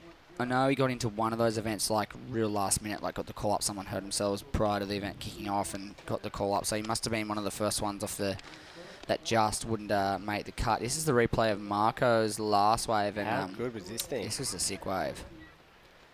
And he just pretty much connected all the dots really nicely. And that was a nice little slide of the tail. And he finished up with a couple more nice solid re-entries. And there you go, 8.67 as an opener. Marco Giorgi off to a flying start. If you weren't sitting right next to me, Jess, I'd say that looked like you then. Yeah. So the hairdo. Yeah. Conor O'Leary locks in a 7 for his opener as well. So a couple of good scores to kick off this one. This is the replay of Tommy's first wave. Not such a good one for him compared to the other boys there. Yeah, so they have a lot on got a offer. good little heat on their hands. The playing field has changed so much. It's off in the middle now? Yeah, out in front. Well, Yeah. wait, wherever you like, really. I mean, you know more than anyone. But they're at least twice the distance out than they were, a few hours ago with that tide change and the swell coming in. So, and plenty of opportunities for everyone. Look, 2 guys going for the same wave here. I don't think it's going to matter much. Near different parts of the peak. That was a nice first re-entry, Tommy Woods. Can he put it together on this one? Oh, it looks like he's going to get a little run through the inside. And as he works it down the line, looks like a fresh, brand new board for him. Here we go. Another nice little slash, fitting one more in to finish up on that He one. was trying to get points there, wasn't he? If you were free surfing, then you wouldn't have. You would have been waiting for it. Sometimes you kind of would prefer just to sort of wait an extra second and just really let fire on that last section rather than sort of fit in an extra manoeuvre. And I think they've manipulated the criteria over the years to try and lend itself to that bigger, stronger, more critical turns rather than quantity. Sure. So interesting, but we'll see. It's going to be his best wave for sure. We're getting a replay. We're loading it up now of this last one. This first turn's impressive. Yeah, he had a good section here, up and over the top, and maybe just hang on to it. They probably lost a bit of momentum there. Well, he did. So he's trying to get back in the perfect part of the wave here. You can see it building in front of him, and well, nothing amazing. Didn't quite have the flow that Marco's did. That thing just lined up in front of him. Here we go, Connor again, doing those big backhand verts that he loves. And patting the cat through the foam. Is he going to get a reform? No, he's just going to kick out. So let's see. A few scores to drop. 8 minutes gone. This is looking like a good heat. Yeah, it's another cracker heat on hand. And like you said, the tide has changed drastically throughout the day. We are seeing it move right out to a lower tide, which means it spread the banks out, and we are getting to see the full scope of the Merewether sandbars that run off from the rocks. And this whole stretch of beach is offering a bunch of really fun waves. I saw some really fun waves up at Dixon Park and a couple of nice waves up at the cliff as well, just a little north of us. So there's lots of waves on offer today, and that's a typical day in Newcastle. You got a heat coming up? It's an awesome. Yes, I do. Not today. No, tomorrow. Okay. Yeah. But don't give it away too much. No. I'm just went for a little cruise during my heat off and was just admiring the beaches that we have here. It's an awesome place, Newcastle, and definitely a an awesome place to visit. We've seen White on another wave. This is going to be his backup score. Little kick of the tail, and another good score will drop in for Marco to back it up. Cool. And we've got Fiona standing by as well, down there at the podium with the backdrop. Take it away, Fiona. I'm down here with Tanner Hendrickson, winner of the last heat. Tanner, you were basically winning the whole heat, and then you got a 9.33 in the last few minutes, I think. What was your headspace like in halfway through the heat? Well, we didn't hear anything out there. The wind's pretty onshore. We can't hear the beach announcers, so I didn't know what position I was in. Surfed here a couple times and never really made a heat, so I was just kind of wondering how I was doing in the heat, and just figured I'd catch a lot of waves and roll the dice, and stoked I made it. Is this your first QS of the season? Actually, my third. What else have you done? 2 events in Hawaii already. Did you do the Vulcan Pipe Pro? Yes, I did. Okay, well, thanks for speaking with us. You can go and get undressed. Thank you. Yeah, he didn't sound like he wanted to hang around too long. Looked like he needed to get somewhere. You may go get undressed. You may leave now if you don't want to talk to me. Nah, well, I thought he would have been a little bit more stoked than that. He just had a huge heat. Nice start to his campaign. He was looking cool as a cucumber, Tony Hendrickson. That was that one from Thomas Woods there. That was a beauty. That was a good wave. And, well, keep him busy. Jeez, there's a lot of waves ridden in the early part of this heat. And due to that tide dropping, I guess there's a lot of waves and off a big combination of re-entries. Connor O'Leary currently sitting down in second. So that was third and second place holders, respectively, getting pretty decent rides. It's going to throw, a few spanners in the works. Yeah, so this is that one for Woodsy from the Gold Coast Bullyheads. So this one looked like, look at the push, just the whitewash pushing him along there, heaps of speed. And getting through to the inside. I love these little reforms here. And he finishes it really strong. Nice little slide. Yep, little carve off the top. Good floater on the sand. That last turn was money. He covered a fair bit of distance on that one too, didn't he? So here we go, Connor now, Jess. Yeah, let's do a little bit of comparison work, as I'd say the judges would be doing. There's a big vertical re-entry, Connor O'Leary. And look at that driving around that section, huh? Yeah, lots of strength through those legs into that board. He's definitely been training in that off season, and just works this one over for 2 more, and the last one vertical. That's going to be a big number. It's got to be bigger than Thomas, doesn't it? He went vert. Yeah, that first turn I think just money. It was a really, really big vertical, powerful strike, and you know what? It's looking like it could be best of the heat. Wow. 927. Huge number. Connor O'Leary streaks out into the lead. 927 and a 7-point ride. Massive combo. 16.27. And Woodsy's doing all right too. Here we go. Whoa, big number coming through for Woodsy as well. He might jump up into, well, yeah, he's definitely going to jump up into second place. But an answer back coming your way with White now. Pace. Marco just moving down the line, but that one fattening up, so he's going to relinquish back into third place for the moment. Thomas Woods, last score 7.83, up into second place. Yeah, so good exchange. That's got to feel good. First and second priority for those two guys on screen as well. So the Aussies finding the link-ups. Yep, so that's the situation on hand, and have a look at the awesome coastline that we have here in Newcastle, the effectively known as the City of Beaches these days. Used to be Steel City, but the City of Beaches. And is it? Is that the new? That's the one, yeah, for the last little while, the City of Beaches. Yeah, and we got are they getting rid of the Steel City tag? The Steel City tag's long gone. I think Wollongong's latched onto that one. Oh, okay. City of Beaches. City of Beaches, and look how nice it is. Another cracker day, and we do have some fun contestable conditions. There's Sprowley from Throwing Buckets, another sponsor of the event, and a big shout out also to our other sponsors, Destination New South Wales, a long-time supporter of the event, and without them it wouldn't be happening. And they do encourage that you come and visit the Hunter region.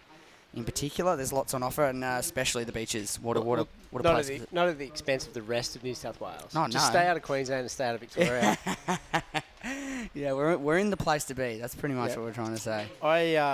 I've been overseas, yep. And I was out in the water in Tahiti, and I bumped into this guy over there, and he's a real estate mogul. And he goes, "You travel, mate. Where do you think's the best? Where's your favourite place? Been all these exotic spots." And I said, "You know what? My favourite spot is northern New South Wales, from the border down to Yamba. It's a nice part of the coast. Yep. As a surfer, especially. Yeah. That I part of said, the coast. give me that, unless I'm, got the Hollywood pay packets and I could find a castle in Hawaii or something, or live over in the Caribbean on a boat.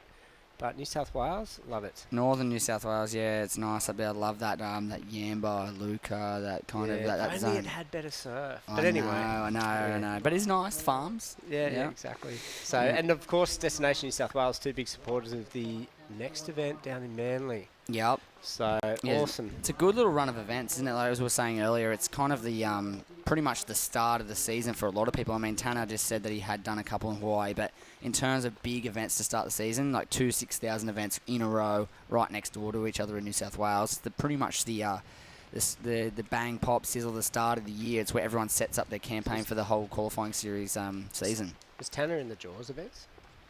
Didn't he free fall out of the lip? And he might have pull done a tube and get the lip on the back of his head or something. No, a month ago. I think he might have done one of those big waves events. It's pretty. It's been pretty insane over there, hasn't it?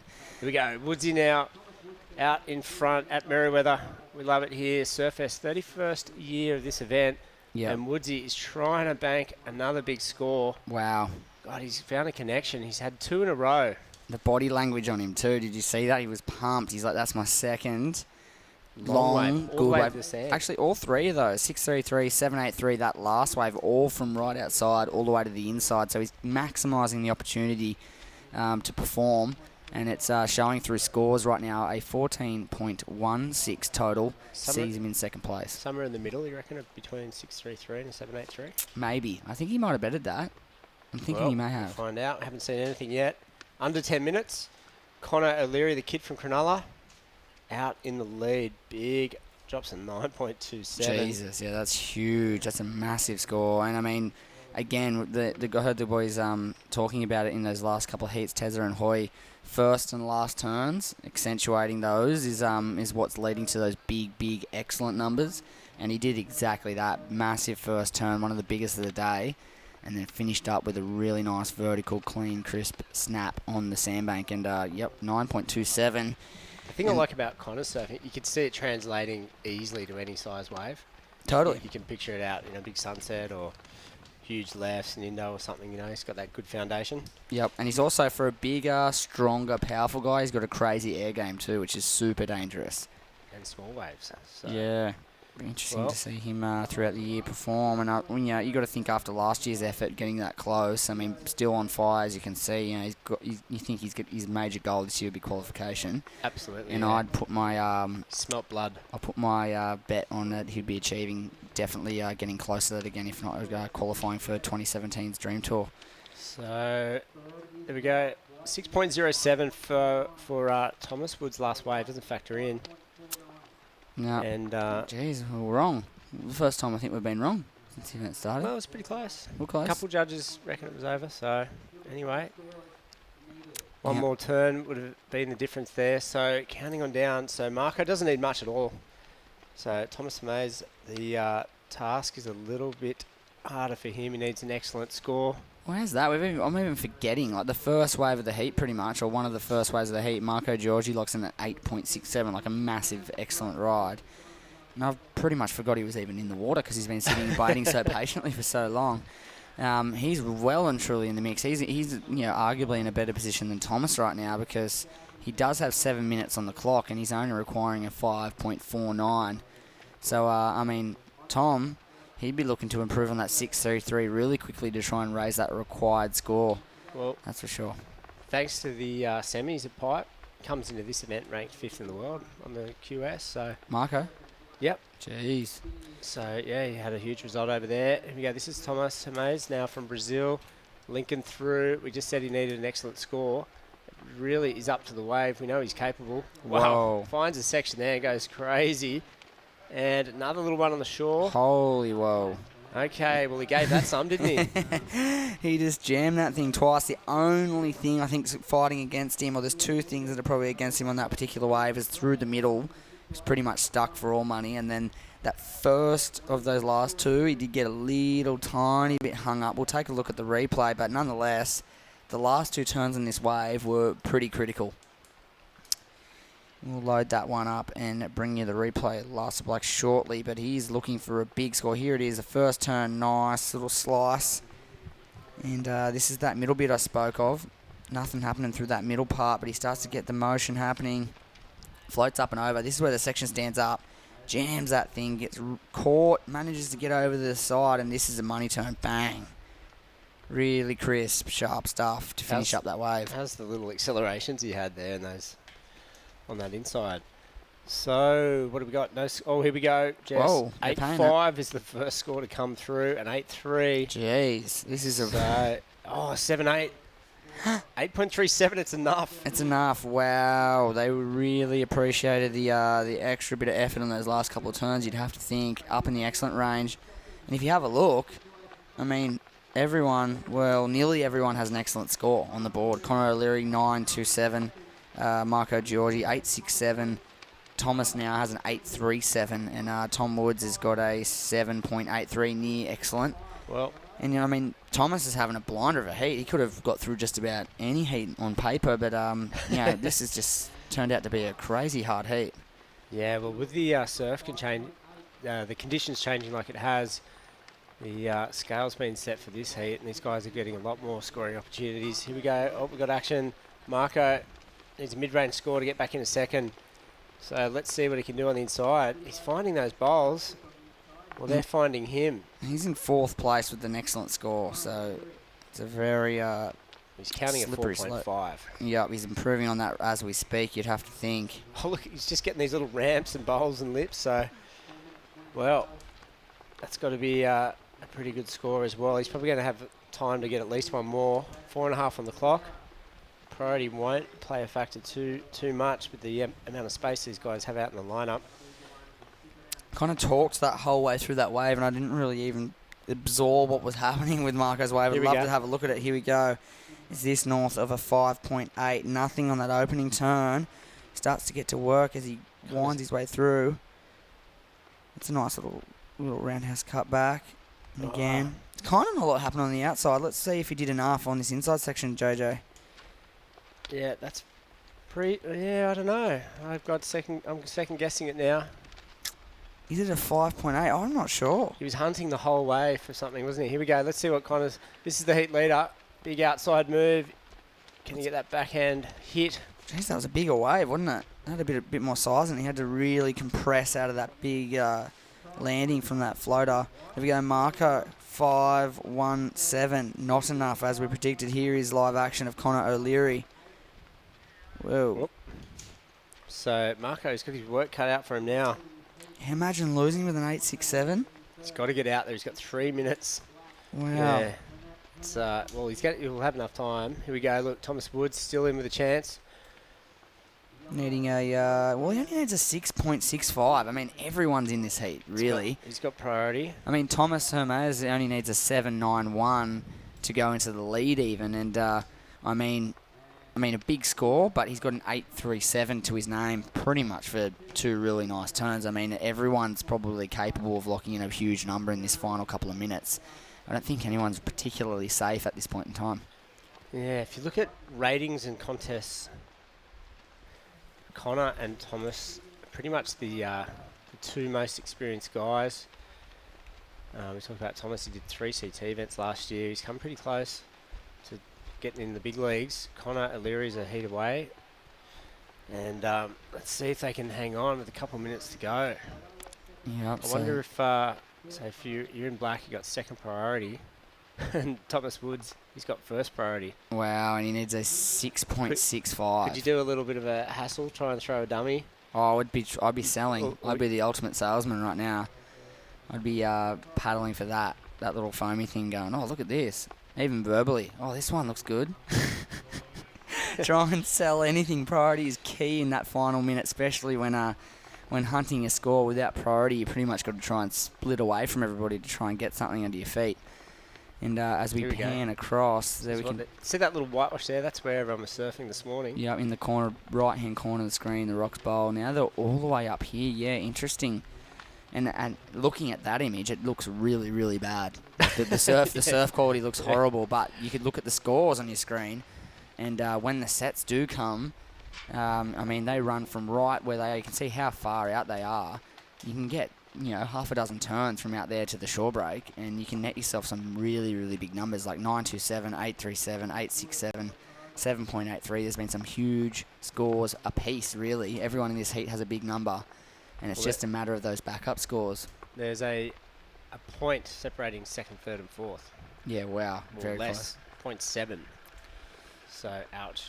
Yep. If he's in third and fourth, you go, God, why did I stumble? Why did I cut back a bit cleaner? Why didn't I just ride out of that last turn a little bit cleaner and get that 0.37 or whatever I needed? Here we go. Someone's scratching. It looks like Tommy Hamay. No, it's Connor having a look. Well, 30 seconds. Maybe there's not going to be any more waves. This could be it. Yeah, wow. This thing could be counting down, and it would be a massive shame for Marco and Thomas to not get an opportunity at the end of this one. 6,000, QS 6,000. Fair bit of points. Yeah, so we've got still a little bit of time. Is Tom going to have a look at this thing? Is he going to get in? No. Oh. No, looks like it's going to be Connor. Here we go. Heat leader. He's just catching this because there's seconds ticking away. It doesn't really matter. And it looks like this is a massive victory lap for Is he smiling? Connor O'Leary. He's usually smiling. He's a happy fella. He'd want to be smiling now. Whoa, big backside hit to wrap that one up, and he's got to be stoked. Right, I wonder where he was coming from. I don't think anyone got anything before the hooter other than Connor O'Leary. Well, maybe Marco. He was on that same wave, wasn't he? So he only needs a 5.8. So if he did a couple of turns before we saw him, well, we don't know. We'll have to anyway, investigate. should we go to a break? We'll go to a break. We'll come back and we'll find out the official results and see if Marco did enough on that last wave. Stay with us. We're at the Merewether Surfest. We'll be back in just a moment.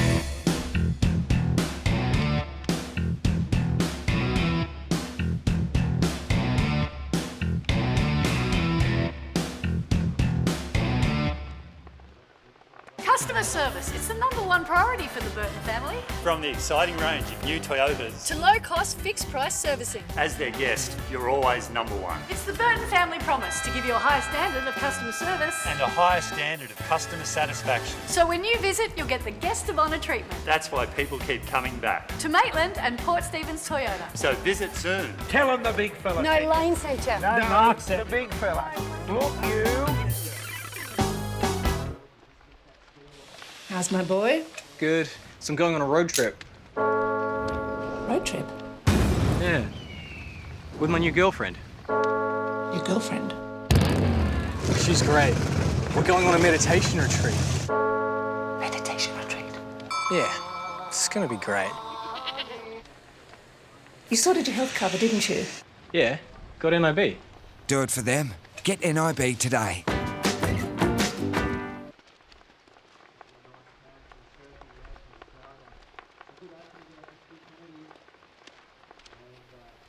Okay, we're back here at Merewether Beach. Stuart Kennedy right there on screen. He's in heat number 4 of round 2 of the Maitland and Port Stephens Toyota Pro. Here we go. That is a nice looking rotation, but goes a little bit low. That was Vasco Ribeiro from Portugal. JJ here, joined by Steve Harrison, surfer, administrator, extraordinaire, commentator. Thanks, Steve, for joining us. Thanks, JJ, mate. What a that last heat, we just got to go back. Marco Giorgio, you got the score. Yeah, mate, what a great effort late in the heat. But I was just going to say, what a drastic change in conditions we've had in the last couple of hours from the boys. For the better. Yeah, boys and girls sitting all the way on the inside now. That increase in swell has come in here at Merewether, and plenty of action and big scores. And this is heat number 4, round 2, and there is 23 minutes remaining. Here we have a replay of Stu Kennedy. His opening wave is 6.83, so good start here for Stu Kennedy.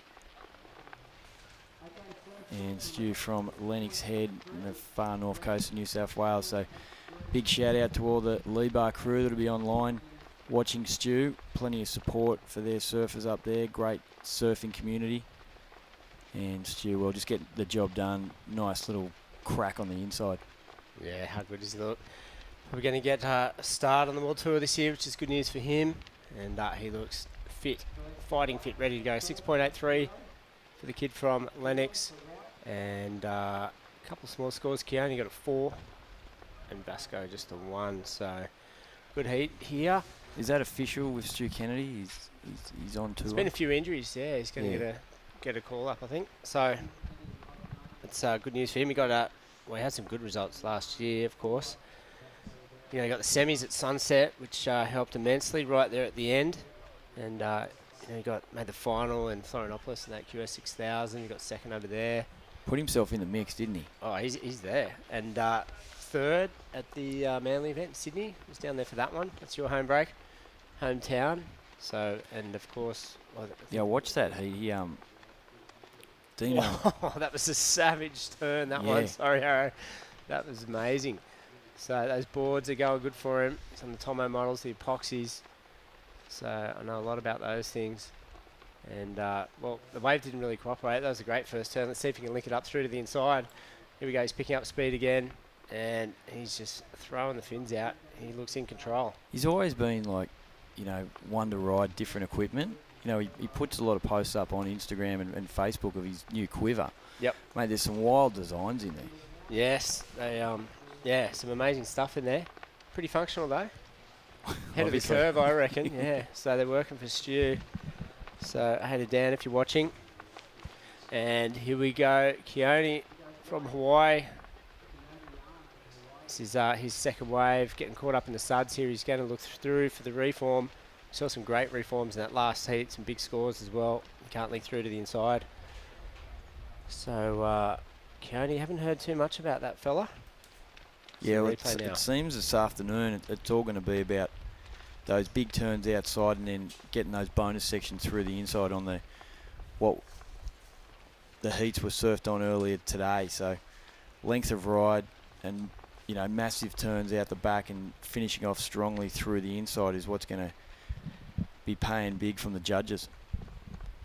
Yeah, that was a huge turn from Stu there. So scores coming in for his second one, and it's going to be around a 4 point something. So 20 minutes on the clock. First priority is with Kaito Ohashi from Japan out there in the yellow. 4.43 for Stu's second wave. Another score to come in for Keone. There you go. It gives you an indication of the strength of the nor'easter blowing at the moment. Yeah, it is howling out there at the moment, but what a fantastic day here in Merewether, JJ. Weather has been amazing again. Wow, I kind of like it here in the aircon, personally. All right, Kaito, and he's hung on to that one and disappeared for a second. Will this one let him through to the inside section? He's getting down low, this kid. He's looks like he's almost decided to come in. Here we go. He's back to his feet now. Was it worthwhile? Can he get something happening on the shore?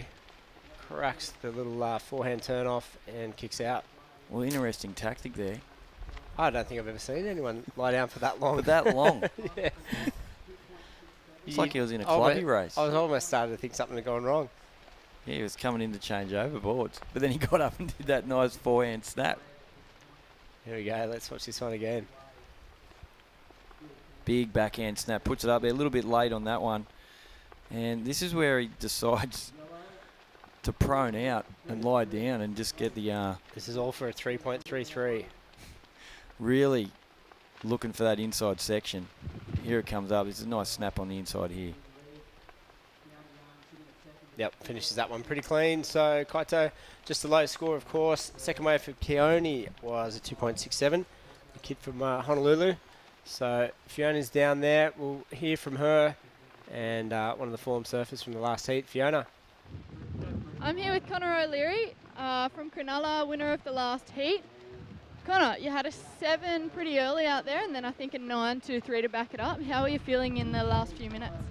Yeah, you can't really hear it there, so it was kind of a bit touch and go whether I had scores. I was kind of just playing it in my head and saying I had 2 half decent scores. So it's just kind of like just using priority well and finishing with a solid wave under priority. Out on qualifying by only a couple of spots, maybe 3 spots last year. Are you going to chase that again this year?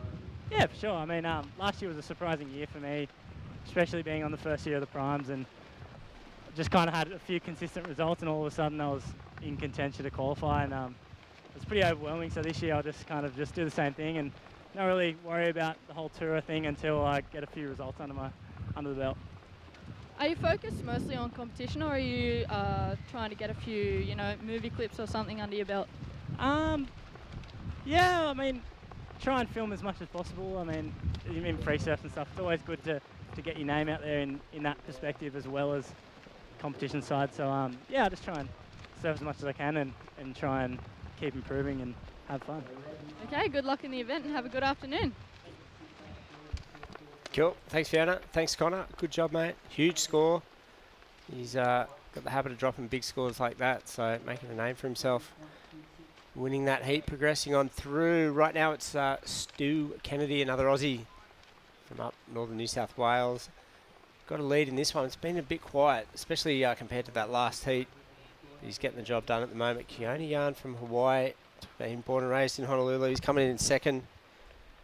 And, well, he won that event at Sunset last year. Put himself on the map.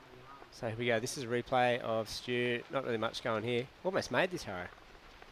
Yeah, well, he just went so far out. That wave just fatted out. He stuck it. Just going back to Connor, he is looking so strong. And like you said earlier, really put himself in a position to qualify. But his surfing in Hawaii at the back end of the year, well, he's just improved out of sight in 12 months. So I think, it's only a matter of time before we see Connor O'Leary on the big stage. I think he's got a huge future. Yeah, I guess as long as I think he's got the mental fortitude to overcome that near miss last year. Probably shocked himself by getting that close. Yeah.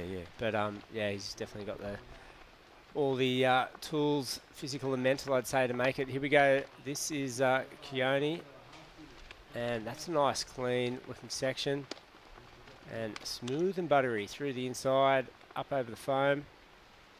I mean, that was a great series of manoeuvres on the inside there.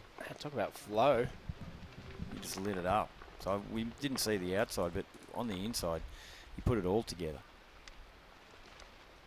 Yeah, so if you're watching, you haven't heard much of Keone. Well, he's 161st on the ratings last year. Could be why. So good to see him in the QS 6000. I wonder if the result at Sunset was enough for him and his sponsors just to go, yeah, I'm going to go chase some QS points. Oh, for sure. A little bit of success. Having a crack. Kaito working hard. It doesn't look as easy for him on this one. He's trying to stay with it. Throwing the tail, wetting the rail, trying to hang on to something and get some points on the board. He's had a pretty low couple of scores. And that guy there in black, what's Vasco doing? This guy, he's got priority, and he's a super strong surfer. Been pretty quiet so far. Just posted a 1.0, and we are down to 14 minutes remaining, but he does hold priority. As we see the score being locked in now for Keone, first judge has dropped to 7.5, so it's going to be a, smooth and buttery is paying off. It is, mate. Could be the best wave we've seen in the heat. We'll wait to see what the other judge thought of it, but Stu Kennedy with a 6.83 so far is the best wave of the heat, so looks like it's going to be north of a 7.0, so we could have what does he need, a 7.26. There we go, one more to drop. And it's going to be good. Well, it looks like there it is, yep. 7.67, new heat leader. So Stu Kennedy now back in second, needing that 4.85. But as you mentioned, mate, Surfer in Black, he is having a look at this one, going to cash in priority. Yeah, from Portugal, Vasco Herberta, heaps of speed straight from the takeoff. What is this wave going to offer him? He's a good surfer, this guy. 47th in the world last year on the QS. And got a start over there in the CT event over in Portugal. Good results close to home. He's got something through to the inside here. Up over the foam. Can he squeeze in something else? And he does, so good wave. Yeah, that was a nice finish. It's been, well, he's waited half the heat to get anything decent. So let's see what he gets. Well, he was in a combination situation, 11.27, so he needed to do something to get himself out of that combo. So at least now he's put himself in a situation to advance through the heat. Here we go. This is a little hit there. Sees the section down the line. And holds his speed through here. This is where it started to clean up again. Coming through, a little bowl here to work with on the shore. If he could have finished a bit cleaner, it would have been a bit stronger, wouldn't it? Yeah. So he got the length of ride. He didn't get some of those big hacks that we've seen in that last heat. So who's that warming up? Well, it's getting busy. So Kaya looks a little bit like Kaya O'Belly, maybe. You shake it out, shake it out. So here we go. All sorts of weird and wonderful warm-ups. Yeah, there is, huh? Yeah. Hanging around that competitors' tent. So 4.33 for Vasco, so low score. Yep. Watching the replay the second time there. Yeah, he's kind of struggling to really nail. Yeah, there's a lot of downtime in the middle, wasn't there? But he's now put himself in, just needing a 6.93 to move into second position. Surfer in yellow. Hashi, he's currently in third, needing a 7.79. So we'll see if Stu Kennedy can make that job a little bit tougher. He needs to improve on his second score of a 4.43. We're down to 11 minutes remaining. There we go, a little pan left to right, looking up towards Dixon Park. And back in on the action, straight out in front. Here at Merewether Beach, a very famous, proud, I was going to say surfing town, but sporting town. They love their sports. Heroes here, football, surfing are two of the biggest. And very proud history.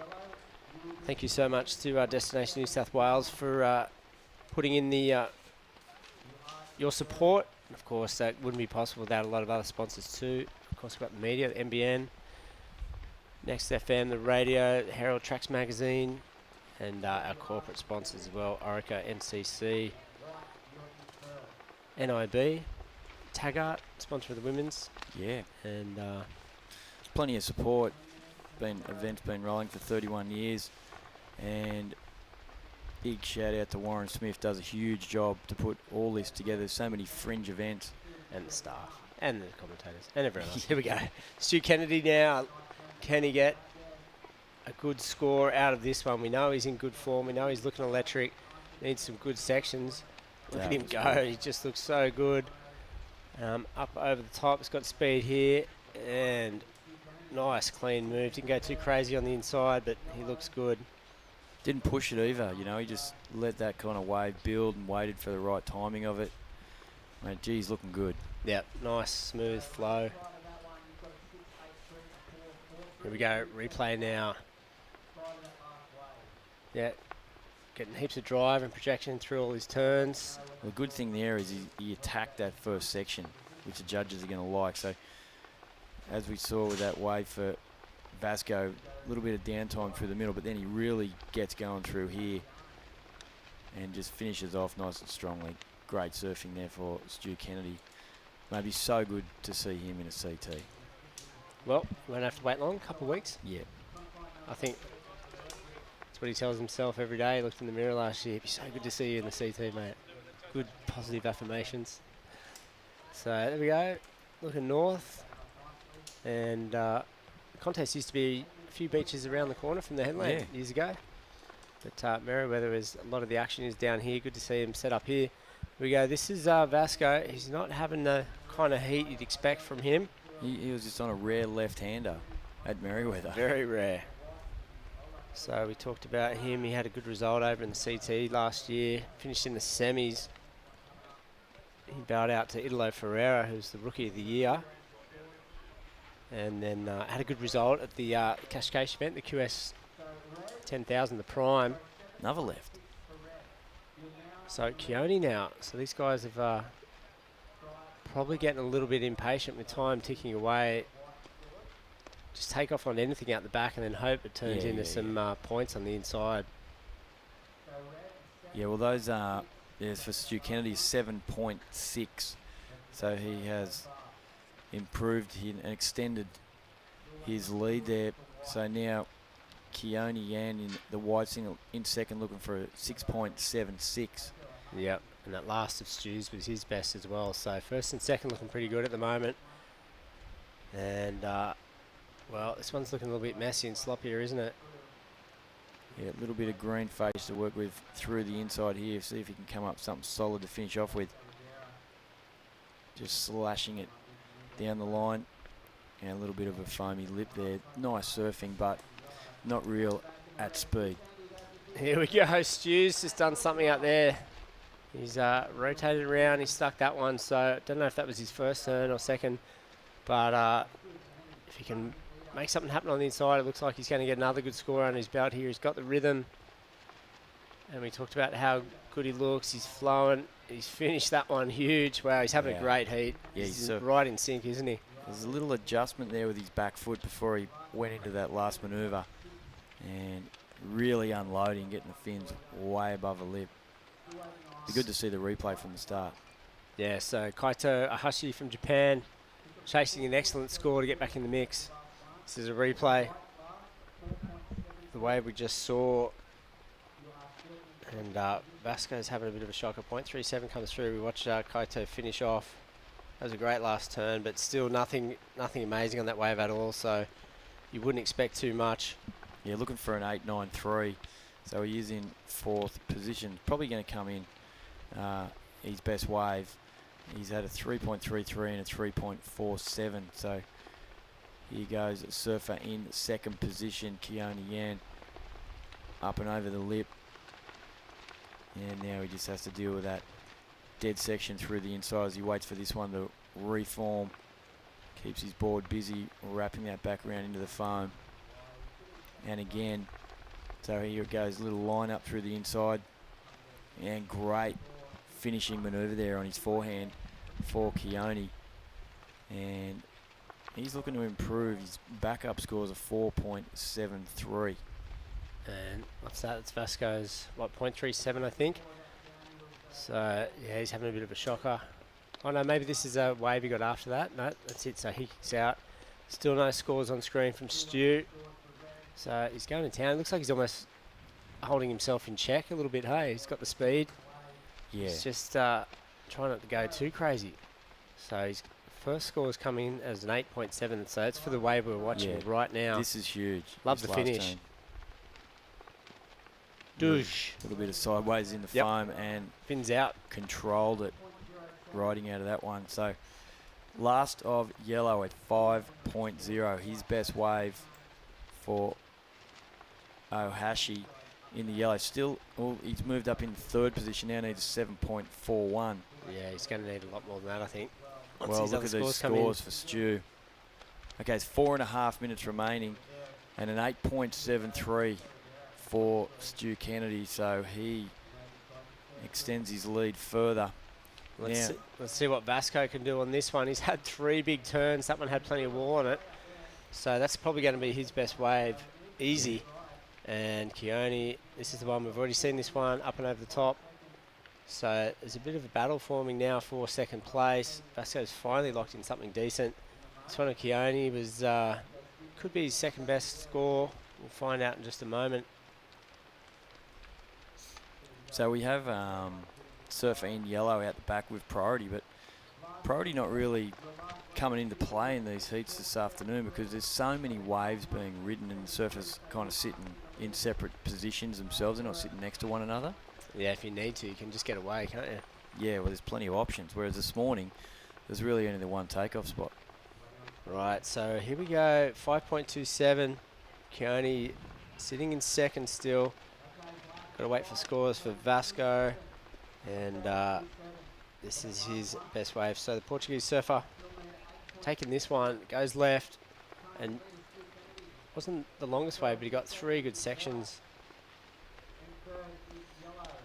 And, well, cancel that, make it 2. Well, so, but it's still going to be his best score. It's a solid last turn, and first judge is a 6.5, 6.8, 6.8, 5.8. So it's going to come in the 6-point range, which is going to be by far his best. 6.37, there it is. He's in third now, in a 6.58.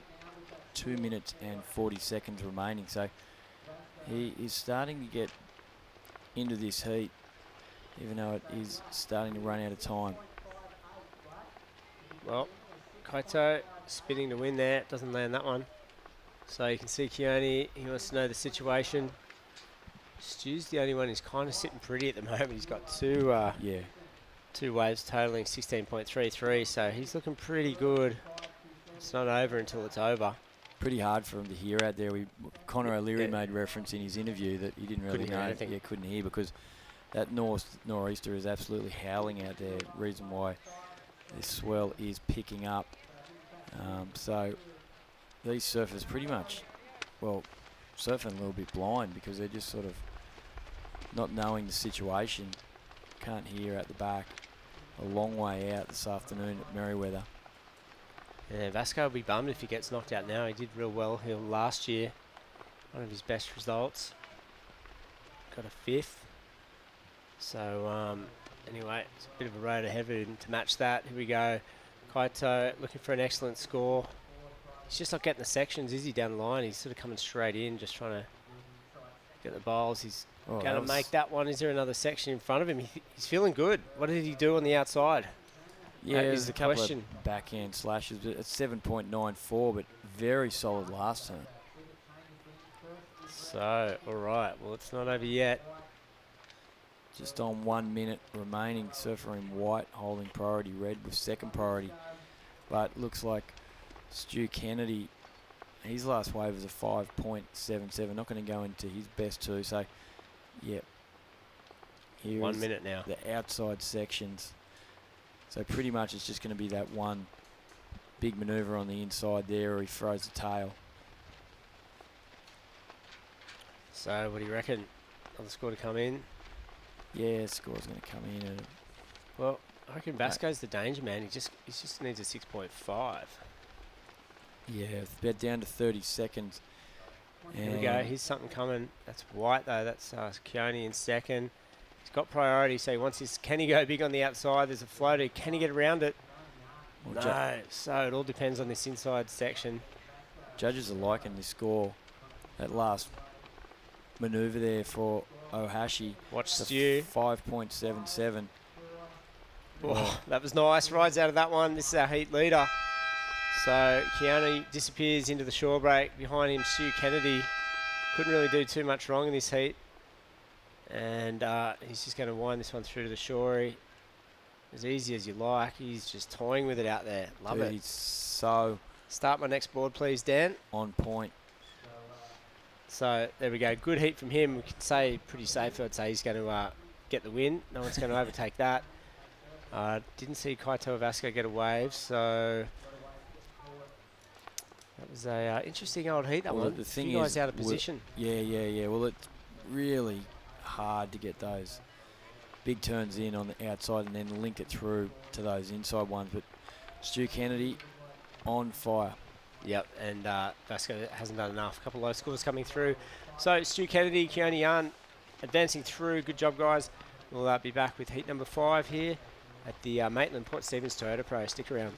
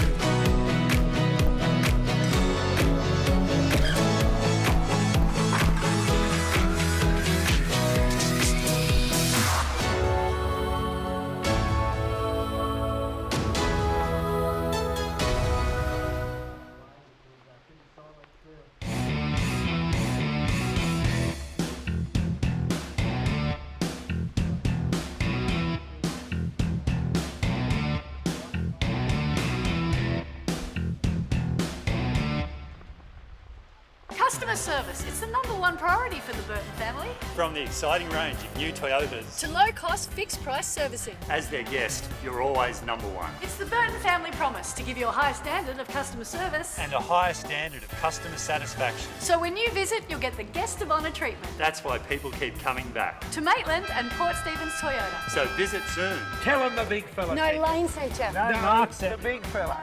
Look, you. How's my boy? Good. So I'm going on a road trip. Road trip? Yeah. With my new girlfriend. Your girlfriend? She's great. We're going on a meditation retreat. Meditation retreat? Yeah. It's gonna be great. You sorted your health cover, didn't you? Yeah. Got NIB. Do it for them. Get NIB today.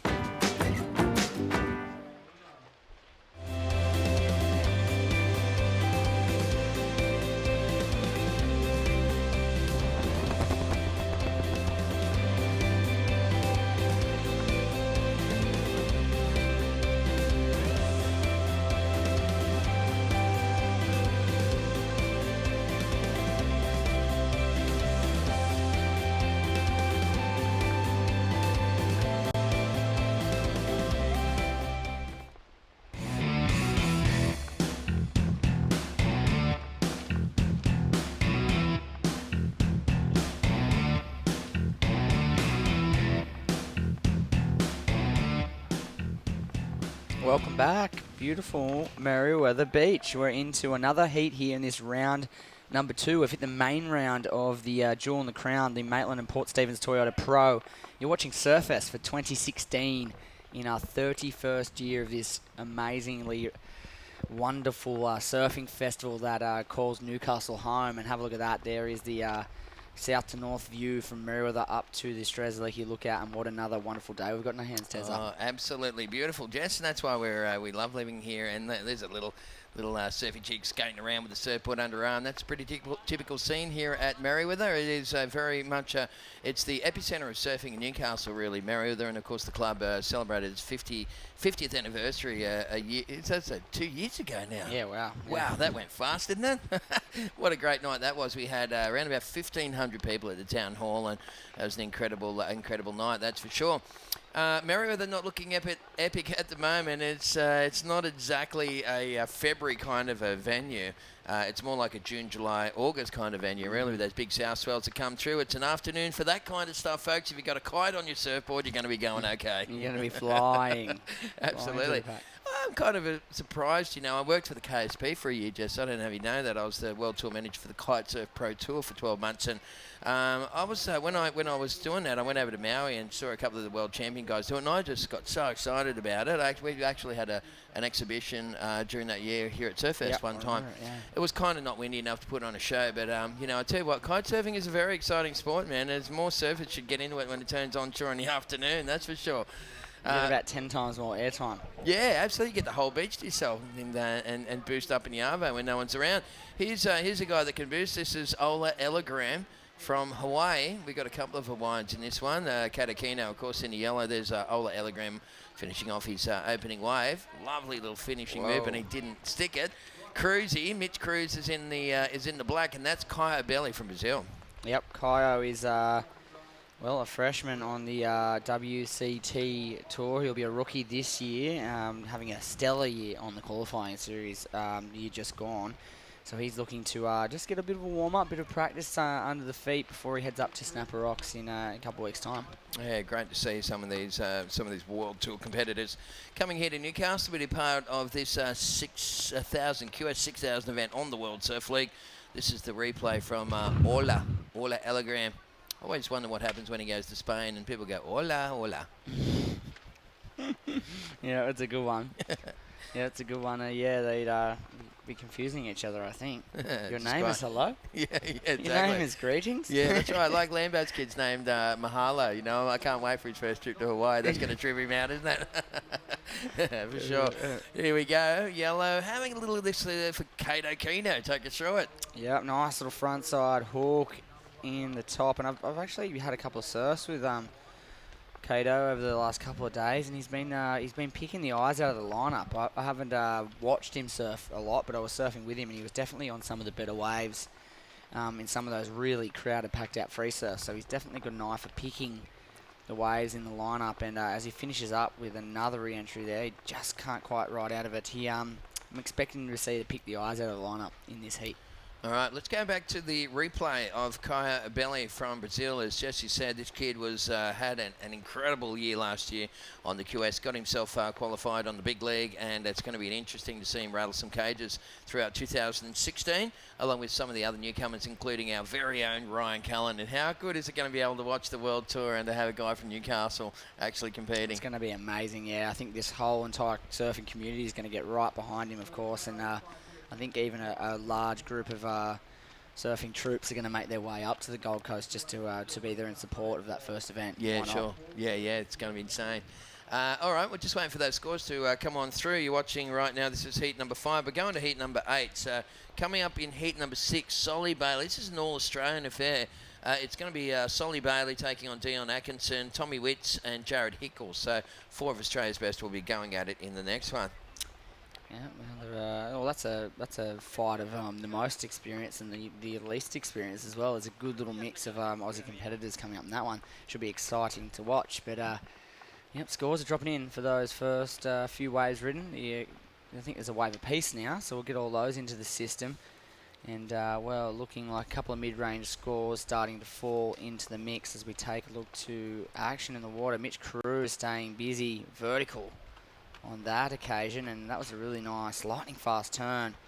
He's on a brand new board. I saw him walking down for his heat, and he had 2 brand new boards with that grips on them. He was gripping them up down on the on the promenade. So this is actually the first time he's surfing them in a heat. Yeah. That's unreal. Yeah. How much confidence must you have in your equipment if you can do that, eh? The relationship you have with the surfer and shaper, that's awesome stuff, isn't it? Well, Mitch has been working with Lee Stacey for a really long time, since his junior days, when he really started to light up and started winning a lot of events. That's he's been working with him since right back then, so I'm pretty sure he's had enough boards to really know, pick it up and go, yep, this is the one. And I tell you, it's out of hand, isn't it? Oh man, I tell you, every time I put one of those Stacey's under my arm, you just feel like they're going to go unreal. I know that you ride him yourselves, but he's on a bit of a roll, isn't he, the old Stacey? There's that was the replay for Kato Kino on his first wave as well. Judges requesting those replays there just to make sure they get the scores spot on.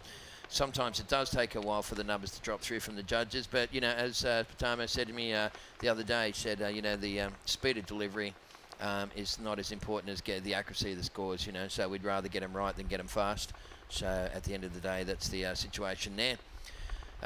So back to Ryan quickly. Ryan Cullen and making the World Tour, and I don't know. It's almost feel like we imagine how cool it'd be if the clubhouse had Foxtel, and every time Rhino was surfing, we could all come together in the middle of winter and have a couple of beers and watch Foxtel up there and stuff. We need to put on some kind of show. Or talk to John at the beaches or something like that. It'd be pretty cool as well. I think they're in the amongst sort of having a look at something of that nature. I think they're going to do something. They're going to have like they were going to do it last year for just some of the QS events for some of the guys around the world, Jackson Baker, Ryan Cullen, and Philippa Anderson, those competitors that live here, to watch some of the heats. And but for the World Tour, I think they're definitely going to organise something so we can watch those events for sure. Yeah, that would be super cool because we all watch them anyway. But now it's going to have an extra little added bonus while we're waiting for those scores to come through from that last exchange. Let's go down to Fiona with the winner of the previous heat. Take it away. Hey guys, I'm out in the wind this afternoon with Stu Kennedy here.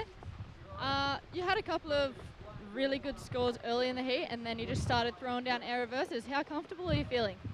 Yeah, feeling pretty good. I got really sick a few weeks ago, so I'm just taking it easy, getting back into training now, and I don't know, not putting too much pressure on myself these first 2 events. You have to go pretty big to count the points at these 2 for me to qualify through the QS, so yeah. Just let us into what kind of training you're doing. Spent a lot of time at the HPC, the High Performance Centre at Casuarina, and working in the gym there, and then do some stuff with Pete Roberts as well, and then surf coaching as well with Andy King. Yeah, sounds like you're pretty busy. You only missed out on qualifying by 1 spot, unfortunately, last year. A couple of big injuries. Are you going to chase that this year? Yeah, 100%. Like as soon as everything's official, I think yeah, I'll be pretty stoked if I get a run. And I'll capitalise on every opportunity I get when the time comes. Okay, well, we wish you all the best of luck in the event and the whole year. Thanks, Dewey. Well, I tell you what, it's windy enough to blow the spots off a Dalmatian out there at the moment. Just Fiona looking all windswept and interesting during that interview. And Stu Kenny not really alluding to too much, but of course, with Bede being a bit injured, there's a fair chance that Stu might get a bit of a go. Of course, they'll have to wait for the official word on that one. Yeah, I think there's actually, I think, well, it's not confirmed, but definitely 2 people are injured for at least the first half of the year. Okay, so I think it's pretty much guaranteed that he gets to surf pretty much for most of the year. It's looking like. Yeah, so I think Stu will be on.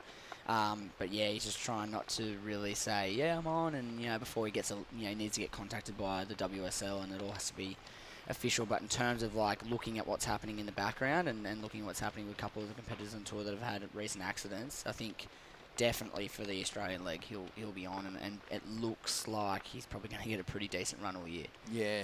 Well, I mean, that's bad news for the guys injured, of course, but good news for Stu Kennedy. Well, it looks like those scores are in, and it's cruisy at the moment. Cruising through this one with a 6.13 and a 6.93. Kai Abelli in second, with chasing a 7.89.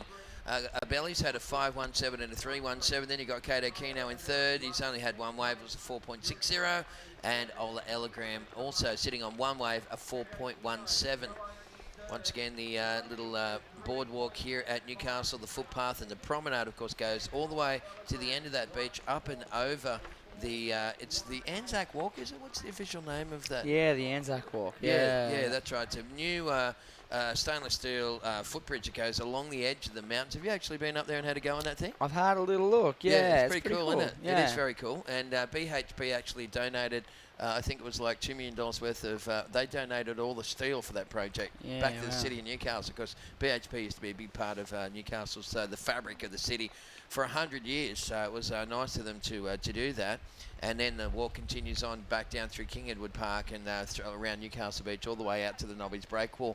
And, mate, speaking of the Nobby's Breakwall, I tell you what, looking at this tropical cyclone Winston, there's a fair chance that we might even be back there at some point across the weekend. Yeah, having a look at it earlier with you, it's just if it does come to fruition as it says as of right now, I mean, at least one of those days on the weekend is looking very promising for that particular spot.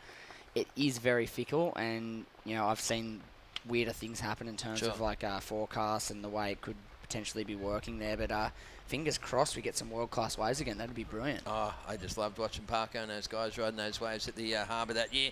Well, for now, we're at Merewether, and it also handles big swells here, so we'll just take it day by day as the guy in the red singlet, Kai Belly, getting very busy through the inside section on this one. Had a little tiny mishap at the end of that thing. Currently sitting in second, needing a 7.89 to take the lead, so it may not happen during that particular moment there. Tonight, there's stuff happening every night during Surfest. As I said, it's the best time of the year in Newcastle. It's surf all day, party all night. But tonight we have an art show from your brother, mate, I believe. Yeah, it's the boys, Mitch Revs, Mark Adam. Got a bit of an opening for their art show that's going to run all week during Surfest. They've got half the room, separated between them with a bunch of like hand-painted stuff, a bunch of digital stuff, a bunch of one-off pieces, prints, all that kind of thing. Heaps of different stuff there, and plenty to look at. There's about 50 grand's worth of artworks in there. Unreal. So keeping it locked during the evening. But they've got they've got a bunch of stuff on show, and if you're in town, it's definitely worth a look. I think the launch night is going to be on Thursday evening. You're going to have live music from 8 p.m, but that's shortly after the pretty much the world's biggest signing at Sandbar Surf Shop on Thursday night, which goes from 6 till about 7:30, 8 o'clock, which we're going to have some massive names showing up for that. We've got Jack Freestone, Alana Blanchard, we've got Mitch Cruz, who's out in the water, Evan Geiselman doing a reef signing. We've got the Quicksilver team, we've got the Volcom team, we've got Billabong, all the guys and girls are going to be there. And, if you're in town or you're close by, I would definitely suggest to go down to Sandbar Surf in the Junction to check out that signing, because there's going to have absolutely everybody there. It's going to be insane. Yeah, awesome stuff. Okay, we'll hope to see you down there. I did see it on Facebook today. I thought it was for tonight, but it's definitely not tonight, eh? Thursday night, yeah. Okay, perfect. No worries. Well, that clears that up. I think the art exhibition opens tonight. Yeah. But the opening party or whatever's on Thursday. They're going to run it in conjunction with the signing, which is going to be great. You just go to and from. They're right next door to each other. Nice stuff. Alrighty, well, watching right now, Ola Elegram, wave number 2 for the Hawaiian.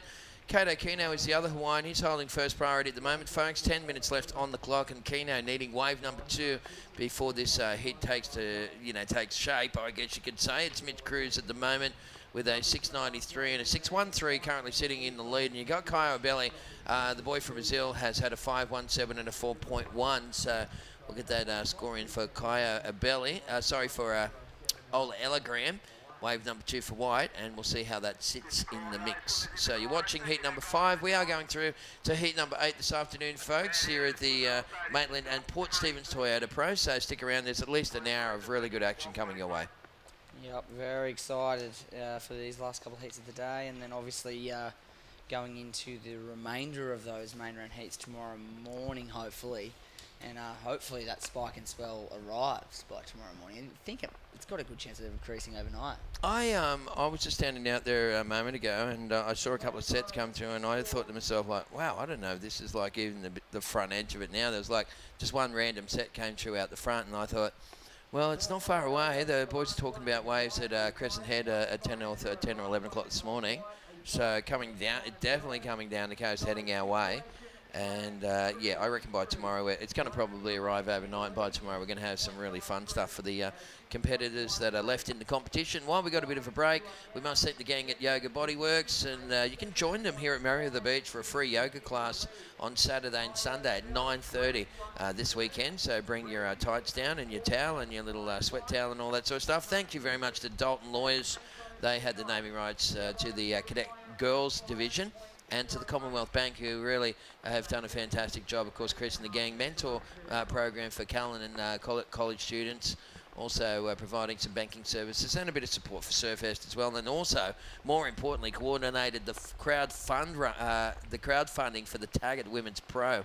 And they are going to be a long-term community partner with Surfest. Thank you very much, the Commonwealth Bank.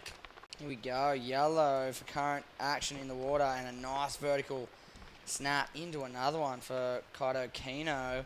Love saying his name. Kaito Kino, and he's working his way through to the inside. If he can get a bonus section and a little bit of extra love on the inside, he's going to build a nice score here. Another nice frontside jam. Works his way right through to this last section for one more snap.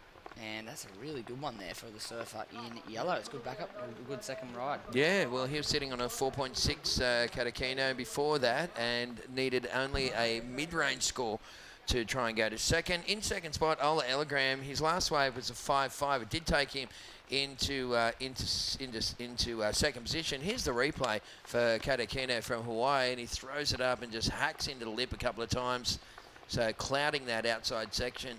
Then he gets on the front foot. He had to kind of bounce a little bit here to reconnect with the energy. Ended up cutting back and getting a couple of nice little frontside hits on that one. So the judges will absorb that ride and come back to us with their thoughts in the form of numbers. So stand by for that stuff. Yeah, and it's definitely going to help his cause. Just only requiring a 5.08. Have a look at that. Look at this guy. The beach inspector's going, mate, you can't have your dog down here. There's no dogs on the beach. And the guy's all like going, fair dinkum. Sure? Look at the guy who was arcing up at him. He's like, fair easy. I'm going to go back out for another swim. Did you see? Cheeky little bugger. That is hilarious. There we go. Heat leader. Another cheeky little bugger. He's caught about 7 waves in the first couple of minutes of the heat. Cruising. Keeping busy, and he always has. He's been that kind of competitor for, ever since he started competing. And he's holding on to the lead with a couple of 6-point rides so far. That's just second place holder. Olamana out of Hawaii with a 5.5 and a 4.17. Here's the replay of Mitch Cruz's last. Nice little backside snap to finish. Heads back to the right. Unsure whether this one's going to fall into the top 2. But nonetheless, let's take a look at the remainder of this wave. Not much on offer, so kicks out of that one. So you still hold on to the lead. The scoreline won't improve. Live action on your screen. Olamana throwing it up. So finishing that air reverse and getting the layback snap. He rides out of that one too, so Ola Elegram. That's nice. It's good when they, come out of a reverse and go straight into another manoeuvre. Shows the judges that they've landed, in the right spot on the board and they've got control, instant control. Ola had, maybe his foot was just slightly off skew there, and you could see that he had to kind of force it up for that last little manoeuvre, but he did enough to stay on his feet, and that's going to be interesting to see the numbers for that one. Kato Kino, last wave scores coming through for yellow. Look like they might take him into second. And then we, of course, have scores coming through for Cruzy as well. Right now, first priority is with Red Carabelli from Brazil. Second priority is Kato Kino from Hawaii. Third priority is Mitch Cruz from Australia. And Ola Elegran making his way back out after that one. So we've got a couple of scores coming through for the boys. We've got scores for Black. We've got scores for all 4 surfers. So let's wait before we get those ones in, before we give the update. Thanks again to our media partners for their support. NBN will have a great story on the news tonight, of course, with Gav and Lobby and Natasha and the award-winning news team. Thanks to NXFM and also the Herald and to Tracks Magazine as well, as Kato Kino goes up and down in the same breath. Here we go, Red having a look now, using first priority, and this one goes to the air. Throws the front side reverse and was a little stiff-legged through the rotation, but nonetheless got a little bit of height. And look at him just gripping on. How's the determination on that one? How did he stay with this wave? That was unbelievable. Let's see if the juice was worth the squeeze. Front side grab, and wow, just not quite maximising the effort there. That was just crazy how he went for that section. That was the previous one of yellow, just going down on the front side aerial attempt. But I cannot believe that Carabelli stayed with that wave. That was insane. That was the most determined grovel that I have seen today. There's no doubt about that one. And it actually worked out pretty good. I mean, the inside section was pretty cool. Look at this cool bunch of hipsters hanging out on the beach at Merewether. That's awesome, isn't it? Just got his big Mexican. It's like one of those ads that says, like, from where you'd rather be. Yep, sunny day, golden sand, hanging out in the sombrero. Here we go. This is that replay of last of Red. Nice frontside air reverse to start. Spins out of that one, and this is where the wave dies out. And have a look at how stuck he gets. Look, he's pretty much off the back of the wave right there. And just somehow he just basically paddles standing up into the wave. Yeah. And then manages to squeak a few more windscreen wipers before he has his frontside grab aerial attempt. Goes to the straight air.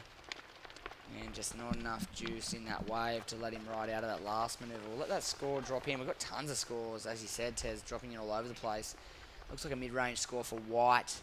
Going to fall short of what's required to go back into second. Black and Red. I'm not sure if these couple of scores are going to factor in, but we'll let them filter on through. A couple of young ladies enjoying their day at the beach. Nice, sunny, beautiful day. Water is so warm.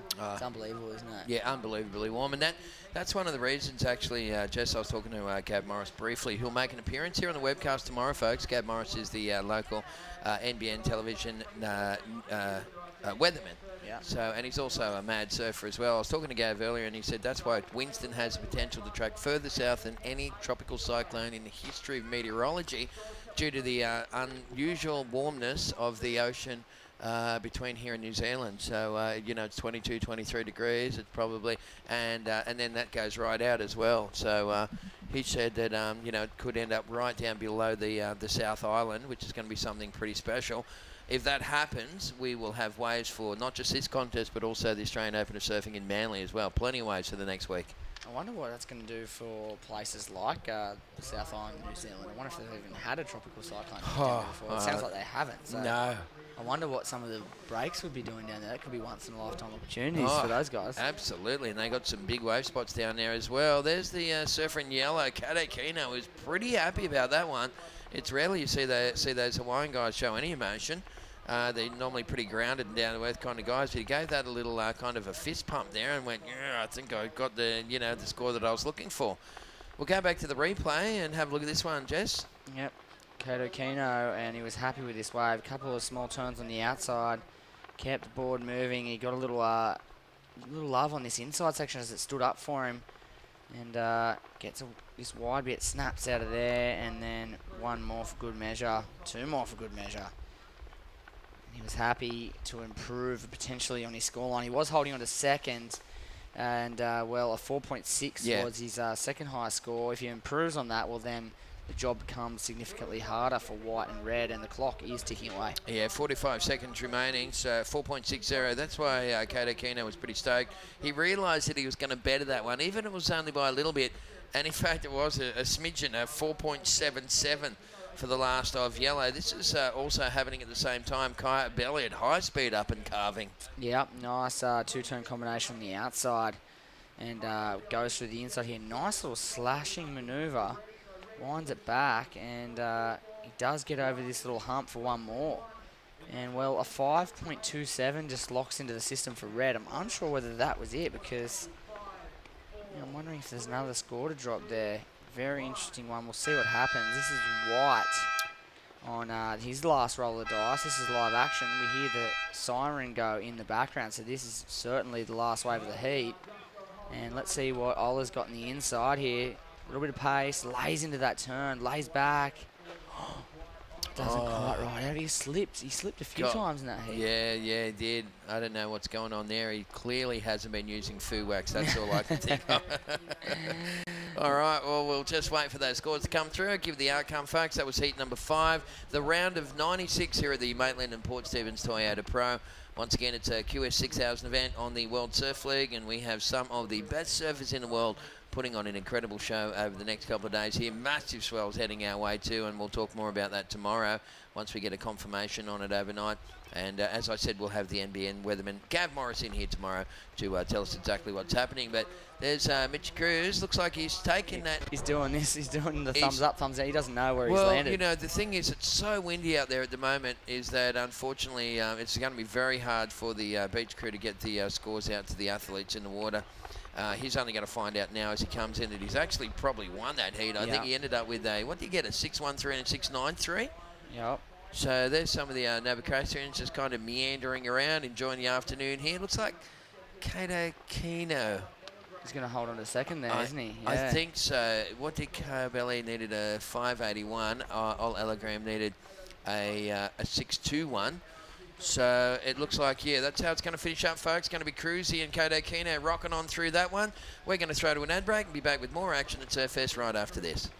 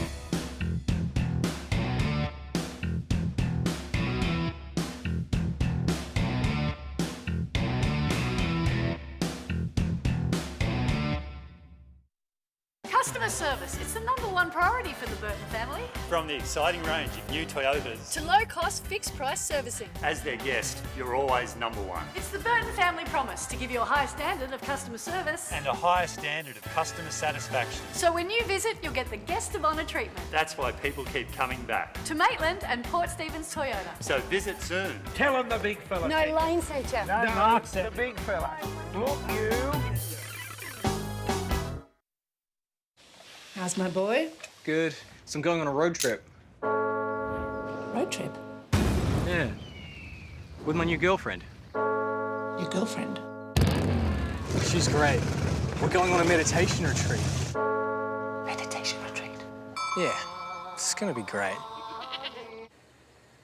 You sorted your health cover, didn't you? Yeah. Got NIB. Do it for them. Get NIB today.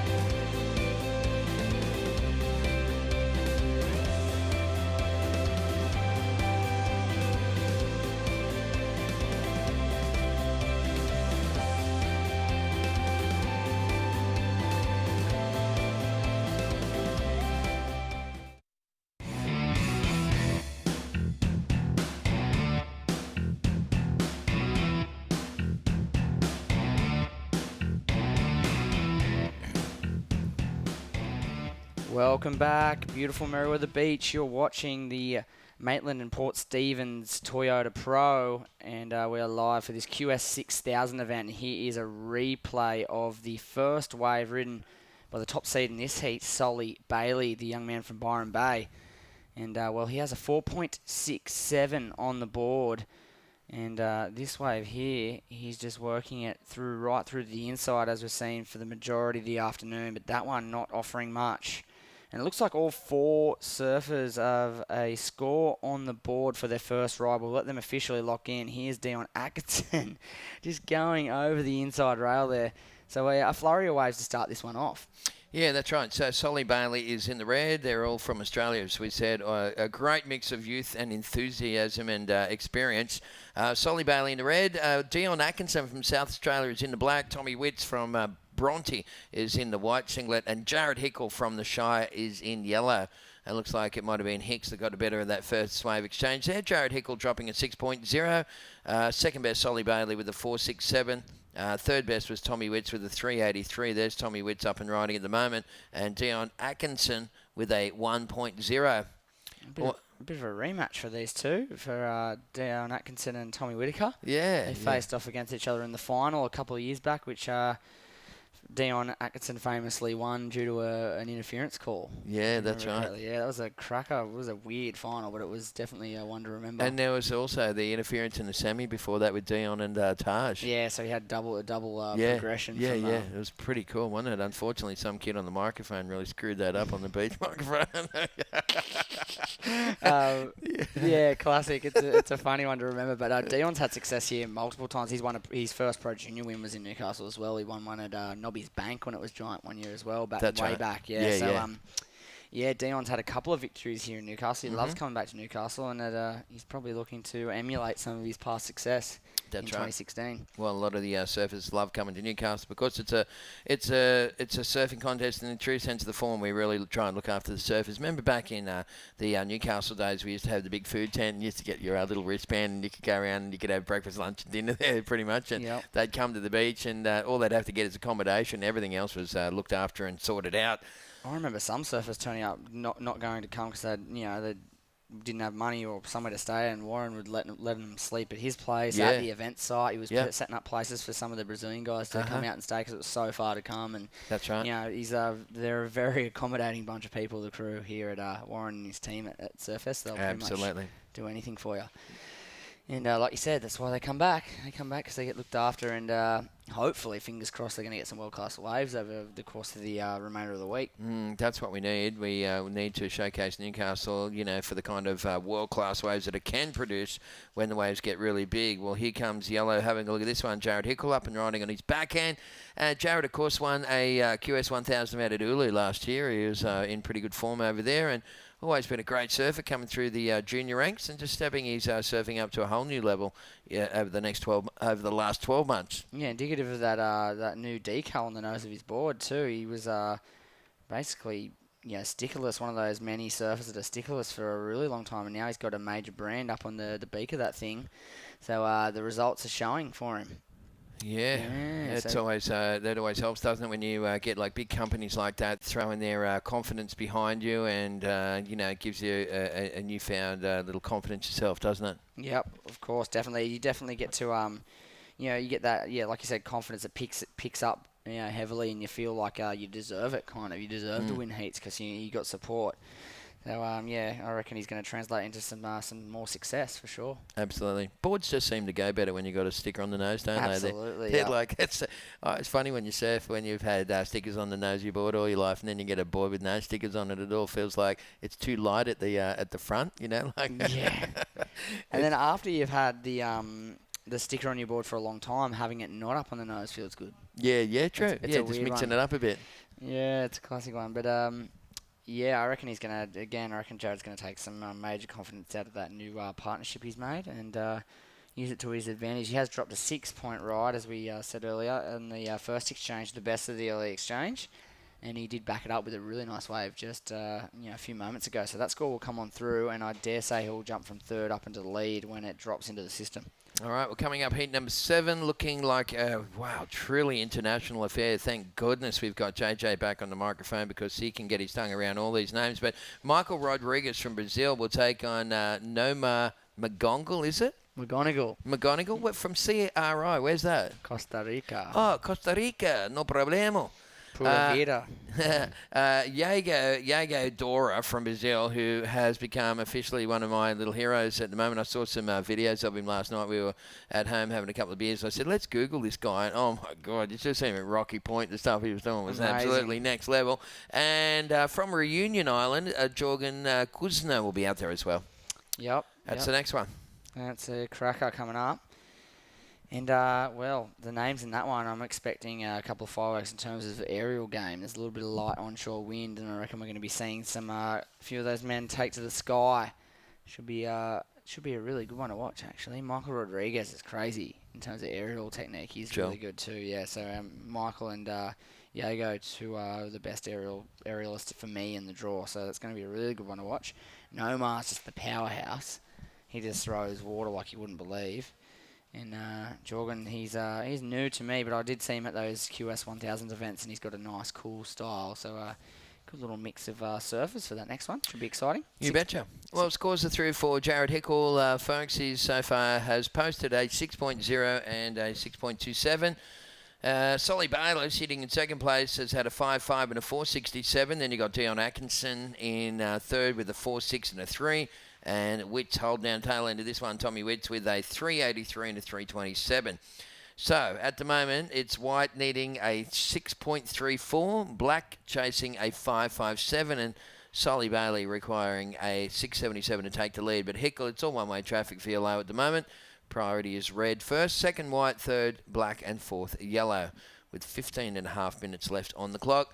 We must thank Destination New South Wales, of course, is the government agency that has been a strategic partner of Surfest for a long time now, and giving support and financial assistance to the event and the organisers, helping us try to achieve the best promotion for Newcastle and the Hunter region, and more importantly for Surfest. So thank you very much, Destination New South Wales. Yep, huge support for the event over the last umpteen years. Forever they've been a supporter of the event, and it wouldn't happen without them. So yeah, huge thank you to those guys, and they're doing a really great job just highlighting the best parts of our beautiful state, and encouraging everyone to come and visit and check it out. And I mean, myself and JJ earlier went through a couple of spots that we really loved. Northern New South Wales, the Northern Rivers area. There's some nice beaches up there, some great waves. Yep. And I mean, the Blue Mountains down south, really nice place to go visit. I mean, there's tons of stuff to see in New South Wales. We can go on about it all day, but one on top of your list, if you have been here, is definitely the Hunter region in Newcastle in particular. Yeah, absolutely. It's got so much to offer to the north. We've got the holiday hamlet of Port Stephens to the south.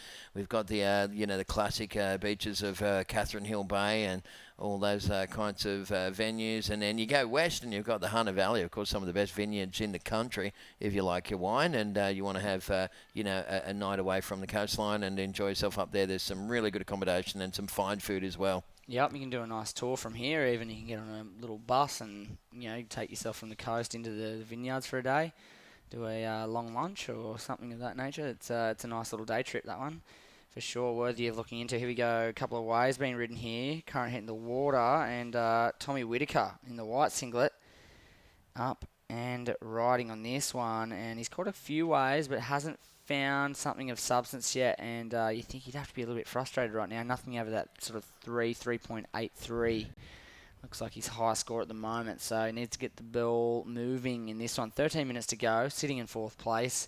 Still plenty of time on the clock. It is Jared Hickle out to an early lead, a 6 and a 6.27. Tez, not a bad start. Yeah, good stuff there from the kid from the Shire, and well, I've always been a big fan of Tommy Whitaker's surfing. He's got a very cool style and really powerful. He's just ticks a lot of boxes for me.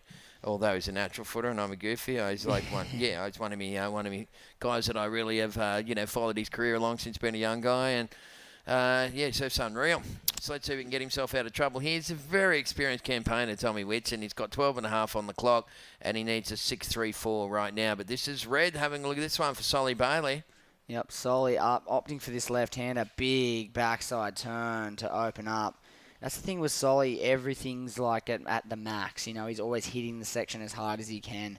And he's always using that section for the big frontside air reverse or throwing the maximum amount of sprays. He's rarely holding back. Yep. He's one of those surfers that can translate that sort of near 100% approach into a heat. A lot of guys will have to pull back a little bit and then bring out the 100% later on or when it's needed. But he's generally always going at that fast, solid pace at all times, and it makes for some really exciting surfing.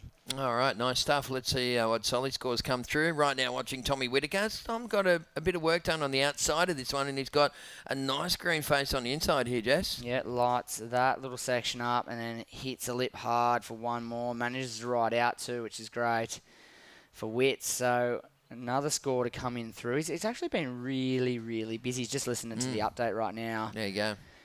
Getting in close to the beach, trying to hear the beach announcers. How nice did that board, that the wiggle stick look under his arm there? It That did thing look looks nice. so light and nice, didn't it? And the shape of that thing looked amazing. Gee, I've seen some good boards here this year. Boards have actually stepped up, eh? You reckon the equipment surfing has actually taken a bit of a quantum leap forward in the last 6 months? I think so for sure. I think in terms of R&D and design, I think shapers, world-class shapers, are spending a lot of time refining equipment. There's a huge battle to be the best. Yeah. And there's quite a few shapers that claim that they are the best. Yeah. There's a few that are standing out big time, and it's indicative of the guys on tour that are riding those boards. There's a half a dozen that are kind of ahead of the rest, but in terms of claiming you're the best, you need proof of that, and I think they spend a lot of time refining it with the world's best, trying to get it to really get to the top of their game, and I think that's helping push that board design thing forward. I think so. I would like to see, as we see Solly Bailey having a little scratch on this one.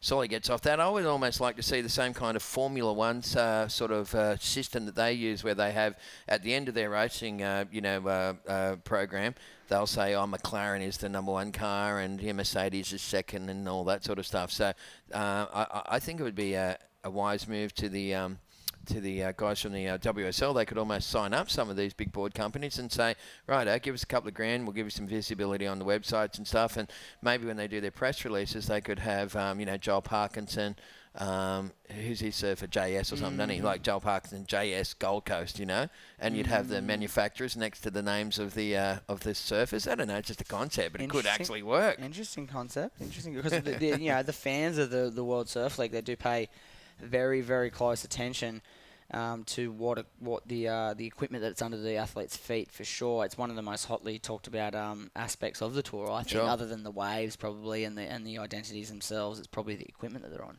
Man, it could be another 10 grand that they could pick up out of the industry stuff, and then someone could actually claim to be the best board manufacturer in the world, right? Because they'd have results, right? Of course they would. And you'd only be allowed to have a maximum of 3 surfers in the World Tour or something like that, or 2 surfers or whatever. Yeah. It's an interesting one. Pitch it to them, Tez. Go have a meeting. Sit down. Could be a little percentage in this one for Tezza, maybe. Well, we'll go back to Will and talk to him from the WSL. But right now we're at Surfest 2016. We're getting towards the pointy end of day number 2 of the competition here, folks. And Jared Hickle is from the Shire. He's from Cronulla. And he's in the lead. He's currently sitting on a 6.0 and a 6.27. Tommy Whittaker, last wave, 7.5, put Tommy into second. Solly Bailey's gone down into third, and here's the bid man up and riding, Dion Atkinson. Yep, Dion winding his way through the inside. He's going to hope that this thing stands up so he can get that money turn on the inside, which tends to send these scores skyrocketing. There's a nice frontside slash and a little up and over the closeout section. That's a better wave there. That's going to be his best wave. He had his game face on, and did you see the look on his face? And he looked like G.I. Joe on a mission. So we'll just wait for that score to come through. Jared Hickle currently leading. Whitson second. Solly Bailey third. Atkinson was in fourth. Needed a 6.74, and I reckon he's going to go pretty close to getting the score that he required on that one as we come down to just on 8 minutes left on the clock. Next heat in the water will be, of course, heat number 7, the round of 96 here at the Maitland and Port Stephens Pro. And we'll highlight those surfers for you right now. Heat number 7, Michael Rodriguez from Brazil. Noma McGonigal, is it? McGonigal, yeah, cool. That's a weird name there. And you got Diego Dora. These are all got crazy names. And Jorgen Kuzno. Thank goodness that Haro and JJ are going to be able to stumble their way through that one. Yep, that's going to be interesting. I'm going to go home, pull it up on the laptop, and watch the gents go at it. Here we go. This is a replay of Dion Atkinson's last. And some, some interesting numbers coming on through for it. 5.83. I don't know if that's that wave, is it? All right. Well, Tommy Witt's a 7.5 on his second to last wave. Well, Tommy got a lot of stuff done on the outside section. I don't know if Dion did a lot on the outside, did he? Yeah, so that might be the difference. That might be 7 points or whatever difference that it is. If that is the case, Dion's gone to third. He needs a 5.51, and Solly's gone to fourth. He needs a 5.84. This thing's still wide open, Jess, with 7 minutes left on the clock, and here goes Bailey. Here he is, Solly up and riding, down the line pace. Well, goes for the frontside air, somehow gets above the lip. Wow, he just kind of like threw himself through the wash and got above the lip, but he's making his way through the inside. Needs to get to this corner to maximise the scoring potential, but not much an offer. Has to kick out. That one won't come into the mix. Hunting a 5.84, Dion a 5.51. Anyone's heat, really anyone's heat for first and second, to be honest. There's no excellent scores on the board so far, and these four competitors are more than capable of achieving some big numbers. All right, well, so we'll just wait for that last wave score to come through for Solly Bailey. You can see there Jared Hickle just waving around, going, am I still in first position, or what the heck's going on here? It's been a very windy day here at Merewether, folks, and unfortunately, it doesn't matter how big the sound system you put on the beach. In fact, the guy who's supplying the PA system has got about 8 or 10 speakers down there, and they're huge ones, but nothing's going to penetrate that that wind down there at the moment, because sound is almost like smoke. That's what I always picture it as, and if there's a lot of wind around, it's just going to pick it up, so everyone can hear everything that's being said, like at Lambton, but they can't hear it out in the water. So scores coming through for Solly Bailey. I think the judge is just going to wait for have a little talk about that last exchange, and we'll get some numbers through shortly. So 5 minutes and 30 seconds remaining. While we are waiting for those scores to come through, thank you very much also to some of our partners here at Surfest. As we said, the Newcastle Airport have been awesome, helping people get to and from the location. Thank you very much to Coca-Cola, long-time supporter of Surfest. And in fact, Jess and I were talking earlier and saying that we think that Coca-Cola's probably been here for every year since the contest has run for 31 years. So thank you very much to those guys. Lake Mac, of course, City Council sponsored the Lake Mac Festival of Surfing. Great to see some of the councils like Port Stephens Council and Lake Macquarie. Of course, they're the councils either side of Newcastle City Council here, which help to make this a huge festival of surfing. And thank you very much to Chewy's. I tell you what, this is my last heat of the day, and I can almost taste the brown cordial already, Jesse. Shortly. Under 5 minutes to go. And the world is your oyster. I think I might get into the drink. I think I might be surfing. Are you going to... Mate, Newey had a couple of waves. Yeah, I think there's waves everywhere. I got a message saying that a couple of the boys from the event were going nuts at South Newey. So there you go.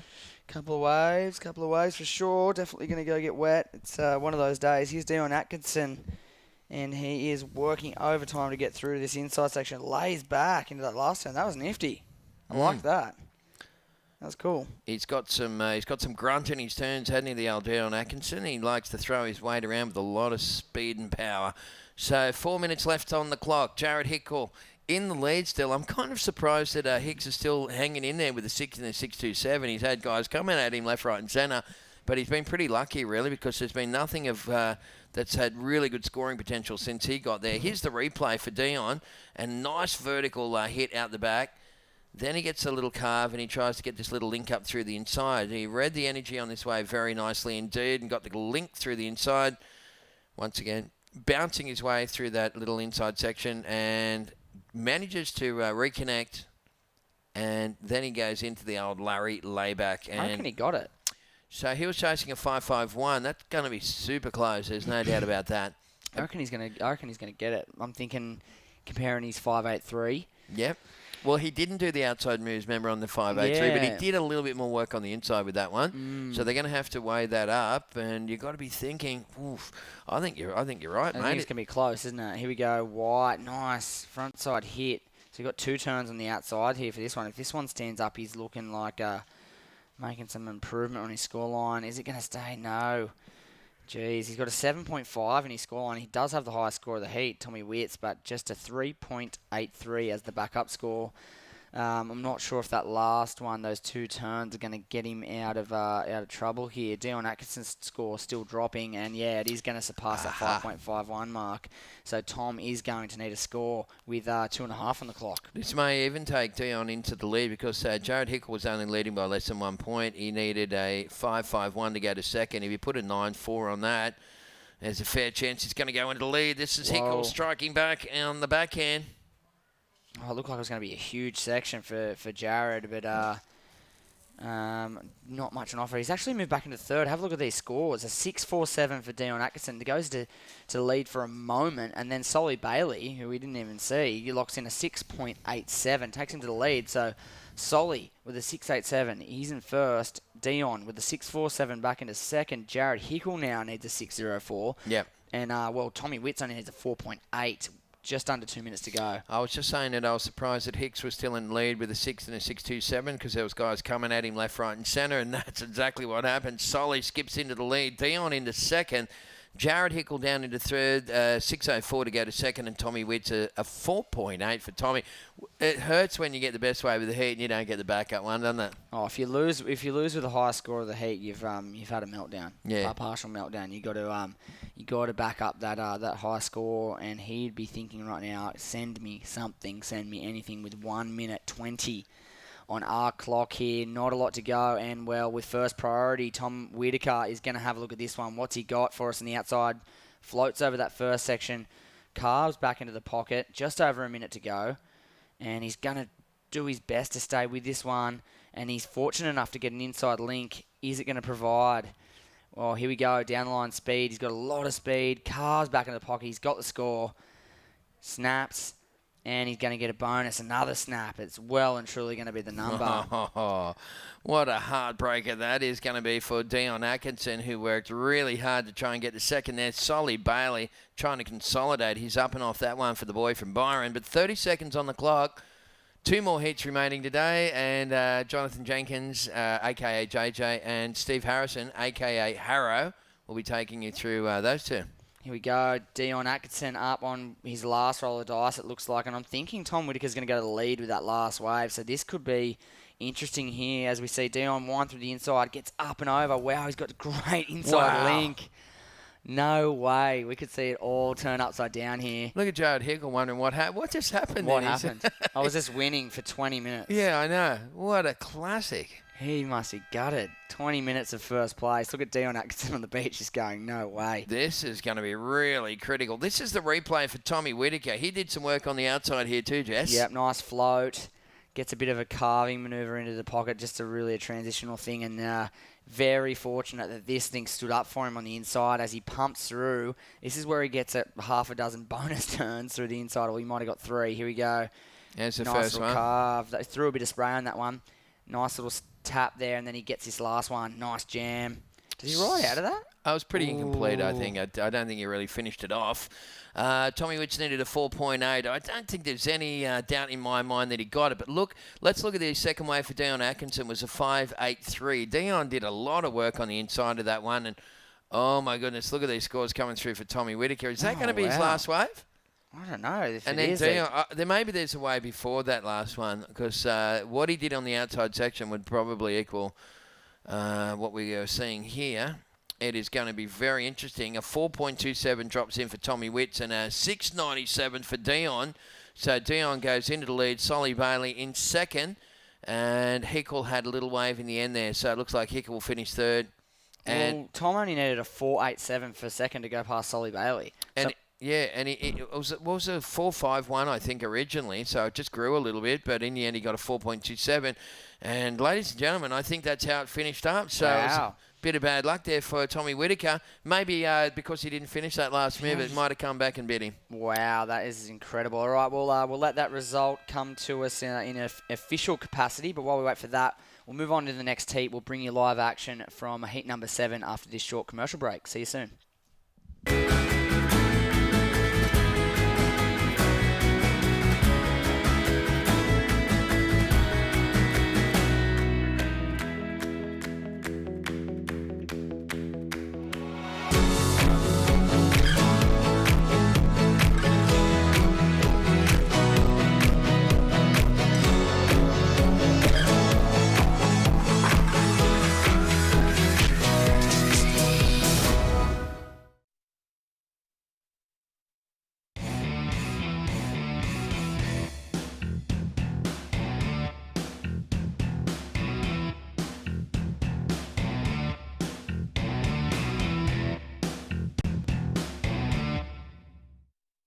Customer service, it's the #1 priority for the Burton family. From the exciting range of new Toyotas, To low-cost, fixed-price servicing. as their guest, you're always #1. It's the Burton family promise to give you a high standard of customer service. And a higher standard of customer satisfaction. So when you visit, you'll get the guest of honour treatment. That's why people keep coming back. To Maitland and Port Stephens Toyota. So visit soon. Tell him the big fella. No lane sector. That's the big fella. Look, you. How's my boy? Good. So I'm going on a road trip. Road trip? Yeah. With my new girlfriend. Your girlfriend? She's great. We're going on a meditation retreat. Meditation retreat? Yeah. It's gonna be great. You sorted your health cover, didn't you? Yeah. Got NIB. Do it for them. Get NIB today.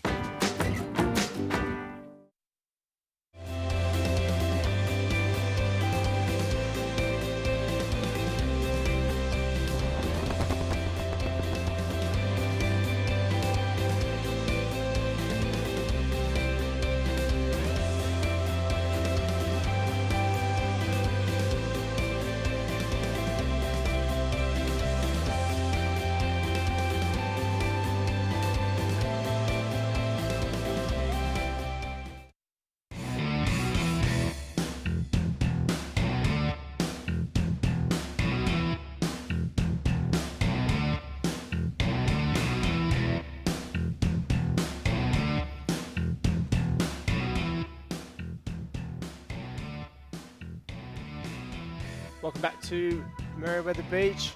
Second last heat of the day. Round 2, heat number 7. And JJ filling in with Steve Harrow to get the day wrapped up. Right now we're looking at Nomar McGonigal from Costa Rica in black. Michael Rodriguez from Brazil in red. Diego Dora from Brazil as well. He's out there in the white. And Jorgen Kuzenet from Reunion Island. So it has been a wave ridden, and it was by Nomar, and it wasn't much, 2.33, and that's why just the one turn there. Mate, it's been good to have a look at these seeds in these heats, mate. Round 2. The level goes up a bit, huh? Yeah, big time. So we see conditions pretty windswept out the back. It was all about that link-ups in the last heat. Tom Whitaker, unlucky, falling off on his last turn when he needed a score there towards the end, and finishing in 4th position. And Jared Hickle, as Terry McKenna and Jesse Adam mentioned, he was in the lead for 20 minutes of that heat, and then it just went to the next level.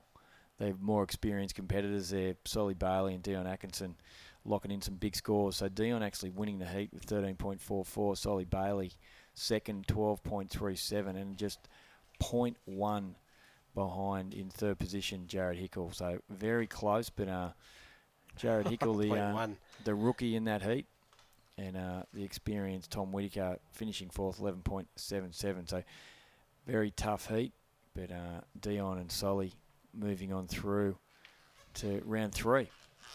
A couple of small scores here. Diego Dora, 0.67. as he's up and riding now in his second wave. Yep, climbs up over the lip there, gets the board vertical, tap, tap, tap through to the inside, looking to join the dots. How's he going to do it? Can he get any speed? It looks like he's going to run out of speed. No, proves me wrong. Nice job winding through to the shore break. A couple of backhand moves, changes direction, and he's come off. So, average looking wave there for Yago. 3 guys out the back. Red with priority. He's going to have a paddle for this one. Michael Rodriguez, the Brazilian. This guy's a good surfer. I'm a real fan of this guy. He's got heaps of confidence, all the big moves. And let's see if he can pull them out right now. So finished 17th on the QS last year. Good result. First saw him at the World Junior titles over in Brazil. Could barely speak a lick of English. Won the trials, got through. I think he got through like 4 or 5 rounds in the main event. And he's a former Brazilian champ. And that was a couple of years ago. And he goes, I want to do the QS the next year. That was in 2014. And he finished 57th, so he went straight in the top 100. Super confident. Got some good results last year in Brazil as well. A couple of quarters in Sao Paulo, Maracés, and Florianopolis. Okay, this guy, Jorgen, cruising that Reunion Island surfer. Is he going to stay with this one? He is, winding through. Oh, it's making it hard for him. Gee, they're working hard, aren't they? Yeah, here we go. So he gets the connection. Let's see if he can turn it into points. Cracks it in the pocket. Jams the tail a second time. And up and over that little sucky section there. He was battling the whole way, wasn't he? Yeah, well, interesting that he didn't land that last turn, and the same thing happened with Jago Dora as well. So Jago's score coming through.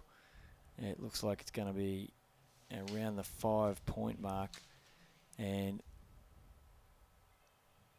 both those surfers fallen off at the end. We've spoken about how important that last turn is to make, but mate, he's done about 10 turns on this wave. Yeah, that was a nice little hack. This is where it started to get a little bit tricky through the inside. He's keeping busy, trying to make something happen. And here we go. 2 back-to-back moves here on the inside, little combo. Not too bad. And it's going to come in around about a 4. Yeah. So Jago Dora 4.83 for his wave. Michael Rodriguez in the red a 3.33. And there is 17 minutes and 20 seconds remaining. Surfer in black, Noamar Magongo in the first priority position. As you see the surfers there sitting patiently out the back, and they are probably about, 80 to 100 metres off the shore, would you say, JJ? They're well and truly out the back. Yeah, pretty far out with the tide being so low. So, it looks kind of fun to surf, actually. I don't know if you'd want to heat out here, but it looks there's some good little sections up and down the beach. So, good that these guys have got scoring potential right through to the shore. Makes it kind of exciting. Bit of a lottery. Yeah. But, if you get yourself on a set, get an outside move, you're pretty much guaranteed something's going to happen through the middle to the shore break. Yeah, you just want to hope that that wave has a little bit of water on that shorey, get those bonus sections going on the inside. It's a bit of pot luck though. Big time. But we had a look just before up at Dixon Park. Definitely picked up since this morning, so it's looking good for tomorrow. Yep. Plenty of wind swell. There we go. There you can see those feathers there, the flags on top of the judging scaffolding there. They are getting battered by this wind. And that is Dixon Park up to Bar Beach, as you can see in the north there.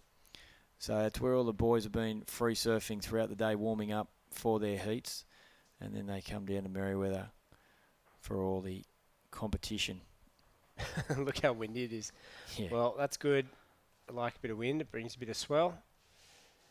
So, and there's been plenty of talk here in Australia about that cyclone activity. It's on the news over here.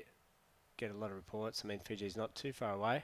It's only a short flight, so we're getting updates pretty often. Here we go. That's a good little section here. That's Noamar. This guy's super powerful, and he's a chunky boy when you see him. He's got plenty of beef on him, and he knows how to surf. Look at this little shore break connection he's found. It's like a completely different wave. He's going right, and he's flying across this one, still going. Looks like an epoxy to me. Reckon that little board? Yeah, well, mate, whatever he's riding, that was some solid surfing there. Started off out the back left, a couple of nice backhand manoeuvres, and then really powerfully grinded it out through the inside. So I think, mate, that could be our best score so far of the heat. We'll wait for the judges to lock that one in. We're inside 15 minutes now. Jago Dora holds priority at the back. Surfer in red, Michael Rodriguez, second priority. And here is the replay for Noamar McGonigal. Yeah, there's that big outside turn, and it looks like he's going to get about a 6. The wave's barely breaking 6 there. Yeah, then it comes up, stands through here. Stands up, I should say, through the inside. Starts to get moving a bit busier. And linking on through to this little closeout section on the shore. So, one more score to drop for Noamar. The Costa Rican boy, he's a good dude. I like him. He's a good fella. Yeah, he's super, really super polite. the last year he's really come onto the scene. Yeah, he getting has. some good Yep. results. Yeah, he did pretty well in Idicare last year. I think he got to the quarters over there in the QS 6000. Same number of points as this one, of course, up for grabs. And I remember staying up late. There we go, 6.5 for Nomar. Puts him in the lead. Early days, though. And not much separating all these guys. Yeah, I remember staying up late to watch some of the World Junior event near Asira. And I think he went down to the eventual winner, Lucas Silveria. So here we go. Replay now. Michael Rodriguez in red. And look how fast he just came out of the gates on that one. Straight into a cuddy. Around the foam. Sees the section. There it is. Still got heaps of speed. Oh, he's strong. Great wave. And yeah, he's got the speed here. What's he going to finish with? Probably a little air reverse. Boink. There it is. Yep, so sticks it. That's going to put him in the lead. 7.33 pushes Nomar down into second. Yago now, second priority. He's found this one and he's come off. Nose dive straight into the chop there, over the handlebars. So that puts Nomar into second priority. Jorgen Kuzinet from Reunion's out there, sitting in fourth. But like we said, not much in it at this stage. Here we go. He's having a look now. The Reunion Island kid. And this one could be all right. He's got a wall. He's got speed straight away. Outside move. Bam, number 2. Nice and clean. And he's got that nice little push through the inside, that little whitewash bowl. He's going to link up. Another full roundhouse cutback. And what's he going to do here? Nice bit of whitewash. Well, that wave actually linked all the way from the outside through to the inside. There was very little downtime, so I think the judge is going to take that into consideration. It's going to be a big score. Yeah, he didn't have to really decode anything or join the dots. It was all there in front of him. Just had to surf it pretty safe and strong. That's what he did. So it should be a good score for him to come through. Here we go, replay, Harrow. Yeah, well, he gets his first crack into the lip and then he goes out again, puts it up in the foam, a little bit of a flare through the tail, and then he just wraps that around, keeping his boards busy. But this is where it gets steeper again. He's able to put that back into the foam, big carving turn, and then out of the top here, nice finish there. And it was sort of like a bigger shorey through the inside as well, which offered him the opportunity to go large. And, mate, I think, well, 7.33 is the best wave so far of the heat. Michael Rodriguez. Was that better than Michael Rodriguez last one? Yeah, more maybe turns, maybe sort rounder. of pretty similar score, I reckon. So another wave for Nomar. This is a replay, and that was nice. Kicks the fins out over the back. Stays with the white water, looking around for something, and no, doesn't offer up anything. So no shorey. Still no score yet for Jorgen. Oh, Michael Rodriguez, huge outside turn. Handful of chook feathers to the sky. Nice little spray off the top there. Waiting for it. He does get the connection. Another whitewash. And what's he seeing that we don't? Here we go. Another little section down. No, doesn't produce. Plenty of action. Yeah, it was a nice outside turn there. It just came out of nowhere. Well, it's just over 10 minutes remaining. This is heat 7. So, JJ, who we got coming up next in heat number 8? Yeah, it'll be last heat of the day. Kanoa Igarashi, Santiago Menez, Tori Meister, and Gatian. What's his Gatian De La Haye? Oh, there we go. Well. In the contest area. Get out, bro. Beat it. Well, there's a Terry McKenna. He's talking it up before. Oh, was he? Kite surfing. Gets into the kite surfing a bit, does he? Yeah. He's a waterman, bodyboarder, surfer, kite surfer. Here we go. Scores finally coming through for Kuzinet. And there's one more to lock in. And as you said, Harrow, there's an 8, there's a 7-2. Is it going to be the best wave of the heat? Yeah, maybe a little bit better than that Michael Rodriguez 7.33, but in the same range. Well, we're interesting to see in the next heat, Kanoa. We go Rodriguez out front, gets a little bit fancy, and tail dives that one. So, yeah, Kanoa's been on fire, hasn't he? He's qualified. Yeah, well, like, mate, Been pretty on the keen radar for about 16 years since he was born. Keen to see how he performed out here this afternoon. But, yeah, scores coming in now. That last one for Surfer in Black, Noma, it's going to be pretty good as well. So Yes. he's currently in second position. He needs a 4.17 to take the lead. But scores also coming in for Michael Rodriguez. It's a 5.1.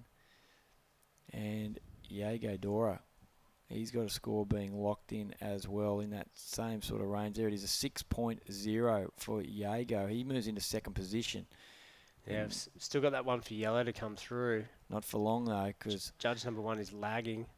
Yeah, Noma's score of 6.6 puts him temporarily into the lead. And we'll wait for this last judge to lock in on Jorgen in the yellow. And he currently needs a 7.6 to move in to second position. 8 minutes remaining. Second last heat of the day. And it's the Maitland Port Stevens Toyota Pro. There it is. Yellow gets a 7.83. As we look at the nice view, a few school kids making their way home. Cruising past one of the biggest contests in the world. Checking out the action on the way. Yeah, it's just up in the judging tower. There's plenty of grommets hanging around, checking the event out. School kids. Great for the local community, this event. Aspiring judges, maybe. Just looking behind the scenes, see how it's all done. Yep. Could be me one day. Aspiring pro surfers, maybe. Judges, commentators. It's all for it's for the lifestyle, isn't it? Just do what you love, somehow. You've got the lifestyle. Sometimes. So, Noma, the Costa Rican, the powerhouse, he's out in the lead. The boy from Reunion has jumped up into second. So, good score for him. We knew it was going to be pretty close, but he's leapfrogged Michael Rodriguez. So, now, it's really only a good mid-range score required for second, third, and fourth. They're all in it with 6.5 minutes remaining. Diego Dora, a 6.67 to move into second, and Michael Rodriguez now back in third position. You need 5.34. But that surfer... Do you know much about Diego? Well, he great above the lip. Matt Bemrose has told me a little bit about him. He's helping him out, isn't he? Yeah, being the Matt Bemrose, the Volcom International team manager. That was huge, that carving turn back into the pocket there from Michael Rodriguez. So, he's looking good. Look how quick he is, man. He's just all over it. Looks just super confident all the time, I reckon. And not finishing that one. I wonder why he turned off. Could have got something in on the shore looked there. A little bit disinterested through the shorey, but... He'd come that far. Almost landed on his fins. Yeah, so no mark, coming close there. Be interesting to see what the score of Michael Rodriguez's brings, because that outside turn was massive. Yeah, just the one slice. So I thought if he'd come that far, he might as well finish it. Onto the bricks. Here we go. Here's a replay now. Let's have a look. Good first turn. Nice slicing move here on the outside. Would have made a nice little photo. But then this wave pretty much turned to crud through the inside. Mate, is it a 5.34? Yeah, I think it will be. It's going to be close anyway. Sort of got through the shorey and then... Yeah, well, one judge has already given him a 6. Another judge has given him a 5.3. There's a little section there that he left behind. So, he's going to head on back out. 5 minutes remaining. Well, it's going to be close whether he gets his score. Yeah. Someone's gone low, 4.8. He's probably not going to get the 5.34 with the average. So, interesting. Another 5.3. It's going to fall short. Here we go. Jorgen, Kuzenet, replay now. So, what's he gone and done on this one? This guy, hasn't done much at all. So, his spot is still in jeopardy. Just don't think Michael Rodriguez did enough on that last one to lock in the score he needs. And the 6 has disappeared. Yeah, it's going to be short. So 5.5. And here we go. We'll come back to that. 5.37. He just scraped in by 0.03. So he's up into second. This guy is in fourth. Big turn there. Bemmy would have been happy with that one. The judges will be happy with that as well. That was full commitment there from Diego Dora as he works this one through to the inside. It's important that he finishes off strongly here. And there it is, little foam climb on forehand to finish off. But yeah, Rodriguez moves up into second position. Diego Dora needing a 6.71. There's 3 minutes and 40 seconds remaining. And Set's coming through. Jorgen in the yellow. He only needs a 4.87 to move back into second position. So very tight going into the final stages of this heat. Surfer in black, Noamar holding down first priority. Michael Rodriguez in second priority as the other two surfers make their way back out into the lineup. Here we go, a little replay of this one. Didn't amount to too much at all. So still in the hunt though. He's got 3 minutes to get something. Here we go. What's coming through on the outside now? It's a bit hard to tell what a wave and what isn't. Nomar's got something, and it's another left. Big first turn. That was nice. What is this thing going to dish up for him? He's back on the green face. This thing is just rolling on through to the inside. He's got to keep busy, keep the board moving. He's doing that. He's got a connection. He's got speed. Another forehand hack. Look at him go. He's making it count. Finishing move. And all right. Well, will the judges pay that last turn? 2 minutes 30 on the clock. Surfer in yellow, last of 5.4. Jorgen there moves into the lead. So a wave there. Diego Dora, 6.0 for that wave that we saw. He smashed that outside section on his forehand, but still in fourth position, needing a 7.1. Now that was a great first turn on a bigger looking wave, sort of a head high at least. That was huge, that backhand snap. Yeah, I reckon this is going to be a great score. And he takes this thing all the way into the beach. So... He's wearing some short shorts.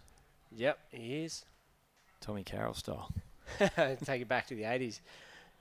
Here we go, finishing right here.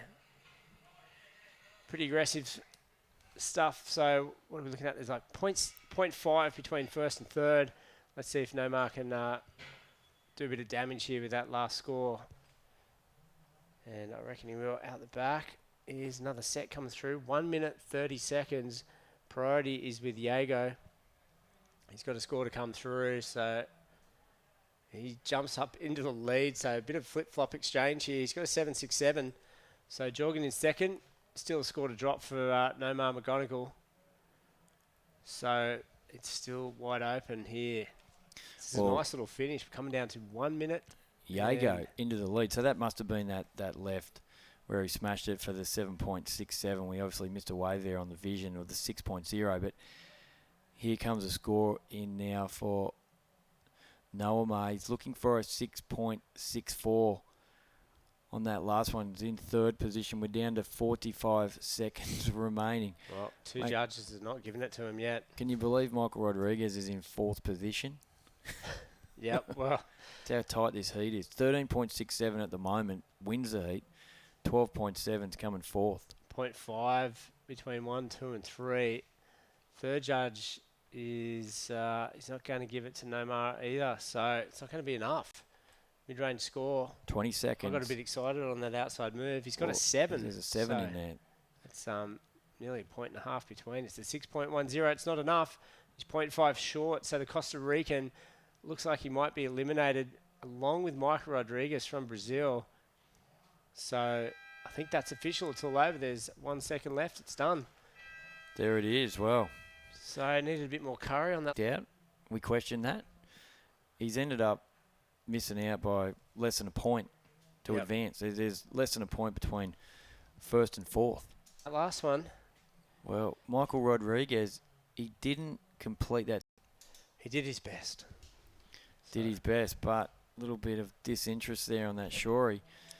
And so we got Diego Dora, 13.67, taking that heat out ahead of Jorgen Kuzene on 13.23. All right, we'll go to a quick ad break. Watching the Maitland and Port Stephens Toyota Pro. We'll be right back with the last heat of the day, Heat 8. Stick around.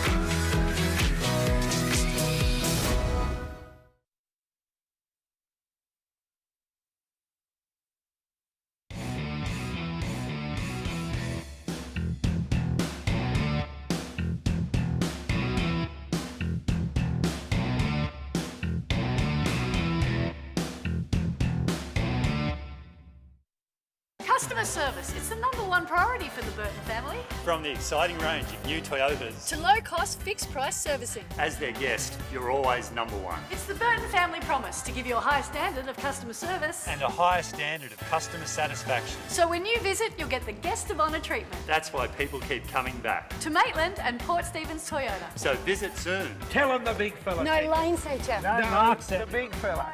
Look, you. How's my boy? Good. So I'm going on a road trip. Road trip? Yeah. With my new girlfriend. Your girlfriend? She's great. We're going on a meditation retreat. Meditation retreat? Yeah. It's gonna be great. You sorted your health cover, didn't you? Yeah. Got NIB. Do it for them. Get NIB today.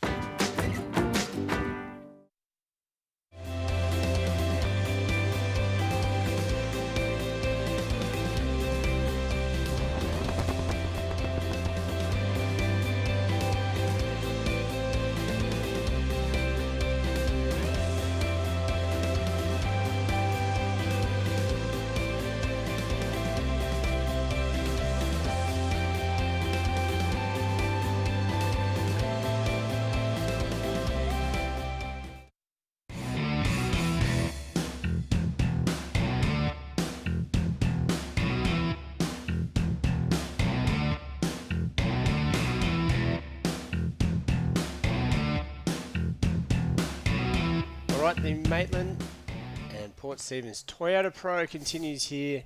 Santiago Muniz on your screen. And this is last heat today, heat 8. Good finishing turn there for Santiago until that nosedive. Was looking sharp, wasn't he? Yeah, so that's he's had 2 waves during the break. There's the overview. Out there with him, Tori Meister from Hawaii. Gatien Delahaye. I hope I'm pronouncing that correctly. If I'm not, I apologise. I reckon it's a good attempt. Gatien. He's got a wave as well, just a low 2 point something. Good score for the guy on the left of the screen though there, Kanoa. He's got a 7.17. So the top seed in this heat anyway. Kanoa, the new World Tour surfer, got a beauty to start off this heat. 7.17. Yep, just 3 minutes gone, 22 on the clock. He's got a 7.17. So great start. And a couple of low scores dribbling in for Santiago. Mate, look at that next heat tomorrow. at Tomorrow 9. morning. David Cathles, Yaden Nick and Ethan Ewing, Garrett Parks.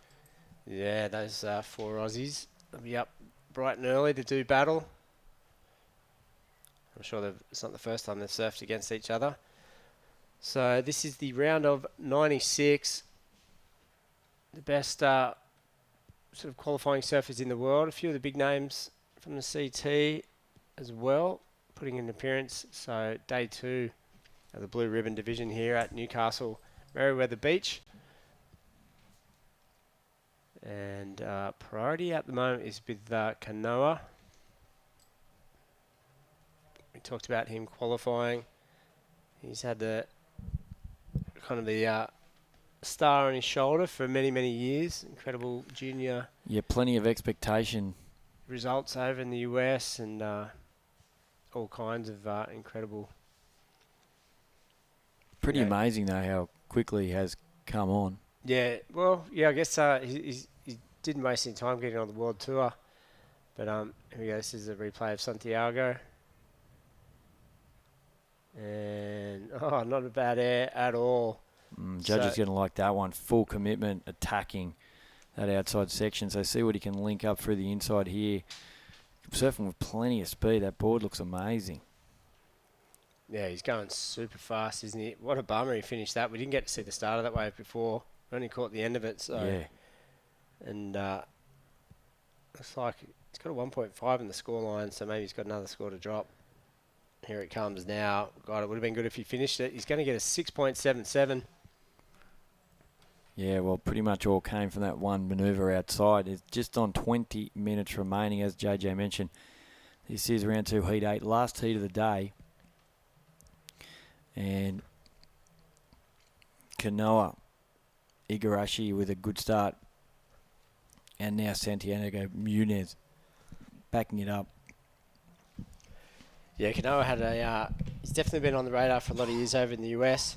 So there's no surprises, I think, to see him get where he is at the moment. It's probably the equivalent of someone like Ethan Ewing, doing real well.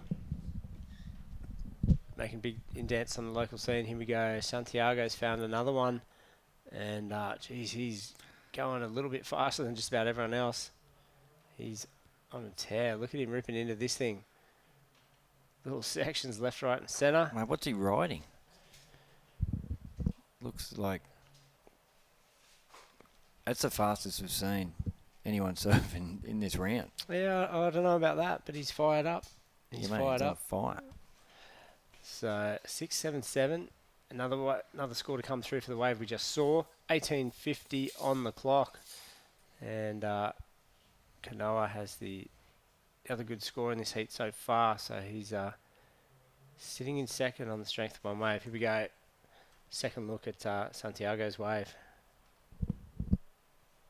Mate, just starting off with a couple of mushy turns out the back before this one sort of lines up through the inside and gets the rail work happening here. And you can see the spray coming out of his rail of the board.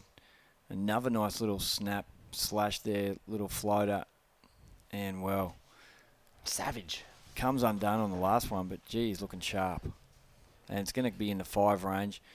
What have we got? A couple of 5.5s and a 5, so a low 5 by the time that score is completely locked in.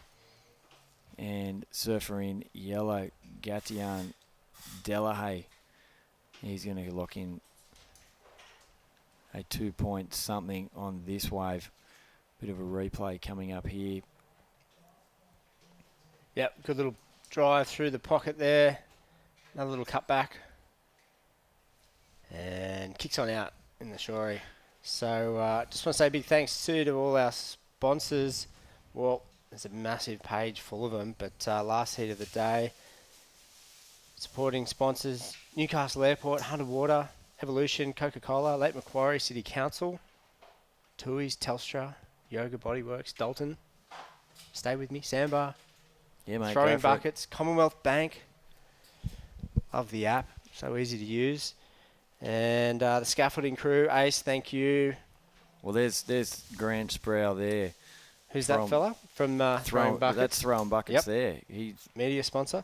Been spending hours down on the sand. Yep, 17 minutes remaining. So we got another score come in. It was a 5.33.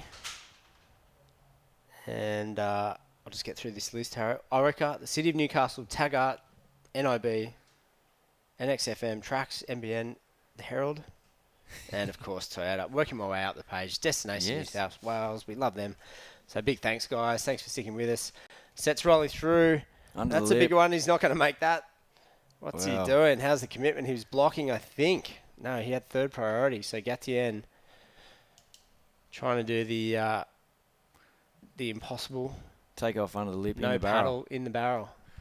He was thinking creatively there. Yeah, I can get a barrel on this one. Pretty desperate measure, wasn't it? I'm not sure what. Maybe he was just trying to stop Black from getting something.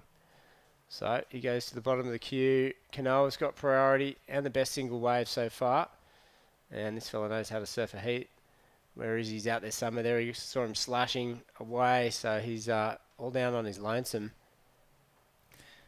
Yeah, it's interesting that the competitors this afternoon, they're surfing pretty much straight out the front of the judging tower because the tide has run out and the swell's picked up, whereas that right-hand bank that everyone's been surfing for the last couple of days, that's where Kanoa is now, well and truly down the beach.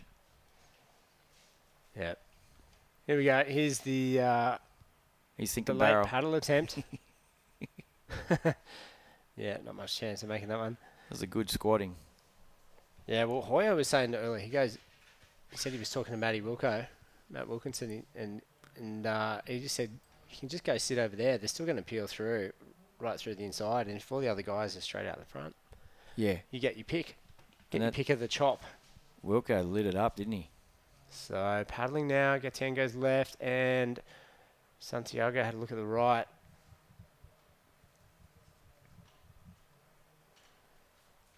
So just under 15 on the clock. Here we go. We pick up Gatien So he's obviously had a pretty decent wave.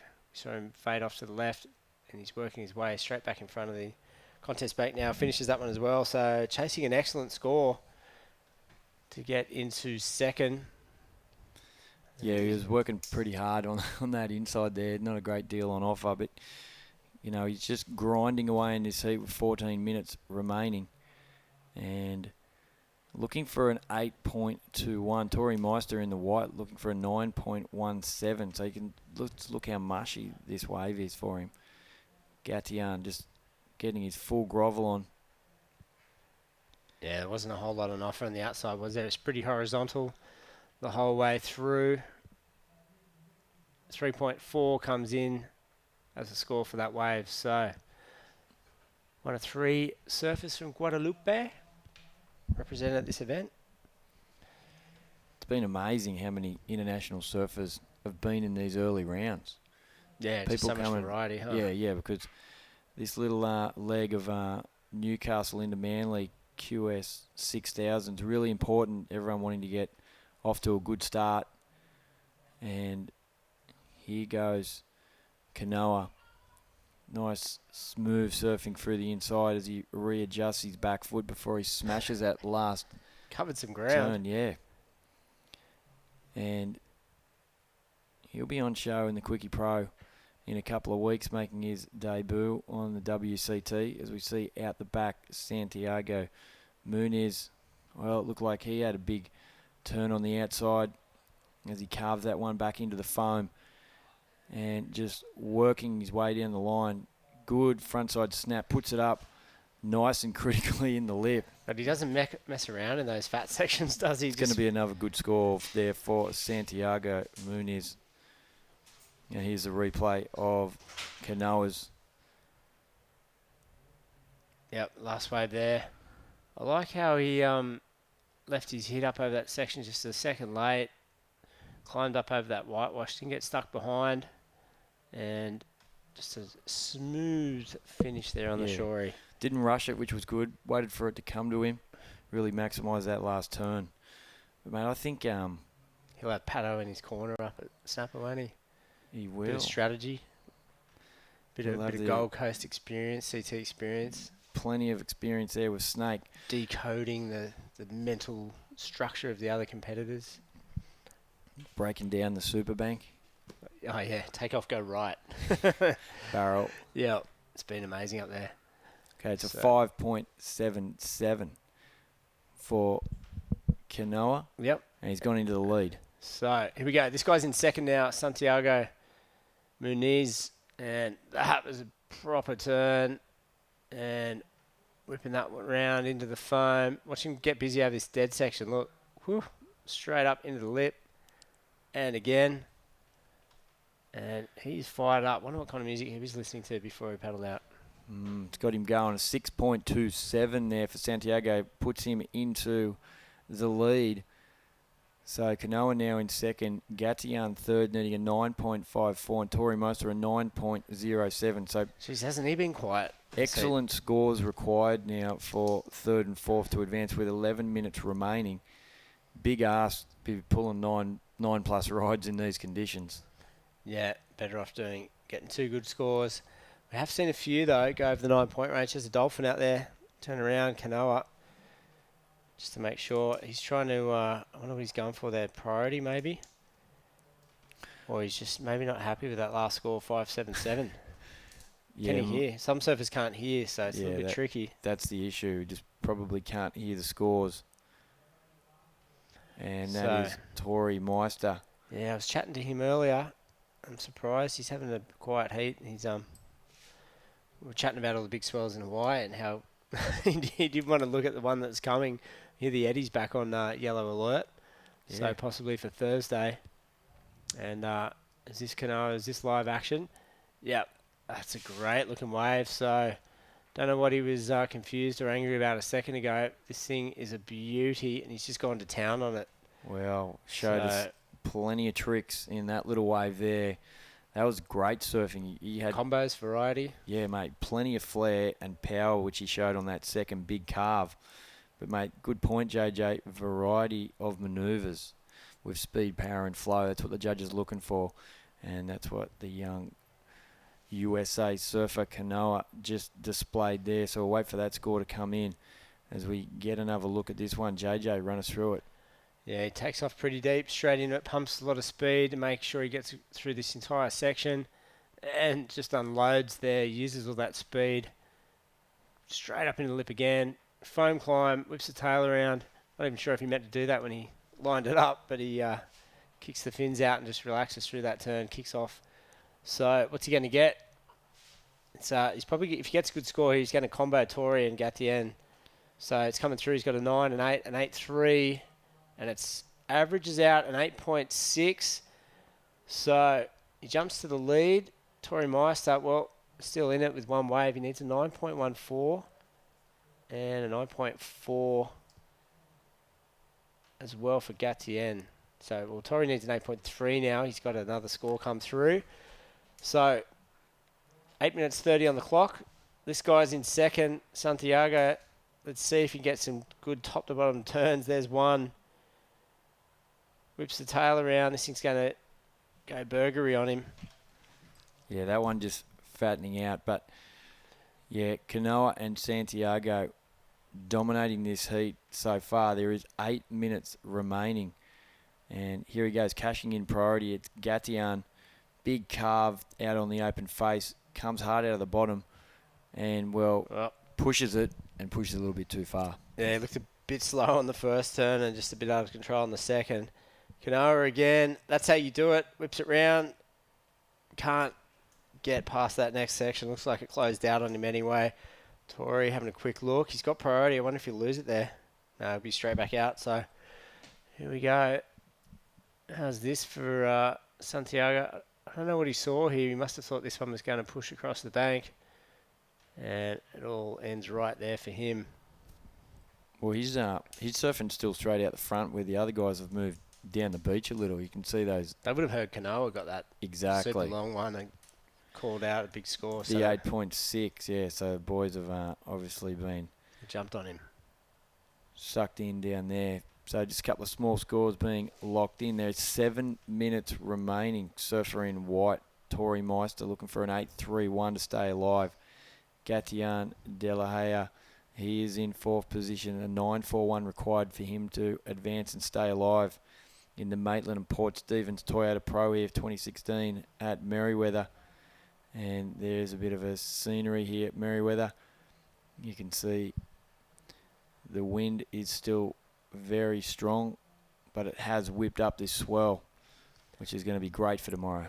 Yep, it's a good wind. We like it. We welcome it. So, and not too bad for airs as well on these rights. So Kanoa sitting pretty at the moment. There's Terry on his windsurfer. Did a quick change. Come the kite surfer for the windsurfer. Don't see many windsurfers these days. So another score to come through for Kanoa as well. Mid-range score. It's not going to go into his top two. Well, that 6.33 that's not going to carry. That's just for that air reverse. And he came out. He didn't get the second turn in. That was quick, man. That thing was precise. Yeah. So, 6 minutes. Yeah, that's right. Ticking on down. Last heat of day 2. Men's round 2. Anyone bows out now. They get a little bit of money, but not too much. $550. It's not really even going to cover you. Might cover your excess luggage if you've come from Peru or somewhere over in Spain or South Africa. Fourth place gets $450. Bit of petrol money to get down to Manly. Yeah, exactly. Next event. So, yeah, and not many points either. 400 points, 370 points. So what was the cutoff last year, Harry? About 13,000, was it? That was the estimate? Around 14? 13.8 maybe or something. Yeah, so from best 5? Yep, best 5. And at heat 9 in the morning, Davey Cathles, well, he's on the world tour. I think, did he finish 10th? Yep, he tied, I think, with someone, got on tour. Oh, there we go on the inside. Kanoa looking good. On the outside, Gatien. So he had priority, so no worries there. Priority third over Kanoa. He's going to link through to the inside. He looks a bit more in control on this one. He's done a couple of good turns already. So Kanoa picking up the pieces in the background. That thing looks huge. And another set coming through. 4.5 on the clock. Santiago ducks under. So it's going to pretty much, you got to figure, a 9.41.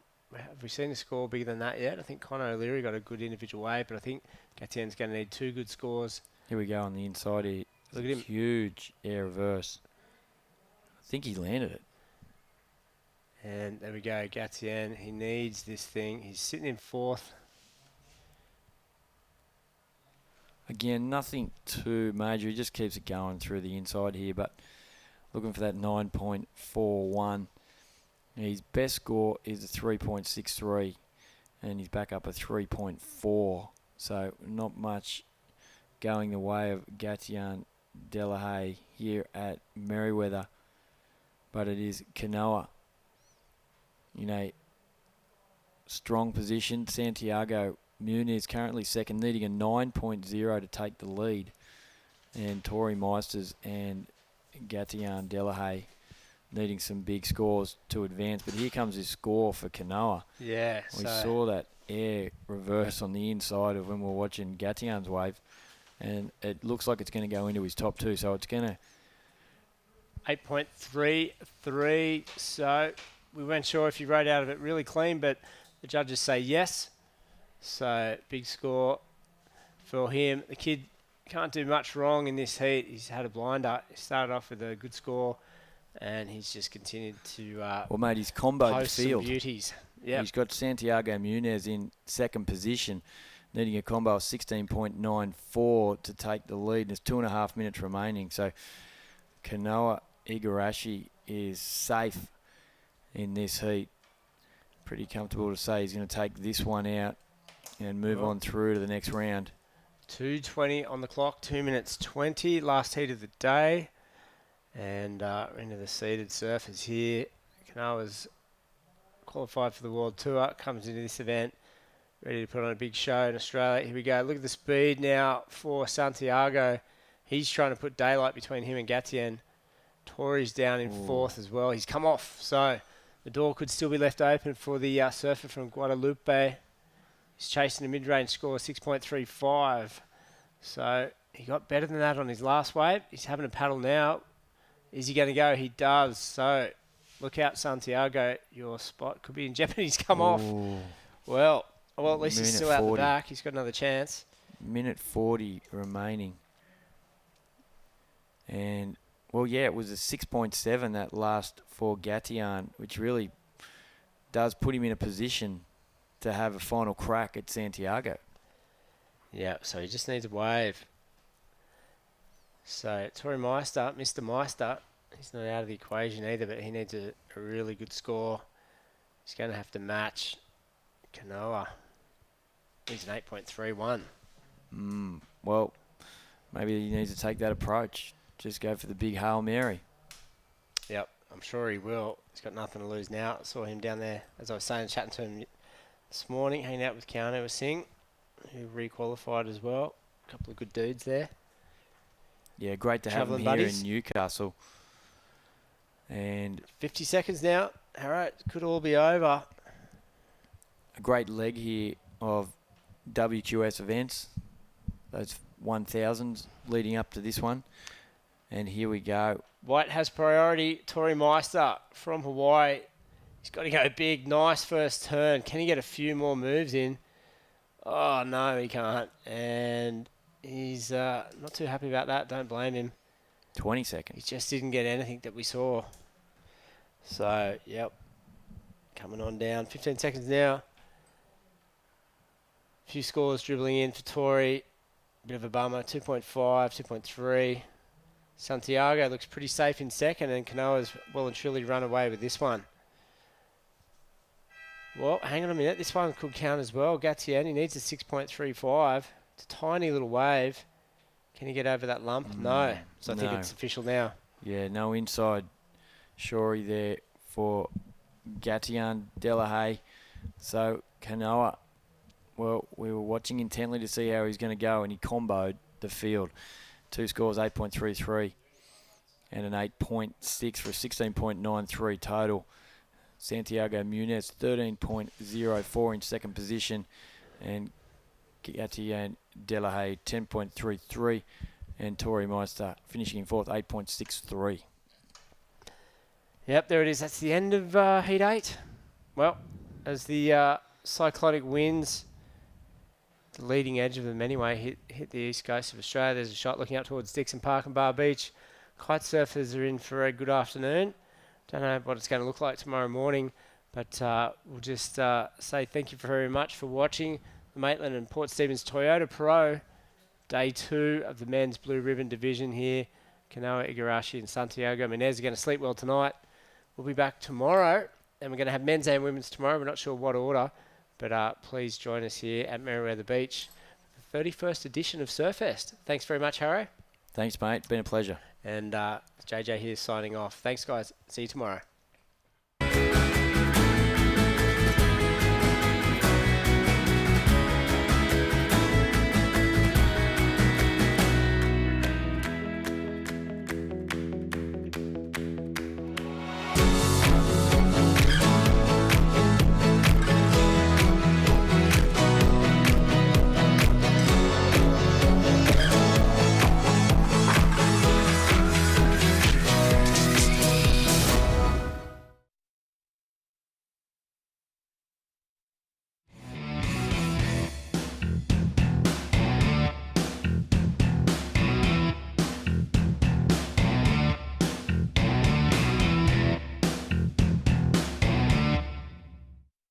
Customer service, it's the #1 priority for the Burton family. From the exciting range of new Toyotas, To low-cost, fixed-price servicing. as their guest, you're always #1. It's the Burton family promise to give you a high standard of customer service. And a higher standard of customer satisfaction. So when you visit, you'll get the guest of honour treatment. That's why people keep coming back. To Maitland and Port Stephens Toyota. So visit soon. Tell him the big fella. No lane feature. No, marks it. The big fella. Look, you. How's my boy? Good. So I'm going on a road trip. Road trip? Yeah. With my new girlfriend. Your girlfriend? She's great. We're going on a meditation retreat. Meditation retreat? Yeah. It's gonna be great. You sorted your health cover, didn't you? Yeah. Got NIB. Do it for them. Get NIB today.